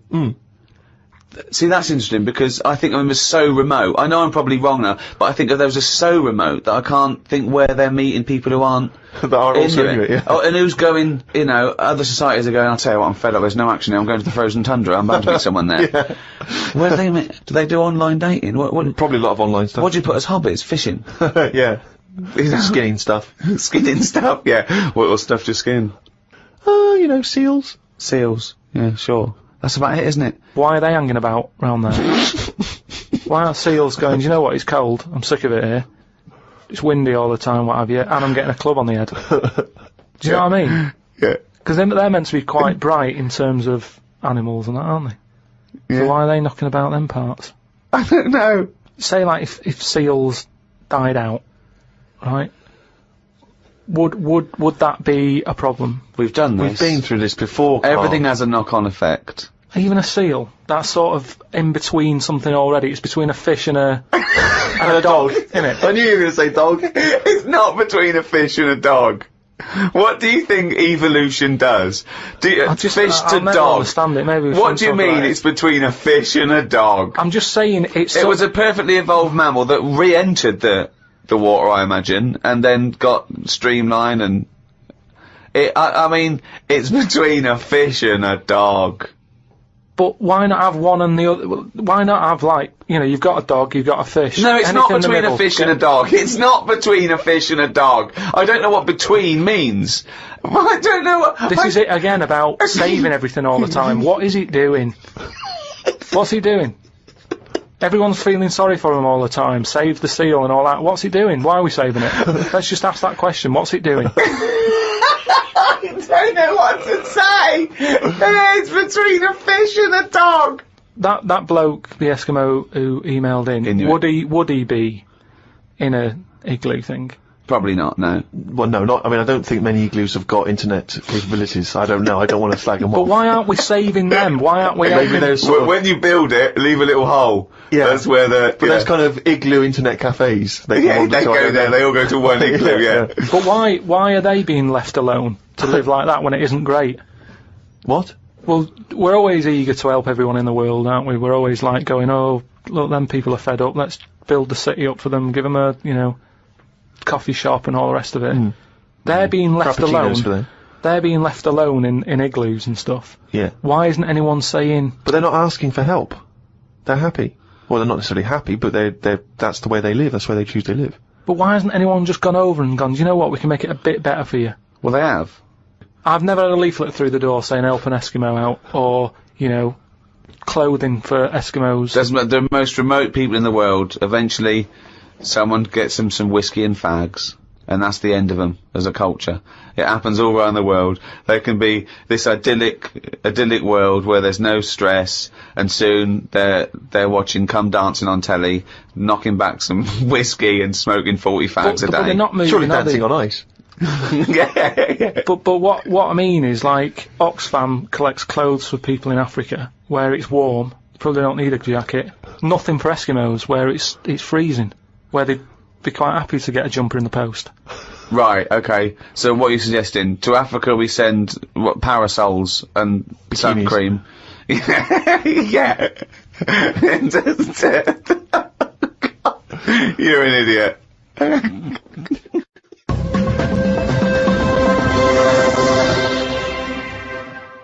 Out of all the people in the world to have a chat with, do you know, what's his face? That German doctor. Which one? The guy that displays the human body?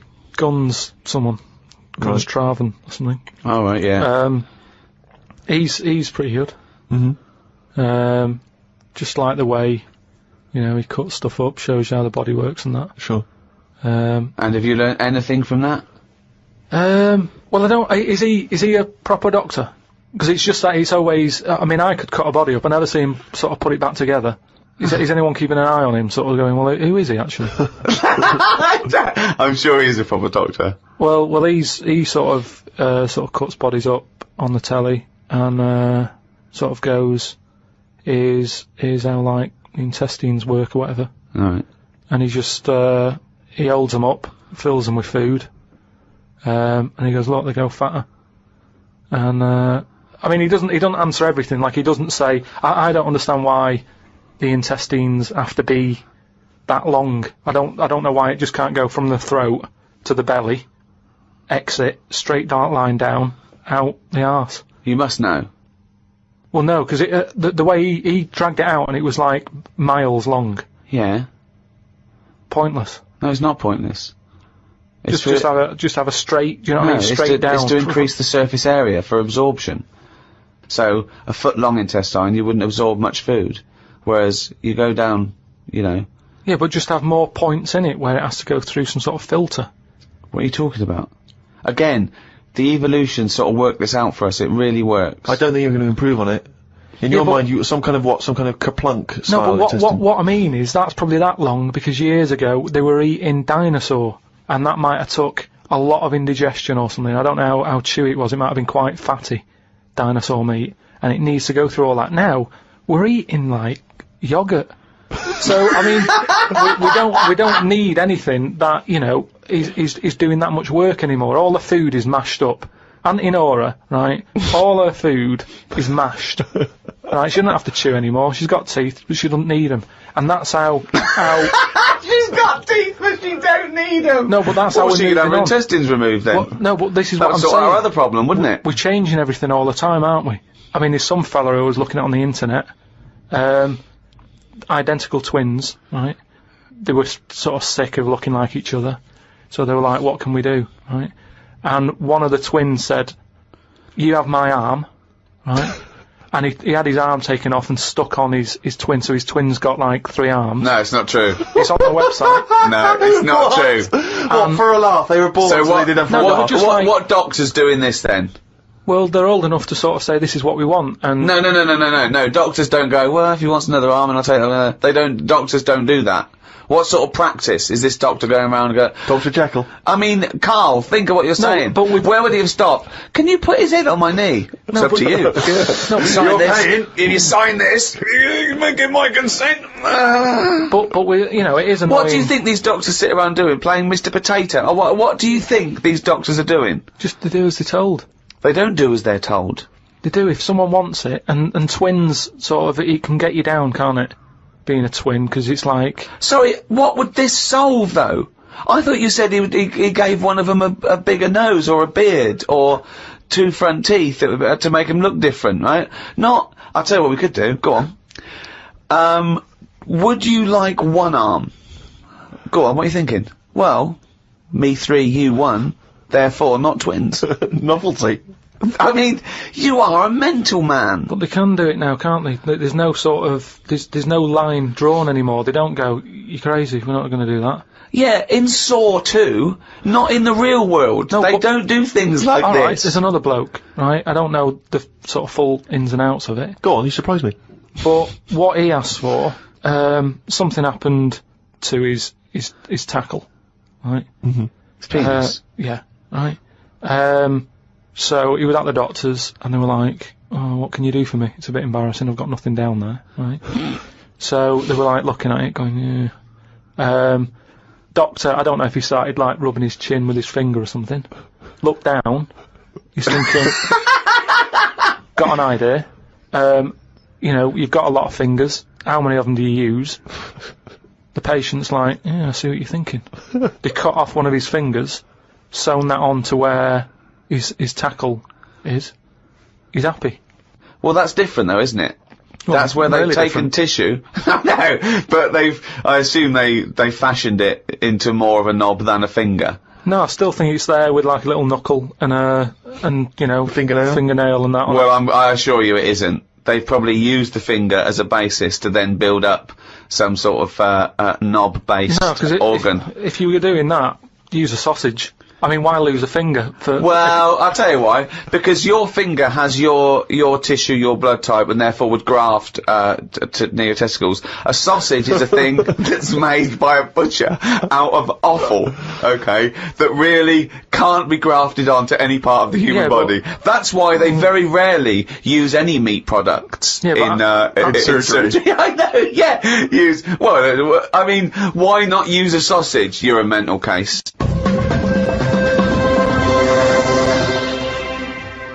I saw some bloke the other day in a meeting, and on his desk he had a picture of his kids who were twins, right? And they looked alike, and he did that thing of dressing them the same, that sort of thing. That annoys me, right? And I sort of said, you know, you've only got a small desk, just have a picture of one of them. He looked at me like I was mental. That's weird, amazing. It's not. I think it's it's sort of common sense. You know what you've come up with there? No solution to anything. That's what you've come up with there. You've come up with the best no solution I've ever heard in my life. Or it's solutions to problems that don't exist. No, because more room on the desk, isn't it? Yeah, it's no solution to a problem that didn't exist in the first place. Well done. There was a picture on when I was on the plane coming back from here, there was a picture of this new luxury hotel. It'll be, I think, $10,000 a night to stay there. It looked extraordinary. It was a hotel, and the best rooms were built under the water, under the sea. Wow. So it was the best hotel we've ever seen, but surrounded on all sides by glass, and out of it you could see the sea, the sharks, the fish. I don't think I'd like that. No? But that, again, that's just one of them hotels where it's over the top for over the top sake, isn't it? Like where they have 12-course meals. Well, just have 2, but make them bigger, rather than dragging it out and there's the first course. You know, a couple of snails. Yeah, it's just for me all that is. Don't eat a snail. Don't have one snail. Eat one big tortoise. If you want slow food, don't have loads of little snails. Here, there's a giant tortoise. Tuck into that. Feeds 10.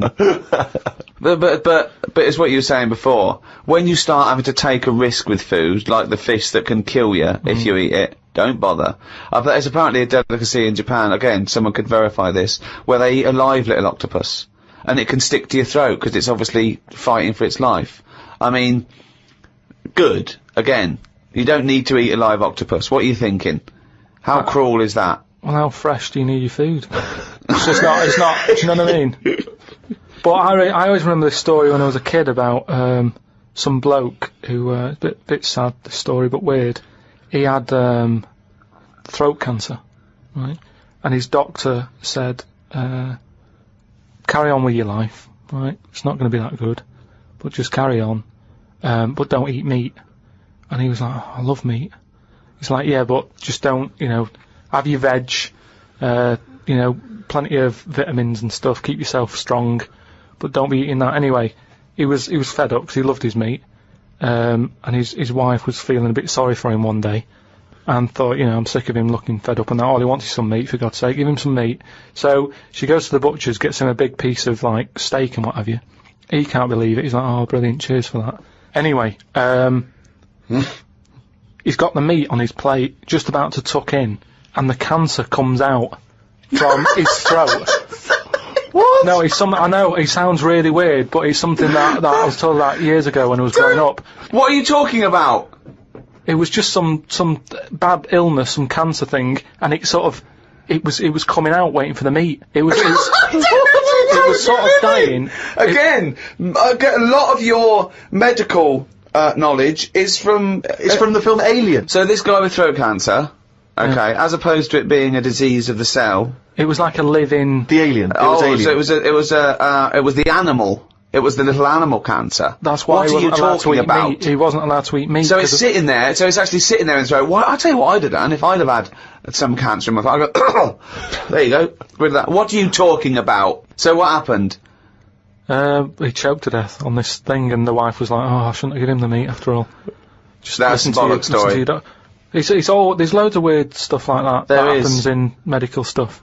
Well, the terrible thing is, if you got testicular cancer and you eat meat, your bollocks come out of your trousers, and they're all over the plate, and you have to be asked to leave the restaurant. The other thing that I was told when I was younger about medical stuff and that, who's telling you this stuff? My mum told me about it. Jeez. Because she always says to me, Dad, because he has too much meat, and she's always like, you know... Remember the feather with the... And he goes, the troll in his throat. But, me gran, she had something, wrong with her eyes.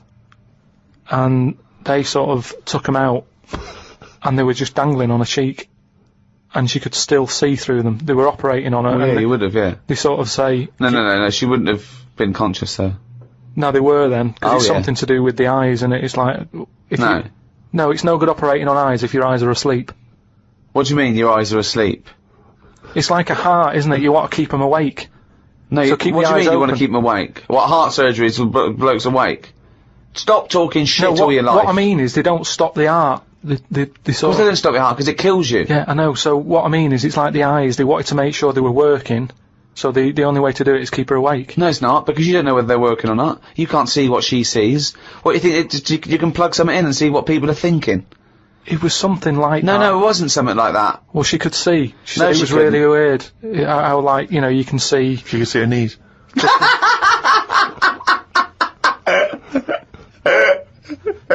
That is bollocks.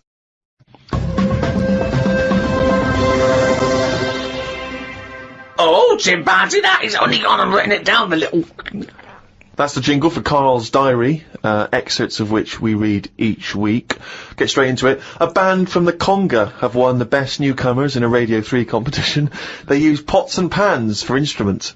It says that the Conga is a poor, sad place. So why do people do that happy dance at the end of parties called the Conga? Right, one is the Congo. There's no place called the Conga. They come from a place called the Congo. Where do you come from? Okie dokie. It's a terrible place that we don't know whether to put our left leg in or our right leg in.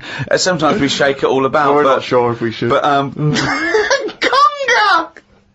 Fucking hell, you're such a... Went into the gadget shop today. It's full of stuff that we don't need. Gadget used to be a good word that made you think of James Bond with all his gadgets. The best thing I could find in the shop was a clock that ran on potatoes. We are definitely going backwards. I agree. Well, who cares about that? You know, a little electrical impulse, so what? Had a night out with old schoolmate. Found out about more of the other lads I went to school with. One is living underground. What do you mean living underground? Not like a mole. Do you mean he's got a basement, or do you mean he digs a hole every night? My mate went to visit him, and he said it had been raining really heavily and that, and it's all the rain's running in. What do you mean he went to visit him? He went down here? What's that? That's an hole in the ground. Yeah, come in. He just said, oh, come round see us, and he's living underground. What do you mean he's living underground? He wanted to be in the army, but was turned away, and that's the closest thing you can sort of... How is that similar to living in the army? Oh, that's exactly like the army, yeah, where they teach you trades and, you know, engineering and flying. He's happy down there. He said it was really muddy and what have you. He said he won't be going back to visit him. What's he got down there? Just stuff, just like a sleeping bag, a lamp. He's dug himself a subterranean cave. Near my old infant school, they knocked it down because it was like a wreck. You'd be in the class and you could lean on the wall. Yeah, and your hand would go through it and stuff. And they knocked it all down, and I think that's when he was at his most happy, this bloke. I believe this, though. I believe someone he went to school with now lives in a hole. That doesn't shock me. When the tales I've heard of horses in houses and big-headed kids with webbed hands and feet, and him, I believe that someone he went to school with now lives in a hole. That isn't bizarre to me. You spent far too long with him if that now you're just happy to accept. I totally accept that. I'd be surprised if I walked round where he lived that there weren't more people living in holes.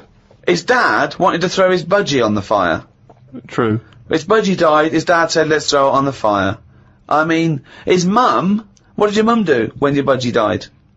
She just was worried about the other bird that was left, so she made it a bit of company by getting a rock, getting a feather off the dead budgie, sticking it on the rock, putting it in the cage. So, a man living in a hole is not that bizarre. Right, carry on. I read me science magazine. Some things I learnt from the science magazine. Number 1, space is running out of space. We should stay out of the sea 'cause shark attacks are up. Yeah, probably 4 a year now. Well, he just says here, we should just stop going in the sea. Yeah. There's no need for it. Exactly. Why is there no need for going in the sea? Just 'cause there isn't now, is there? We've got loads of land. So just, one or the other. We walked out the sea. Now, this is what I mean about going backwards. Getting back in it again. We came from the sea originally, now we're going back in it. Don't go in it. Unless you're in a boat. The rules, according to Karl Pilkington. The rules of Karl Pilkington. Oh, God. Did the podcast and then went for a walk round Manchester Square. Years ago, a woman lived round there who had a head like a pig. She was known as the Pig Woman of Manchester Square. That made me think if there were other pig-headed women knocking about London. Do you know what I mean? Why was she nicknamed that? Why not just the pig-headed woman? That suggests to me like there was loads of pig-headed women, and that's the one of Manchester Square. Right.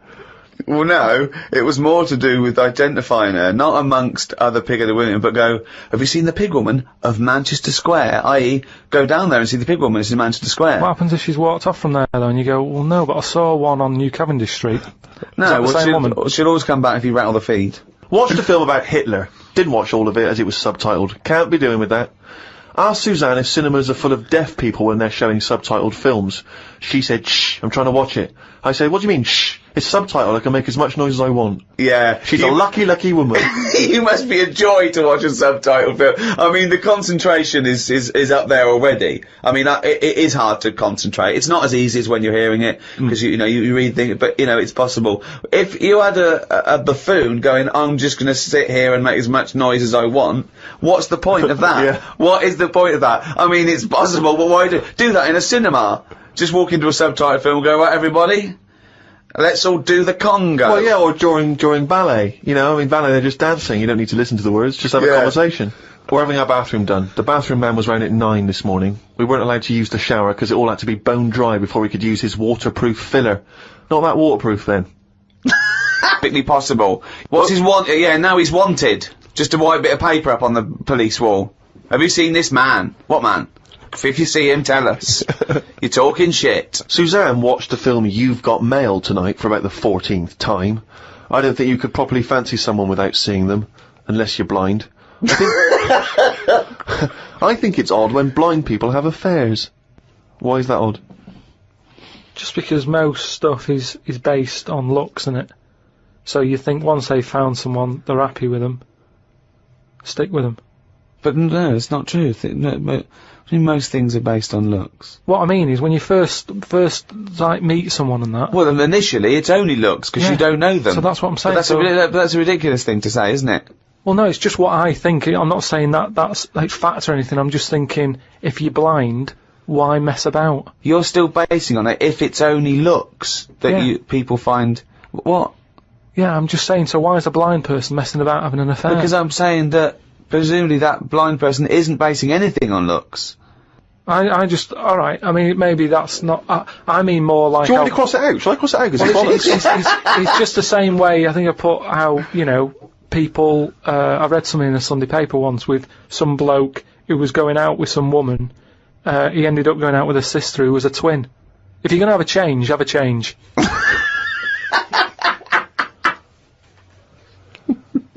Spoke to Ricky about trips to the moon. He was up for going just to see what the world looks like. I came up with the idea of a giant mirror on the moon that would reflect the world back. He had a few questions, but I had the answers. Yeah. He changed the subject, I won. Right. My first question was, how would you get it up there?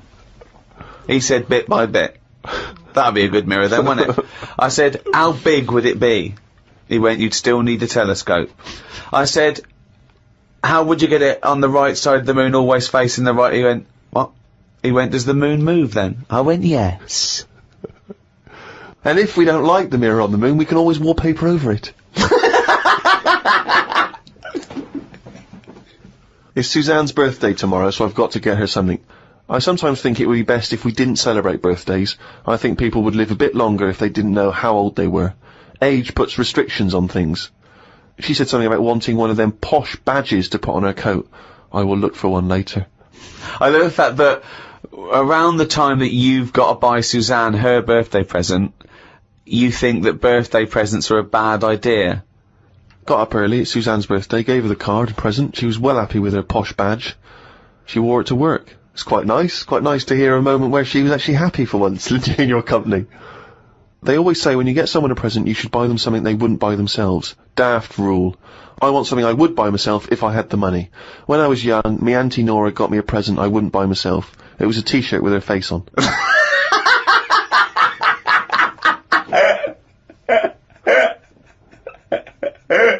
Looked at what's been going on in the world. Someone has found some people who live in an old town somewhere where they are so old-fashioned they still walk on all fours. There is a picture of them and they use shoes on their hands. That's not old-fashioned. Why is that old-fashioned? That's some kind of regressive evolution. Yeah, really old-fashioned. Yeah. It's not true, is it? It is true.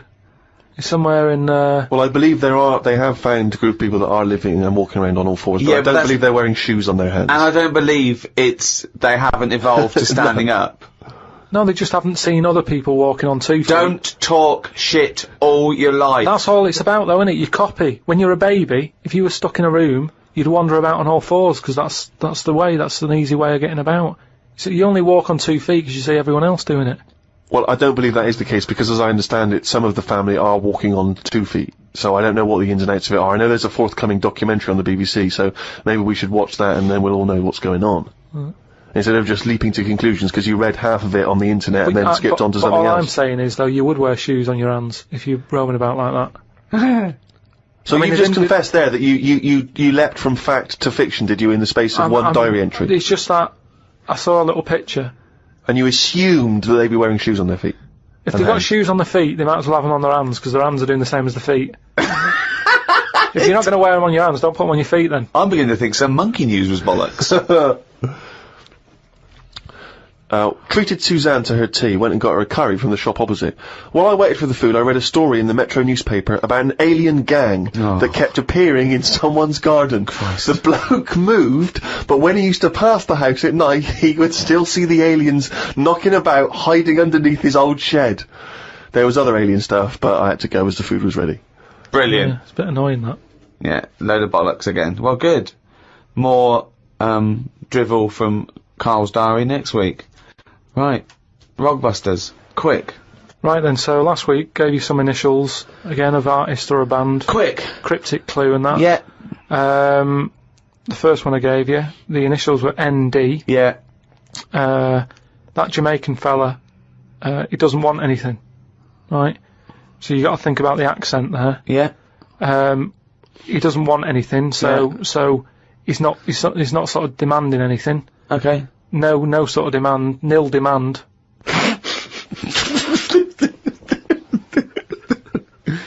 Nil demand.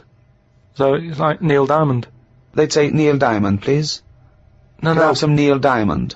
No, right. Nil demand. But just now it was all to do with, I've got no demands. Now it's a Jamaican person going in and asking for Neil Diamond in a Jamaican voice. Yeah, I know, but it's a cryptic clue, innit? Doesn't work. The second one was, the initial was E. I asked him to pass me the ball by using their head. What do you do if you chuck someone a ball They head it back. Edit back, yeah. They head it back. So you'd say, edit to us. Editors. That's editors. What is it? Is it? It's a band that are No, there's a band called The The Editors, but there's no band called Editus. Editus, what's that? Is it Greek? Is it a Greek band? Again, cryptic. Just you got to think again, cryptic. bollocks. Then the last one, TR was the initials. Yeah. The cryptic clue. He's got the woolly ones, but I've got the ones that run and charge at you. Go on. What I forgot? Dunno. Sheep. Something to do with sheep. Right, something to do with sheep. They're the woolly ones. Yeah. What are the ones that run and charge at you? Oh, they're woolly as well. No, The but rams. not as woolly. The rams, right? Yeah, the ram ones, right? If you write that down. No, you're not even write it down. It's That's Ramones. The Ram ones. No, but it's how you say it, isn't it? It's not, because it's not. No, it sort of changes about a bit, just cryptic. But your understanding of the word cryptic is it can be anything. What am I thinking? Cryptic? Cryptic clues in a crossword have a logic to them, that's why people are able to answer them. Well done to Neil Fennan, who's in Canada. Well, I just don't know what that says about Neil. Bollocks this. Right, do the next week's one. Right, then. Just get it over with. We've got to stop this. Monkey News is coming back. No, it's not coming back. There's nothing going on. We're not doing it. Right, SC are the initials of the artist of the band. Go on. SC. The cryptic clue. Just stop saying cryptic, because it's not. The clue is, I went into the restaurant on Monday, Tuesday, Wednesday, Thursday and Friday, and the fella making the food was there each time. Right? SC are the initials. I went into the restaurant on Monday, Tuesday, Wednesday, Thursday, Friday, Saturday and Sunday if you want. The fella making the food, he was there each time. So you changed it? Was he there Saturday and Sunday or not? He can be if you want. I'm just saying he's there a lot. Oh, this is like pulling teeth. I'm trying to hurry it up. And the second one, go into that woman's store and rip her off. Right? Right. That's C. Okay. C. Go into that woman's store and rip her off. Okay. Yeah, if you're going to do that. Oh, don't mumble at the end of it. Go on. Just do the clue. And the last one, the initial E. Last one ever. You have had a go at laying down a track, but it ain't perfect, right? So you're sort of making a track. No, just do the clue. You're making a track. What? Give us the clue. Don't just talk around it. Right, the initial is E. E. What's the clue? You have had a go at laying down the track, but it ain't perfect. Fine. A music track. Yeah. Well, no, but no. You can't. No, these people can't ask questions. Well, I can. Oh God. So send them in. podcast@rickygervais.com. Right, that's the end of another Ricky Gervais show. Oh, thank God for that. Another one next week. We've got to give value for money, because this is shit. So we've got to, what we do is, because this is such dreadful bollocks, we're giving more of it. Yes, that's lucky them. Yeah. So it's cheerio from me, Ricky Gervais, Stephen Merchant, bye, and Karl Pilkington.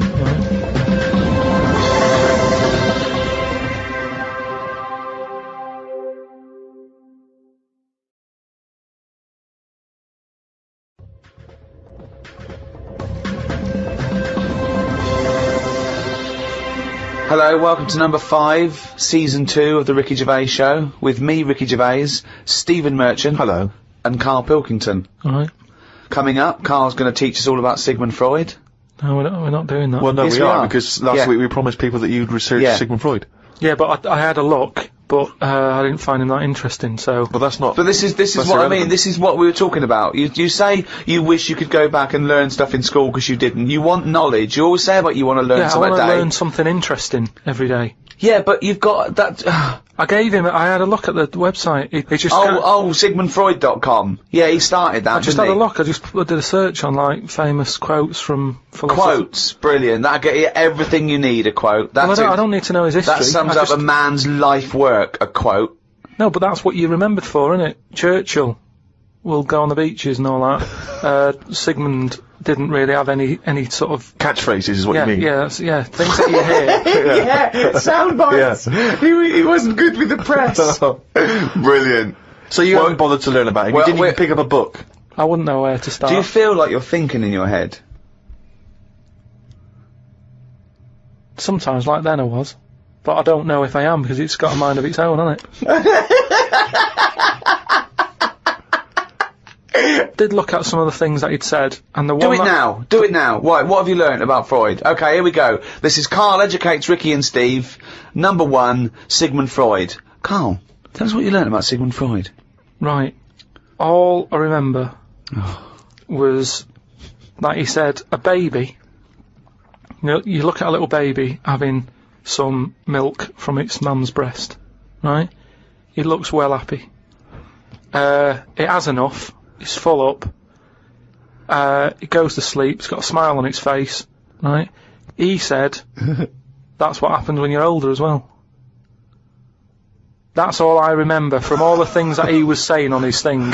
He just said it's weird how, like, it's like... Now, to be fair, Rick, that is obviously in translation. Yeah, I know. From the original, so I don't want you... No, I'm not having a go at Freud. Him, you know. I mean, Freud has been discredited on some issues, and we've moved on with experimental psychology and But that's the one that was interesting. I don't quite follow. So what do you take from that? Explain that to us in layman's terms. I don't know. Well, that's pointless. Without application, knowledge is pointless. But it's not knowledge, is it? He's just saying drink milk all your life. It's good for you. No, he's not saying drink milk all your life. What is this? Is this an advert he's doing now? He also came up with go to work on an egg. Yeah. Oh, Christ almighty. But like I said, I wasn't that impressed by his work. So unbelievable. Karl is allowed to vote. I know. He's allowed to cast a vote in this country. It doesn't make sense. Yeah, I wish I hadn't. I've only done it once, and look what happened. I got called up for jury duty.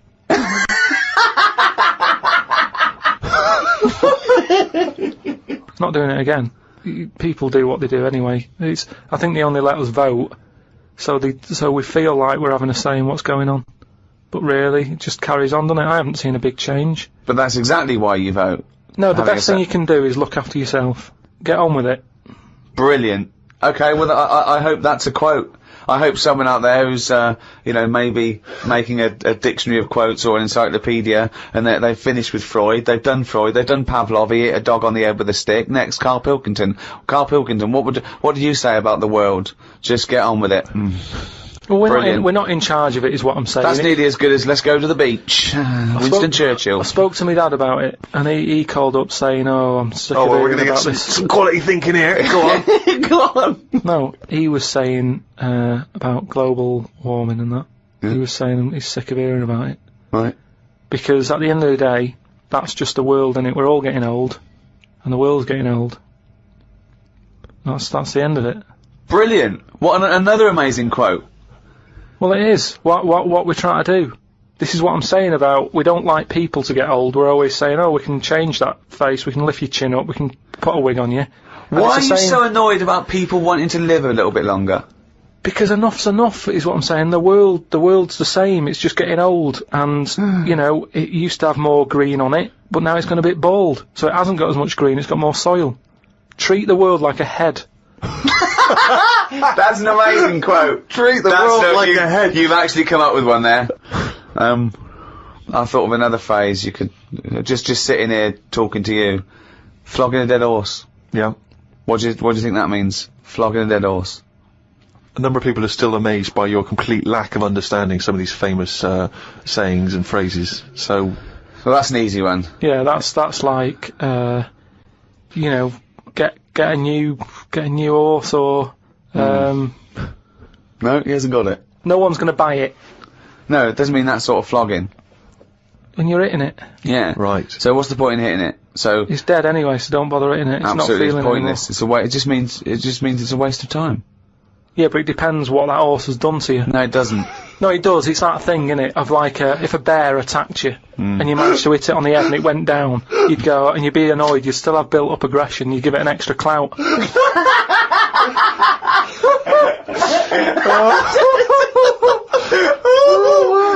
Unbelievable! That's extraordinary. I don't know who's compiling this book. Sometimes it's worth flogging a dead horse if he did something to you, if he annoyed you. Carl, I've got a couple of little facts for you, just to try and inflame your imagination. Go on. Sharks are immune to cancer. Are they? Yep. So how have they found that out? Well, I don't know, but I've never heard of any fish having cancer though. I haven't heard of a cod being ill. So why are we focusing on that one?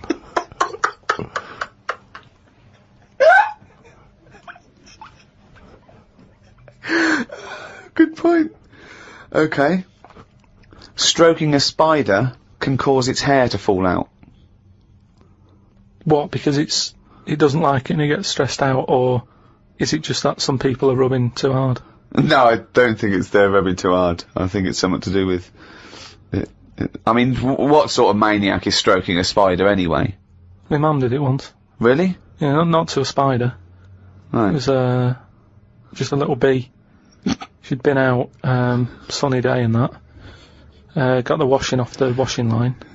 She was bringing it in. Little bee sat on the top of, like, the bed sheet or whatever it was. Yeah. And, she's in the kitchen with it, and she goes, "Look at that. Little bee there." She started sort of stroking its head. And it loved it. How you did make it clear that it loved it? Well, it wasn't struggling. It was just sat there, like, because it must have been like a bit dozy. They get a bit dozy, don't they, in the heat and that. And he just stayed there on the sheet, and she sort of stroked its head for a bit, and she had to put it out. It didn't go out. It didn't try and escape. It was like, "You've had enough now." And that was that. She sent it out. She loved all that. She loved little flies and stuff, and we had Harry the housefly. What? Harry the housefly. What do you mean? It's just a fly that always seems to knock about in one corner of the room. Right, it's the same fly, was it? Yeah, it was the same fly. Yeah. How do you know it was the same fly? So whenever she saw a fly, she went, "Oh, look, it's back." Well, we weren't letting him in. It's just that it stayed in. Karl, what makes you think it was a pet housefly as opposed to a different fly every day? Because it was always in the same place, in the corner. But it could have been that something about that particular place that attracted flies, rather than it was the same fly. Well, I'm never worried about it. It wasn't harming us. It just always hung about. But how do you know it was the same fly? How do you recognise it? We weren't worried about it. It doesn't matter, does it? If like, we're thinking another fly's getting a bit of free rent or something, just let it stay. I don't understand why. But why no? Right, okay. You're in a house, right, there's flies, okay? Not flies, fly. Why do you think it was the same fly for all those years? Just because we haven't got loads of other flies. At no point was there a crossover period where there's two, and it's like, hang on a minute, he's trying it on here. That's what I mean. It was always just one on its own. And we just thought, leave it, it's alright. I don't know why are you suspicious? Why you always think someone's out to do you? No, I don't know why you assumed when you see a fly every now and again that it's exactly the same fly. It just was. It's Harry. The one in our house was the same one. How do you know? Well, alright, I don't, but at no point did I feel suspicious. Speaking of flies, though, and that, they've got one, right? I was out with Ricky, right, and he was reading the paper. There was a story there about a fly that its eyesight was bad or something, and they've made it a pair of glasses, and it had a picture of a housefly wearing... Okay, this is incredible, Steve. Can I take over? Hang on, let me just need to finish a couple of questions for that. So there's a small fly and they've made it a pair of glasses. Yeah. So that it can see better. Yeah. And your concern is what? Well, again, it's just that thing of we're looking after everything now, aren't we? Sorry, I've got to come in here, Steve. Alright. I showed you the story. You saw it. It was a picture of a housefly with a pair of glasses on. Yeah. Right? It was about a one-sentence thing. It was about how far technology's come. Yeah. And a group of scientists using microscopy, right, and laser tools had, as an exhibition, shown that they could make a pair of glasses smaller to fit on a hand. They put it on there and they'd taken a picture of it, and it's on as a display. At no point was it actually, because the fly had bad eyesight, the fly was presumably dead, it was purely an art installation, or a show of technology. I thought you were going to say, Rick, that you'd drawn the glasses on there. Yeah. And he believed it like, there's a bearded lady in this paper. No. My God, Tony Blair looks like Adolf Hitler. No. What do you think of that, though? But they did it as an experiment. Yeah, but all things start as an experiment. But why would they make a pair of glasses for a fly? How would they know he had bad eyesight? How would they know it was the same fly? Bumping into stuff. I don't know. Bumping into stuff. But why would they bother making glasses for it? And they've got a compound eye. They'd have to make about 1,000 pairs of glasses for a fly. It's just that thing, innit, of human nature is something's wrong with something, let's fix it. And they try and help people out all the time, don't they? When you know, we're always doing it. We're always trying to help people out, instead of just going, you've been dealt a duff card, cope with it. We're always fiddling, always fiddle about. It's like that bit about, what was it? See, this is technology going mad and that. they're doing operations on people, right?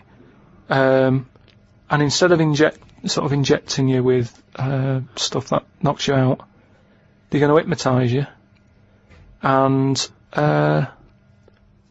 they operate on you when you're hypnotised, but you're still awake, so you sat there awake, you're aware of what's going on around you, but you can't feel anything because someone's hypnotised you. Why are we messing about with that when there's nothing wrong with the injection? Well, there are. I mean, it's not healthy to constantly give someone very dangerous. Very dangerous time. You just said it yourself there. Constantly. If they keep coming in having operations on someone, don't be doing multiple operations. But sometimes you need to. Why? Because of whatever the complaint may be. Yeah, but no, not multiple. Give them 1 or 2 max. After 2, it's like enough's enough. We've operated on you. We fixed that. We're not fixing anymore because it's just going to be there's going to be something else wrong with you because you're getting old. Like the world, get on with it. That's what I'm saying. Stop sort of ploughing stuff into it. Like I've said before about a car. You know, the gearbox has gone. All right, we'll replace it. Oh, exhaust. Well, all right, we'll put an exhaust on it. Oh, the oil filter. Forget it.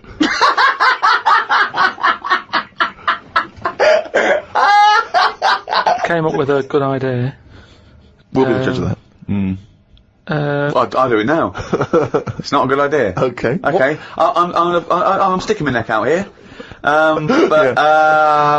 think this isn't going to be a good idea. Okay. Thoughts? Well, I'm going to agree with you. I'm going to second that motion. Okay. Let's see if we're both right. See-through skin. High five, Rick.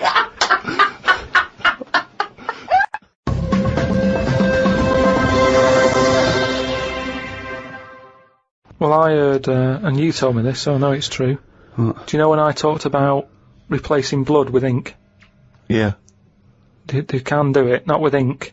With coconut, what was it? Well, one, it said, coconut milk can be used, as plasma. But I haven't had that verified, because it's off one of those websites where there are spurious facts. I've seen facts like, the Impala's fur is just nearly the same colour as grape juice, which I don't know who's that aimed at. I don't know, you know. So. What do you think of that, Steve? I mean, I've sort of touched on it. But I've just got to echo what Ricky said. I can't have an opinion unless it's been verified. But why aren't you just being open-minded enough to go, well? No. But that's not being open-minded. Open-minded is being open to the facts that, you know, the possibility. Open-minded isn't believing everything you hear. You don't believe everything you read, do you? A lot of stuff you kind of go, well, that's interesting. But we talked about this. What about Noah's Ark? What about it? Well, you know, you said you believed it because it's in book form, but according to that, didn't he get 2 of every species on a big boat? But we know that's impossible, don't we? Depends where he was. If he was above a zoo, there would have been a lot of different stuff knocking about. That's my only problem with that. A zoo hasn't got 1% of all animal species. No, but they've got more. What I'm saying is, where was he floating, where he could get an elephant, a giraffe, a cat, a dog, a gerbil? Where were all these things floating about? Well, exactly. Right, that's these Old Testament zoos, they were quite... Yeah, but big, exactly. really. But you're right, you're questioning it. How is it possible? But I've just said, a zoo. But what are you talking about? A zoo? As I said, there's no zoo that has got 1% of all animal species. Well, I don't know where he got them from then. There's a couple of million species of animal. And how did he round these animals up? Because they were drowning, so they were looking for any boat. So they were actively seeking out an ark. Well, they would have just been looking for anything to get hold of. Yeah, and where did he keep them all? How did he keep them all separate? How did he... At that point... Oh no, the lions at the otter. No, because at that point, it's that thing, innit, of how you all pull together in a bad situation. Talk shit. You all chip in, they're all like, oh god, you know, let's be nice to our neighbours. Right. So there's spiders talking to flies and... Well, they would have just gone elsewhere, wouldn't they? They would have been on another bit of the boat. The spiders don't have to knock about with the lions just because they're all in it together. They get their own little area, don't they? Well, I don't know. How big is this boat? It's big. It's a big boat. How long? What was the warning he got from God to make it? I don't know. It was a couple of weeks. He probably had the Extreme Makeover Home Edition team. They all chipped in. Probably had Queer Eye for a Straight Guy helping him out with some of the The interior design elements. Yeah, yeah. Two of every species, Carl. How big would this boat have to be? Yeah, it's big. You can't just keep saying it's big, because I know in your mind, you're imagining this ark, there's a boat with Noah up the front with his wife, 2 giraffes behind him, then next there, 2 elephants, and it just, and it's just like elephant, giraffe, hippo, dog, cat, weasel, couple of frogs, and a spider talking to a fly going, let's get on, but when we're off here, you're dead. But what would you have done then? Are you saying that you wouldn't get on there because it's too noisy? It's not a question of what it didn't happen. It didn't happen. To be honest, I'm not bothered. And they got through it, didn't they? They got through it. They're here now. We're not short of them. If anything, like I said, he didn't do us a favour because he saved too much. You can't move out there for stuff.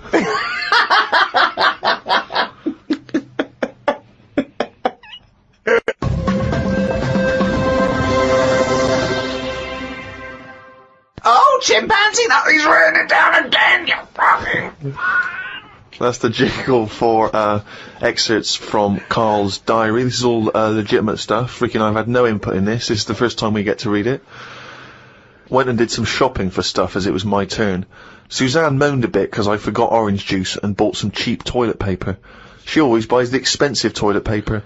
I don't know why they make toilet paper with pretty patterns on it. That made it into the diary. Up and out at 9 o'clock to go to the Cotswolds. Now, I think this was a gift for your girlfriend, wasn't it, for her birthday? Yeah, it was a birthday and that, so I just went for one night. Got the car and headed off. We stopped at a service station to get some breakfast. We had fried toast with an egg on it, 1 sausage and beans, twice. Cost us £13.85. They sell everything separate, so it seems cheap. At that price, we must have been charged for each bean. We found the B&B, but they wouldn't let us in the room because we were early. We went for a walk. There was not much around the B&B, so we had a quick walk around the car park. And went back in. Happy birthday. The room was now ready. It's an alright room. 3 biscuits, so I ate them straight away. Like a child. Like a dog. He runs in, jumps on the bed. No. Get off the bed, not on the furniture. The room overlooked the car park that we'd already been round. You're staring at the window. Remember when we went there? We'll always have the car park. Yeah. Oh, God. The room had posh coat hangers in the wardrobe with sponge on them. So I ate the sponge. Don't think they are needed. We went and booked a table for Sunday dinner and went on another walk. There was a field that was there just for birds to live on. We couldn't see any, so we went to the pub. Headed back to where we were staying for our dinner. I had beef. It was nice enough, but there was a family of 13 behind us. I don't see the point in going out in large numbers. They annoyed me. One of the family asked for sorbet before his next course. He was only about 11. He thought he was it. I said to Suzanne, I've had enough and needed a kip. Watched Planet Earth on BBC One. They filmed a panda for 4 weeks and all it did was sit in its cave. It did nout. If I was Fiat, I wouldn't name one of my cars after them as it suggests it won't work or go very far. It'd be like bringing out a Ford Sloth. No one would buy it.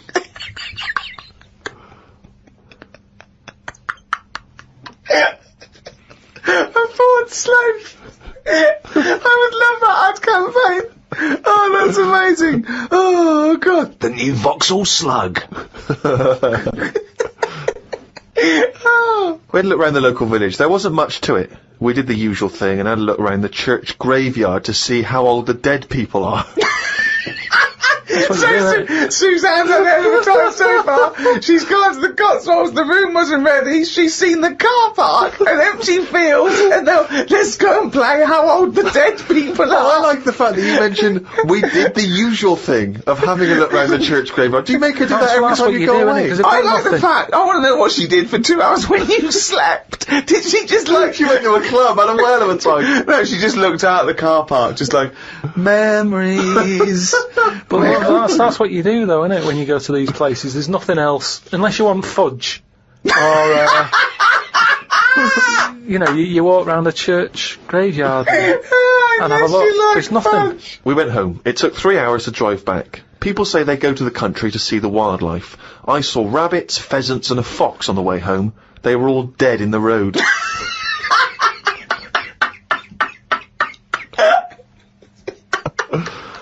I was just intrigued to know, because Rob from Burton-on-Trent has sent this in, and he wants to know that, because he's just started seeing someone, and he wants to know what your advice, Karl, is on how to keep her happy. You know, he's just started a relationship with someone. He wants to know what your advice would be to keep her happy, because, you know, I mean, he won't have heard that you took Suzanne on that wonderful trip to the Cotswolds, so what's your advice, really, for someone who's perhaps just started a relationship? I mean, you've been with Suzanne for, what, 9 years? Ages.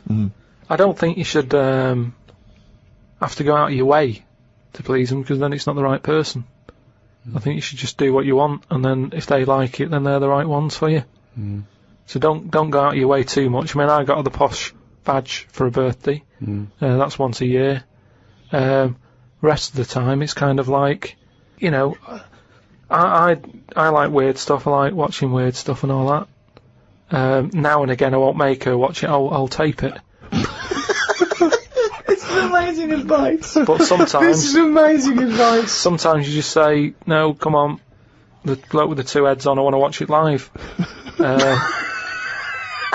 So give and take is what you're saying there. That's all. It shouldn't be hard. As soon as it's hard, it's not right. So just go about your business. See if she joins in. Brilliant. Another quote for the book. Woke up to the Commonwealth Games on the radio. Now, what are you making of the Commonwealth Games? Is that something that interests you? Are you a sports fan? I'm not really. I mean, Suzanne's sort of been getting up early, especially to watch it. You know how I feel about a lot of it. It just seems to be sort of wasted. If people are running fast, use it. Do you know what I mean? Rather than just trying to beat your own record or someone else's, do something where you do have to run. If you're a good swimmer, be a lifeguard. Don't be messing about going up and down. I was swimming recently. I do a lot of swimming, and I've never quite mastered my front crawl. Just never quite nailed the breathing, because it's quite tricky, isn't it? You know, you've got to breathe at the right moment. And so I'm in the swimming pool in the local gym, and there's a guy bombing up and down, really doing a great forward stroke. So I waited till he came up, and sort of went, excuse me, mate. I was just watching you when you were doing your front crawl. I was really impressed. Could you just watch me when I do mine and tell me if I'm going wrong? Why would you go to a man? I know, and that was what that was the problem. It's only as I was saying it did I realise what it sounded like. I've just been watching you swimming up and down. I was really impressed. And you're both in Speedos. Both in Speedos. You know, I'm got the goggles on. Oh, you got special orthopedic, special prescription goggles so that I can see when I'm swimming. How much were they? Quite pricey. But why do you need them? There's nothing in a pool to look at. It's not like you're scuba diving. There's nothing. Hold on. Clearly there is something to look at in a pool. Well, no, I wasn't checking. Well, I was checking him out, but I was checking him out for swimming tips. And he just looked at me when I asked him, can you just watch me and offer me any tips? And he just looked at me like I was just mental. That is such a strange thing to say. Can you just watch? I don't know how you had the nerve to do that. Well, it was innocently motivated. Well, I know it's innocent, but what a strange thing to go up to someone and... But what civilization are we living in where we can just ask our fellow man to help us out with our forward crawl? But we're in a society where we can't. But you know that. It's a strange thing to say. But sometimes it's nice to just think, no, do you know what? I'm not going to fall into the trap of thinking he's immediately going to think I'm gay, or that I'm chatting him up. I'm just going to ask him to do me a favour. There's nothing wrong with that. What if he said, yeah, it's good, yeah, do you mind coming and help me with, my plastering? You'd have said, no, I can't. But it's not the same. He's in the swimming pool. He's there in the pool. He's swimming up and down. He's, it's not no skin off his nose to just offer a bit of kindly advice. If your car's broken down in the middle of nowhere and someone drives by, it's a generous thing to do. Just stop and maybe look under the bonnet and help them out. I agree. But I don't see how that's any different. And in the end he did, and all he asked was that I wake him off. No, he didn't. I'm joking.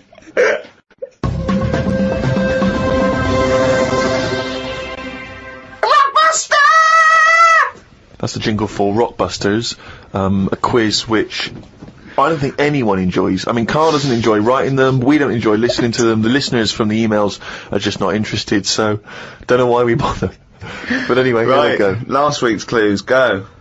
The first one, it's cryptic clue, just in case. No, stop saying cryptic, because they're not cryptic. Clue with initials of an artist or a band. You work it out, you send in the answers. Right, the first one, the initials were SC. right? And the cryptic clue was, I went into the restaurant on Monday, Tuesday, Wednesday, Thursday and Friday. The fella making the food, he was there each time. Okay. Right? So you got to think about it. This is what I'm saying. Yeah, just tell us the answer. What is he? He's a cook, isn't he, if he's making the food and that. If he was there on Monday, Tuesday, Wednesday, Thursday, Friday, it's the same cook. Right? Yeah. So what have you got there? Same cook. Same cook. Sam Cook. You said same cook. Yeah, but if I went, the way I look at it is, if I worked in a record shop... The way you look at it is, if I worked in a record shop, someone came in and said, it. have you got Sam Cook? I'd go, yeah, sure, he's in the jazz section or whatever. Right, the second one... Bollocks, that is bollocks, that one. Go into that woman's store and rip her off, right? So what's a store? Shop. Right? If you're ripping someone off, what are you doing? Stealing. Another way of... Conning. Right, okay. And what is it? It's a shop, it's a woman, so what am I saying? What's the initial? C. Con shop. Right? It's a woman. Corner shop. Corner shop. There corner you go. Shop. So Steve worked that one out, well done there. The last one. I'm stunned. You've had a go at laying down a track, but it ain't perfect. Go on. What's that? So a track is... Yeah, what's the initial? E. Okay. So you've had a go at laying down this track. Yeah. So when you're laying down a track, it's like it's a mix, isn't it? Yeah. You've had a go at doing it. You've just it ain't perfect. So you could say it's what's another word for not perfect? It's a bit of a shit. Bit of a that's a bit rough, isn't it? It's a bit of a rough mix. It's your rough mix. Your rough mix. Your rough mix. I've never heard of that band. That's not bad. Annie Lennox, isn't it? Your rough mix. So Your rough mix. Candice Morris in London. Got them. I really don't know what to say. So signed picture off to her. I feel embarrassed that we're still doing it. Okay. Yeah, well, we're jacking it in a bit. Should we just not mention it again, like it never happened? Well, let's do monkey news next week. No, we're not doing monkey news. There's nothing going on. I'd be doing it if there was monkey news going on. It's not going on. We can't do it. Rockbusters has to fill the gap. Are we doing this week's? Hurry up. CK. Depressing. Oh God, we got this week's to come. I thought this was over. CK. Okay, now. Do you know the songs that you sing at Christmas? That bloke who sings them is brilliant at it. Right? CK. Second one. MG. I told the homosexual man that the grape tree was mine. What? I told the homosexual man that the grape tree was mine. And what's the initials? MG. Right? Okay. Bit of an easy one. And I ask you if you believe in Father Christmas, right? What would you say if I asked you? The initial is S. Is that specifically Ricky? We might as well keep it as Ricky, yeah. I ask you if you believe in Father Christmas, what would you say? So have they got, is there any prior knowledge? Do they have to guess what I'd say? Well, they'd know, it's obvious what you'd say about it. Oh, this is so bad. So it's an embarrassment, this. Yeah.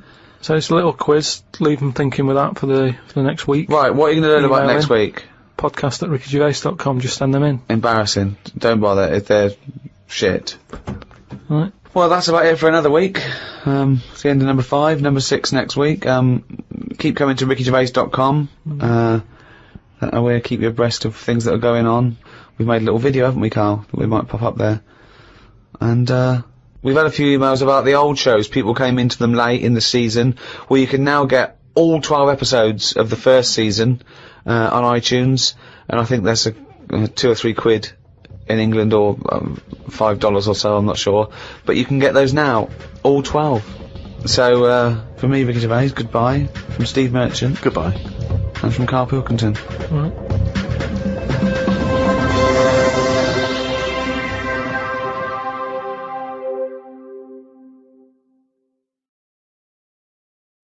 This is Audible.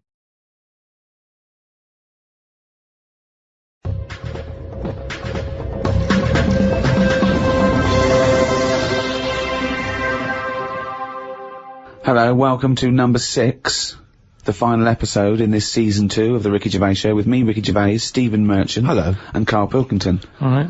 You can still go and get the archive, all 18 episodes we've done so far. That's available on iTunes and audible.co.uk. And there's a little video diary we've done, a little free podcast. We may go into free podcasting, but in video, Steve. And there's a little free taster up there. So check that out. Go to rickygervais.com to find out all news and everything. But come on, let's get on with this episode. We're here and now. This is right, yeah, absolutely, here we are. Good, Karl, go. I've got some bad news to start off with straight away. The world's oldest tortoise, a 250-year-old tortoise, died last week. Did it? Yeah, in a zoo in India. 250 years old. So would that have had that thing that they say about how you get a flashback of your life? You mean your life flashes before your eyes? Yeah, they say, don't they? Just like on your last breath or whatever. You like see you coming out of the womb and everything. Well, one, I don't believe that's true. I don't believe your life flashes before you. I don't know what evidence we've got. People who die say, you never guess what's happening. No, but there's loads of things that have happened where people go, oh, that's weird. That goes to show that we've been around before, or no, it doesn't. There's none. I have no evidence for that. Of well, reincarnation. I told you that time when it happened to me when I was younger. Go on. Your life flashed before your eyes? Well, it wasn't like a flashback, but it was close. It's the next thing next to flashbacks. It was I was having a bath, right, and my mum had like run the bath and that, and she said, "Is that too warm?"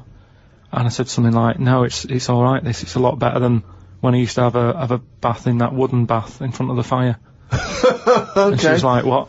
And I said, "It happened years ago." And she was a bit like, "Oh." And I can't remember that now, but she talks about it, and that just goes to show that, because I was at an age when I wouldn't have known about wooden baths years ago in front of fires. No, but you talk rubbish now. So all you were doing, you were talking rubbish from an early age. Where's the problem? No, but you can only talk rubbish if you're aware of knowledge. Well, I didn't know about wooden baths, so why would I have invented But Karl, that? we've only got your mother's word on this, and she thought you might one day be a doctor. Yeah. So she put a rock with a feather on it to keep a parrot company. Lest we forget. Yeah, but I'm just saying. Well, it's all bollocks. So have you researched this? You've tried to find out when little Karl Mark I and his wooden bath, when he was No, around? I don't want to go there, because that's when you start digging out all sorts of trouble, rubbish. It's rubbish. No, it's not rubbish. Well, it is rubbish. What sort of stuff might There's you no discover? scientific evidence. No, just like I've said about family trees and that, don't be looking at them, because you're only going to find stuff you don't really want to know about. It's the same as that, innit? Leave it, let it be. Do you know what I mean? If your granddad was Einstein, you'd know about it, because your family would be shouting about it. If he was a bad un, you go, oh, keep that quiet. So don't look at family trees, and it's the same. Don't be looking back in your past lives, because God knows what you've been up to. Well, Karl and the wooden bath. Proof. If Karl proof be needed. Pilkington, live on air, talking shit again. but this tortoise. So if that's and also its flashbacks would just be the same wall. I mean, it basically spent I don't know how many years in a cage. It was in the zoo, so it died of liver failure. Which is a problem if you're a tortoise, because with us they can cut you open and have a look at the liver. With that, it's going, forget it, we're not getting in there. It's like you when you didn't want the plumbers to knock through the tiles to check out the piping. It's the same with the tortoise. If it's a liver, we're not going through that. It's not worth it. If it's your head or your feet, we'll have a look, mate. But we're not looking at internal organs with a giant tortoise. Why not? 'Cause, what do you mean? Well, can't you drill into those things? It is only a shell. That is easier to replace than skin. Karl, I was joking. You can't do a liver operation on a tortoise. Why not? It's got all the same parts, hasn't it? All the same body parts and that. Well, I think that's the point. Well, not really, but yeah, it's but better ones in a way, because they live longer, so they're doing something right, aren't they? If they can live 250 odd years, our art can't do that. Which is what I say about our tortoise has got it right in a way, that it's taking its time on everything. We're rushing about, getting stressed out.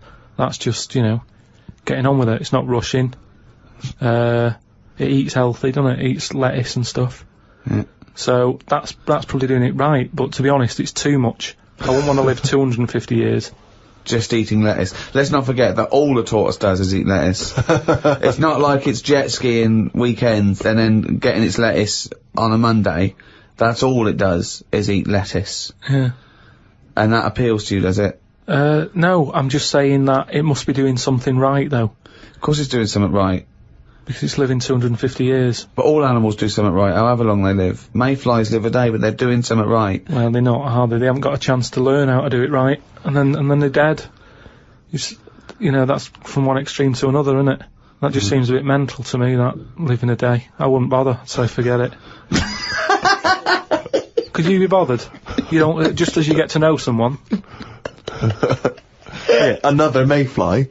Yeah, but I'm just saying, if we had that, if that's how we lived our lives, you wouldn't have a chance to make a mark or anything, would you? It's just... Would you try and pack a lot in that day? Disneyland, whatever? No, I'd prefer to make it miserable, so I don't miss it. If you know what I mean. But I was thinking the other day about, you know, your body and everything, because it is amazing, isn't it? How it works. Oh, yeah, yeah. Does the brain control you, or are you controlling the brain? I don't know if I'm in charge of mine. Nor do I, There's Karl. a surprise. Nor do I, Karl. No, do you know what I mean, though, by that? Does the brain control you, or do you control the brain? Like, don't you ever sort of think sometimes, say if you're making... But you are the brain. No, but I was making a shopping list, right? Going, right, I need some rice, kidney beans, and I thought I had everything, and I sort of was rolling up the paper, and then something went, oh, an onion. Your brain did something went an onion, was it Suzanne? No, well, my brain sort of went, you forgot something. Yeah. I didn't think I'd forgot. I was No, you are your brain. No, but don't you understand, my brain was I was in control of my brain when I was writing down rice and kidney beans. But you're not in charge of the onion. That's another part of the brain that's in charge of the onion. The onion sector. Yeah. No, but I put the paper away, putting my coat on, ready to go, ready to go and get the rice.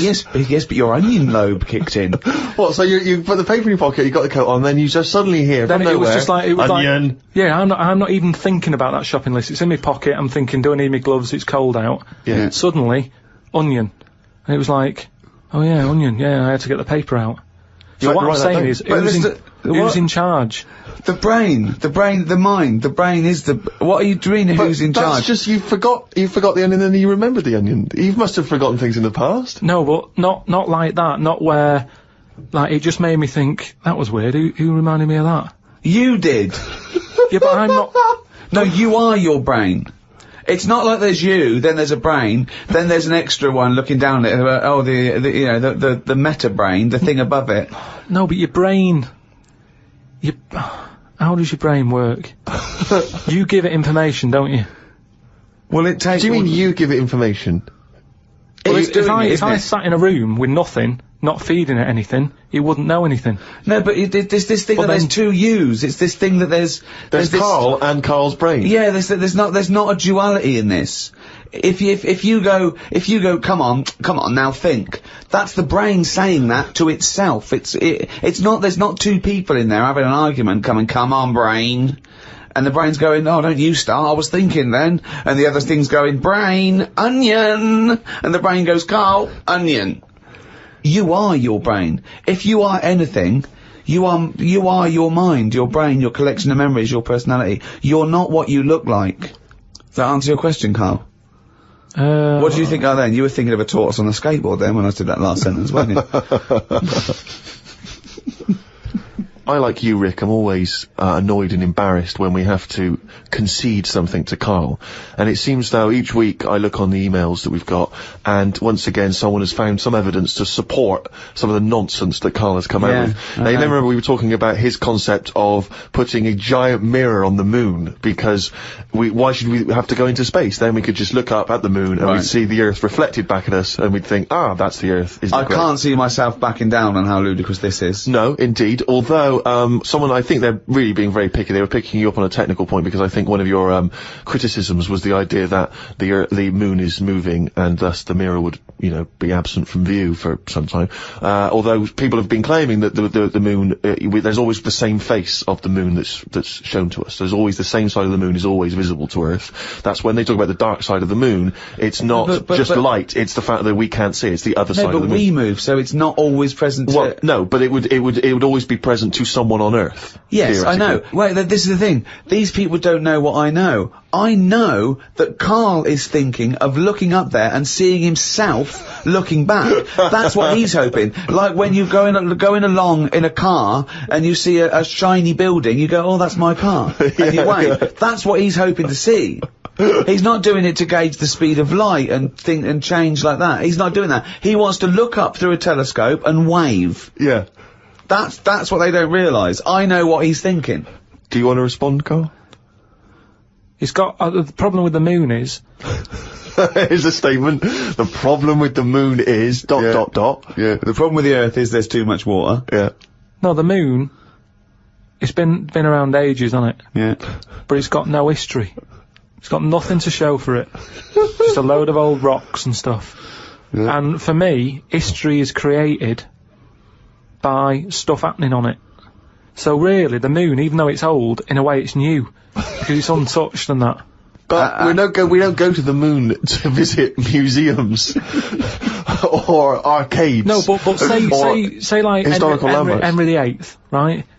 You watch Antiques Roadshow or whatever, and some woman goes, "Oh, this plate you've got, this was Henry VIII's." And as you can see the knife marks on it. Oh look, there's some chicken on it, right? And you go, oh god, yeah, that's amazing. Then someone goes in and goes, here's a plate of Henry VIII's, but it hasn't been used, it's still in the box. You'd go, well, it's not as good, that. It's got no history. No, because very often on the Antiques Roadshow, they have Henry VIII's plate with a bit of chicken on it. They kept that. Don't throw that away. Why? Arthur Negus are like that in a few hundred years' time. No, but do you understand what I'm saying? Things are only good if stuff's happened on it. The moon, you're up there, you're having a look, you're going, no one else has even been here. But you go to the moon for research purposes, for scientific research. There, Steve. What do you mean there's nothing there? They're examining the soil and the environment and the air. It's just a long way to go. Well, they're not doing that, are they? They're just not doing that. Well, they're not, are they? Because last time they went up, they were playing golf or something. There's golf balls up there that they've been whacking about. What sort of research is that? That's what I'm saying. There's nothing up there, so why else would you go all that way and go, oh, nothing here. Fancy a knockabout? Why are they knocking golf balls about if there's really important stuff to look at? You don't see people in museums going, fancy having a knock some golf balls about? No, I'm looking at this vase. Oh, right, that's interesting. But on the moon, nothing. Nothing to look at. What other games have you brought? That's what I mean.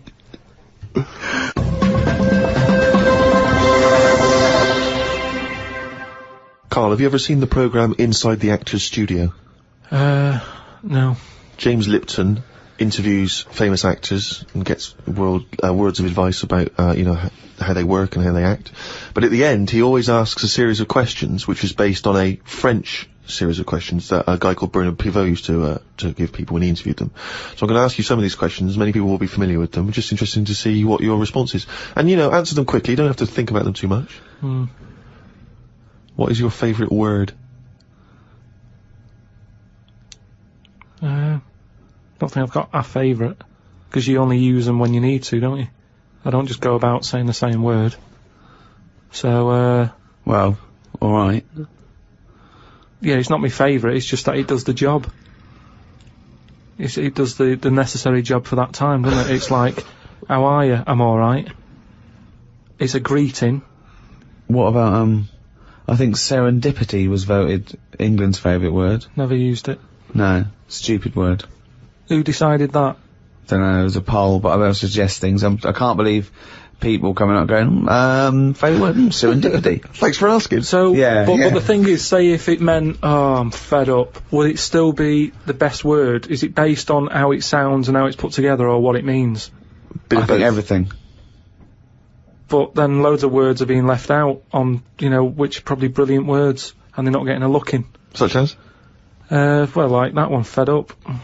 I'm fed up. It sums it up, doesn't it? Well, two, It just sums it up. When someone goes, "How are you?" You go, "I'm fed up, mate. Sick of it." It's another good one.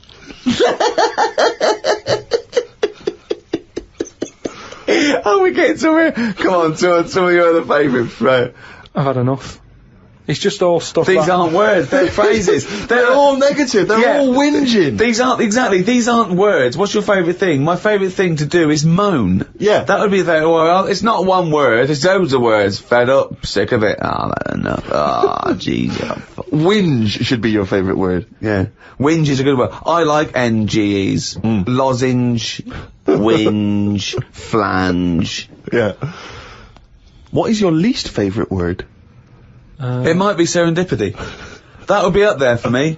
I tell you what, that would be up there for me. Probably like French words that have made it into the English thing. Blancmange. Just. There's an unge there. So, you know. How could you dislike it? How could you dislike blancmange? But just, you know, as if we haven't got enough words in our books. Go on. Because I was thinking about, Go on. Alphabet, right? Why have we got that many? When other countries get by without that many letters in it. We got more words than any other language as well. But that's because we got more letters.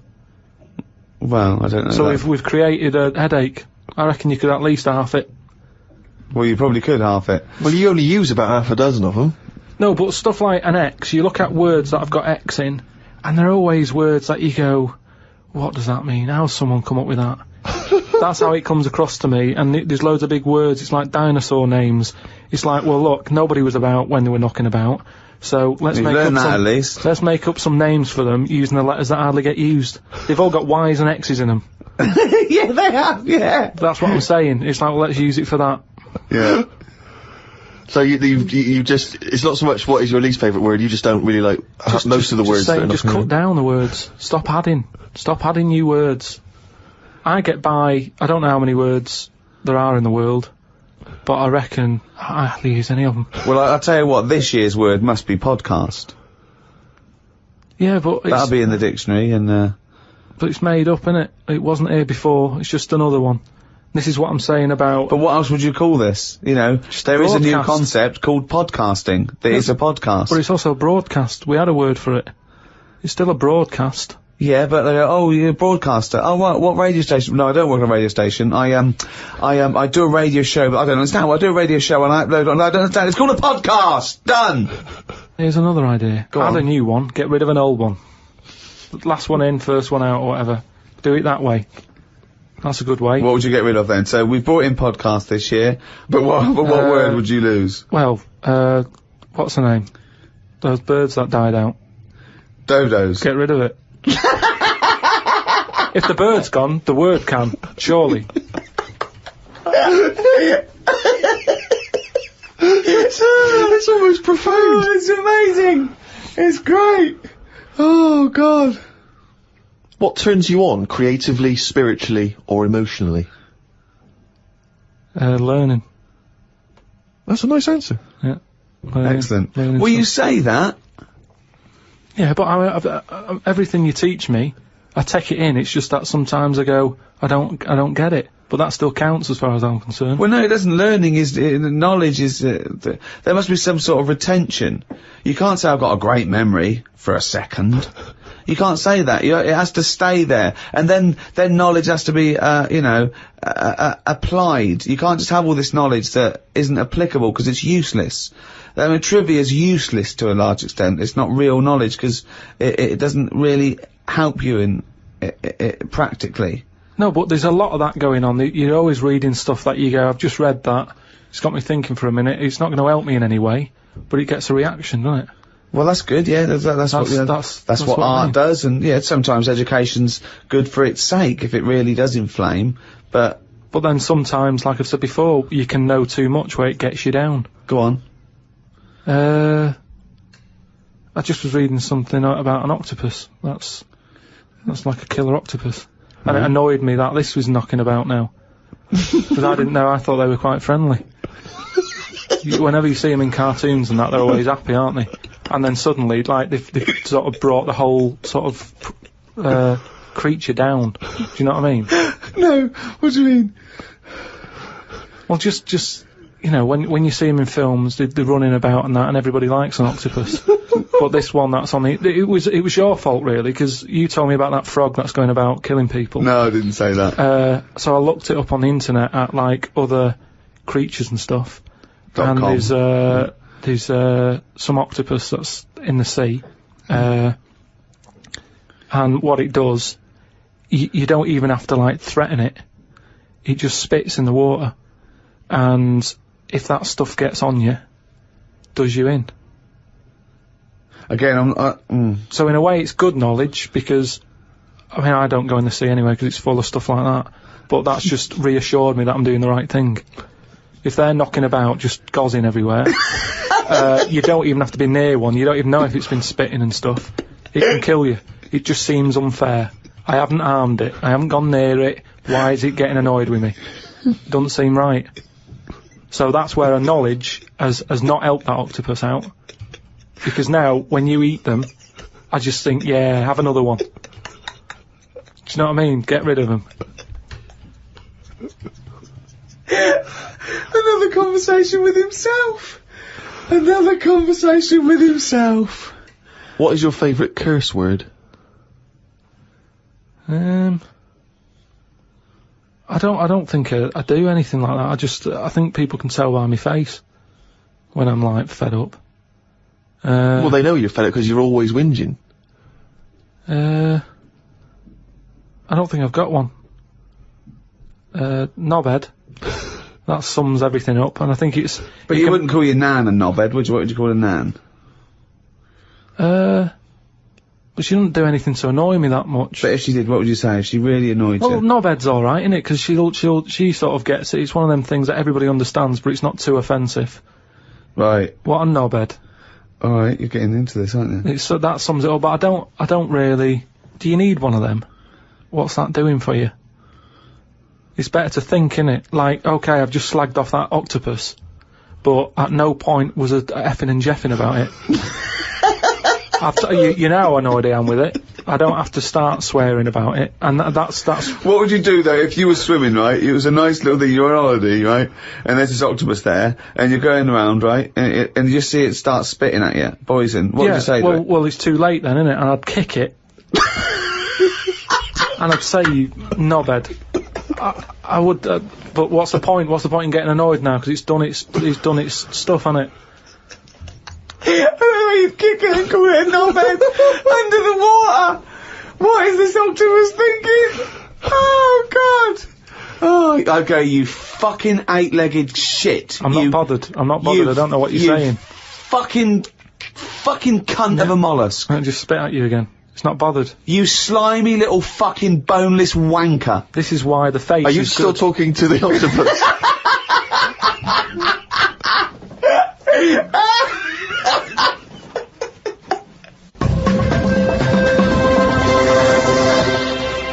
Oh, I don't believe it. He's written it down.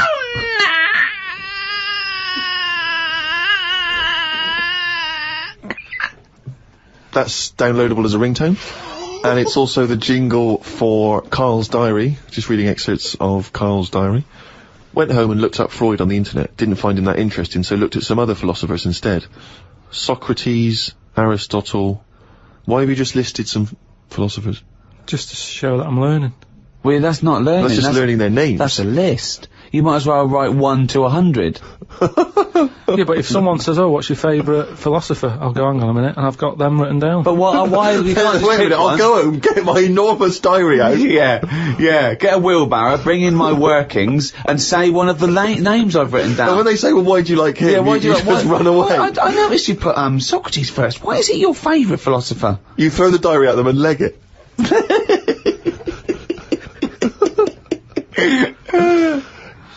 Oh, and then you go on to say, it's weird how names have changed, but then there's no other point there. It just is, isn't it? When you think about, like, Socrates, I've never heard that on anyone who I know. Is what I mean. It's just, in a way... But you're not Greek, are you? But how did that go about back then? I mean, say if you were phoning someone up and they said, I'm booking a table for 2, they go, name? Socrates. Did he ever go, cheers? Without going, can you spell that for me? But I don't know what point you're making. I'm just saying it's a name that's awkward. You're always gonna have to go, can you spell that for me? You go, and it's not just him. Look at all them other names that are on that list. But they're from a different country. And a different era. Yeah, I know, but the names, I've been to Rome and stuff, and you sort of go... What, ancient Rome? Just Rome. It hasn't changed, has it? Rome, so it can be ancient Rome or Rome in 2006. It's the same buildings. I used to love Nero going around in his Fiat Punto. Lao Tzu from years ago came up with some good stuff. 1, he who knows does not speak. He who speaks does not know. Not entirely true. To lead people, walk behind them. Yeah. And of course, the journey of 1,000 miles begins with 1 step. Yeah, did that. Just favourites. Maybe this is why people are at the start line spectating at the Commonwealth Games.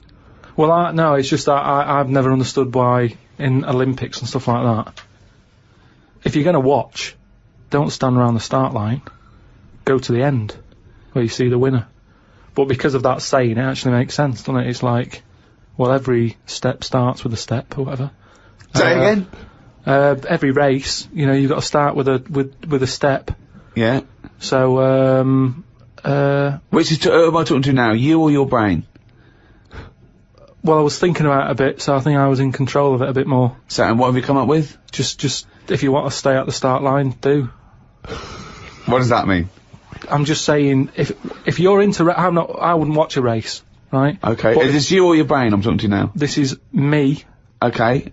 I wouldn't watch. Are you gonna bring the brain into it, or is it, there's no... I don't know, let's just see what happens. Okay. But all I'm saying is, right, if I was to watch a race, yeah, I wouldn't hang about the start line, because... Well, you just said you would. What, did I? Yeah, you said that's the place to start, because every race starts with a step. No, but I wouldn't normally. Right, I won't watch any race. The brain definitely hasn't been used yet. No, is this you or your brain you're talking about now? I'm just saying about me, if I was on holiday, yeah, and Suzanne said there's a race going on down the road, yeah, I'd go, well, let's go, keep going down the road and stand at the finish line. Okay, but now what have you thought? According to Lazoo, yeah, I'd say, well, hang on a minute, every race starts with a single step. Yeah. How many people around the start line? Is there more room there? She goes, yeah. I'll go, let's go there then, it's less busy. Right, and what would you see there then? I'd see people starting the race, but I wouldn't be that impressed with them, because I'd go, well, I don't know if any of these are any good. So would you start at the start or the end then? If it was down to me, I'd just probably stay at the finish line. Okay, so you wouldn't want to see the first step then? So what do you think of Lazoo now then? It's not what, but I wrote down 3 of his. That one isn't my favourite, that was the 3rd. I preferred the leading people from behind. Okay, and what would you do to lead someone now then? Well, if you're behind, you don't have to take responsibility, do you? You can go, well, I didn't send you here, you went there. That's not really leading them, though, is it? Yeah, because I've made them think. I've gone, they go, oh, I've just walked into a big hole. I'd go, oh, should have been looking where you're going. I haven't led them in that hole, but they've learnt a lesson, they won't go in a hole again. That was one of the greatest conversations I've ever been a part of. I mean, that was incredible. Never mind Aristotle and Socrates. That was incredible, that. If someone's out there, could they make a transcript of that? Because I think that, you know, in 1,000 years' time, that'd be amazing. That was incredible, Karl. And not once was the brain used.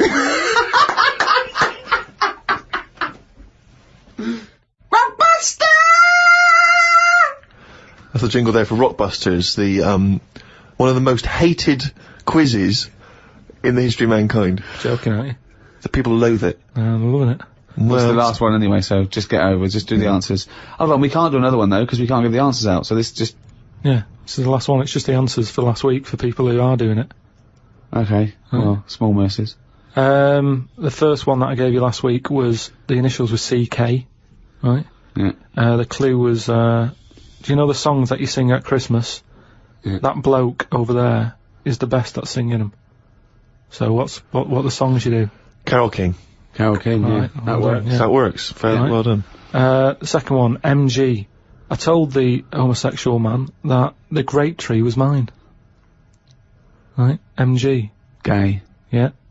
Marvin Gaye, obviously. Marvin Gaye, But how do you get to Marvin? What's it? That's my vine, isn't it? I told you. My Vine Gay? Yeah.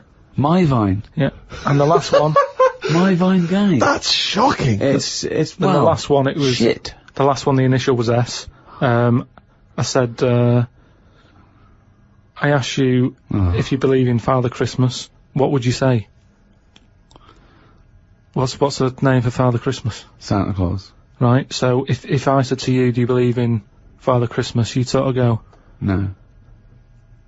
Yeah, but what's his name again? Santa. Right, so what would you do? You'd go, Santa. No, I don't... That's it, that's what you do there. You go, Santa, nah. Santa, nah. Santana. So that was the last one. Well done to Bob in Yorkshire. Got all 3 of them right. You'll get a little signed picture. Oh, well, that's it. That's the end of season 2, Ricky Gervais Show. We're back soon. Check out rickygervais.com for information and upcoming news. There's a free video cast we're doing. We're also bringing out a book of the podcast. Yeah, that'll have a lot of the best conversations we've had with Karl, and I think there have been some of them in this show. And Karl has illustrated all his points and his memories I mean, that he thinks that's proof, Victorian evidence. So, I mean, it is the ramblings of a maniac, but you can pre-order that on Amazon. Well, thanks very much. It's goodbye from me, Ricky Gervais, Stephen Merchant, bye, and Karl Pilkington.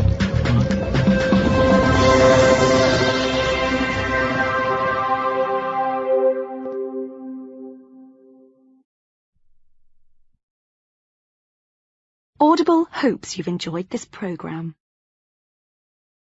Hello, and welcome back to the first in the 3rd series of the Ricky Gervais Show, with me, Ricky Gervais, Stephen Merchant. Hello there. And the fool, the round-headed buffoon that is Karl Pilkington. Alright. We've been away filming our 2nd series of extras, leaving Karl to his own devices in a sweltering London. We've had a heat wave here in the capital city, haven't we, Karl? It's been hot, hasn't it? It's been up to 100 degrees, record-breaking temperatures. Yeah. What have you been doing, though? Sort of enjoyed it a little bit, was out and about. Yeah? Getting to see the place, having loads of walks and that. I like to have walks. You know, watching what like people a dog. are doing. Yeah! When he jumps off the couch and starts scratching against the door. Suzanne thinks it's time. It's just good thinking time, though, isn't it? As well, having a walk. You've got no other clutter going on around you. And you just think about a lot of stuff. And, you know, like say, with the weather being hot and stuff, a lot of insects knocking about. Right. So I've just been watching them. So while we've been filming a TV show, you've been watching insects? Yeah, just seeing, because everybody knows insects are out there, but no one's keeping an eye on them. What are they up to? What are you worried about? Loads of Steve, you wouldn't be laughing like that if you'd watch them, because they do some weird stuff and that, is what I mean. What sort of stuff? Any examples? I saw a bee have a heart attack. You saw a bee have a heart attack? Yeah. How were you sure it was a heart attack? Because what happened, I'd been... Did it clutch its chest with all 6 legs? No, Were there some other little bee paramedics? No, I'd just been out in the park anyway, just looking at, you know, caterpillars knocking about, butterflies and stuff, so I was sort of aware. So when Suzanne goes to work, she goes, Karl, don't you waste the day, just because you don't work at the radio station anymore, I want you to do some constructive stuff. And you go, yeah, I am, yeah. And so in your head suddenly goes... And he goes out, oh, there's a moth. But the thing is, so I'd been in the park and I was aware of the insects that are around us more than, like, most of the time. And I come out of the park, just crossing, like, sort of a busy road and what have you, and I saw this bee to the right of me, sort of in the air, and it was a big one, and I was a bit like, oh, let's watch that. And it just fell. It fell from the air in front of me, and it was on the pavement, and I thought, oh, what's going on here? And I looked at it for a bit, and it was really still. Gave it a little kick, just to see if there was any movement. Nothing. Stone, sort of, what's the saying? Stone cold dead. Yeah! Stone cold bee dead. So, yeah. that I like the fact that this bee suddenly saw Karl and had a heart attack. Yeah. It'd never seen anything that round before. Yeah. It just thought, it had approached him because he thought it was a sunflower. My God, it's a giant walking orange. Every dream has come true. No, but it just summed up life for me. I thought that's like us, isn't it? At the end of the day, they have heart attacks, stress. You put it down to stress, do you? Well, it's in London, isn't it? You know, everything has stresses from living here. And they are bald, aren't they? They've got fur all over, but they lose the... And always overweight.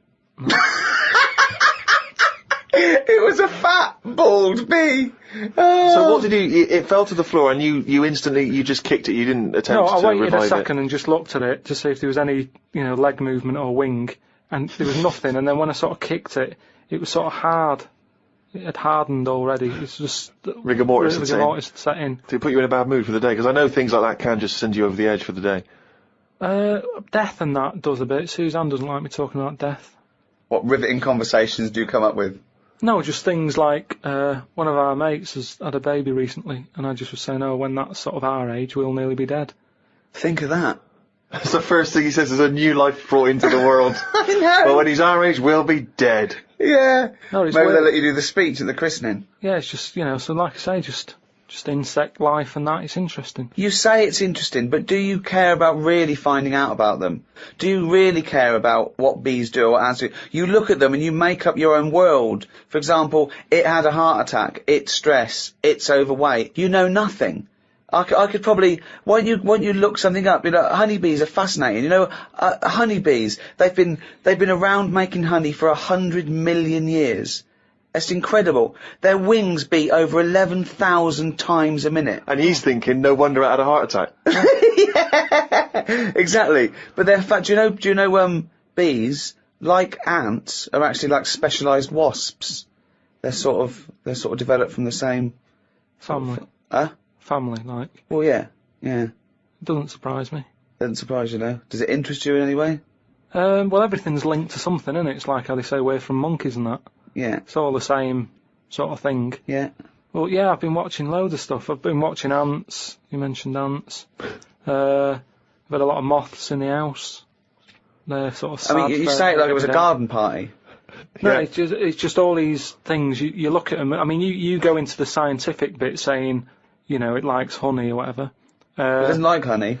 The reason they store honey is to get them through the winter when there's not, like, nectar, or nectar's hard to get and they store it. And they store too much, which is why we can skim a little bit off the top. We're like agents.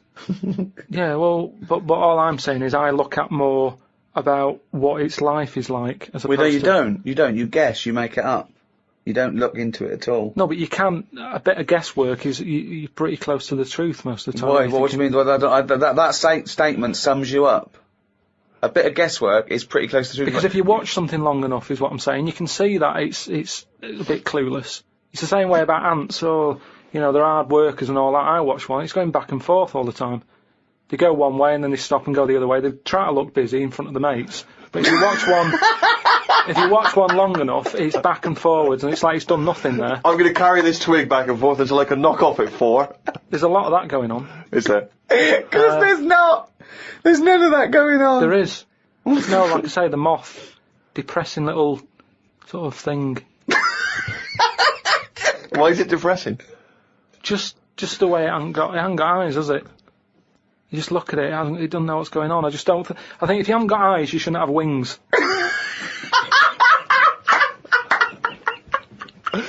That's a rule. If we could put that into practice, please. That's a great rule. That's a fantastic rule, isn't it? Yeah. If you haven't got eyes, you shouldn't have wings. Certainly true of people thinking of becoming an air pilot.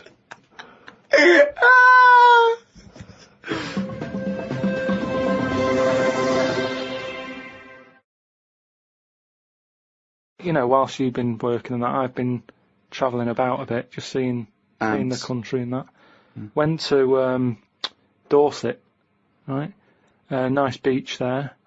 And those huts you get, like a hut on the beach, and where you get changed? You can get changed in it, but they're better than that. It's like you can put a telly in it, sofa if you want. Oh, you don't mean the Victorian changing huts? Yeah, you mean sort of things. It's sort of bigger than that. Yeah. And we were walking down there, and there was a really sort of big fat family in one of them. There was about 4 of them, and you could tell that they've never had a game of anything. Do you know what I mean? They just sit down there, eating ice creams, looking at the sea and what have you. And the weird thing is, the little fat kid, the youngest one, who must have been, I don't know, about 8, he was really fat to the point of you couldn't see his neck. Yeah. And he sat at the front of his mum and dad and his older sister. He sat there, and he had a frisbee, and I thought, look, they don't want to play with him. I mean, that's an active game to play, isn't it? Yeah. Frisbee. As we got closer, he was just using it to eat Maltesers out of. I just thought, even again, the one active thing he's got, he's using it to eat out of. Yeah. Extraordinary. And that just sums up what people are like when it comes to keeping fit and activities. Oh, that's fantastic. Were you sporty, Rick? I was, yeah. I loved it. I absolutely loved it. Were you good at it? I was good at some things. Was never good at rugby. Never good at cricket. Was alright at football. But those things were the more competitive things that were scary. So at my school, when you're surrounded by, like, people who the fun is hurting someone. Well, it's weird you say it, because I remember the first day I went to play cricket, my mum said, as I was leaving, I was really excited about playing cricket, she went, be careful. I was walking across a playing field once, a cricket ball hit me on the head, I was unconscious for 2 hours. Freaked me out. On the way to play cricket, I thought, okay, always scared of the ball, because it's obviously, as you say, rock solid. I remember a couple of seasons later, I had to play rugby for the first time. As I was leaving the house, she went, be careful with rugby. I knew a kid once broke his back playing it. I was terrified of rugby. I was terrified scared. of it. Such a scary game. The ball came to me, I got rid of it immediately. It's mental. Yeah. I don't understand. What I remember is, I remember a teacher saying you've got to play it very carefully because you can get seriously injured, you can hurt yourself, you can be crippled for life. I remember thinking, why are we allowed to still play this game at school? I was worried about cracking heads. Yeah. And a finger in the eye. How is it not bad? That worried me all the time, a finger in the eye. But they removed the asbestos from schools in the 60s and 70s. Yeah. But rugby, it's allowed to play. It's mental. Yeah. See, I had a mate called Mark who liked playing cricket, right? And when I used to say to my mum, I want to go out with Mark and his dad to play cricket, and she never used to let me go. She'd go, I prefer, you didn't. And I used to always think that, it's because it's a dangerous sport. You can get hit on the head by the ball and it's hard. Put an eye out or whatever. But it was because his dad used to drive us to the place to play cricket, and he had, his eyelids were too big. So, he used to have to sort of have his head right back. like one of those old-fashioned dolls. Right. They clunk back and clunk forward again. And she didn't like me getting in a car with him. Sorry, who is this? Whose eyelids are too big? Growing up, you had a woman who had her head like a bag of spuds. I didn't know her. No, you had 2 kids at school with webbed hands and feet and big heads. Yeah. You had a pigeon chest boy. Nowadays you're walking around with insects and moths like something from James and the Giant Peach. Yeah. And you had a bloke whose eyelids were too big. One thing I've noticed, that because I occasionally go to the gym, and those guys who work out constantly to give themselves extraordinary physiques, they're on the trip, they're on the weights, and they're really, I've noticed in the summer particularly, those guys cannot wait to get their shirts off. Yeah. Everywhere you see, they're walking around, if they've got a good torso, they are walking shirts off. Even, I think, if you go to nightclubs, I notice there's always one guy who's thinking, well, I have put so much work into this body, I have got to get my shirt off on the dance floor. A vest, yeah. And it comes straight off. A brand new tattoo. I'm not covering that up. Exactly. I've paid a lot for it. Let's see it. Yeah. But that's what we were saying about bodies. I can't remember why we were talking about it. We've got to a point in science now that you can change your head. Right. No, well, that doesn't make any sense at all. It was a program it was done in the 50s or 60s where they stuck a monkey's brain on a stick and had it wired up and it still worked, right? Right, okay. And that was in like the 60s or Right, whatever. okay. Well, to say to change your head makes no sense at all.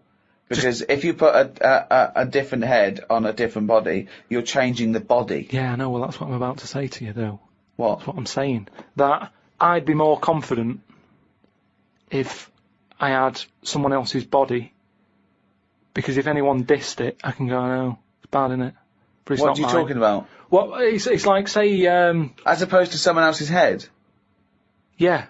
Well, it wouldn't be me, would it? The head is me. Well, of course it is, that's what I mean. Yeah, so what do you head's mean? me. You'd be happier having someone else's body? What, than your own? What I mean is, say if you're wandering about, for some reason, there's an incident. You have to take your top off and that, and everyone's looking at you, right? And you're a bit sort of, you haven't got the muscles and that, you haven't got the six-pack. Right. Which isn't that nice anyway. I don't know why that's become a nice thing, really, seeing the insides of you. You might as well.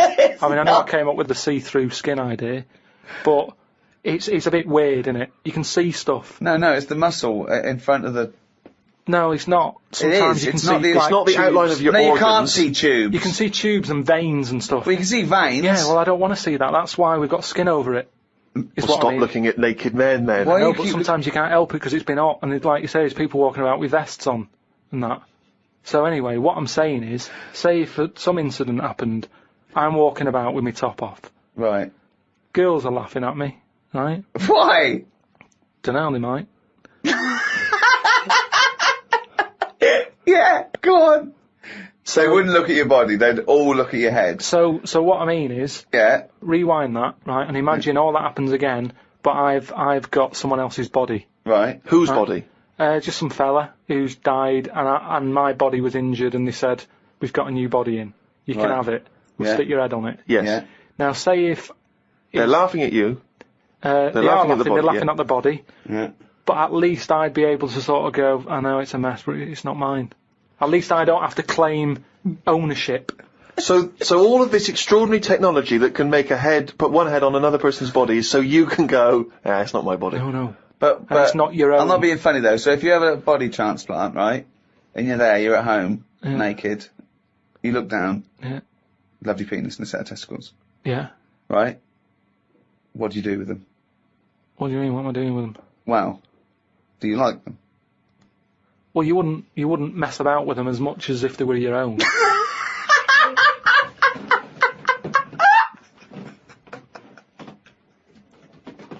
But if you did mess about with them, would you feel guilty that you were messing about with another man's testicles and penis? And it's the full body. Yeah. No, because they're not my hands either.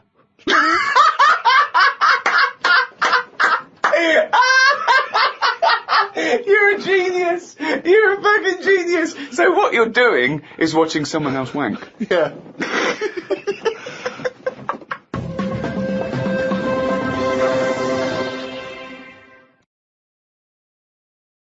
Well, one thing Karl has been doing over the past few months is writing his diary. He's kept that up. I don't know what he's had to write about. All he's been doing is looking at moths and ants and bees and going for walks. But I'm sure it's all in the diary. So, let's have a look at that. Oh, I don't believe he's only going to write it down there.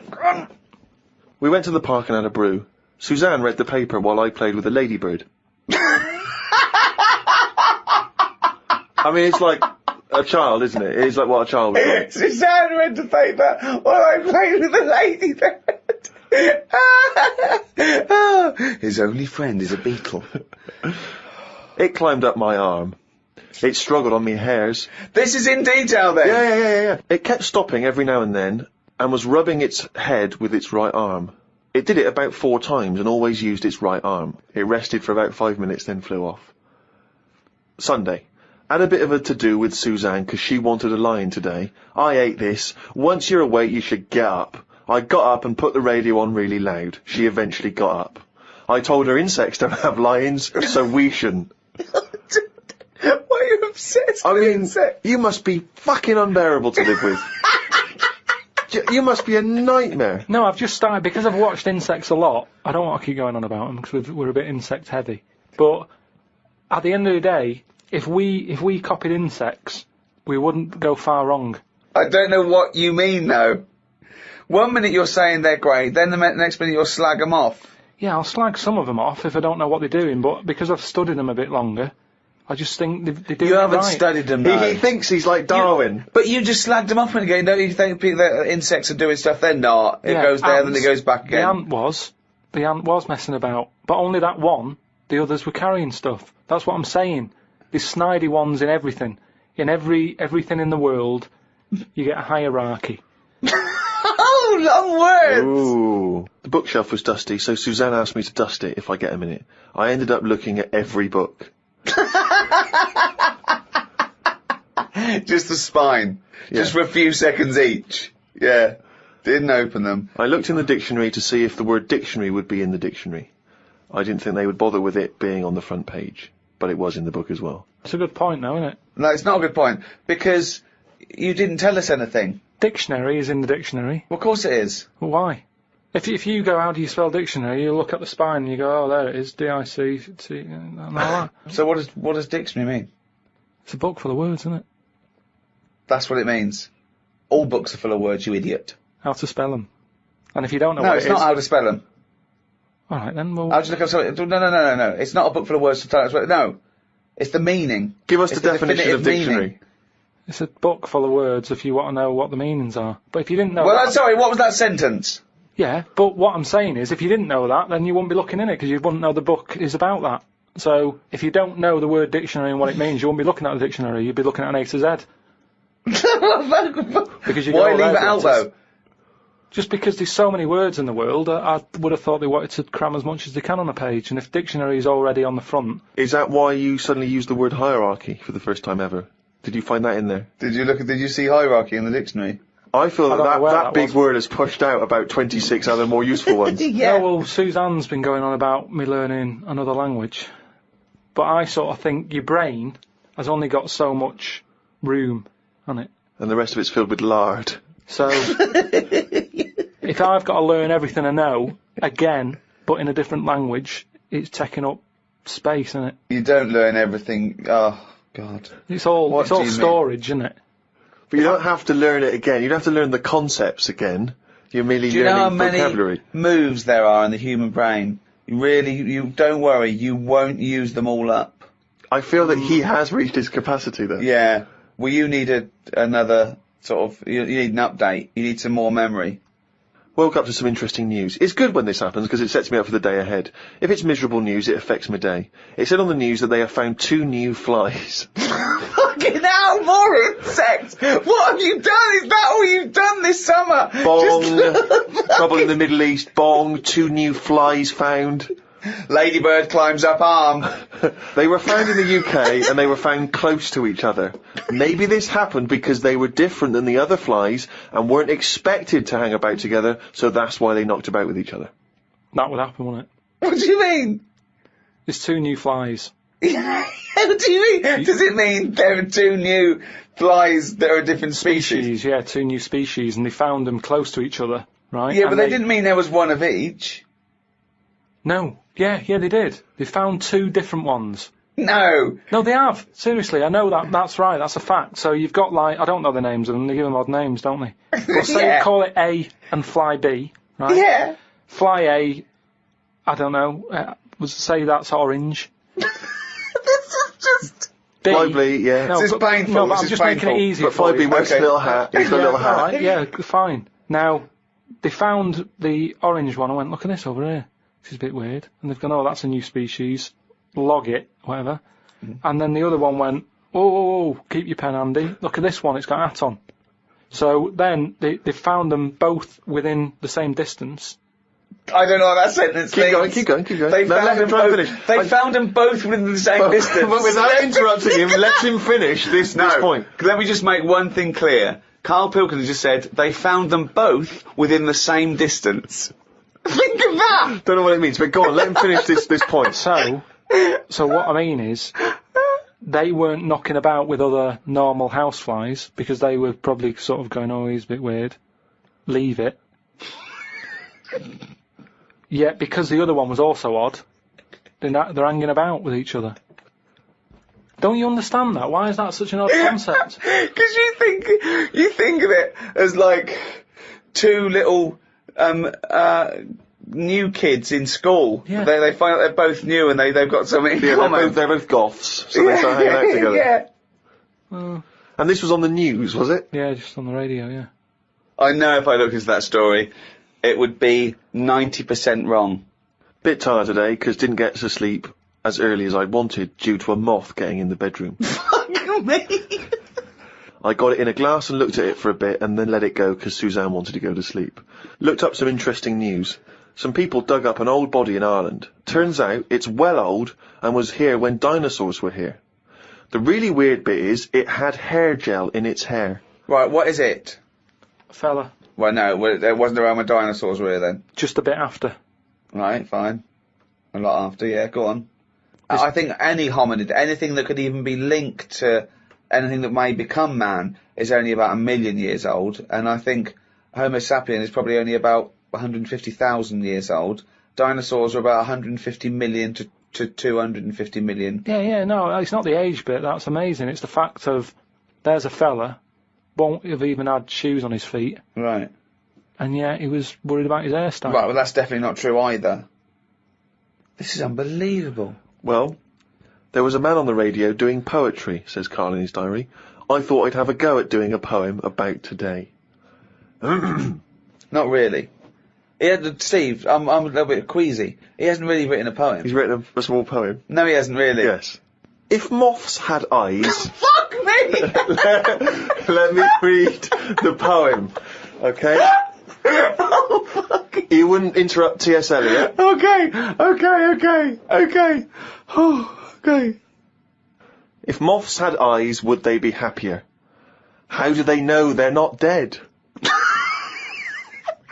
Cavemen hunting for food, but not before they style the hair on their head.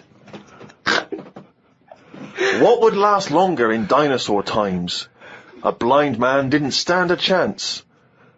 Not with all them rocks about. I'd rather be a blind moth. Right, it may be the greatest poem ever written. Just dissecting it briefly, you attempt to rhyme in the first 4 lines, but abandon the rhyming system in the last 3. Is there a creative decision for that? Can we have Karl read that? By all Sorry, means, yes. just you read it as you would like to. So this is, imagine this, right? Okay, this is going out all over the world. This podcast, and now Karl Pilkington, a new poet from Manchester, now living in London, England, would like to read a poem. If moths had eyes, would they be happier?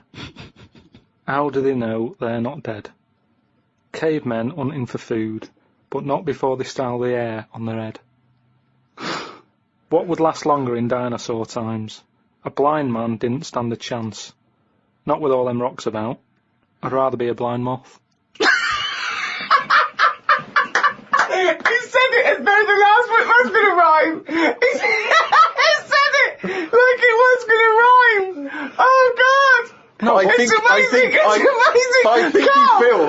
he feels as though the final line, I'd rather be a blind moth, is going to be one of those great, a summation, that somehow the moth is a metaphor, the caveman... There's no metaphor in that, he really does mean he'd rather be a blind moth. Yeah, well, I'm just because I've looked at the day's news. Can we always do that, Karl? Can we always find a day, right, and always sum it up in your thoughts, a poem?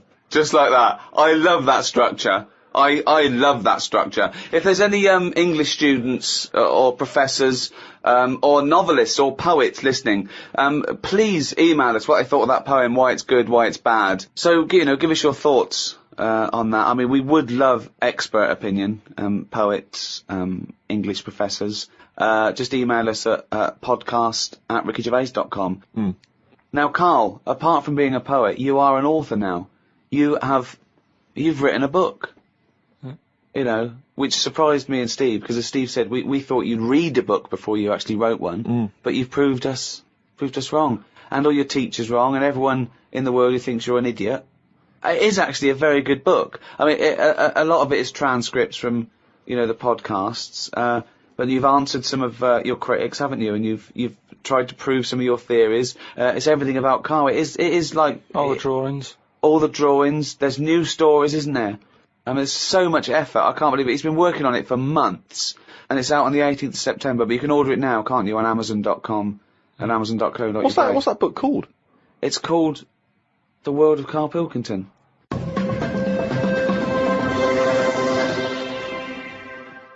Well, thanks very much. Goodbye from me, Ricky Gervais. Goodbye from Stephen Merchant. Goodbye. And goodbye from the little hollow, egg-headed moron that is Karl Pilkington. Right.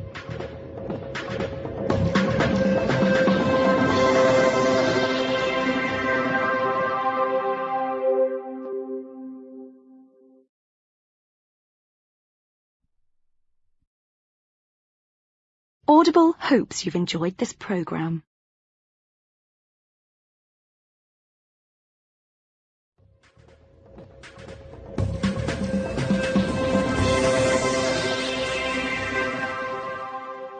Well, episode 2 of season 3 of the Ricky Gervais Show, with me, Ricky Gervais, Stephen Merchant. Hello there. And Karl Pilkington. All right.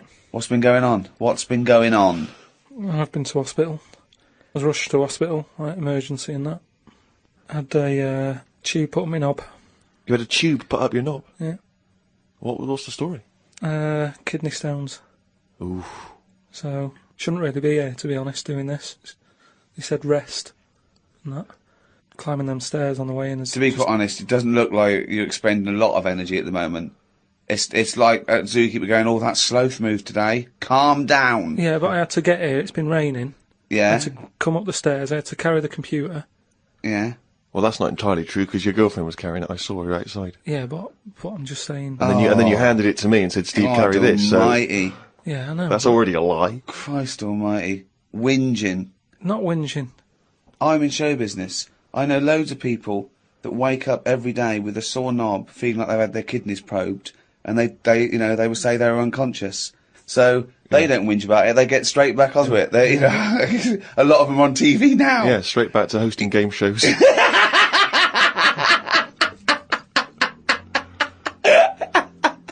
So you're rushed to hospital. So take us through the events, because it does sound quite dramatic. You started feeling a bit of pain, did you, initially? Felt a bit of pain, and I thought, maybe I just pulled a muscle or something when I've been wrestling with Ricky and that, because you don't know what damage has been done. So I just think, it'll go in a minute, and then it didn't. It got a bit badder. It got badder, did it? So then I thought, I was crippled. I was lying on the floor in agony, looking on the internet, looking for sort of still solutions. Looking up monkey news. No, I just put in like bellyache and stuff, and they were saying it can be loads of different things.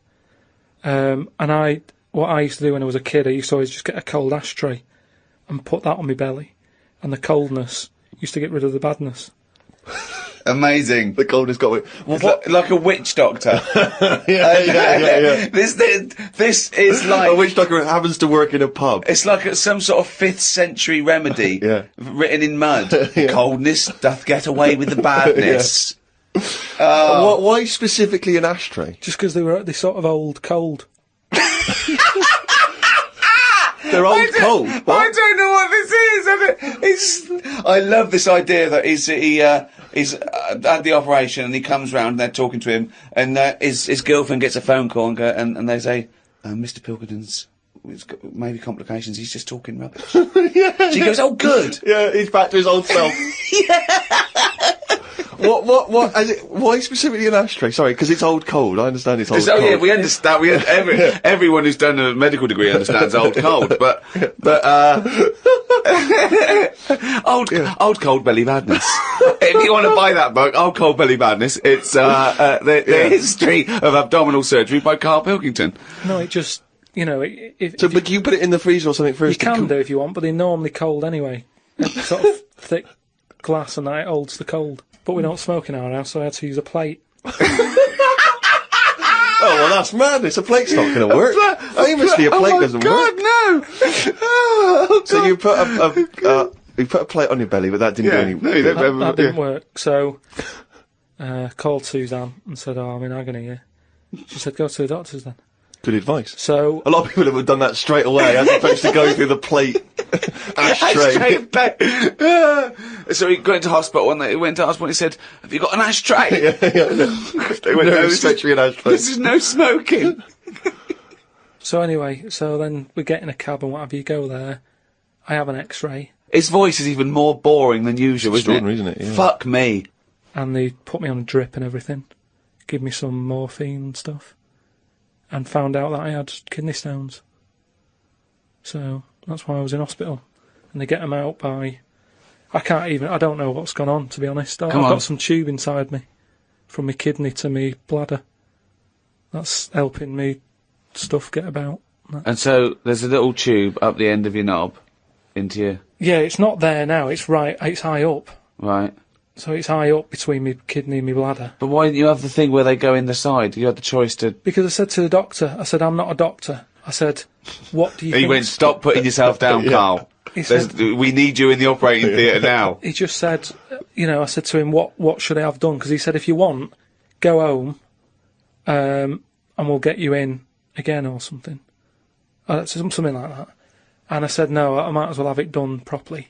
Have it done now whilst I'm here. Sorry, the choice was have it done properly or go home. It was something like that. He said there's something you can do, and I said, oh, flush it out. No, because it's too big. It's something like 7mm. And it's basically because you don't drink enough water. Yeah. So, anyway, I said, what do you think I should have done? And he said, tube up the knob. And I said, not my favourite one of the choice, but if that's what you think. So he said, yeah, have that. He did me little diagrams, which didn't help. He was like showing... How big did he draw your knob? Sort of normal size. Yeah? Was it? It was alright. You weren't offended by them? But he wanted into detail. It's just, more the tubes and stuff in your bladder and your kidney. What was your ball bag like? Did he draw that? He didn't do that bit. He left that bit out. Okay. Right. But he said, we'll just pop that up there. And then that's when Ricky turned up to visit. Came in laughing at me because we sat there in like me underpants and stockings. In stockings? Yeah. Why were you He was there. He wasn't in bed. He was sort of out of bed with his little drip, right? He had his little boxer shorts on, just sat there, right, in his pants, right, and he had stockings on. Yeah, because they stop clots or something. They put them on your legs. It's like, when people have got big veins and they go on a plane. Right. Yeah. You said you're not a doctor. No, but I've seen it because Suzanne's mum did it, and she put them on ridiculously early, like 3 days before we were going away, and she'd never been away before, and everything was like over the top. Do you know what I mean? She's like, I best put them on. And so I put them on, and they I don't know what it is. It's something when you're under, your blood doesn't move about the same, right? And it can clot up in your leg. So you wear these tight tights. And I came in to cheer him up, didn't I? Yeah. Was that a nice cheery experience, him coming in? I had a headache at the time. I think I was a bit stressed out.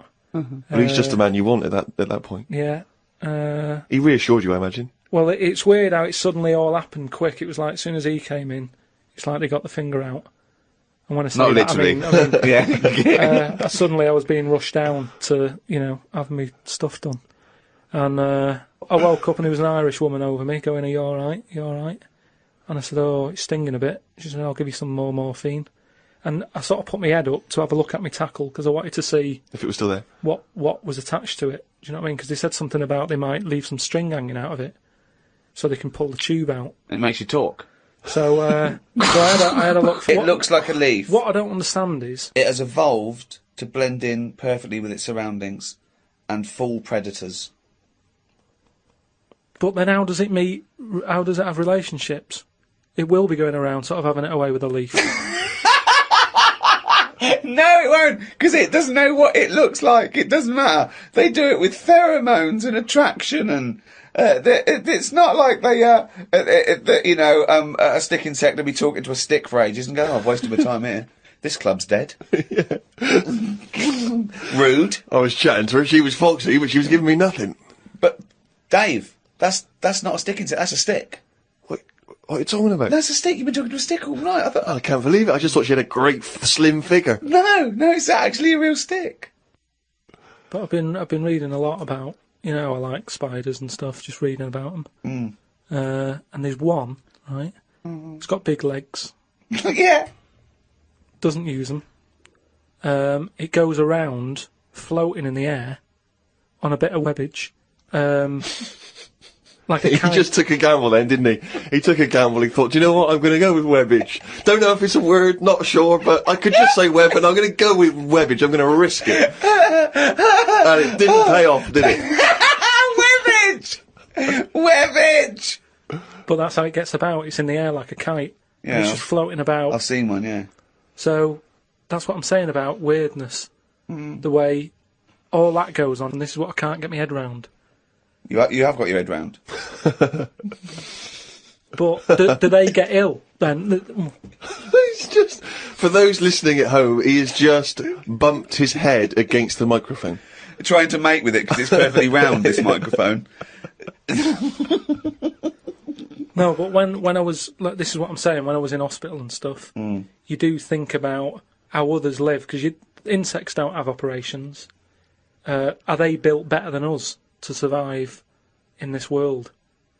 The trap you seem to fall into again and again and again is you cannot conceive of the fact that insects and animals do not have consciousness and personality and communication. They do not function in the way that humans do. You've seen so many Disney cartoons, you believe them now to have a life and wear bowler hats and go to work.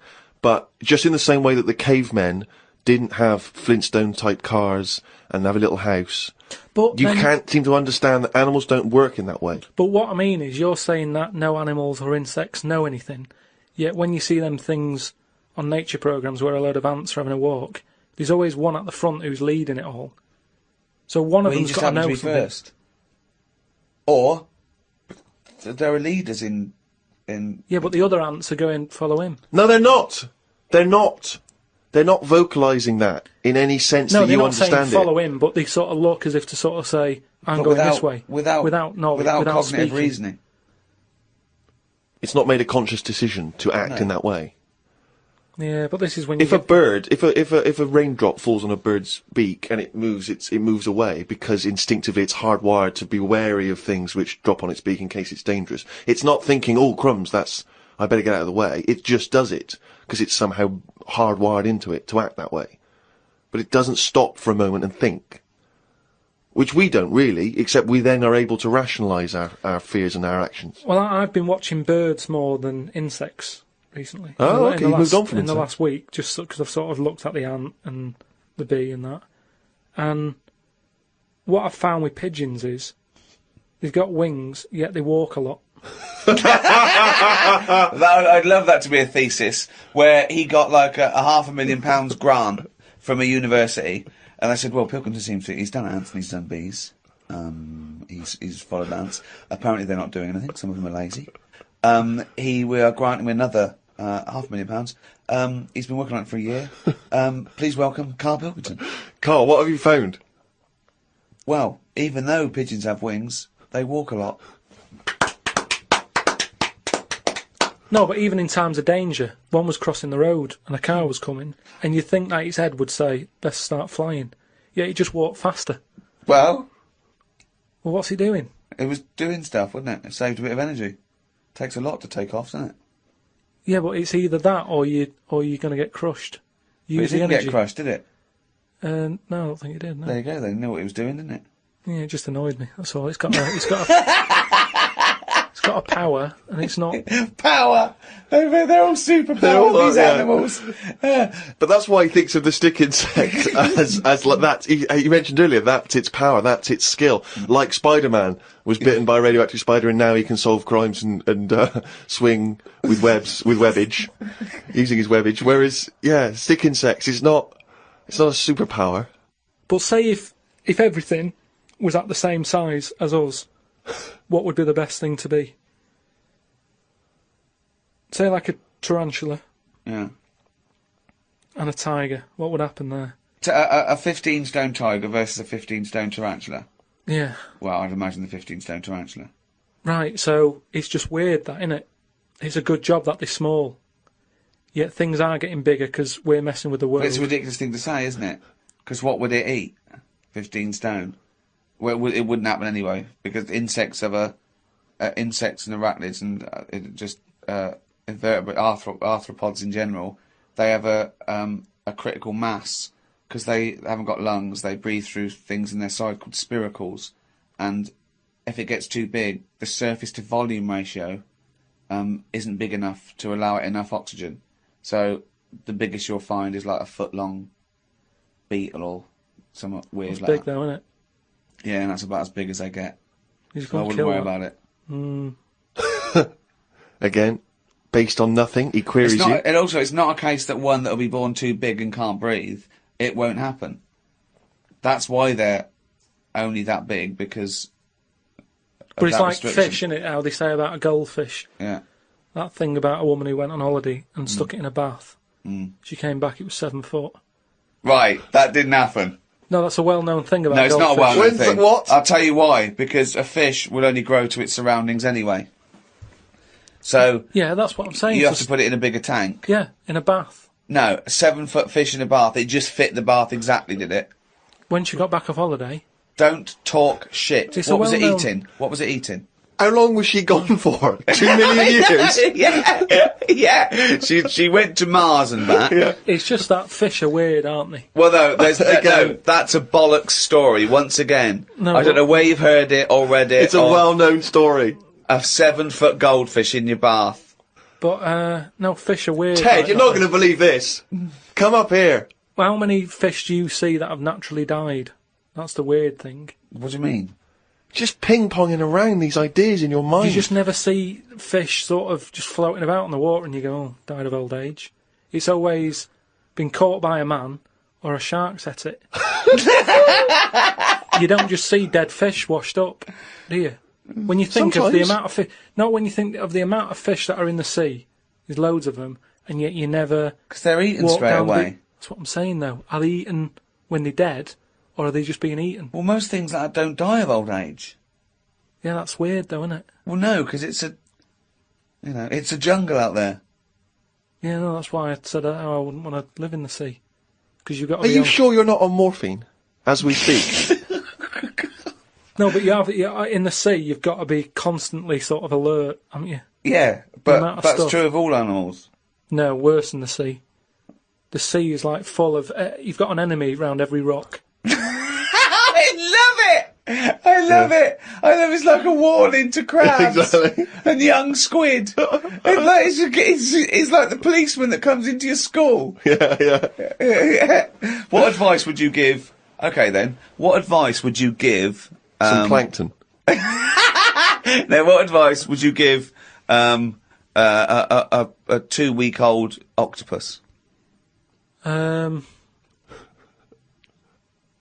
what am I? Am I an octopus? No, you're you. We've set it up that it can understand you with some sort of one of your inventions to talk to the animals. One of your brilliant inventions is just a watch you strap on its tentacle and it can understand human talk. I'm sure you'll come up with that one day. What do you say to it? What would you say to an octopus, a young octopus who wants to set out by himself in the sea? Stay close to the rocks, and just let it know about the thing about it can get into a small space.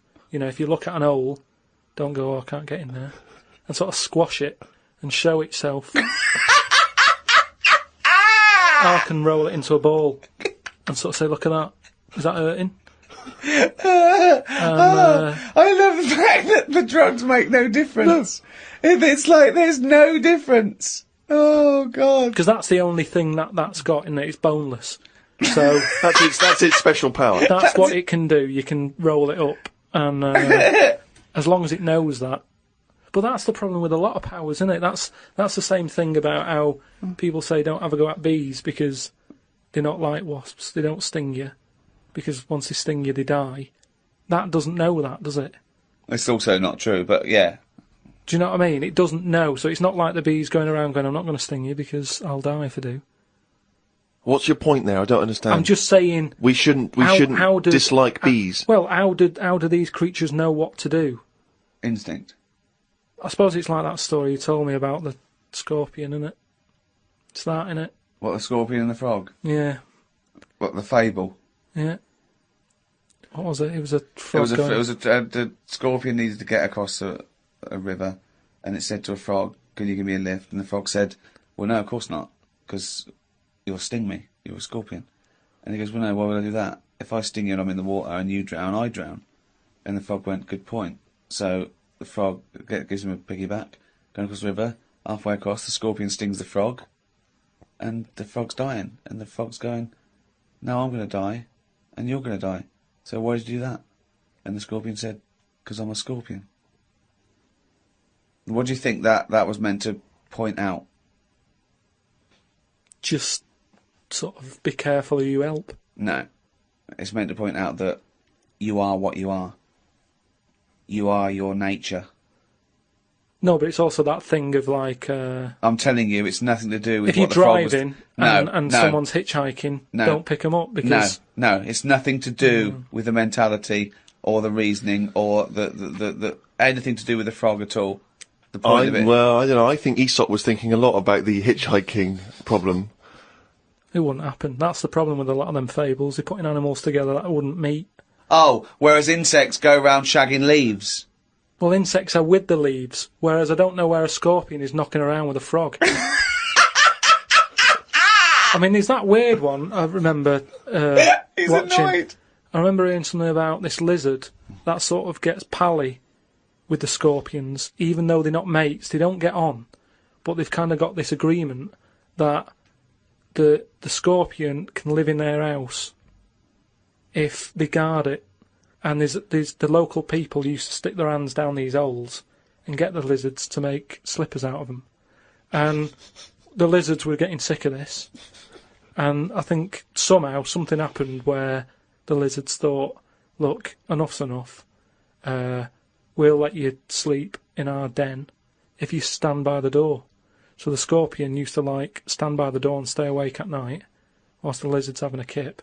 Fella comes along wanting to make some new slippers, puts his hand down the hole, scorpion gets him. Now that's what's weird with that two enemies have worked together. It's called a symbiotic relationship. But at no point did they sit down and go, right, what we're going to do? I'll tell you what, I'll give you shelter. You give me that sting in case there's a fella wants to make slippers. Because all this happened way before people were making slippers. But isn't it weird, though? Because people, there's nothing that happens like that in people, is there? Of course there is.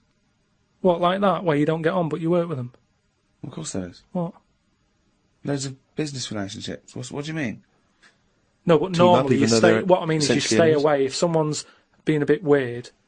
Well, there are loads of examples where you might go, well, I hate to do it, but my only option is to go with X, Y, and Z. But what I'm saying is, though, let me just finish. Go on. I live in an area where, you know, I sort of know a lot of the locals, and there's a local woman who's a bit mad. Now, I know her, but I choose to sort of stay away because it scares you a bit, doesn't it, when something's like that and it's unpredictable. So, you know, when I was in the little corner shop, she came in, right? She screams a lot, just screams for the sake of it. And you don't know if she's upset or if she's just doing it for attention, then the scream will go from screaming to laughing. So you're like, oh, what's going on? And it was like rush hour. It was like rush hour time in this shop, and she chose to go in then, and she doesn't work, so it was like, why is she coming in now? She's had all day to go in. Just pick the busy time. And she was like about 3 places in front of me, and she was only buying a Yorkie and some earbuds. Right? And I thought, a Yorkie and some earbuds? Yeah, and I thought, what's the rush? You've come at the wrong time, and you bought stuff that could have waited. You should never have to rush out for a Yorkie or an earbud, is what I'm saying. Right? And I ended up sort of going, oh, I can't stand this, and I left. Now, that was me being like I would expect the scorpion to be, or the lizard. I don't know what you're talking about now. I have no idea. Okay, what do you mean? No, I'm just saying how, like, I chose that woman could be dangerous, so I'll leave her to it. And that's where nature kicks in. And you go, I don't want to be here. I don't know what she's going to do. She's unpredictable. I'll pop back later. And then, I look out, I can see the shop, I saw her go, and she was, like, laughing to herself again, and trying to climb up some ladders. And I thought, once she's gone, I'll nip back. I don't know what my point was. I don't know.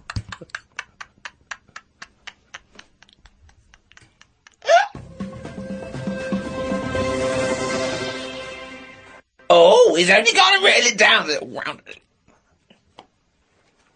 That's the jingle for Karl's diary. We had bacon and egg on toast. I'm eager to get through the brown sauce, as the bottle is too big to go in any cupboard, so it has to be left on the sideboard. So I had about 4 dollops of the stuff.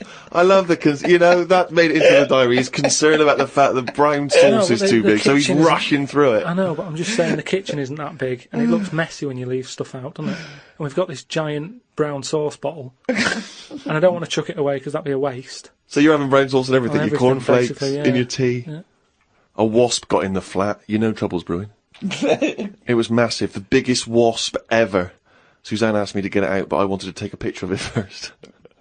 I was getting my phone ready when it flew at me. I reckon the sting on it could have killed a kitten.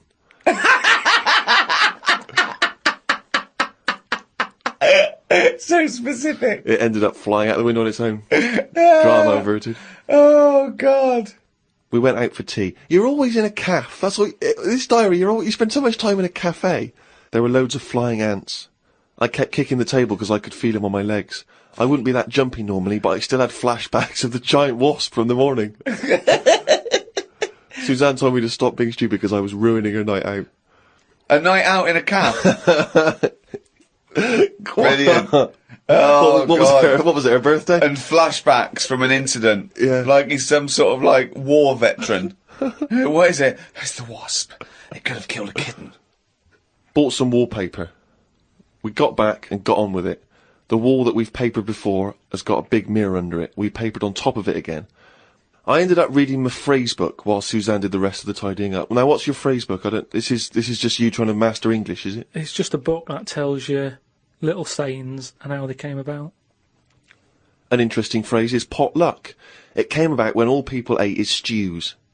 They used to chuck all sorts of stuff into the stew. You stuck your spoon in, and sometimes you got something nice like beef, or you could end up with a bit of frog. It's potluck.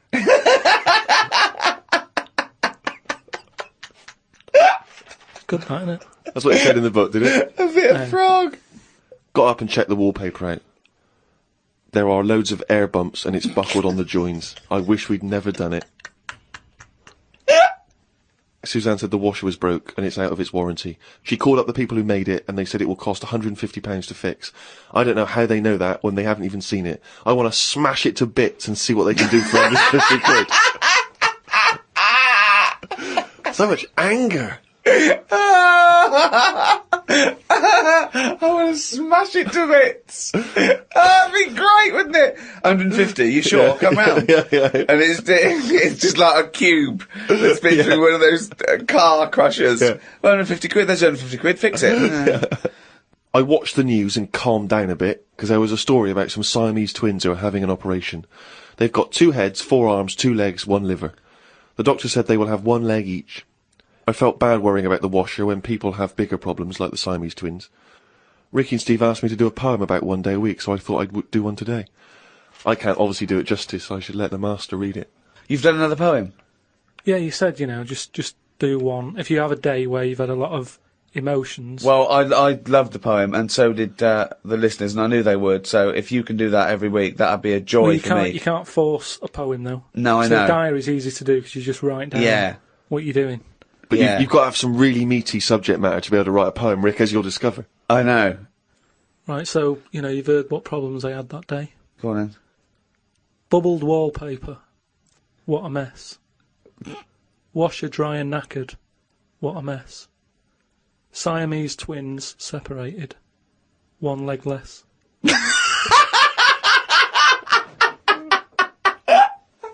I don't know what rhyming scheme that is again. Oh, God. Oh, God. Oh.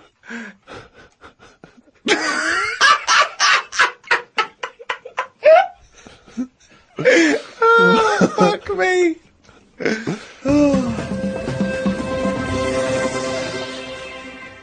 Well, there you go. That's the end of episode 2 of series 3 of the Ricky Gervais Show. More next week. More drivel, more diary, another poem, I hope. Maybe. Just more news and stuff. From me, Ricky Gervais, Stephen Merchant. Goodbye. And Karl Pilkington. Right.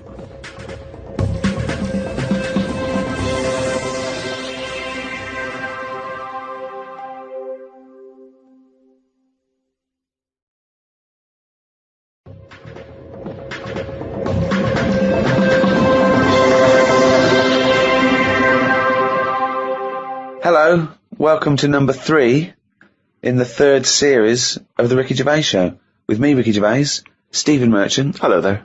And of course, Karl Pilkington. Alright. Had a good week, Karl? Alright, just boring. It's a boring week.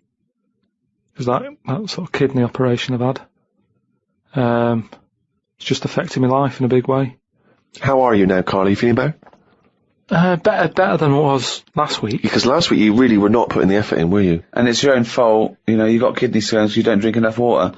That's what I've been doing this week. Just drinking. You said what sort of week have you had? What have you been up to? That's what I've done. I've drank water. That's all I've been doing. If there's a water shortage in London, it's because of that. Honestly, that's what you have to do. It's just boring. Just like a basking shark. Just sort of with its mouth open, just going through the water. Sick of it. Oh, he's led the life of plankton for 1 week. Have you been able to do anything, or have you just been resting? It's best to rest. just because, you know, your body's still in shock, even though in the head, physically, I thought it was alright. The body sort of just acts in weird ways. Brilliant. You know, it's a weird thing, isn't it? Like I said last week, you don't think about your body until there's something up with it. And then you panic a bit. And you go, right, I'm going to look after it from now on. I've been given a second chance here. As I said before, this was not a life-threatening illness or operation. No, but it's that same thing. The last time I had it was when I nearly choked to death on the Mr. Freeze Pop. Right. Where I had that sort of, what do they call it when you have like a second coming? Do you know what I mean? It's that sort of thing where I don't think you're the second coming. No, but that thing of... If you are, we're all screwed. You mean the second chance? Yeah, it's a second chance thing. Your life flashes before you, doesn't it? Yeah, but you get, you suddenly feel kinder. Do you know what I mean? Really? Yeah, you sort of go, right, you know, that was a bit of a warning. Like Scrooge? Be good to people and stuff. Yeah, a little bit. I think it's normal. So are you now a nicer person? You're giving more generously to charity and the like? Well, I haven't been out, so I can't do anything. I can't help anyone. Yeah. Go online and... But maybe, you know, once... Donate some money, all this cash you're in. No, I've given enough money away. Sick of it. But, He's changed. So he hasn't changed at all then, no? But you've also got to be careful as well, because there's that thing of, you can drown yourself, by having too much water. Yeah. So it's just getting that balance right of not having too much and filling yourself up. Well, yeah, it's that balance, right, of not dehydrating and, you know, becoming like a desert jellyfish, like a little crisp, and drowning yourself. Yeah. You're right, it is a balance. That's exactly what you've got to do. I don't know how you've managed it, Karl. It's very complicated. Yeah. No, but what I do is when I'm thirsty, I drink, and when I'm not thirsty, I don't. Yeah, but that's the problem with me. Whatever it is that's in your head that says you should have a drink, I don't really have one. It's called a brain. It's called a brain. Yeah. It's the brain that tells you. But the brain's never thirsty. I only think of drinking when I'm eating. And I'm not eating as much because my kidney's weird. I don't want to put any pressure on it, so I don't drink. So now, if I have it in front of me all the time, I go, right, I've got to have that. So yeah, so I feel, you know, a bit better. Good. Just, it's just been a long week. Because when you don't do much, it's just, you know, time doesn't whiz by. And normally your weeks are packed, as we know, with visits to the cobbler. Yeah. Well, it's just like they say, innit? They say, following an ant. Exactly, yeah. You've got a hectic schedule. I know, I don't know how you fit it all in. But, you know, because I was close to death and everything. You weren't close to death. I've been thinking about, you know, other people who've been in that situation where they're dying and what have you. And it's weird how, like, in a way, do you know, like they say before you die, things to do? Yeah. I've never heard that sentence before. I don't know if they say. Well, I've extrapolated from that. What you mean is there are certain things you should do before you die. Swim with dolphins, etc. Yeah. But in a way, because I've had such a boring week, it's been a long week. So if I was dying, don't go swim with dolphins because you'll love it and the time will whiz by and you go, oh, there's another day gone. Whereas I've been sat at home watching, you know, The Price is Right and stuff. And it's just like, oh, it's only 4 o'clock. Oh, this is dragging. So if I was dying, I'd go, yeah, it's dragging, but I've got ages more left to live. Yeah. What's the point? But it's really about quality of existence, isn't it, when you're dying? No, but anyway, I'm just saying. Oh, okay. Been a boring week. But what I've been doing is going on the internet, sort of learning stuff, watching more documentaries about stuff. Yeah. Okay, tell me something you watched on the internet then. The thing that stands out the most, there's this spider. Right. That a fella got. Popped it in like a little sort of bottle. Yeah. And chucked in 80 ants. And the spider, right, just went mental. And I don't know if the spiders eat ants. I don't know if they do. But he wasn't happy with them, that they were there. And he was just whizzing around, sort of biting them. Not eating them, just giving them a bite. And the ants would sort of just lie there, dead. And spider had this system of sort of going, right, I'm going to put the dead ones over there. And it was biting them, dragging them across, putting them in a pile, killing another one, popping it in the pile. And by the end of it, it made like a little pile of dead ants. And he was just there sort of breathing heavily. And that was amazing because I've never witnessed that before. But you don't see that happening, do you, normally? So you think that if people are unfortunately passing away, sort of visiting Disneyland or whatever, they should just learn stuff. Just get on the internet and watch this spiders. This world is amazing. Attacking ants. And just that thing of, last week you were saying how good ants were and how they're brainy and they work hard and everything. Yet none of them they didn't know what they were doing. There's panic going on. You watched them again, they were running backwards and forwards, and I remember seeing a programme about ants where they're meant to sort of work together as a team, and if they climb up a person's leg, that person stood on their house, say, and they're all like, oh. There's a signal and they all bite at the same time. They all bite at once. Now, if that had done that on that spider, they sort of all go on it, and when they're all in position, one of them sort of goes, no, and it bites, and then it would do some damage, but there was none of that. But you've seen things like the Towering Inferno, where even humans panic crazily and jump out of windows and things until Steve McQueen comes along and saves the day, so... Yeah, but at the end of the day, when you're in a Towering Inferno, you were there relaxing on holiday. So, of course you're going to be relaxed, and the shock of it's going to make you go, oh, I wasn't ready for that, I was sat here in my trunks. Whereas that ants should always be alert. Well, yeah. Any insect's life should always be... Well, so for a human scooping up 80 of them, putting them in a bottle with a giant spider. Yeah, but I'm just saying, that's what insects do. Their life, they never relax. That's what's weird with an insect. There's no downtime, is there? It's you wake up, you go and get the food, you build your house. That's what you do, so you're always alert. They shouldn't be sort of running around going, oh, what do we do now? That should be in them. I love that you're annoyed at these poor ants that were bitten to death. But also, they say they're clever. I was looking at it. If I was an ant, I would have just crawled under the pile of dead ones. Just sit under there, wait for the spider to go. None of them were doing that. They were all staying on one side and the dead ones on the other.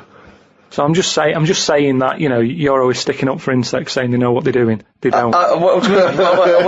Where's this come from? When have I ever stuck up for insects? It's you that's follow them and saying they're brilliant and that, and ladybirds are right-handed and Christ knows what. No, but, so I'd learnt that.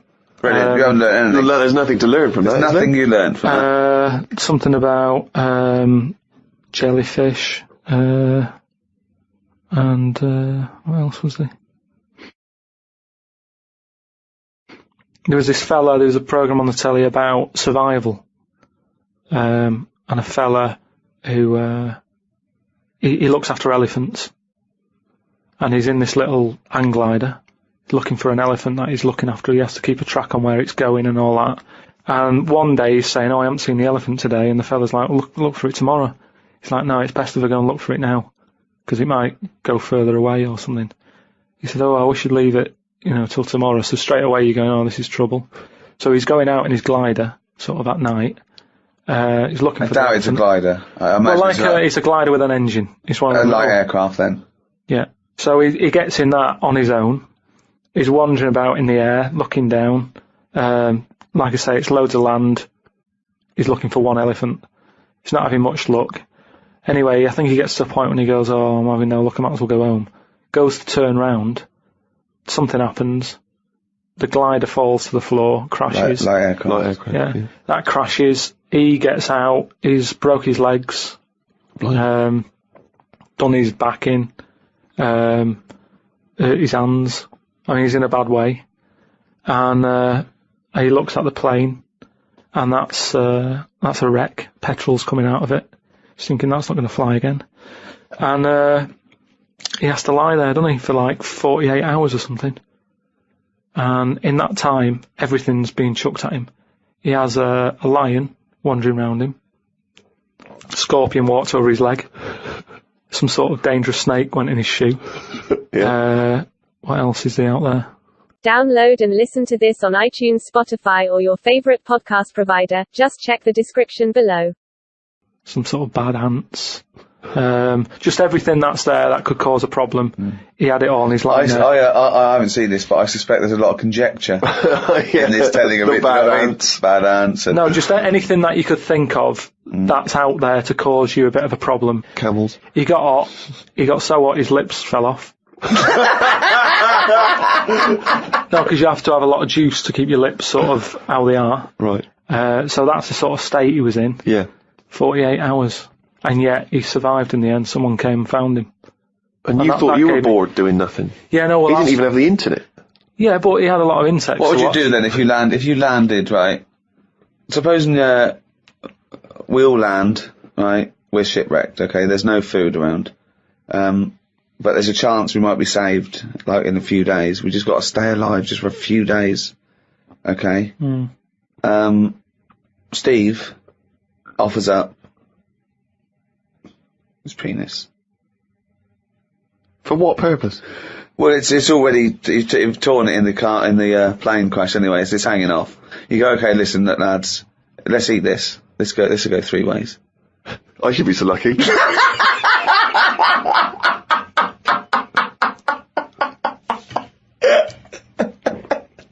Okay, fine, yeah. I'll look for something else. Because we're surrounded by water. Why are we eating knob? There's loads of fish and everything. There's more fish in the sea than there is stuff on land. That was something else that I've read about how there's more sea life happening. There's loads more. What do you mean? Than what? Than stuff happening on land. Well, yeah, it's a bigger place, isn't it? Yeah, and there's more. They're all coming further in because it's getting so crowded. Everything's being pushed outwards. So we're going to get to a point where people won't go walking in the sea because there'll be something deadly just floating about on near the shore. Again, that's no information at all. I don't know. There's no information in that statement at all. Yeah, I said how the sea is so overcrowded that everything's being pushed to the edge. It's not overcrowded. It is. You mean things that are in the sea are being pushed to the edge of the sea? Yeah, because there's new stuff happening all the time. There's new creatures being made, they're changing quickly. They were saying how, like, I don't know, 50 years ago, jellyfish didn't even have a sting. That's rubbish. Try 50 million and you'll get closer to the truth. But what I mean is, in terms of, like, land, we all look the same, don't we? We've had 2 legs and 2 arms for ages. Whereas in the sea, things are changing at a really fast rate. So, like, jellyfish we're knocking about. The sea is a much more stable environment than the land anyway. What are you on about? Well, I wouldn't have thought evolution is any faster in the sea than land. Yeah, it is. Well, no, where's the evidence for this? Well, I'm telling you now. Telling you how jellyfish have changed. And look at them. And how have they changed then? So 50 years ago they didn't have a sting. Yeah. Now they have. Yeah. Trilbies, they wore trilbies 50 years ago as well. And they just spoke with a much more, refined accent. Just that is quite a lot though, isn't it? Because jellyfish are nothing. But like no, you've made that up. That's not a fact. There's no facts come out of this discussion. Not that's interesting. That you haven't said anything. Jellyfish haven't changed in 50 years. No, they have. They've changed a lot in terms of... Well, they haven't changed in hundreds of millions of years, so I don't know what the 60s had to do with anything. I just don't know what influence the Beatles and Mary Quant suddenly had on jellyfish, where they hadn't changed for hundreds of millions of years. With all this sort of loose, free sex, free love, they were just going berserk. I know, yeah. There were no inhibitions amongst the jellyfish anymore. Things are changing a lot. To think that jellyfish, when they first came out, they were nothing. Jellyfish are nothing, aren't they? They're just a blob. So when they first came out, when they were first released, new by Ron Karl. Yeah. But what I'm saying is, even though they were nothing, they've grown to have a bit of something, just to get by in a busy place. Which I don't know what you're talking about. It's all guesswork and conjecture. It's not guesswork. I've been up all week. I've been reading all this and watching stuff. Karl, you haven't learned anything. Well, that's not entirely true because he's obviously learnt enough to have written a poem about some of these subjects. Oh, I love his poems. Are you getting into poetry now, properly? I really like it, yeah. Is Karl going to read this for me, Steve? If you want him to. I think so. I did one about my kidneys. What was it called? Didn't have a name, it doesn't need it. Ode to a Nephron. Right, I did 2 about jellyfish. Excellent. I don't like jellyfish. They're not a fish, they're just a blob. They don't have eyes, fins or scales like a cod. They float about blind, stinging people in the seas, and no one eats jellyfish with chips and mushy peas. Get rid of them. And then there's just a shorter one about a jellyfish. It would be spiteful to put jellyfish in a trifle.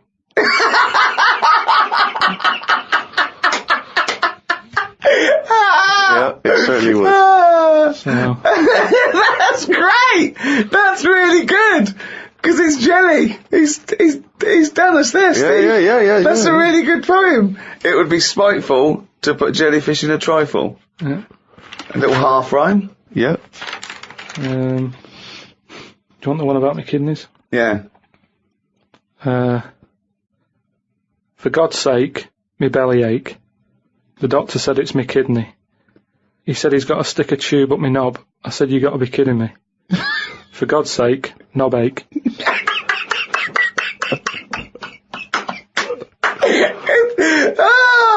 Oh God!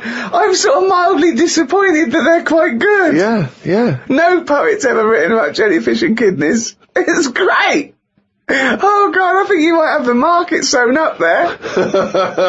It would be spiteful to put a jellyfish in a trifle.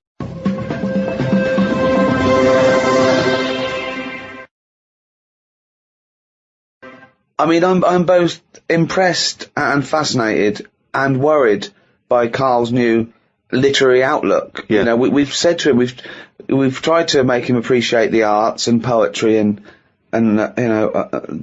explaining like what metaphor does and symbolism and all that. But I'm worried it'll backfire, because what if he becomes clever and erudite and then we lose our little endless well of stupidity? What if we lose our little shaved monkey? I mean, these podcasts without, It's almost like you were evolving into a human.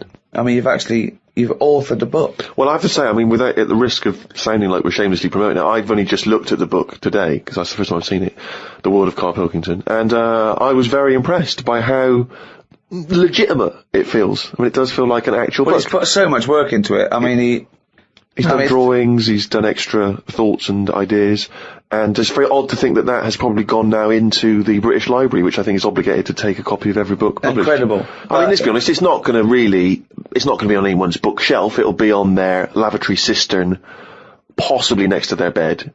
But nevertheless, it's hardback and it's got pages, it's a real book.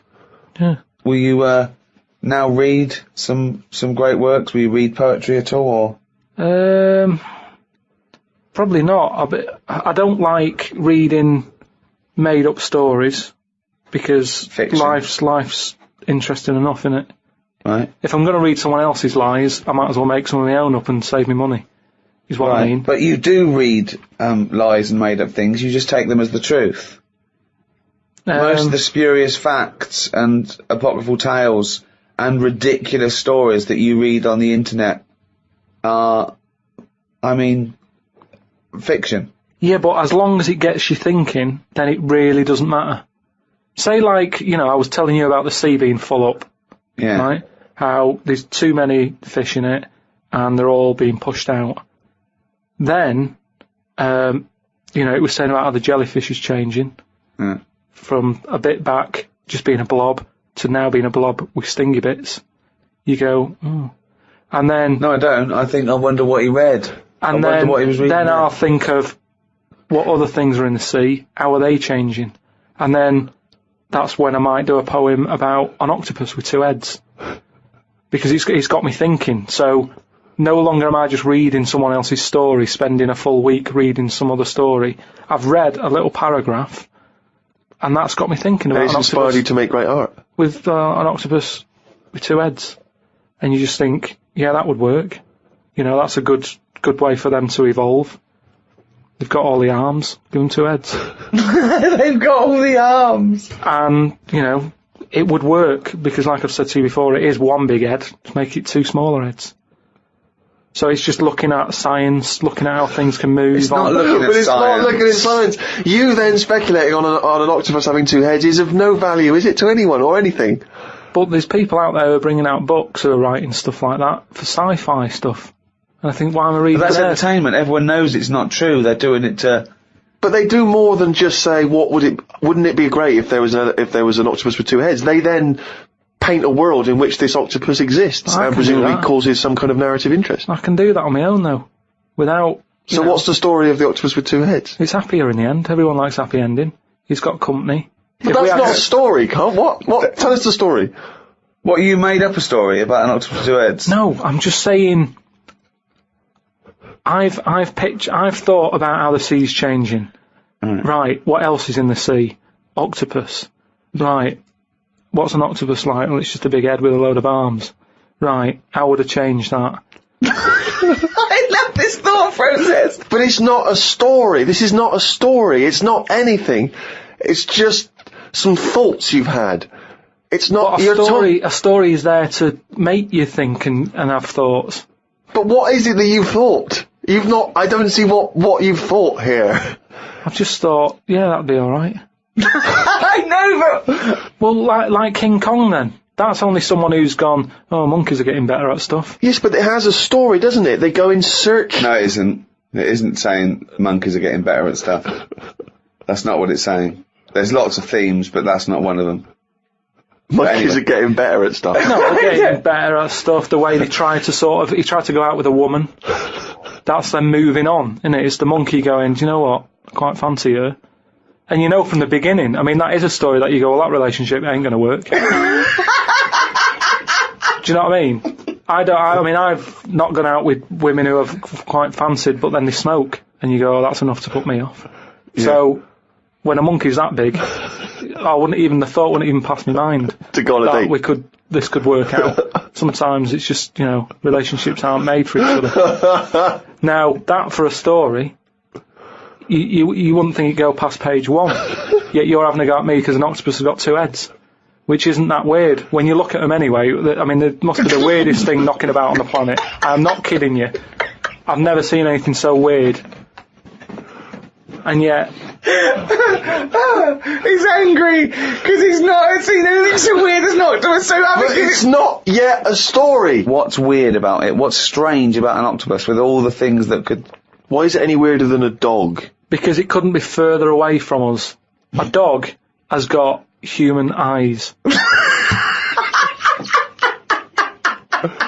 If a jellyfish had a pair of eyes like ours, I probably wouldn't worry about him that much.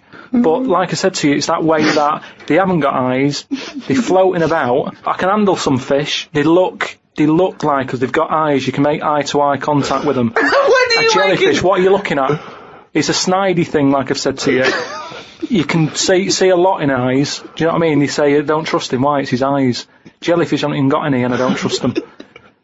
Whereas if it had them, maybe they'd be the odd one that I'd go, oh, that one's all right. Okay, Carl, I'm just going to throw an animal at you. Tell me how weird it is, what bits annoy you, how you change it. Okay? A crab. How would I change it? Yeah. Does it annoy you? Do you think it's weird? They are weird, but they're at that size where they can get away with it. Yeah, it suits them. Okay, good. Would I change anything? In a way, what you're saying about things not working, he can't walk forwards. So why hasn't something happened? Why haven't they said, you know what, these arms are too clumsy. We need to have them so they can slot away easier. And we can pull them out when we need them, instead of clumping around with them. Because they do struggle. You see them struggling with their arms. Yet they're still here, they're still doing that, they're still designed that way. What's the weirdest animal? So you think the octopus is the weirdest animal on Earth? Yeah. In terms of design and everything, and if you lined everything up, say if I'd come from another planet, and everything was lined up in a row, and they said, right, we're going to give you a crash course in what's knocking about on this planet. Yeah. And you go, right, go on then. And you go, this is man, here's a woman, here's a dog, here's a cat, here's an octopus, I go, hang on a minute, what is this?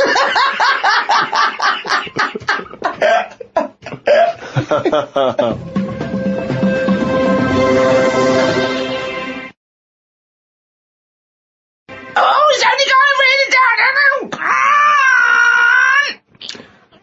That jingle, of course, signifies another reading from Karl Pilkington's diary.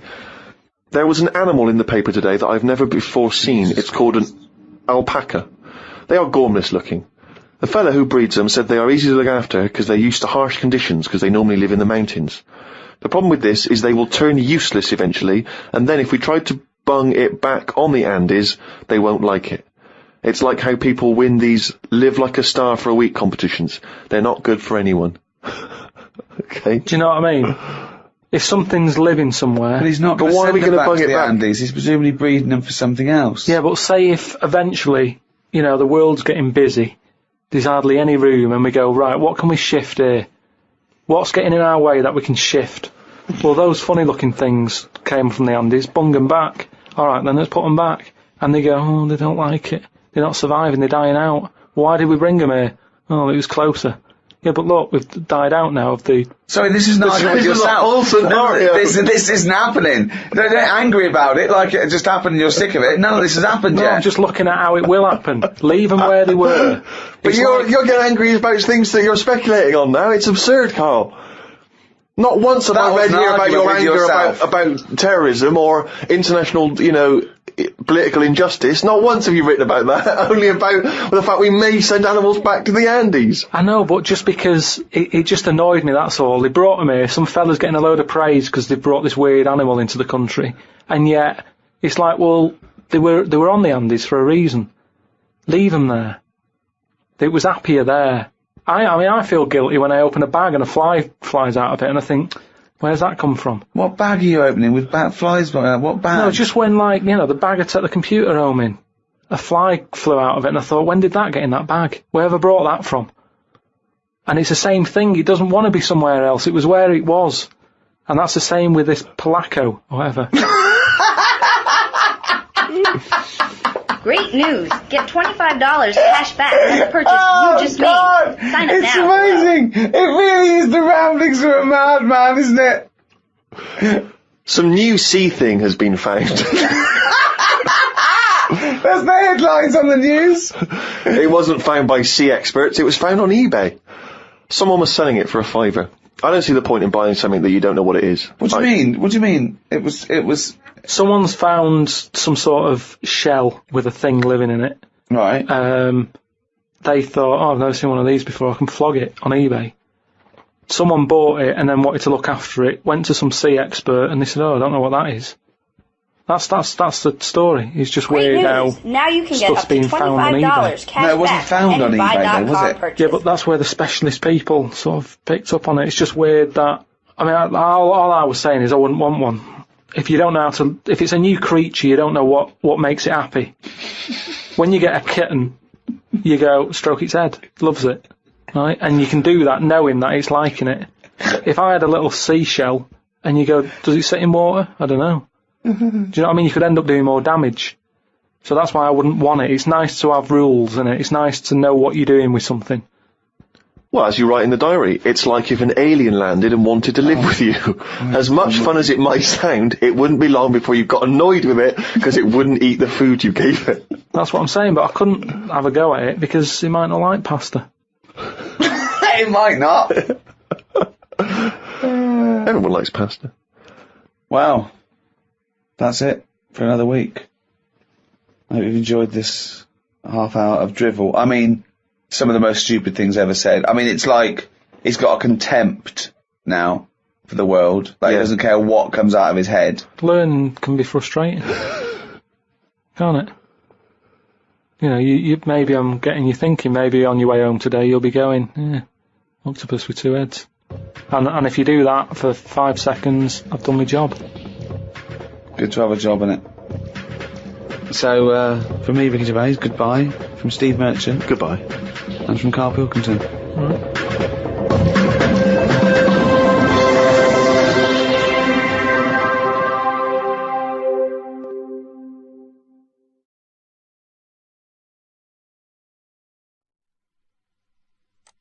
This is Audible.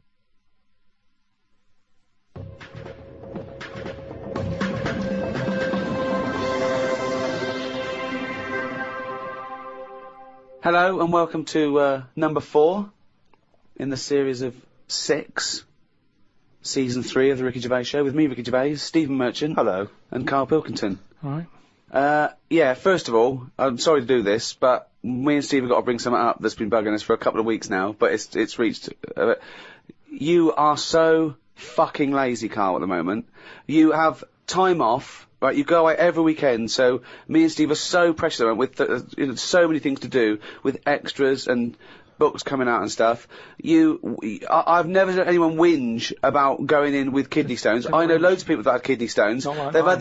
had no, you say not like that because they've had the operation. I know people that had their appendix out, right, an actual under the knife operation, and he was back at work the next day, and he had a bit of a sore side. But you have whinged now for weeks and weeks. Everything you say, oh, I've had this, oh, I've got to go in again. But you're still well enough to go away every weekend to see your folks or your in-laws, or holiday, and it's just like we are so in that, you know. Sometimes you've got to pull together, mate. Yeah, but what I'm saying is, you say keep a diary, and you said make sure you do a diary for a year. Yeah. If I didn't go and visit people and travel the world, what would I do in it? Carl, I read your diary every week. All you seem to do is spend time in a cafe, having a cup of tea and a bit of breakfast. That's the Who weekend, that's are when you people do constantly stuff. visiting? Anyway, let's not argue. You don't even People like don't your worry about family, I arguing. thought. It's not my family, is it?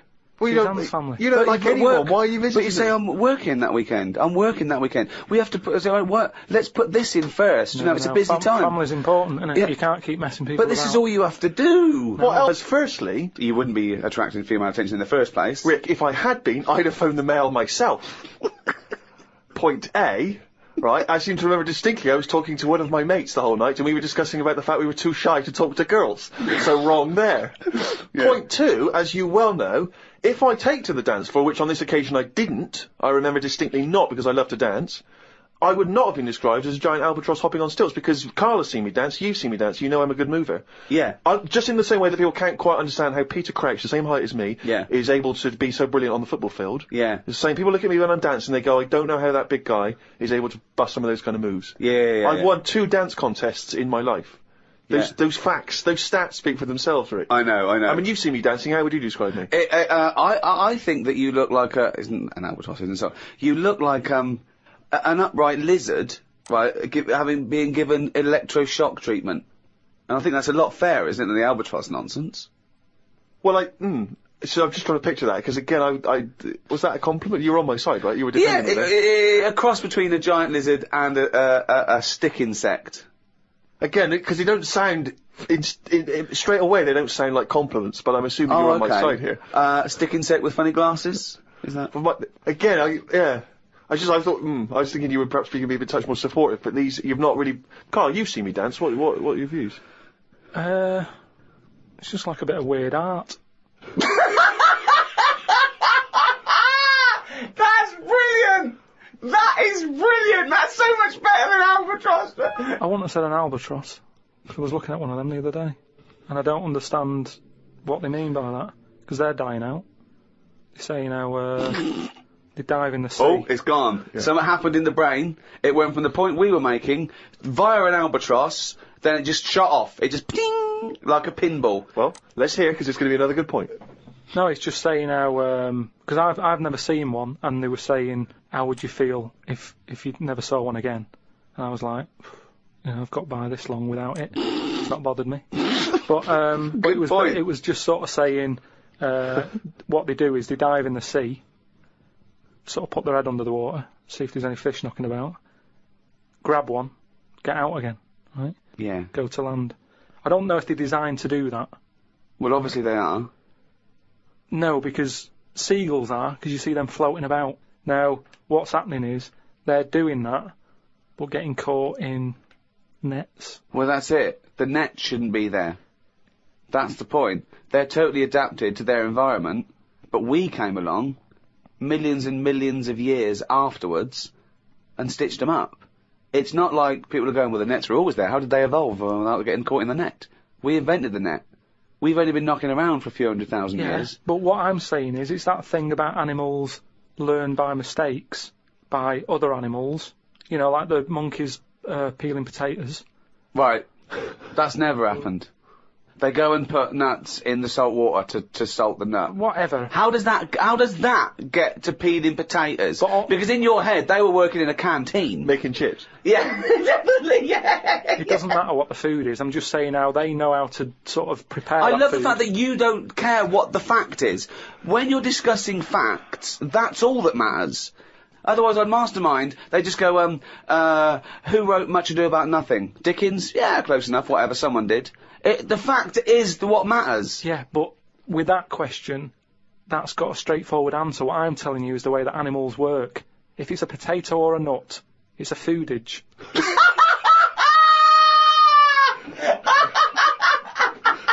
And once again, I return you to my question as before.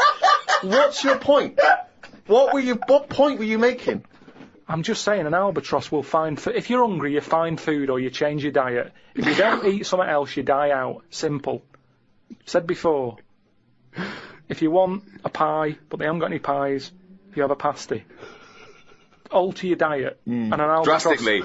Yeah, pies radical. Yeah, exactly. Completely changing my diet. No more pies. What are you eating? Pasty. Brilliant. I'm not going to eat quiche anymore. I'm going to have a tartlet. But you're getting more and more sort of single-minded in your... No, single-celled. Yeah. It's not, though. In your belief that everything you say has got some kind of profound implication and that no one else is listening, that we're all ignorant, we're all not listening to what you're saying. Here's another one. Go on. Here's something else I discussed. Oh, come on. This will be good. In series This will be as good as E equals MC squared. The people aging backwards idea. Well, it's not an idea. They've done something on it, saying how... No, they haven't. A baby has been messing about with emails. Right? Oh, yeah, God! A 65-year-old doesn't know how to use email. So, again, my system works. So say if you're an old person, you're not using the internet, but you shouldn't be anyway. Because you should be sort of just getting used to life as an old person. When you're a baby and you're about to die, they're using the internet. I don't know what you mean, when you're a baby and you're about to die. This is if this was aging your backwards world, idea, if it was your world. Well, let me just ask a couple of questions. That makes no sense at all. What you just, that makes no sense at all. I'm just saying that my theory... You may as well have hit a wok. To express that point, because they're... the pong, that would have made more sense. This is more profound. This is why... More resonant. This is why Wendy's having a go, though. Because you're not being open-minded. You're not thinking about... But we're being open-minded to good ideas, to sensible thought, to intellectual considerations. We're not being open-minded to this utter drivel. Yeah, but every invention is a bit... Who'd have thought the Frisbee would have caught on? That's not... I don't think that can count as an invention, though. Of course it is. People are paying for it. Someone said, I'm going to invent something. But people are paying for carrots. But they're not an invention. Because you pay for something, it doesn't mean it's an invention. No, but a man-made thing. A Frisbee, it didn't grow off a tree, did it? Someone's made that and gone, I can sell this. And people are buying it. You know, all I'm saying is things change, don't they? You know, the albatross is dying out. The way, like when I walked into the flat, right, we've had hot weather, haven't we? We've had a lot of flies knocking about. Now, when I was younger, I never saw flies sort of hanging about in gangs. Whereas... I don't know what world this is! Would they have little motorbikes? No, you know, just, you'd sort of see one would get in the house, you know, my dad would kill it or whatever, but you'd never see three. You wouldn't be going, oh, which one am I going to get first and everything. They'd come in, they'd exit out of a window or whatever. Whereas I walked in on a bit of activity. There's nothing to eat here. Right? 3 flies in the flat, right? All sort of whizzing around. Right. All together, right? So I just sort of think, oh, you know, let them be. They seem to be happy. You know, they're playing around with each other, right? Sat down, reading the paper, look up, right? It was like one was trying to like have it away with one of the flies, and the other one was having a go as well. It turned out it was a little fly that didn't want any of the action, but 2 were attacking it. How could you possibly gauge that? Just by watching. That's how you learn, isn't it? You watch. You watch. But no, this is conjecture again. You had no idea what was going on there. No, I did. It's the way they were sort of jumping on it and stuff, and I was like, oh, I'm not happy with this going on, and you know, under my roof sort of thing. My house, my rules. But it's a nightmare because it's small. You can't control it. You don't know which one's which. You might end up sort of pushing out one. That's the baddie. What are you talking about? I'm just saying. Why are you getting involved? Just because creatures are changing all the time. What are you talking about? What point are you making? I'm just saying the way that flies used to be happy-go-lucky, on their own, the sun's out, have a fly about.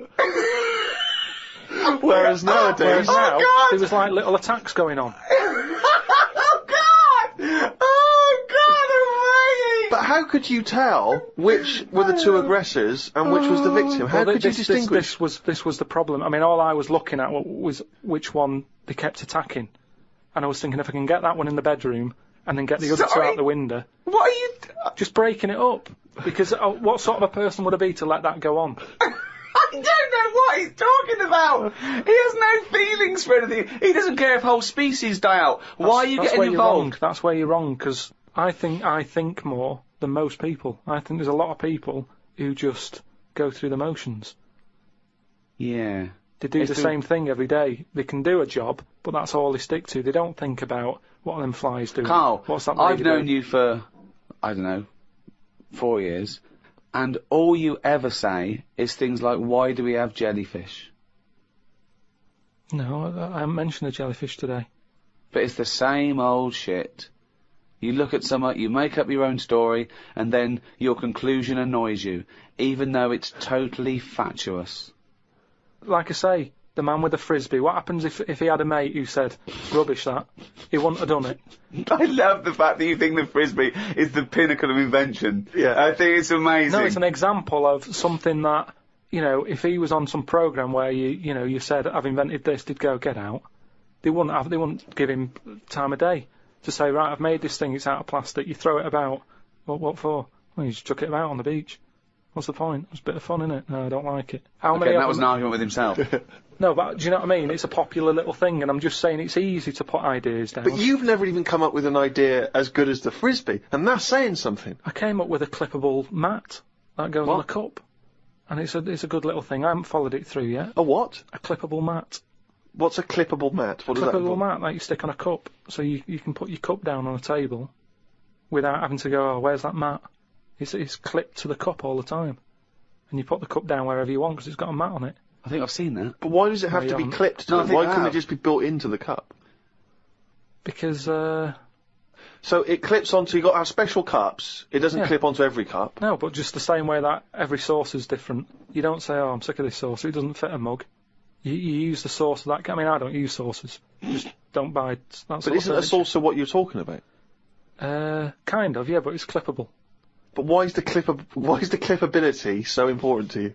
So you don't have to keep finding the mat when you put the cup down, it's constantly clipped to the cup. But why does it have to be clippable? Because that suggests it's removable. Why not just have something where it's constantly attached? What's to stop you from losing that in much the same way as you lose the coasters? Do we need this? Do we need a clippable coaster? But let's ask him like it's the Dragon's Den. Let's ask him now. What? We've got money to invest on your clippable cup. Now pitch this idea to us. How would you sell this idea to us? You just said, what was your question then? Brilliant. So you're not listening. Let's start again. I am. Okay, imagine you walked in. What is it for? What is it for? Is it a coaster to stop the heat from the cup burning the varnish? Rick, let him explain. Or is it a saucer to stop spills? Let's have you pitch this idea to us. Just you've never met us before. You were investors. Tell us. Explain this to us. Sell it to us. Right. We're living in a world where furniture is important to people. They spend a lot of money on it, don't they, furniture? There's so many furniture shops out there. Yeah. All different types of wood from all over the world. Absolutely, yeah. Right? If something's come from the Amazon, you don't want a coffee stain on it. No, you don't know. Right. But we're living in a world as well where people don't use saucers. When you go out and buy, because people... What do you mean we're living in a world where they don't use saucers? Yeah, there's loads of saucers, yeah. Because I know people who buy cups singly. Right. Because there's only 2 people living in a flat, so you don't buy a big box, because in a big box of like plates and that, you get things like, what's the plate that's above a saucer but below a plate? The plate that's above a saucer but below a plate. So it's a plate, but it's below a plate. But it's a size that you sort of go, what am I doing with this? So, what would it be? A side plate? Maybe, but... A plate that you'd have alongside your regular dinner plate, right? Maybe. You put a bread roll on or something in a restaurant. Maybe, yeah, okay. But what's your point? What do you mean? This is fascinating to me. Because this is his best attempt now to try and attract investment. Do you know where your mats are at home? I haven't got mats, don't use them. Why not? Because it doesn't bother me. I haven't got any highly polished furniture from the Amazon. Right, Steve, have you got any sort of... I've got some coasters, and I use the coasters. And do you know where they are when you need one? Well, yes, because they're always at the place where I would normally put down a mug of hot tea, i.e. on a table or a coffee table. Right, now, if I had a highly polished table from the Amazon, I'd keep my coasters on it. Yeah, but what I'm saying now is, what happens if you get up with your cup of tea, you're a busy man, right? This is what I'm saying, we're living in a world where people are busier than ever. Yeah, go on. Not everybody can sit down and enjoy a cup of tea sat in the same place. Right. You get up and you might move into another room. Well, you haven't got a polished table in there from the Amazon, so it doesn't matter. But you might be working on another expensive table. Oh, fine, we'll have a coaster there that has a computer on. My question is this. One, does it fit all mugs? Or do I have to buy a special mug to have this special bit attached? We can work it whatever way you want. We can either look at the standard size mug and say, let's appeal to everyone, or we can get in touch with some mug company. How is it clipped? Just like little plastic clips that clip onto it. Yeah. And then you clip it off and you clean it. They're dishwasher proof, by the way. They don't need that at all. But why can't you just make a mug that has something built in the base of the mug to prevent it from making the mark? No, I don't need it's only that. the heat that makes the mark, isn't it, really? I just want to say now, it's a pointless idea, and I'm out. Right, but what about the idea that you've just suggested then, with the mug, with the saucer built in? Yeah. What about, will we do that together? But that's not your idea, that's my idea. Yeah, but without my idea, you wouldn't have had that. Well, but that's absurd. We're having a conversation, I've come up with an idea, now I've got the money. I've got the money, and I'm going to go off with that idea. Yeah, you haven't painted it anyway, and it's a rubbish idea, and you couldn't It's not rubbish, because I've just thought as well, that'll be good for putting biscuits on the side as well. Oh, God! Okay, that means we can get rid of that plate that I don't know By the way, now this is broadcast, you can never patent this idea because it's out in public domain. Rick, why don't we see if there's anyone out there who's willing to invest in this idea? Are you a mug manufacturer? Are you a mug designer? Are you someone who's got any interest whatsoever in this idea? Do you think it's a saleable idea? And more importantly, would it be not great to have a picture of Karl's face on the mat? Because it's perfectly round. Perfectly round. As well, and you'd scold him every time you, So there'd be a certain satisfaction in that. Yeah, well, if Peter Jones is listening, or that Ballantyne fella, or, what's his name? Any of the big investors on that show, or indeed any investors anywhere, podcast@rickygervais.com. Get in touch. Tell us how we can move forward with this brilliant new idea. Pathetic. Ouchie, that is gonna bring it down the little... The jingle that signifies another reading from Karl Pilkington's diary. Got up and put the radio on. I listened to the story that the vicar read on Radio 2. Yeah, that could be good. He was saying how Jesus was 33 when he died. He said he was more into the idea of doing a lot in your life than living for ages. This was linked to the news about the doctor who's come up with some stuff that he's been injecting himself and his wife with that makes you age better. I looked it up on the internet. It wasn't worth them doing it because they are already old looking. I don't know why people want to stay looking young. You can wear a bald head better if you're old because hairs are replaced by wrinkles. That's drivel. No, it's not drivel. Pointless. It's just a pointless entry to a diary, that. It's not, because that could be like an important bit in like world history. What? The fact that someone's trying to make people not age. Age is good, isn't it? When you see an old person. That's been going forever. What has?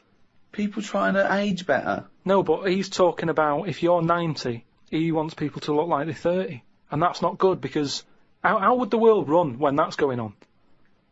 Well, I agree. But when again, it's not a revelation. If I like chatting to old people, because they know a lot of stuff.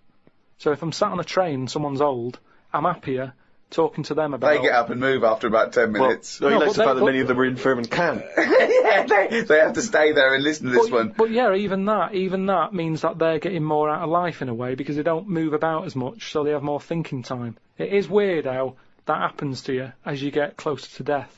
Jesus. You know, you're not working as much because you're resting, and you can think back about your life, and you can think, oh, I had a good one.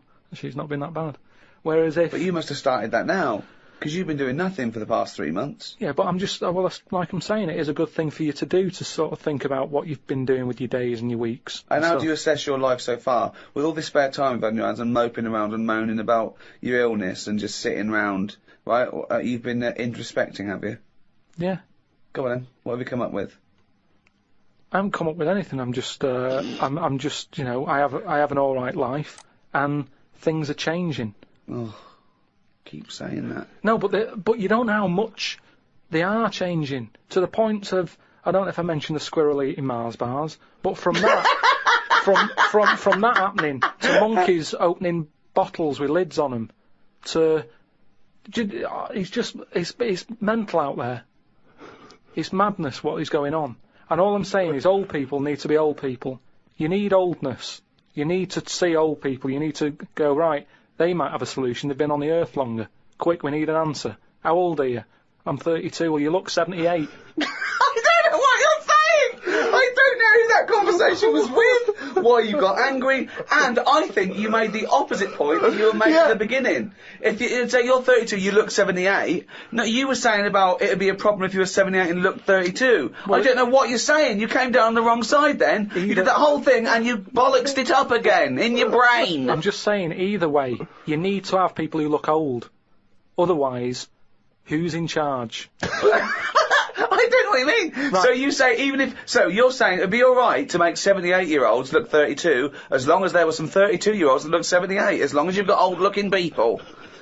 No, but say Can I tear this page out? Because it's worthless. What I mean is, when I went to the doctors, I saw the specialist, right, about the kidney stones. I was asking him all the straight questions. Go on. Is it life-threatening? No. How long am I going to be out? Couple all the of rest days. of it, right?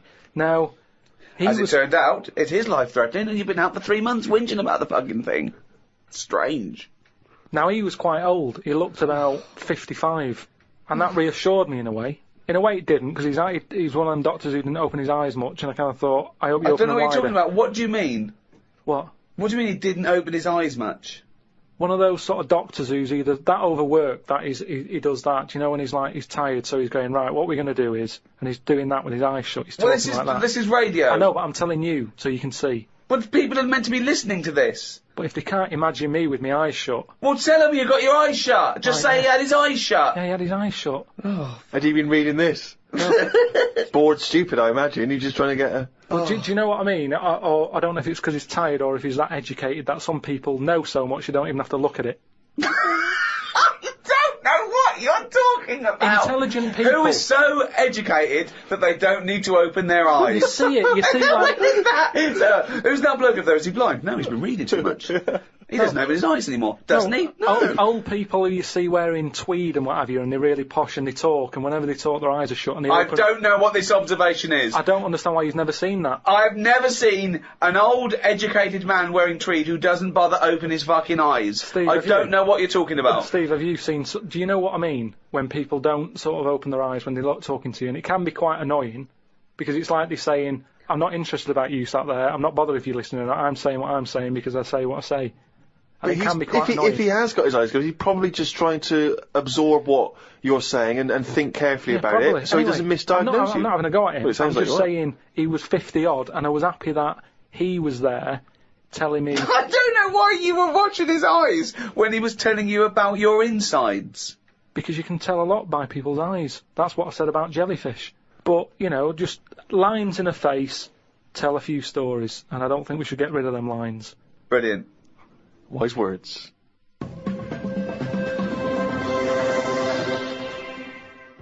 Well, that's the end of show number 4 in this 3rd series of the Ricky Gervais Show. So it's goodbye from me, Ricky Gervais, Stephen Merchant. Goodbye. And, of course, Karl Pilkington. Right.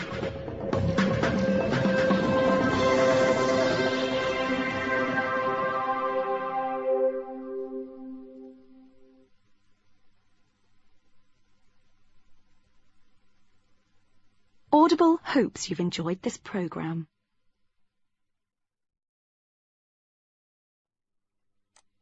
This is Audible.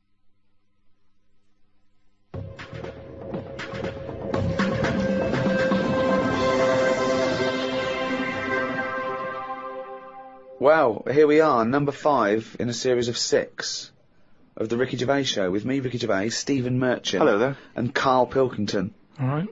Well, Karl, you are officially a published author. Your book came out, The World of Karl Pilkington, and a copy will go in the British Library. Will it? Well, they have to take every rubbish. I think it will go in the British Library lavatory. From what I understand, it'll be in there with like a collection of like novelty postcards and maybe a Viz compendium. You know. Yeah, so they take everything. Just think of that. But is that a rule they set up when books were more important to people? And now it's kind of like, oh, I wish we never said we'd do that. Well, they have to add 2 miles of shelves every year, apparently. That's what I mean. Now, surely, you know, they change a lot of other rules, don't they? They used to allow people having their head cut off. And now they've gone, we shouldn't do that anymore, so we'll sort that. Why don't they just say, only so many books a year, make it in there? Ones that are important to the future. But who knows what's important to the future? Well, you know, normally, when I say something that I think's a good point... but you're always wrong. No, but what I mean is when I say something that I think I have got a point there... Yeah, but you're always wrong. But why do they do this? Why do they think they've got to keep everything? Because we're living in a world now where everything is sort of binnable. And, you know, we use stuff for what it is. Well, I think you could say that. That's fine, that's fine. There was a sort of poetry to it, but I think he stumbled across that. I don't think it was intentional. Yeah, I mean, I still haven't got over last week him saying foodage. Do you know what I mean, though? The world's changed, so why is that rule still hanging around when... Well, it's not a rule. I mean, it's not a rule that, you know, the country's going to, you know, live and die by. It's just that it is seen as a repository for knowledge, for information, and I don't believe any old Joe can wander in there and get one of these books. I think you have to either be a scholar, I think maybe it's open for a brief window for students, but you know, you can just wander in there and see your own book, Karl. You know, there are some books that they have to turn the page for you in gloves, so the amino acids... I'd hate that. With yours, it won't matter. They just go, it's over there, or they throw it to you. No, it's just... Or they slide it along the floor. They say, oh, I can't give it to you, Karl, because it's propping up this desk. Yeah, they kick it to you and say, put it in the bog when you're finished with it. It's just that thing of being timed, though. I hate it when people go, oh, have you read this? And then I can't read it properly because I'm thinking, they're thinking I'm taking ages here. Do you know what I mean? So I have to scan read it. And I go, oh, it's good, that. And they go, what do you think? And I go, oh, about what? So I hate the fact that someone stood there with gloves on, because that isn't normal, relaxing sort of reading, is it? But it's not, you don't go in to read the Doomsday Book, let's say, in order to just have a relaxing read. You're going in there to study there it, historically. Say they're professors and scholars and scientists and historians. They don't wander in because it's raining and they go, what's a good read? There's not a man wearing white gloves turning the pages of the latest Jackie Collins. Exactly. Do you have heat? Watching your lips move as you read to see if you should turn the next page. I suppose I shouldn't really feel guilty, because at the end of the day, right, I mean, people always rave about Shakespeare, saying, oh, you know, his work was good. But brilliant. At the same time... He'll probably put that on the book when he brings another one out. He'll put your review on it. Yeah. Oh, that was good. Karl Pilkington. But at the same time, you know, like, some people will have a go. I'm ready for people having a go, like that Wendy did about My Little Films Are Made. There's always people... Wendy Robinson? Yeah, you know... Sarah Opinion. For those of you who didn't hear last week, she slammed Karl. No, well, you know, each to their own and that. And, you know, if everyone liked the same thing, I don't know what we'd do. Right? Sure. You don't know anything. So all I'm saying is, everybody raves about Shakespeare. When, if you properly looked at what he did, he invented a lot of swearing words, right? Effing and jeffing and that. Now, that was one of his. Well, it's effing and jeffing part 2. Did he make up a great deal of swear words? I don't know that I'm aware of this. A lot of them are Shakespeare invented. But all I'm saying is, for some reason, when things are brought out years ago, people say they're good even though they're not, is what I mean. But let's not mistake the fact that Shakespeare is not, he's not, people seem to confuse him as though they think he wrote these things in order to be read. He wrote them to be performed. They're plays. They're not books in the traditional sense. He didn't bring out the latest book. No, but just when something's old, it gets a bit more respect, is what I mean. When I was watching that documentary about the real Indiana Jones, brilliant. They dug out some rocks with drawings on, and they were like, oh, don't damage them, don't mark the paint, and it's like, it's rubbish. It was like a stick fella with a yak. And now, if that was found now, or if a kid showed me that, I'd go, hey, it's not that good. So what I mean is, because stuff's old stuff gets respect. But you're not judging it on its aesthetic merits, you're judging it on its historical importance. I don't think that's fair, though, because when that fella drew that, it wasn't old. He did it when he was knocking about. No, yes, but you must see the difference between you doing a stick man on a wall with a bit of chalk near your local, and a cave painting that they date to 10,000 years ago. Yeah, so in 10,000 years' time, when they find my story about the monkey fireman, will it gain more respect then than it is now? No, less. But why is it? Because people will more and more realise what a buffoon you are.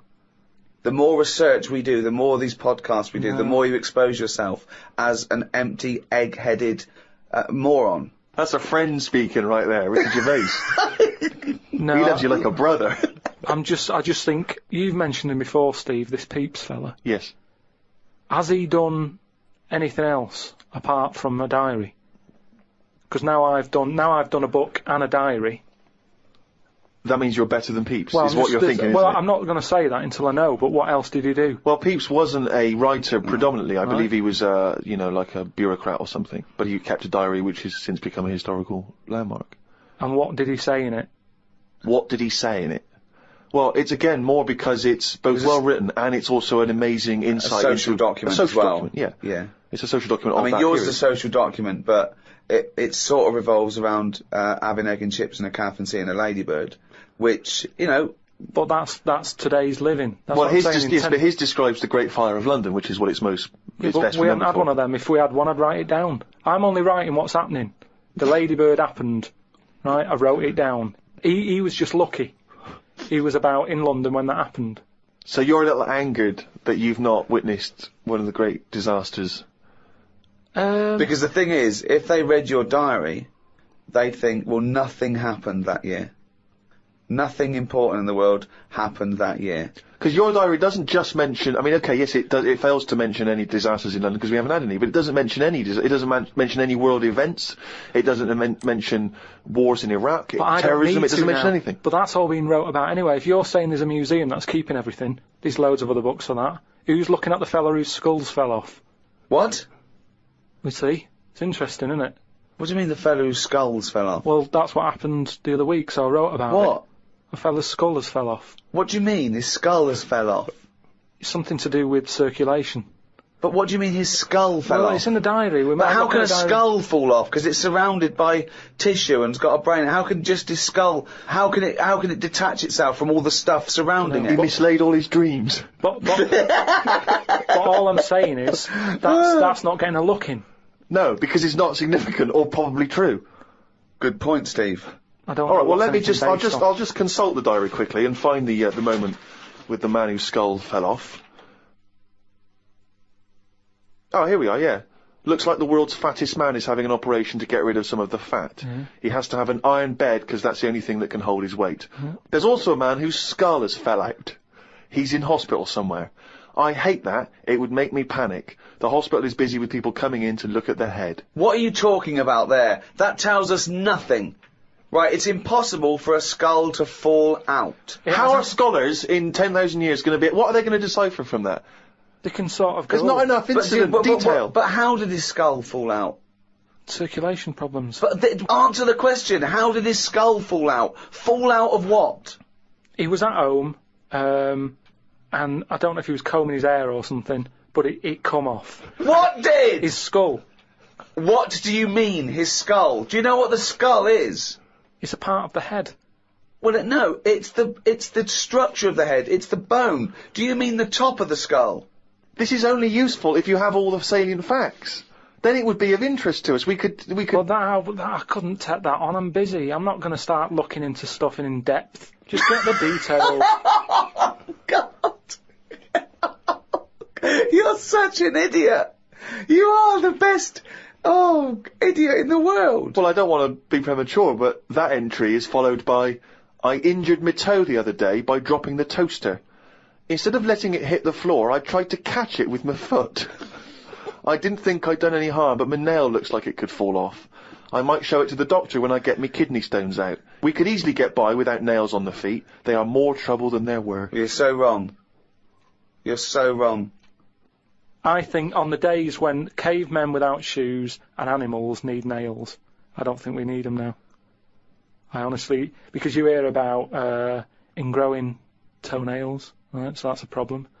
You've got to cut them. Stuff gets under there and gets infected. Get rid of them, you won't have any of that.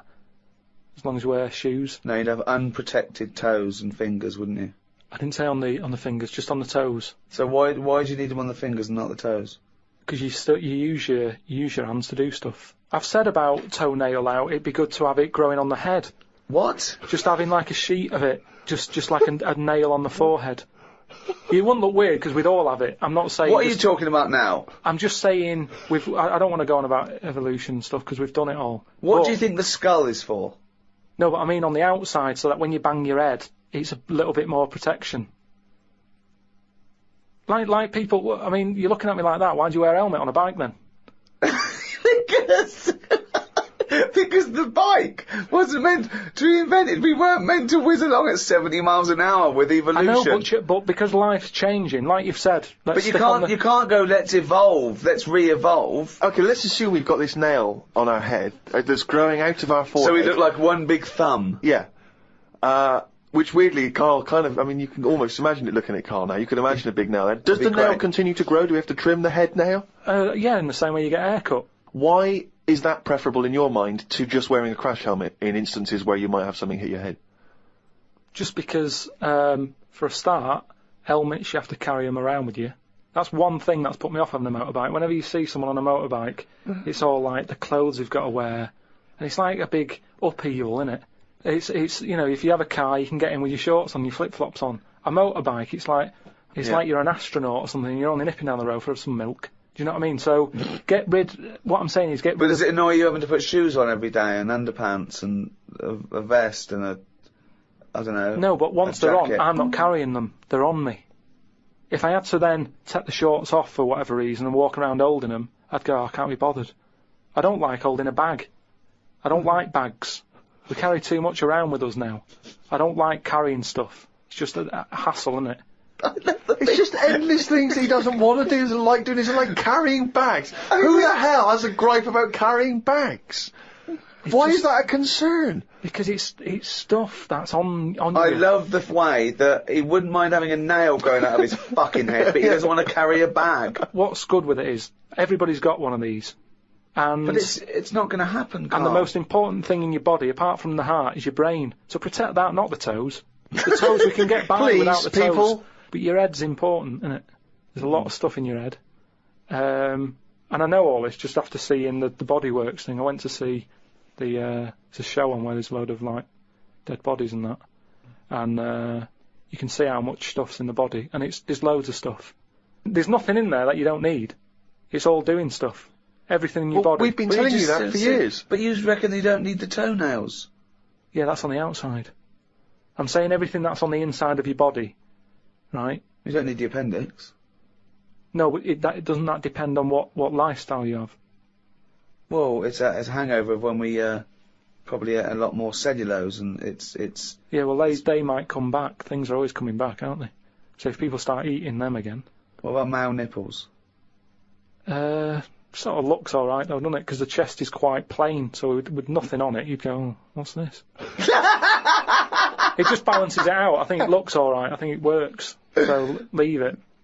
But what were we talking about? But wouldn't you rather have maybe a little like a rib cage around the testicles? Because you get a whack in them and it yeah, that's pretty good. Not an invention, Karl. It's not an invention, and we can't do it. But will you be able to sit down still? Because that's the good thing with them at the moment, is movement.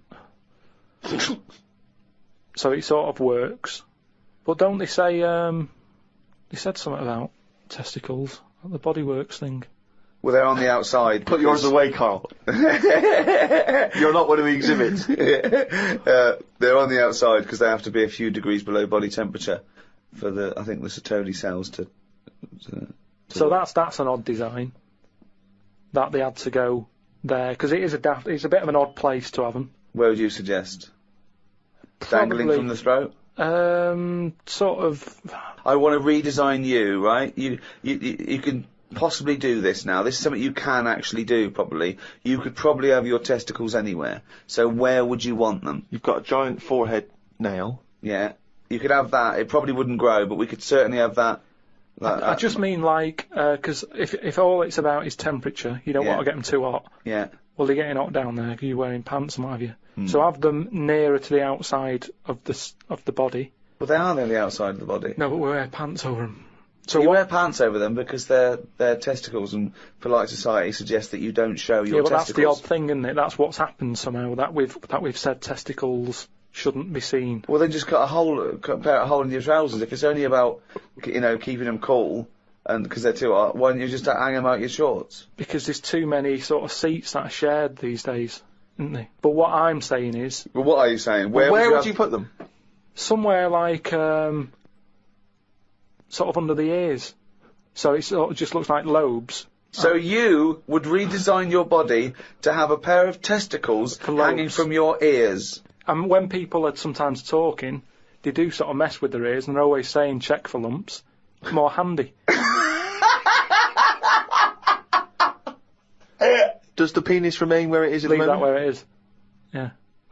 Well, I don't know about you, Rick, but I would love to see, perhaps on the web, it's very easy to put stuff on web pages now, some kind of illustration, it could be computer generated, it could be drawn by hand, of the new model Karl. Bear in mind, people, that he's got some testicles underneath his ears. And a big thumbnail on his forehead. Big thumbnail on his forehead. Talking to Karl, I want to see Karl's head everywhere. There's the roundness that I like, okay? So, do a viral campaign. Anyone out there with a picture of Karl, just get it everywhere. Because I want, eventually, everyone to, as they walk past him in the street, to shout, "You shaved monkey," or "Look at that bald head," or "Look at fucking coconut face coming this way. You got a head like a fucking orange."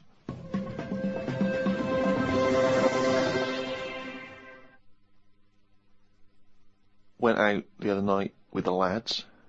There's a few of us, young, free and single. Must have looked like the Swingers. Oh, it was pretty. It looked like a boy band had gone out. It looked like, really? It looked like NSYNC had hit the streets. Right, yeah. We'd dressed up, togged up, out for a few drinks. A friend of mine said, "Let's go to a club." Right, I haven't been to a nightclub for a long time. Actually, I haven't been. Is that because your glasses steam up when you walk in out of the cold? That is a problem in the winter. It's very difficult to make a good impression as you walk in, your glasses steam up straight away, and you got to take them off and clean them and stuff, and then you get a bit dirty. On your white fronts, you pull your white fronts out through the jeans, clean them on that, or the back of a girl's dress. But we cruised down to the club. It's one of those big sort of super clubs, London super clubs. Never been in one of those, the Ministry or any of those things, so it was all new. And it's a bit of a queue. I think it's a bit of a chore. But we're queuing up, we're in good spirits, we're looking at it, it sounds pretty funky, we can hear the music coming out. Been in the queue for quite a while, 25 minutes. Forget it, 25 minutes. Well, yeah, we were pretty excited by this point. The doorman says, "Hello lads." I said, "Yeah, we're coming please." He went, "No, you're not." Really? What? He said, "You're not coming in." And he just immediately lifted the little rope and sent us away from the queue, right? And we were slightly perplexed, we were dumbfounded, we didn't know what to do, it was like, this couldn't be happening, it didn't make sense, we just queued up what was going on. And so, my friend said, "Well, we've got to find out why he's not going to let us in." So he goes back over. I thought you wanted to do. You wanted to tie him up with logic. That'll show a bouncer. Exactly. Yeah, show him how educated you are and how you can win an argument and make him look stupid. You'll be in that club in no time. That's what they appreciate. They love that. Because what they respect is being made to look like a fool. Exactly. So we went over and, They really look up to intellectuals. Exactly, yeah. So one of our mates goes over and he says, "Why didn't you let us in?" And he went, "Because you didn't have any girls with you." Now, I'll tell you this. That's kicking you when you're down. Because when you're out on a Saturday night trying to get into a club to meet women, and the reason you're not allowed to go in a club to meet women is because you haven't got any women with you, that's just salt in the wound. It's so humiliating. So, a friend of mine says that there's a VIP entrance over there. And there was like a woman with a clipboard, the guest list. Separate entrance. She said, "You've got a little bit of profile, Steve. Why don't we try and use your You ran home, got your Golden Globe and your Emmy." Yeah, exactly. Well, I always carry, some of my cuttings with me. Yeah. And I felt a bit self-conscious about it. I was thinking, I'm not into this, it's a bit awkward. But he said, "Look, don't worry, you just stand here. Just stand here, just like you're having a conversation. I'll go over, I'll point him out, I'll go, oh, there's, Steve Merchant over there, at the office or whatever." Oh God, Steve! So I thought, well, the thing is, we were out, and I was a bit frustrated, and I thought, we may as well try everything. So I stand there, If my friend goes over and he has a word, and he comes back and he says, it's fine. She can't let us in the VIP entrance because she's not allowed, but what she can do is walk us to the front of the queue. Right? You can walk to the front of the queue and explain. So I think, okay, fine. Oh, God. So the guy takes me and my mates, right, this girl, she takes us, we walk past everyone else, right, to the front of the queue, right? She goes up to the guy, she says, this is Steve Merchant office. The guy goes, I know he is, we're not letting him in. Oh, God! Oh, God! By now, of course, some people have recognised me, so they're trying to have my photo taken. So there's people inside the line that's being allowed in the club. I've got to lean across the rope to have my photo taken with them, even though I'm not allowed in the club. So they go, oh, alright, this is Steve there, and the photo's taken, right, camera phones and that. They're going into the club where the party's kicking off. I'm outside waiting for the next chump who wants to have his photo taken. I mean, it was mental. So, that's unbelievable. I was furious. And then one guy, I remember he was trying, and he goes, oh, yeah, brilliant, I love the podcast and all that stuff. I love Carl. Is Karl with you? I said, oh, Carl's not out here. And his girlfriend was with me. She went, who's that? And he went, oh, it's just Steve Merchant, he does the office, he does the thing. And she went, who cares? Who are you, Bruce Forsyth? And it's that thing when suddenly I'm being humiliated and embarrassed by someone's girlfriend. I never asked for that. I never asked for her opinion on me. I'm sorry if I don't impress you, if I'm not sufficiently famous for you, but it's not my fault. It's your boyfriend who brought it up. It was like I'd gone over to her and tried to show off, and she was annoyed. So by now I was just furious. Oh, so God. I thought, forget this. Well, I was walking down the street, and there's a group of builders, sitting down having a cup of tea. One of them goes, alright Rick? I went, alright mate. The other one went, not as fat as on telly. I went, oh thanks. Not as fat as on telly. So he went with, well you are fat, but you look even fatter on telly. He didn't say, oh God, you don't look fat at all, or, oh you look big on telly, but you don't look fat. Just went with, not as fat as on telly. And there's nothing I could say, but cheers mate. Now when you said cheers mate, did you say that because because I'd say cheers, mate, because I'd be a little bit scared of them. No, I was worried about slight sarcasm, and I laughed after. Yeah. So you can get away with sarcasm with working class blokes. I'm a little bit more secure with a working class male than you, aren't I? I'm terrified of them. I feel like they're going to turn on me at any minute. You don't feel confident, sort of backing in a lorry driver? Terrified. Oh right. Because if I did, he'd probably lean out and just go and get your dad, mate. Yeah, not you. Fuck off. I'm not interested. Not you. Yeah. So the final stab is this guy says, there's a party I know of going on, right? Oh, blinking out. So we go down to this party. Right, as we're getting there, as we're about to go in, he goes, now you know it's a singles party. I thought, oh, what? He says, you know it's a singles party. Oh, God. So I go in this party, right, it's all single people, right? Now, theoretically, that should be brilliant, right, if you're a singleton yourself. It's the worst kind of party to go to, because when you normally go to a party, right, and you're chatting to a girl, and she says, oh, I gotta go get a drink or whatever, you think, oh, she's probably got a boyfriend or whatever, or she's with mates, that's fair enough. But when you're at a singles party, and a woman says, I'm just gonna go and get a drink, and then you just see her leaving, you realise it's not because she's got a boyfriend or whatever, it's just because she doesn't want to talk to you. You can't even kid yourself. You can't even pretend. Oh, and you suddenly sense everyone judging everyone else. So you see a girl and she'll like look at you up and down, and then ignore you and walk on. And it's like a massive slap in the face. It's like girls coming up to you and going, not interested. Just by being there, they don't have to say anything and they're rejecting you. And so, anyway, one of my friends has been reading this book, The Game, right, by this guy called Neil Strauss, which is sweeping a certain part of the population because it is one of those books written on how to meet women and seduce women, right? And there's this guy called Neil Strauss who infiltrated a sort of secret organisation in America of blokes who've got all these various seducing techniques, right? And one of the techniques which we've been discussing is something called negging, where if you see a very attractive woman, the theory is that she's getting asked out all the time by blokes, right? They're always coming up and saying, oh, you're really beautiful, can I buy you a drink? And that what you have to do to set yourself away from the pack is to sort of not be so obviously complimentary. So you come up and you almost sort of pay her a backhanded compliment, or you almost neg, as they say something slightly negative. So what you might say is you might go up to her and say, oh, I like your shoes, I've seen another girl wearing them in the club, right? And the theory is that she's sort of, she's a bit taken aback, she's a bit sort of thrown off, and then of course you start complimenting her, and you start building her back up again. It's very elaborate mind games. I'm not saying it's a good idea, but we've been talking about the neg, and I was chatting to a girl, and I was a little bit drunk, and I wasn't thinking it through, and I thought about the neg because it wasn't going very well, but I don't think you should say to a girl, I think your ears are a bit too big for your head. Because, like, you know what I mean? It's like you can't come back from that. And there's nowhere else to go, because that really is just an insult.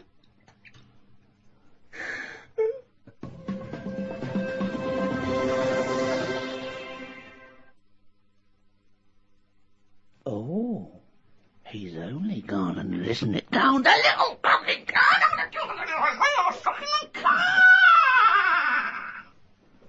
That jingle, of course, signifying yet another reading from Karl Pilkington's diary. As always, packed with rich insight into the man's mind.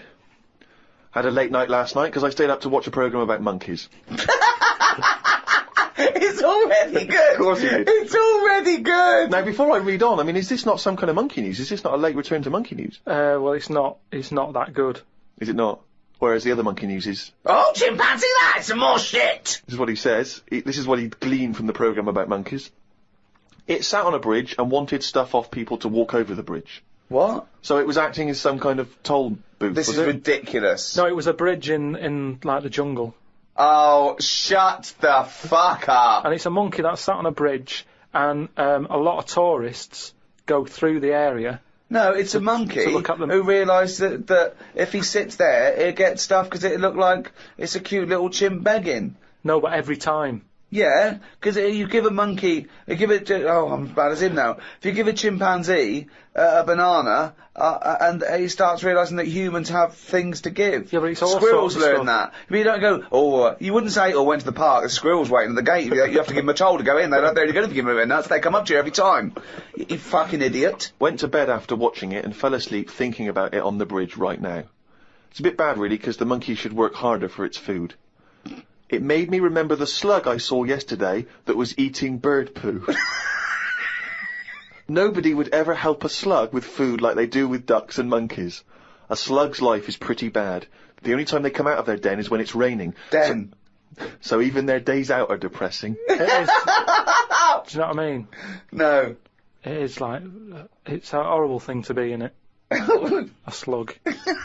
Love him talking about what is it like to be a slug. No, just because like the monkey, even though it's being quite aggressive, everyone was like, "Oh, give it some water," and it was well like kitted out. It had like chocolate bars, bottled water, some like fizzy stuff, and all that. An iPod. It was listening to Monkey News. It could have had one if it wanted one. It was getting away with murder on that bridge, and that's just because it was furry.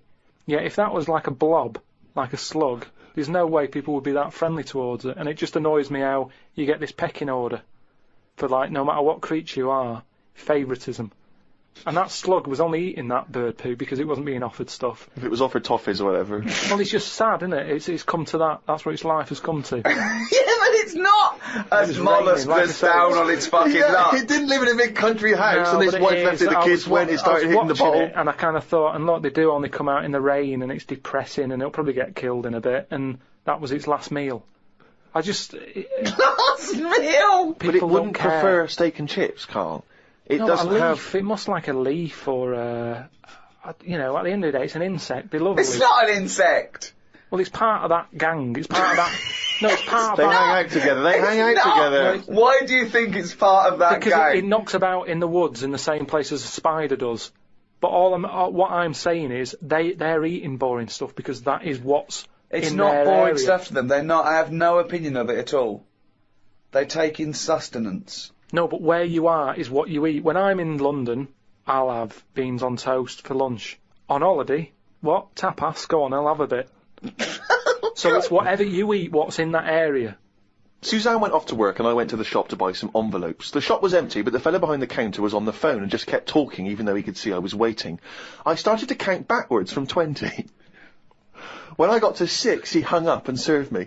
I won't use the shop again. Question, why count backwards from 20? So he's thinking, what's going to happen at 1? If I start counting from 1, he's going, well, let him carry on. What, out loud?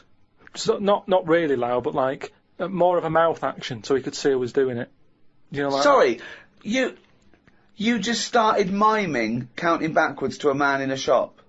He's on the phone. The shop is empty. Yes. I thought he'd like me custom. He could have served me and stay on the phone. Even though I don't like that, at least he's still doing what he needs to do. I'd have said, sorry, can I just get these, please? Yeah. Well, I stood there and I thought, it's annoying me now, my kidney's aching, and I started to get a bit of a sweat on. So I thought, right, I'm going to give him 20 seconds, and if he hasn't got off the phone, I'm leaving.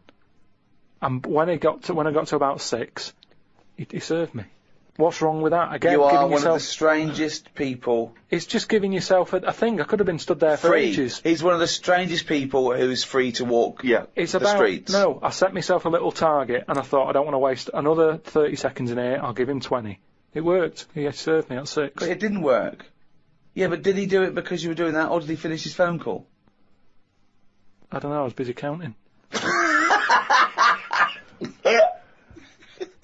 Looked at what's been going on in the world. There was a human head attached to a seagull's body in a jar.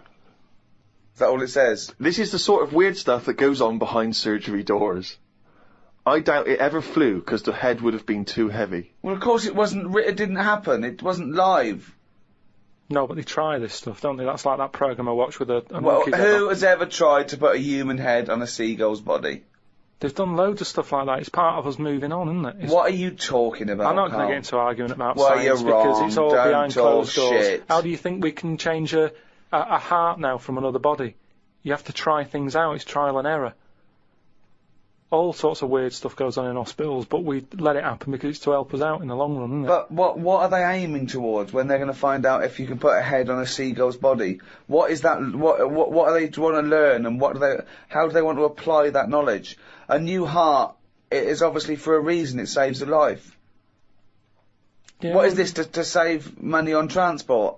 Instead of getting a bus pass, you go, can I put my head on the seagull's body? I go, well, it won't work. We'll try it. Yeah, but there is odd things like that. Like I saw a fish the other day, right? And honestly, it's the weirdest thing. It was just like a blob with a face. Now I would never have said, yeah, let that swim about. I'd have killed it from day dot. I would have gone, get rid of that. God! Under what circumstances would you have killed that from day dot? Oh, I'm just saying, looking at it, I'd say that does not work. And it looked sad. It looked like it didn't want to be about. Have you got her number?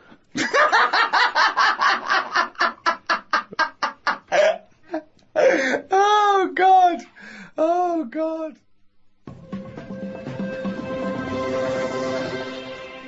Well, that's it for another week. The end of episode 5.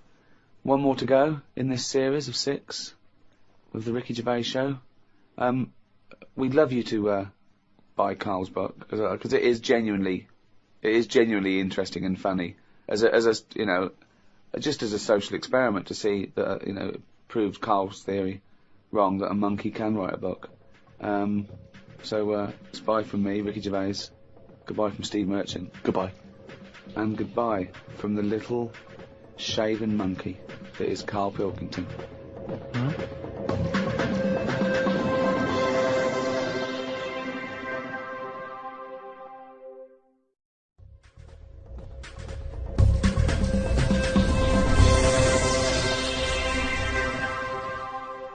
Hello and welcome to the last in this series of 6 of the Ricky Gervais Show with me, Ricky Gervais, Steve Merchant. Hello. And Karl Pilkington. Alright.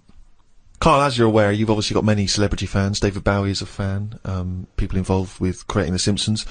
And you've also got a new fan, Warwick Davis, who is the short actor that many people will see in films like Return of the Jedi. He also is in Harry Potter. He's 3'6", and Ricky and I worked with him recently on Extras. And far from asking us about the many celebrity names that we've worked with, the only person he was interested in talking about, of course, Mr. K. Pilkington. He wanted to meet you, Karl. Yeah. Well, is he all right to get on with? Why wouldn't he be? Just because sometimes when people aren't normal, it's just. Sorry? No, I just mean when someone, like, I've met a few little people in my time. The one that I met a little fella once, and he was all right. He got drunk really quick, but he was all right. But it took me by surprise, only because, like I've said about when I met Steve for the first time, it's only that same thing. And then if I lived with the little fella, I'm sure we'd get on a storm. What do you mean when you met There's Steve? a TV show waiting to happen. What do you mean when you met Steve for the first time? No, we've done it, when he walked in, it just a bit of, he's different. But then, I see Steve every week, and, the same way I say I like watching Elephant Man, from the first time I watched it to the last, totally different. When he walks in the first time, it's like, oh God, look at that. It's a mess, isn't it? When I watch it again, it's kind of like, oh, here he is, here's John. So it doesn't. Things wear off. That's like the world, isn't it? Things don't amaze you as much as you see things and you use things often. And it's the same with the little fella you're talking about. First time I see him, I'd be a little bit like, oh, what do you say? You know, what shouldn't I say? Whereas once you get to know him, I'm sure he'd be a lovely little fella. I don't know where to start, Steve. Well, Warwick, I think, suspected as much. He's offered you an interesting fact, actually. You're wearing headphones now. Apparently you wear those headphones for just 1 hour, and it will multiply the amount of bacteria in your ear by over 700 times. But why is he worrying about that? I mean... Well, he's not worrying about it. He thinks it's of interest to you because you're wearing headphones. It's part of your profession. You wear headphones, yeah. But Warwick asks, really, what are your thoughts on short people, particularly in entertainment? Because, of course, they've, throughout the ages, made an appearance, particularly in fiction. Tom Thumb, of course. The Oompa Loompas. What do I think of them? He's just wondering, I suppose, what your take is. They're alright. I mean, when I was on jury duty, when you go in the morning, you have to go into a big sort of waiting room, and every day I'd sort of see one pop in, and he'd be sort of struggling getting on the chair, and it was kind of something to watch. It was different. That's what's good with things in life. If you look at stuff and you go, oh, look at that, and seeing him struggle on the chair, he was happy. He wasn't struggling in a way that he felt uncomfortable. He'd obviously climbed a lot of chairs in his time, and this was just another one. And watching him, it just makes you think. You go, I should appreciate that I don't have that problem every time I have to sit down and what have you. But I don't think it's that bad. If I had to pick being really tall or really small, I'd go for the really small one because, the world's a more interesting place for him, isn't it? Everything's bigger. Do you know what I mean? We go to New York and go, wow, look at this. And they go and they go, oh dear. Do you know what I mean? Everything's a lot bigger. Everything's more amazing. Food portions. Everything's a bonus. So out of the two, I'd be small, and maybe that's what I'd chat to Warwick about for a bit, just to get to know him. Brilliant. It's a shame in a way that he's not been able to pop in. I'd like to hear that conversation. But I've got, speaking of like weird stuff and that, I've got a new... Well, we weren't, but go on. No, got a new book. Do you know I had that Freaks book? Top 50 Freaks. Got a new one sent to me. Really? Yeah. And do you know, like, everything normally has a name. So, like, if it's the two-headed fella, they're all nicknames like that, aren't they? They've got two nicknames, I imagine. But this new book I've got, right, on the cover of this one, it's got, like, a woman with 3 breasts, right? And she's called the three-breasted woman, as you'd expect. And there's what else was in there? There's a fella, the one face. Why is she posing nude though? That's what I want to know. Showing off. It's not the worst disability, is it? Well, just 'cause you've got 3, it doesn't mean you have to get them out for the lads, does it? Tart. I know. Well, she looked happy. And there was a fella with like one face but 2 bodies. Doing one face but 2 bodies. One face, 2 bodies. What do you mean one face, 2 bodies? Surely you one head, 2 bodies. Head as well, but it was mainly the face. That was weird because he looked fed up. Sort of what are you talking about? How what can you are you have talking a face about? without a head? How can you have? What do you mean? How did it join to the neck? No, it did. It did have a head, but the fact is, it was weird that it had one face to me. What do you mean? Well, if you've got one head, you'd have one face. Yeah, I know, but it was the fact that he had one face and 2 bodies that I didn't think. But why do you keep saying one face and 2 bodies as opposed to one head and 2 bodies? We're all the man with one face. Yeah, but now I've got one body. Yeah, well, surely he's the man with 2 bodies then. Again, the description. Roll up, see the man with one face. Yeah, I know, yeah. He's just got, like, a face and then one neck, and then it splits off into 2 bodies. It's really weird. Honestly, it's weird. It was ages ago. Well, no. No, it doesn't happen. So it's full of stuff like that, right? And what I'm saying is, that fella, the one-faced man, the 3-breasted woman... He wouldn't be known as the one-faced man, is what I'm saying. Well, that isn't the peculiar thing about him. Well, they all had names like that. Right. But there was one thing in it that didn't even have a nickname. It was so weird. What do you mean? It was. It just said unidentified. What does it look like? Sort of testicles for eyes. That's. It just reminded me when you. What do you mean testicles for eyes? And what is it? Did he have a normal body? I didn't even look at that. Oh, no, so that's what I'm saying though. You're attracted to the oddness of the thing, and that's what I was saying about Warren when he walks in. Warwick. You know, it'll be odd for a minute, and then I'm sure he'll get used to you. You know, I mean, like I've said, I'm surprised that things like that don't happen more, because especially after being in hospital and seeing how the body works and that. You have no idea how the body works. No, honestly, I've got me right. around You have it a bit. no idea. You've learnt nothing. I've got me. You've learnt nothing since the age of 7. I've got my head round it a bit more, and the way that there's loads of people in the world, and yet you don't see people with like dangly eyes more often. It amazes me. I love the fact that he's amazed by not seeing freaks. Yeah. It's incredible. He's walking down the street going, oh, everyone's got one head. That's weird. Suzanne, see any dangly eyes today? No, me neither. It's weird, isn't it? What's going on in the world? Warwick's not been the only correspondent. We've had a number of people. Remember years ago we used to encourage people to send in questions, and those questions have been drifting in ever since, really. Just things that people want to throw at you, see how your mind works. Karl, do you mind answering a few? No. I suppose you might loosely term these philosophical questions, or at least questions that might help you think, ponder on some of the bigger ideas. Yeah. This is your forte, Karl. Philosophy, isn't it? Yeah. Question 1. Karl, are all men born equal? Well, we've talked about Warren. Warwick? Say if, like, the pillow man, right, the fellow with no arms and legs, if everyone was like that, he wouldn't be... that wouldn't be a disability. He'd be equal to everyone else, wouldn't he? When someone fights for equality, it doesn't mean they want to be treated literally the same. For example, it's usually about a prejudice, isn't it? Or a lack of opportunity. Yeah. If you were...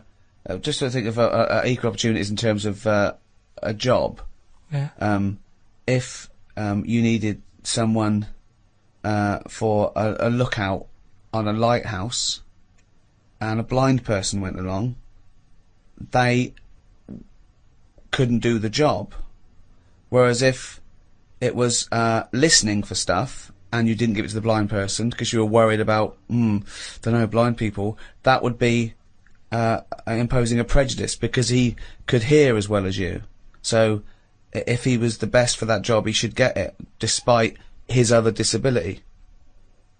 But I'm pretty sure, yeah, your ears are important in a lighthouse. I'm pretty sure he's come down on the wrong side of the argument, Steve. Keep going. Go on. No, I just want to hear it, you know. I mean, if they want to go for any job, go for it, but then don't moan if you don't get it. That's all I think. Is that your equal opportunity statement? That's your statement. Well, I don't take anyone on, so I don't have all these worries, but I'm just saying, if I was in charge of that lighthouse and the deaf fella turned up, was he deaf or blind? Well, it depends. I gave you there two was one of scenarios. each. There was a deaf guy and a blind guy. And no one else. I'll put another advert in.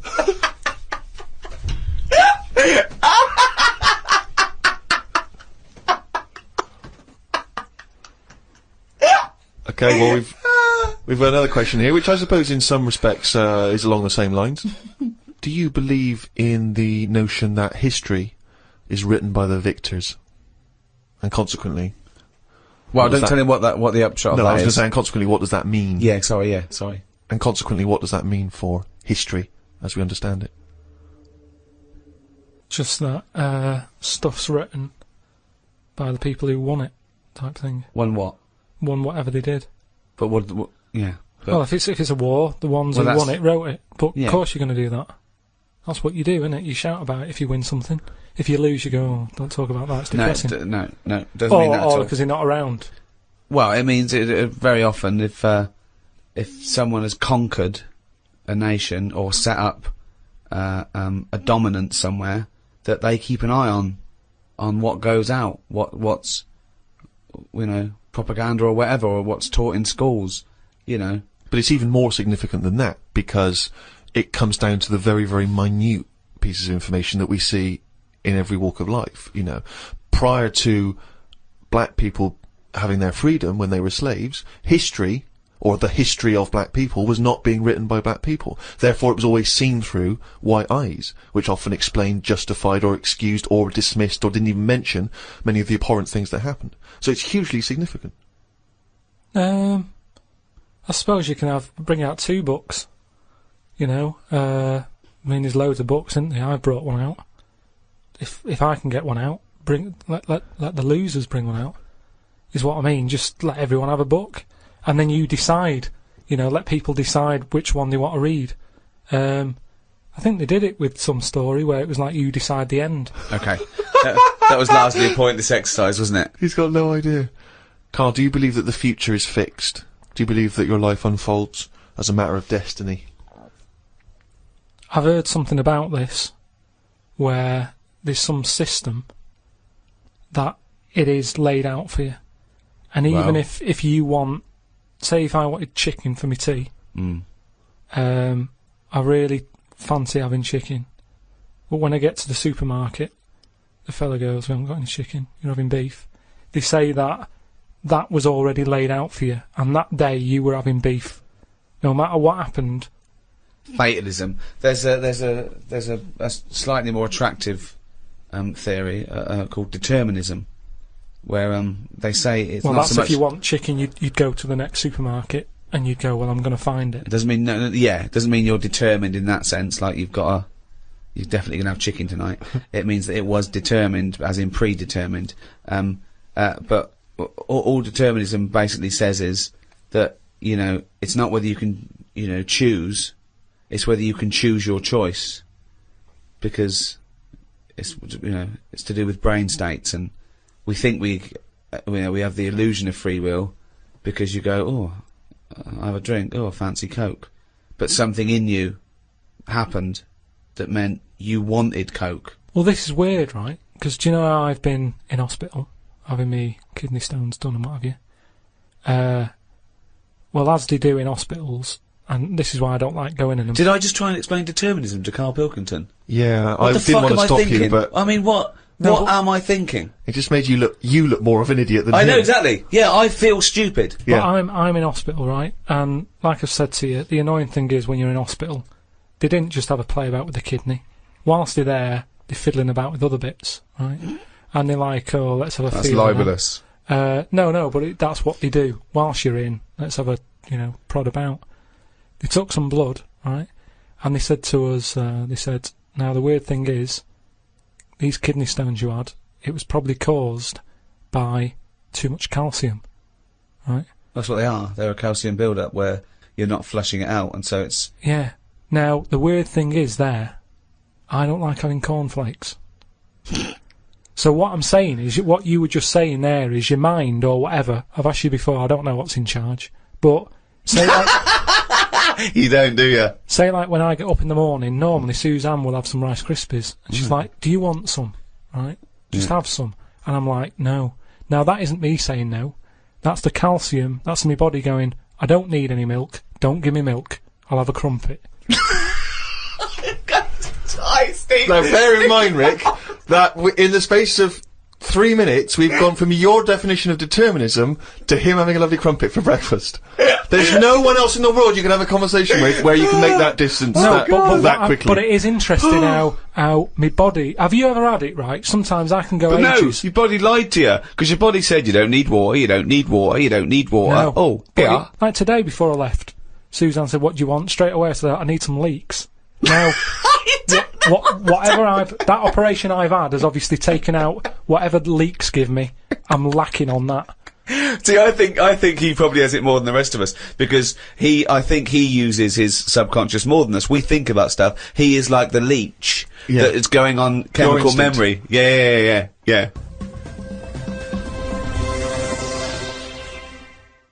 Oh, he's only gonna rain it down.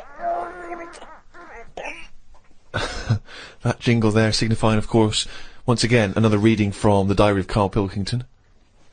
Now, of course, for those of you who have not been keeping abreast of Karl's medical complaints, just bring us up to speed, Karl. You had to go into hospital this week. Because previously you'd had... I've been in treatment. and out, honestly. I've been in and out of that hospital, just with kidney problems, really painful and what have you. And he had kidney stones, alright? No, but seriously. Monday. I had a bit of a lie-in today because I have to get up early for me operation tomorrow. Not only have I got to have tubes shoved up me knob, but I also have to get up at 5:50. Suzanne said I could have what I want for my last dinner. It's not your last dinner, you're going for an operation. Yeah, but you can't take things for granted these days. Oh, I had shepherd's pie and peas. Suzanne made it from scratch. As nice as it was annoying. 'Cause making stuff from scratch means loads of pots, and it's my job to do the washing up. So much as the food was nice, there was loads of pans and that. People who get their last dinner on death row don't have to wash up. Got up at 5:55. You were supposed to be getting up at 5:50 on the other page.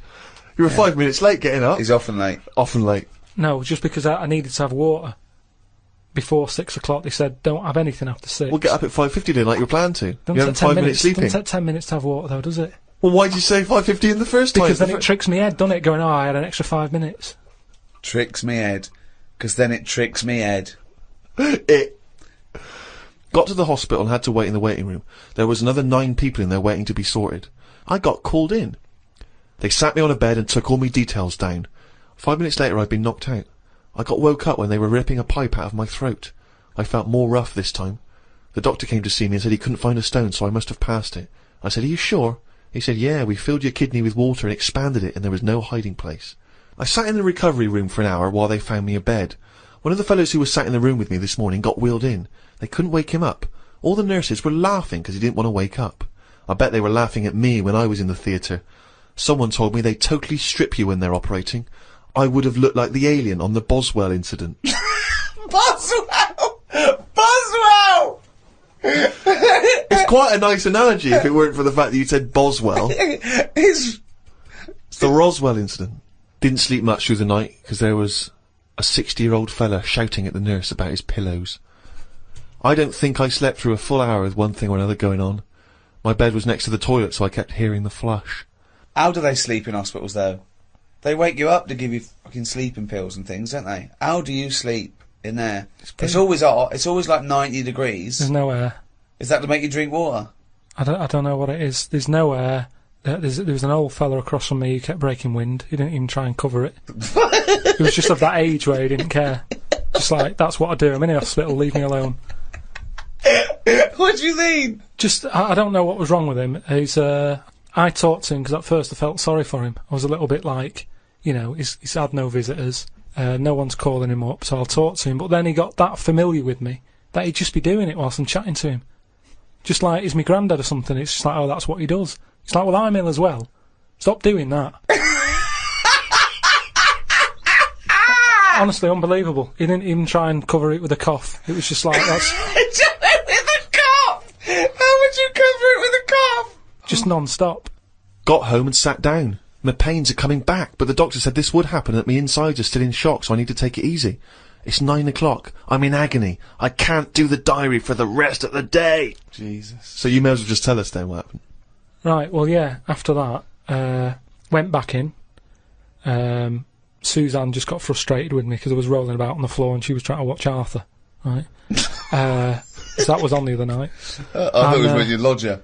So, and she said, look, if you're in pain, do something. She said, you know... You went and got a cold plate. Yeah. No, use an ashtray. Plates are for liver damage. She said, right, come on. Let's, I can't put up with this. It was like 2 o'clock in the morning. So we left the flat and what have you. Got in a taxi.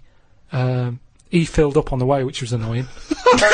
He didn't. That is cheeky. That really, I mean, he could on the way to the hospital. So, because he's not an ambulance driver. Did you explain that to where you were going? I was in that sort of thing where you just can't be bothered. Do you know what I mean? I was in a sweat and stuff. He came back with a scratch card and some barbecue briquettes. Yeah. So anyway, he gets us there and he doesn't charge us, which is pretty decent. Oh, that's all right, yeah. So I go in and there's like, I don't know if you've been in like A&E at like 1:30 in the morning. It's just depressing. Fluorescent light doesn't help because it makes everyone look iller than they actually are. So in there was a woman who was just sat there crying. She wasn't holding onto any part of her body. She was just sat there whinging. And when you're feeling bad, you've got that going on.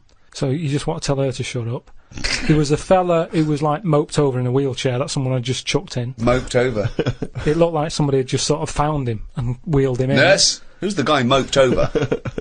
So this gay fella came through. And, how do you know he was gay? Just the way he was. I'm not having a go. He was a good fella. Do you know what I mean? A doctor, you mean? No, he was a nurse. Right. And he came through and just sort of went, "Oh, how are you?" And I was like, "Oh, I've had better days." So he got As you mentioned in the diary, I remember the first time when I came here, they said the nurse might put a tablet up my arse. I thought the chances of that happening had just increased. Oh, Karl! Yeah, but I would have let him do it. Honestly, I was that sort of out of it. That Of course you'd let him do it. He's a qualified nurse. No, but the way I am now, say if it was just a tablet for sorting out my blood pressure, and I walked in there and he went, "Oh, hello," and he said, "Yeah, let's pop that." I'd go, "Hang on a minute." But what I mean is that night I would have just let him put 3 up. Honestly,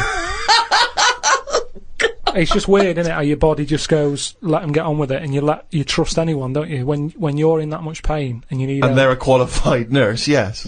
They gave me some morphine and my sort of head caved in again like last time, and then the pain went.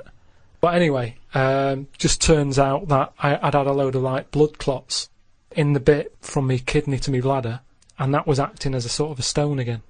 No, it's just, a scab, isn't it, where it's curing it? So. No, but all the work, when they blew up the kidney 4 times its normal size, so there was no hiding place for the stone. Yeah. So when they did that, it caused a lot of blood. It must have ripped the sides of it and stuff. And then that blood was in the kidney, and it went down the pipe and blocked it up a little bit. And that's the pain that I had. It was sort of, had problems getting through all this thick blood that they caused. So, the weirdest thing that happened when I was in there, right? The morning, like, after I'd had the morphine and what have you, right? I slept pretty well. But I woke up and you have like a telly for your own bed that you're allowed to use if you pay for it, right? So the glow from that woke me up because they come on at about 7:10, and the telly's in front of your head, right? So you're getting this glow and you're going, "Oh, what's that now?" And I looked at it, and all it had written on it is, "Karl received bad news about your father." Right? And I was like, is this what they do now? Because it's such a big hospital, did they just text you sort of news to your bed? And I was kind of like, like I say, it was early, it was 7:10 or whatever. Thinking, what's going on? I didn't have my mobile, Suzanne took that.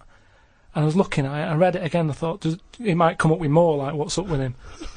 Turns out it's just a review for Neighbours. It just tells you... It tells you what's on the telly that day. And there's some fella in Neighbours who's called Karl, whose dad went bad. So that sort of woke me up a bit. I had a bit of a shock then. It was kind of like... So I was wide awake at like 7:15 in the morning because my heart went a bit fast because I thought something had happened to me dad. Karl, of course, has written a poem about the experience entitled My Ward. All I've done here, I've been through I don't know what the word is, a bad experience. Trauma? A trauma, yeah. I've been through a load of trauma. So I'm just finishing it off with a little sort of picture for people. Go on then. In my ward. It's called my ward. Me, a Chinese fella, and an old bloke who looked like Mr. Burns from The Simpsons. Don't know what was wrong with him, but breaking wind was the symptoms. No one visited him or called him. He seemed quite lost to me. As well as wind problems, he had a colostomy. When I left, I said, "See you" to the old man. Turned out the other fella wasn't Chinese. He was from Japan. I never found out what was up with him. You've got a little picture there, haven't you, of me sat in my ward. I'm sat there with that fella who I didn't talk to, the old fella who had wind problems. And that's what a poem is, isn't it? But the detail about you thought he was Chinese and he turned out to be Japanese, how is that evocative? That's just a piece of misinformation. It's just I like it. I imagine a lot of people make I that like same it, because mistake. you know why? It's like, he even makes digressions within his poem. Yeah. Do you know what I mean? It's like, he could have gone back and erased that, but he didn't. He left that digression in, and I think that's great. It's very honest. Yeah. So, you've done quite a few bits there from the diary, right? The other week you were saying a diary to sort of be famous and what have you, it's got to have a big event in it. That's a big event in my life, right? Peeps did a diary that had big events in it. You said about the fire on Pudding Lane. I've had a kidney stone here. You write about puddings you've had. So, is that as big as... Is that a proper diary thing? It's a proper diary anyway. I think, personally, the 5 or 6 pages you've written about your ill health are genuinely interesting, and I'm sure, in years to come, it will be an interesting evocation of the NHS at this modern age, and how it is, what it's like to be in hospital. What other diaries are out there? Well, a lot of them are fictional, of course, Bridget Jones and the like. There are lots of memoirs, but to I publish a don't whole know diary, why. I mean, you can Well, get... the two most famous diaries, I'd have thought, was Pepys and Anne Frank. But Yeah. Kenneth Williams' diaries were published after his death. Many celebrity diaries have been published. Alec Guinness, people like that. And is that just their last year? Or did they do it when they were doing a lot? Because if yeah. they're old and sort of not working well, a diary isn't that good.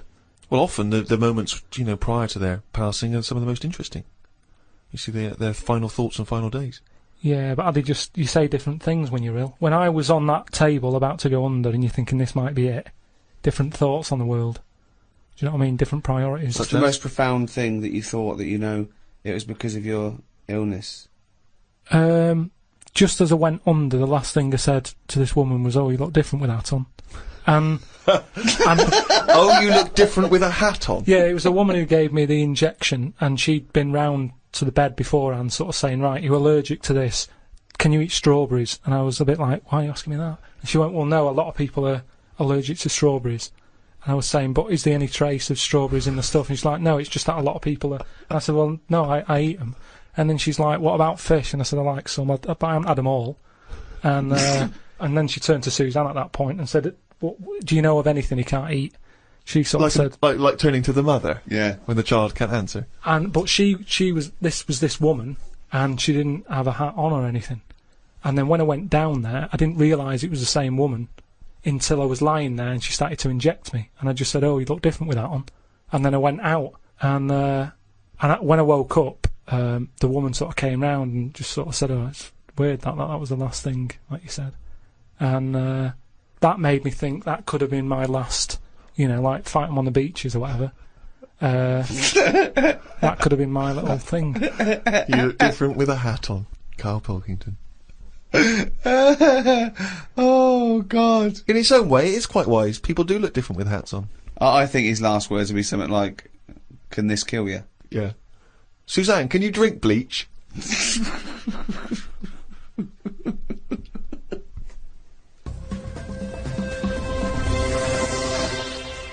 So that's it. That's the end of this series, the 3rd series of the Ricky Gervais Show. We'll have to give it a rest for a while, won't we?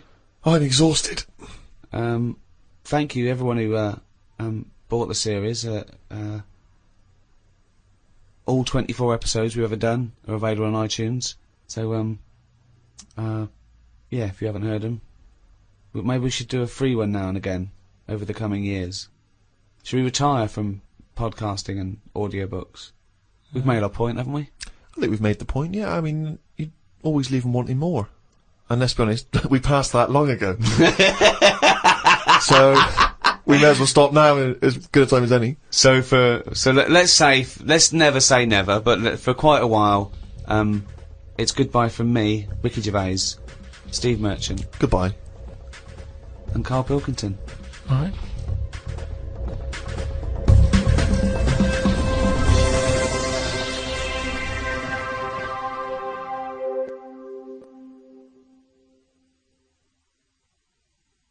Oh, chimpanzee lap monkey news, you little round-headed.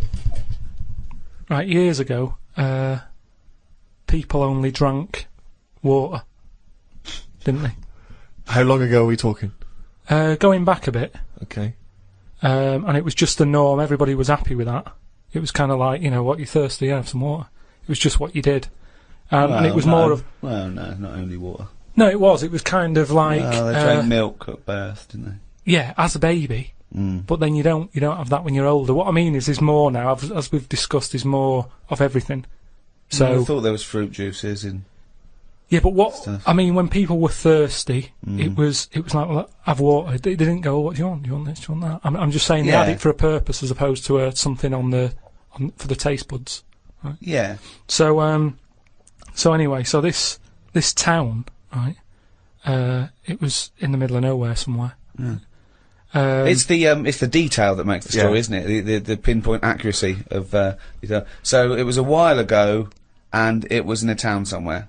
Brilliant. In the middle of nowhere. And what used to happen is barrels used to appear, right? These sort of, do you know like how they have wooden barrels that beer and that comes in? Right. One of those used to just be in this village, and everyone who lived there was used to this sort of drink that used to crop up, right? Well, because they were used to it, they didn't question it. It was kind of like, yeah, it's what happens if you live here. Sorry, so I don't understand. So what's in the barrel? It's a barrel in the town square. Well, it's this drink. Right? And so it's not water? It's not water. It's a mysterious other drink. Well, I'll tell you now, it's like a fruit drink. Okay.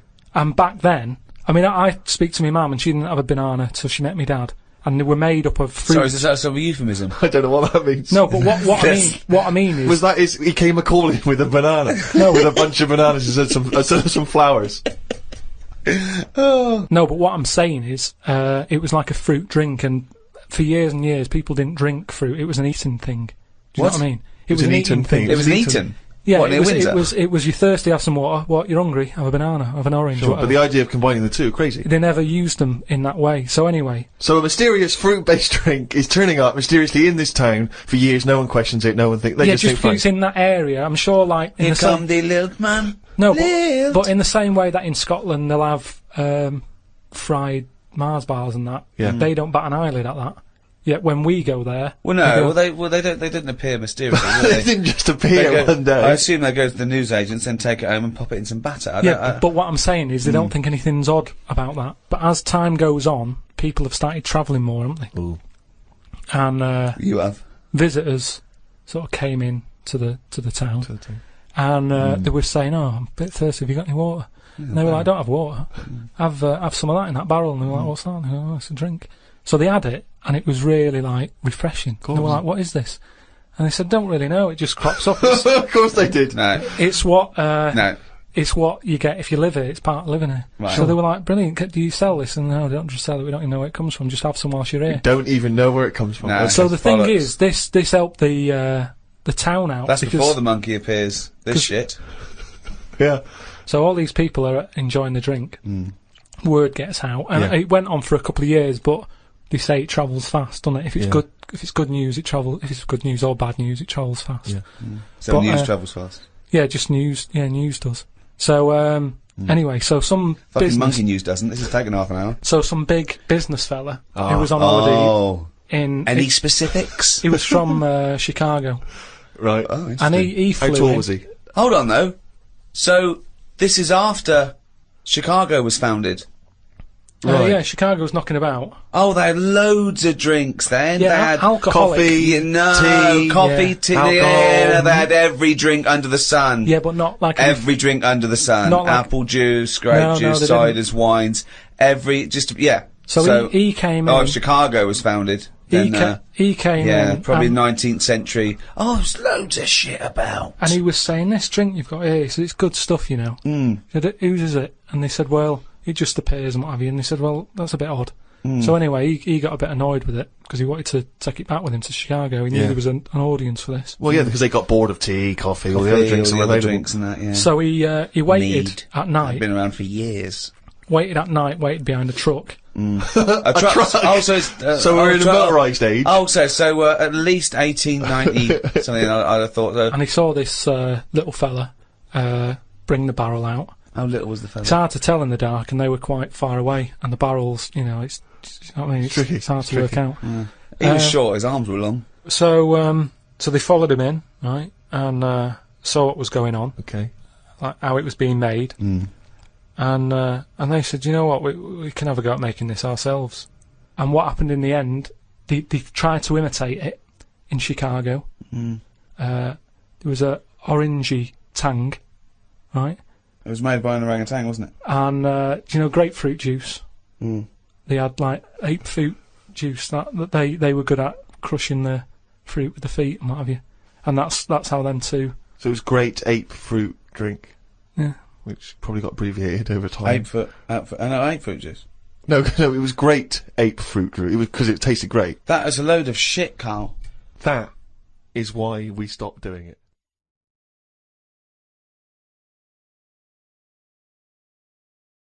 Download and listen to this on iTunes, Spotify, or your favorite podcast provider. Just check the description below.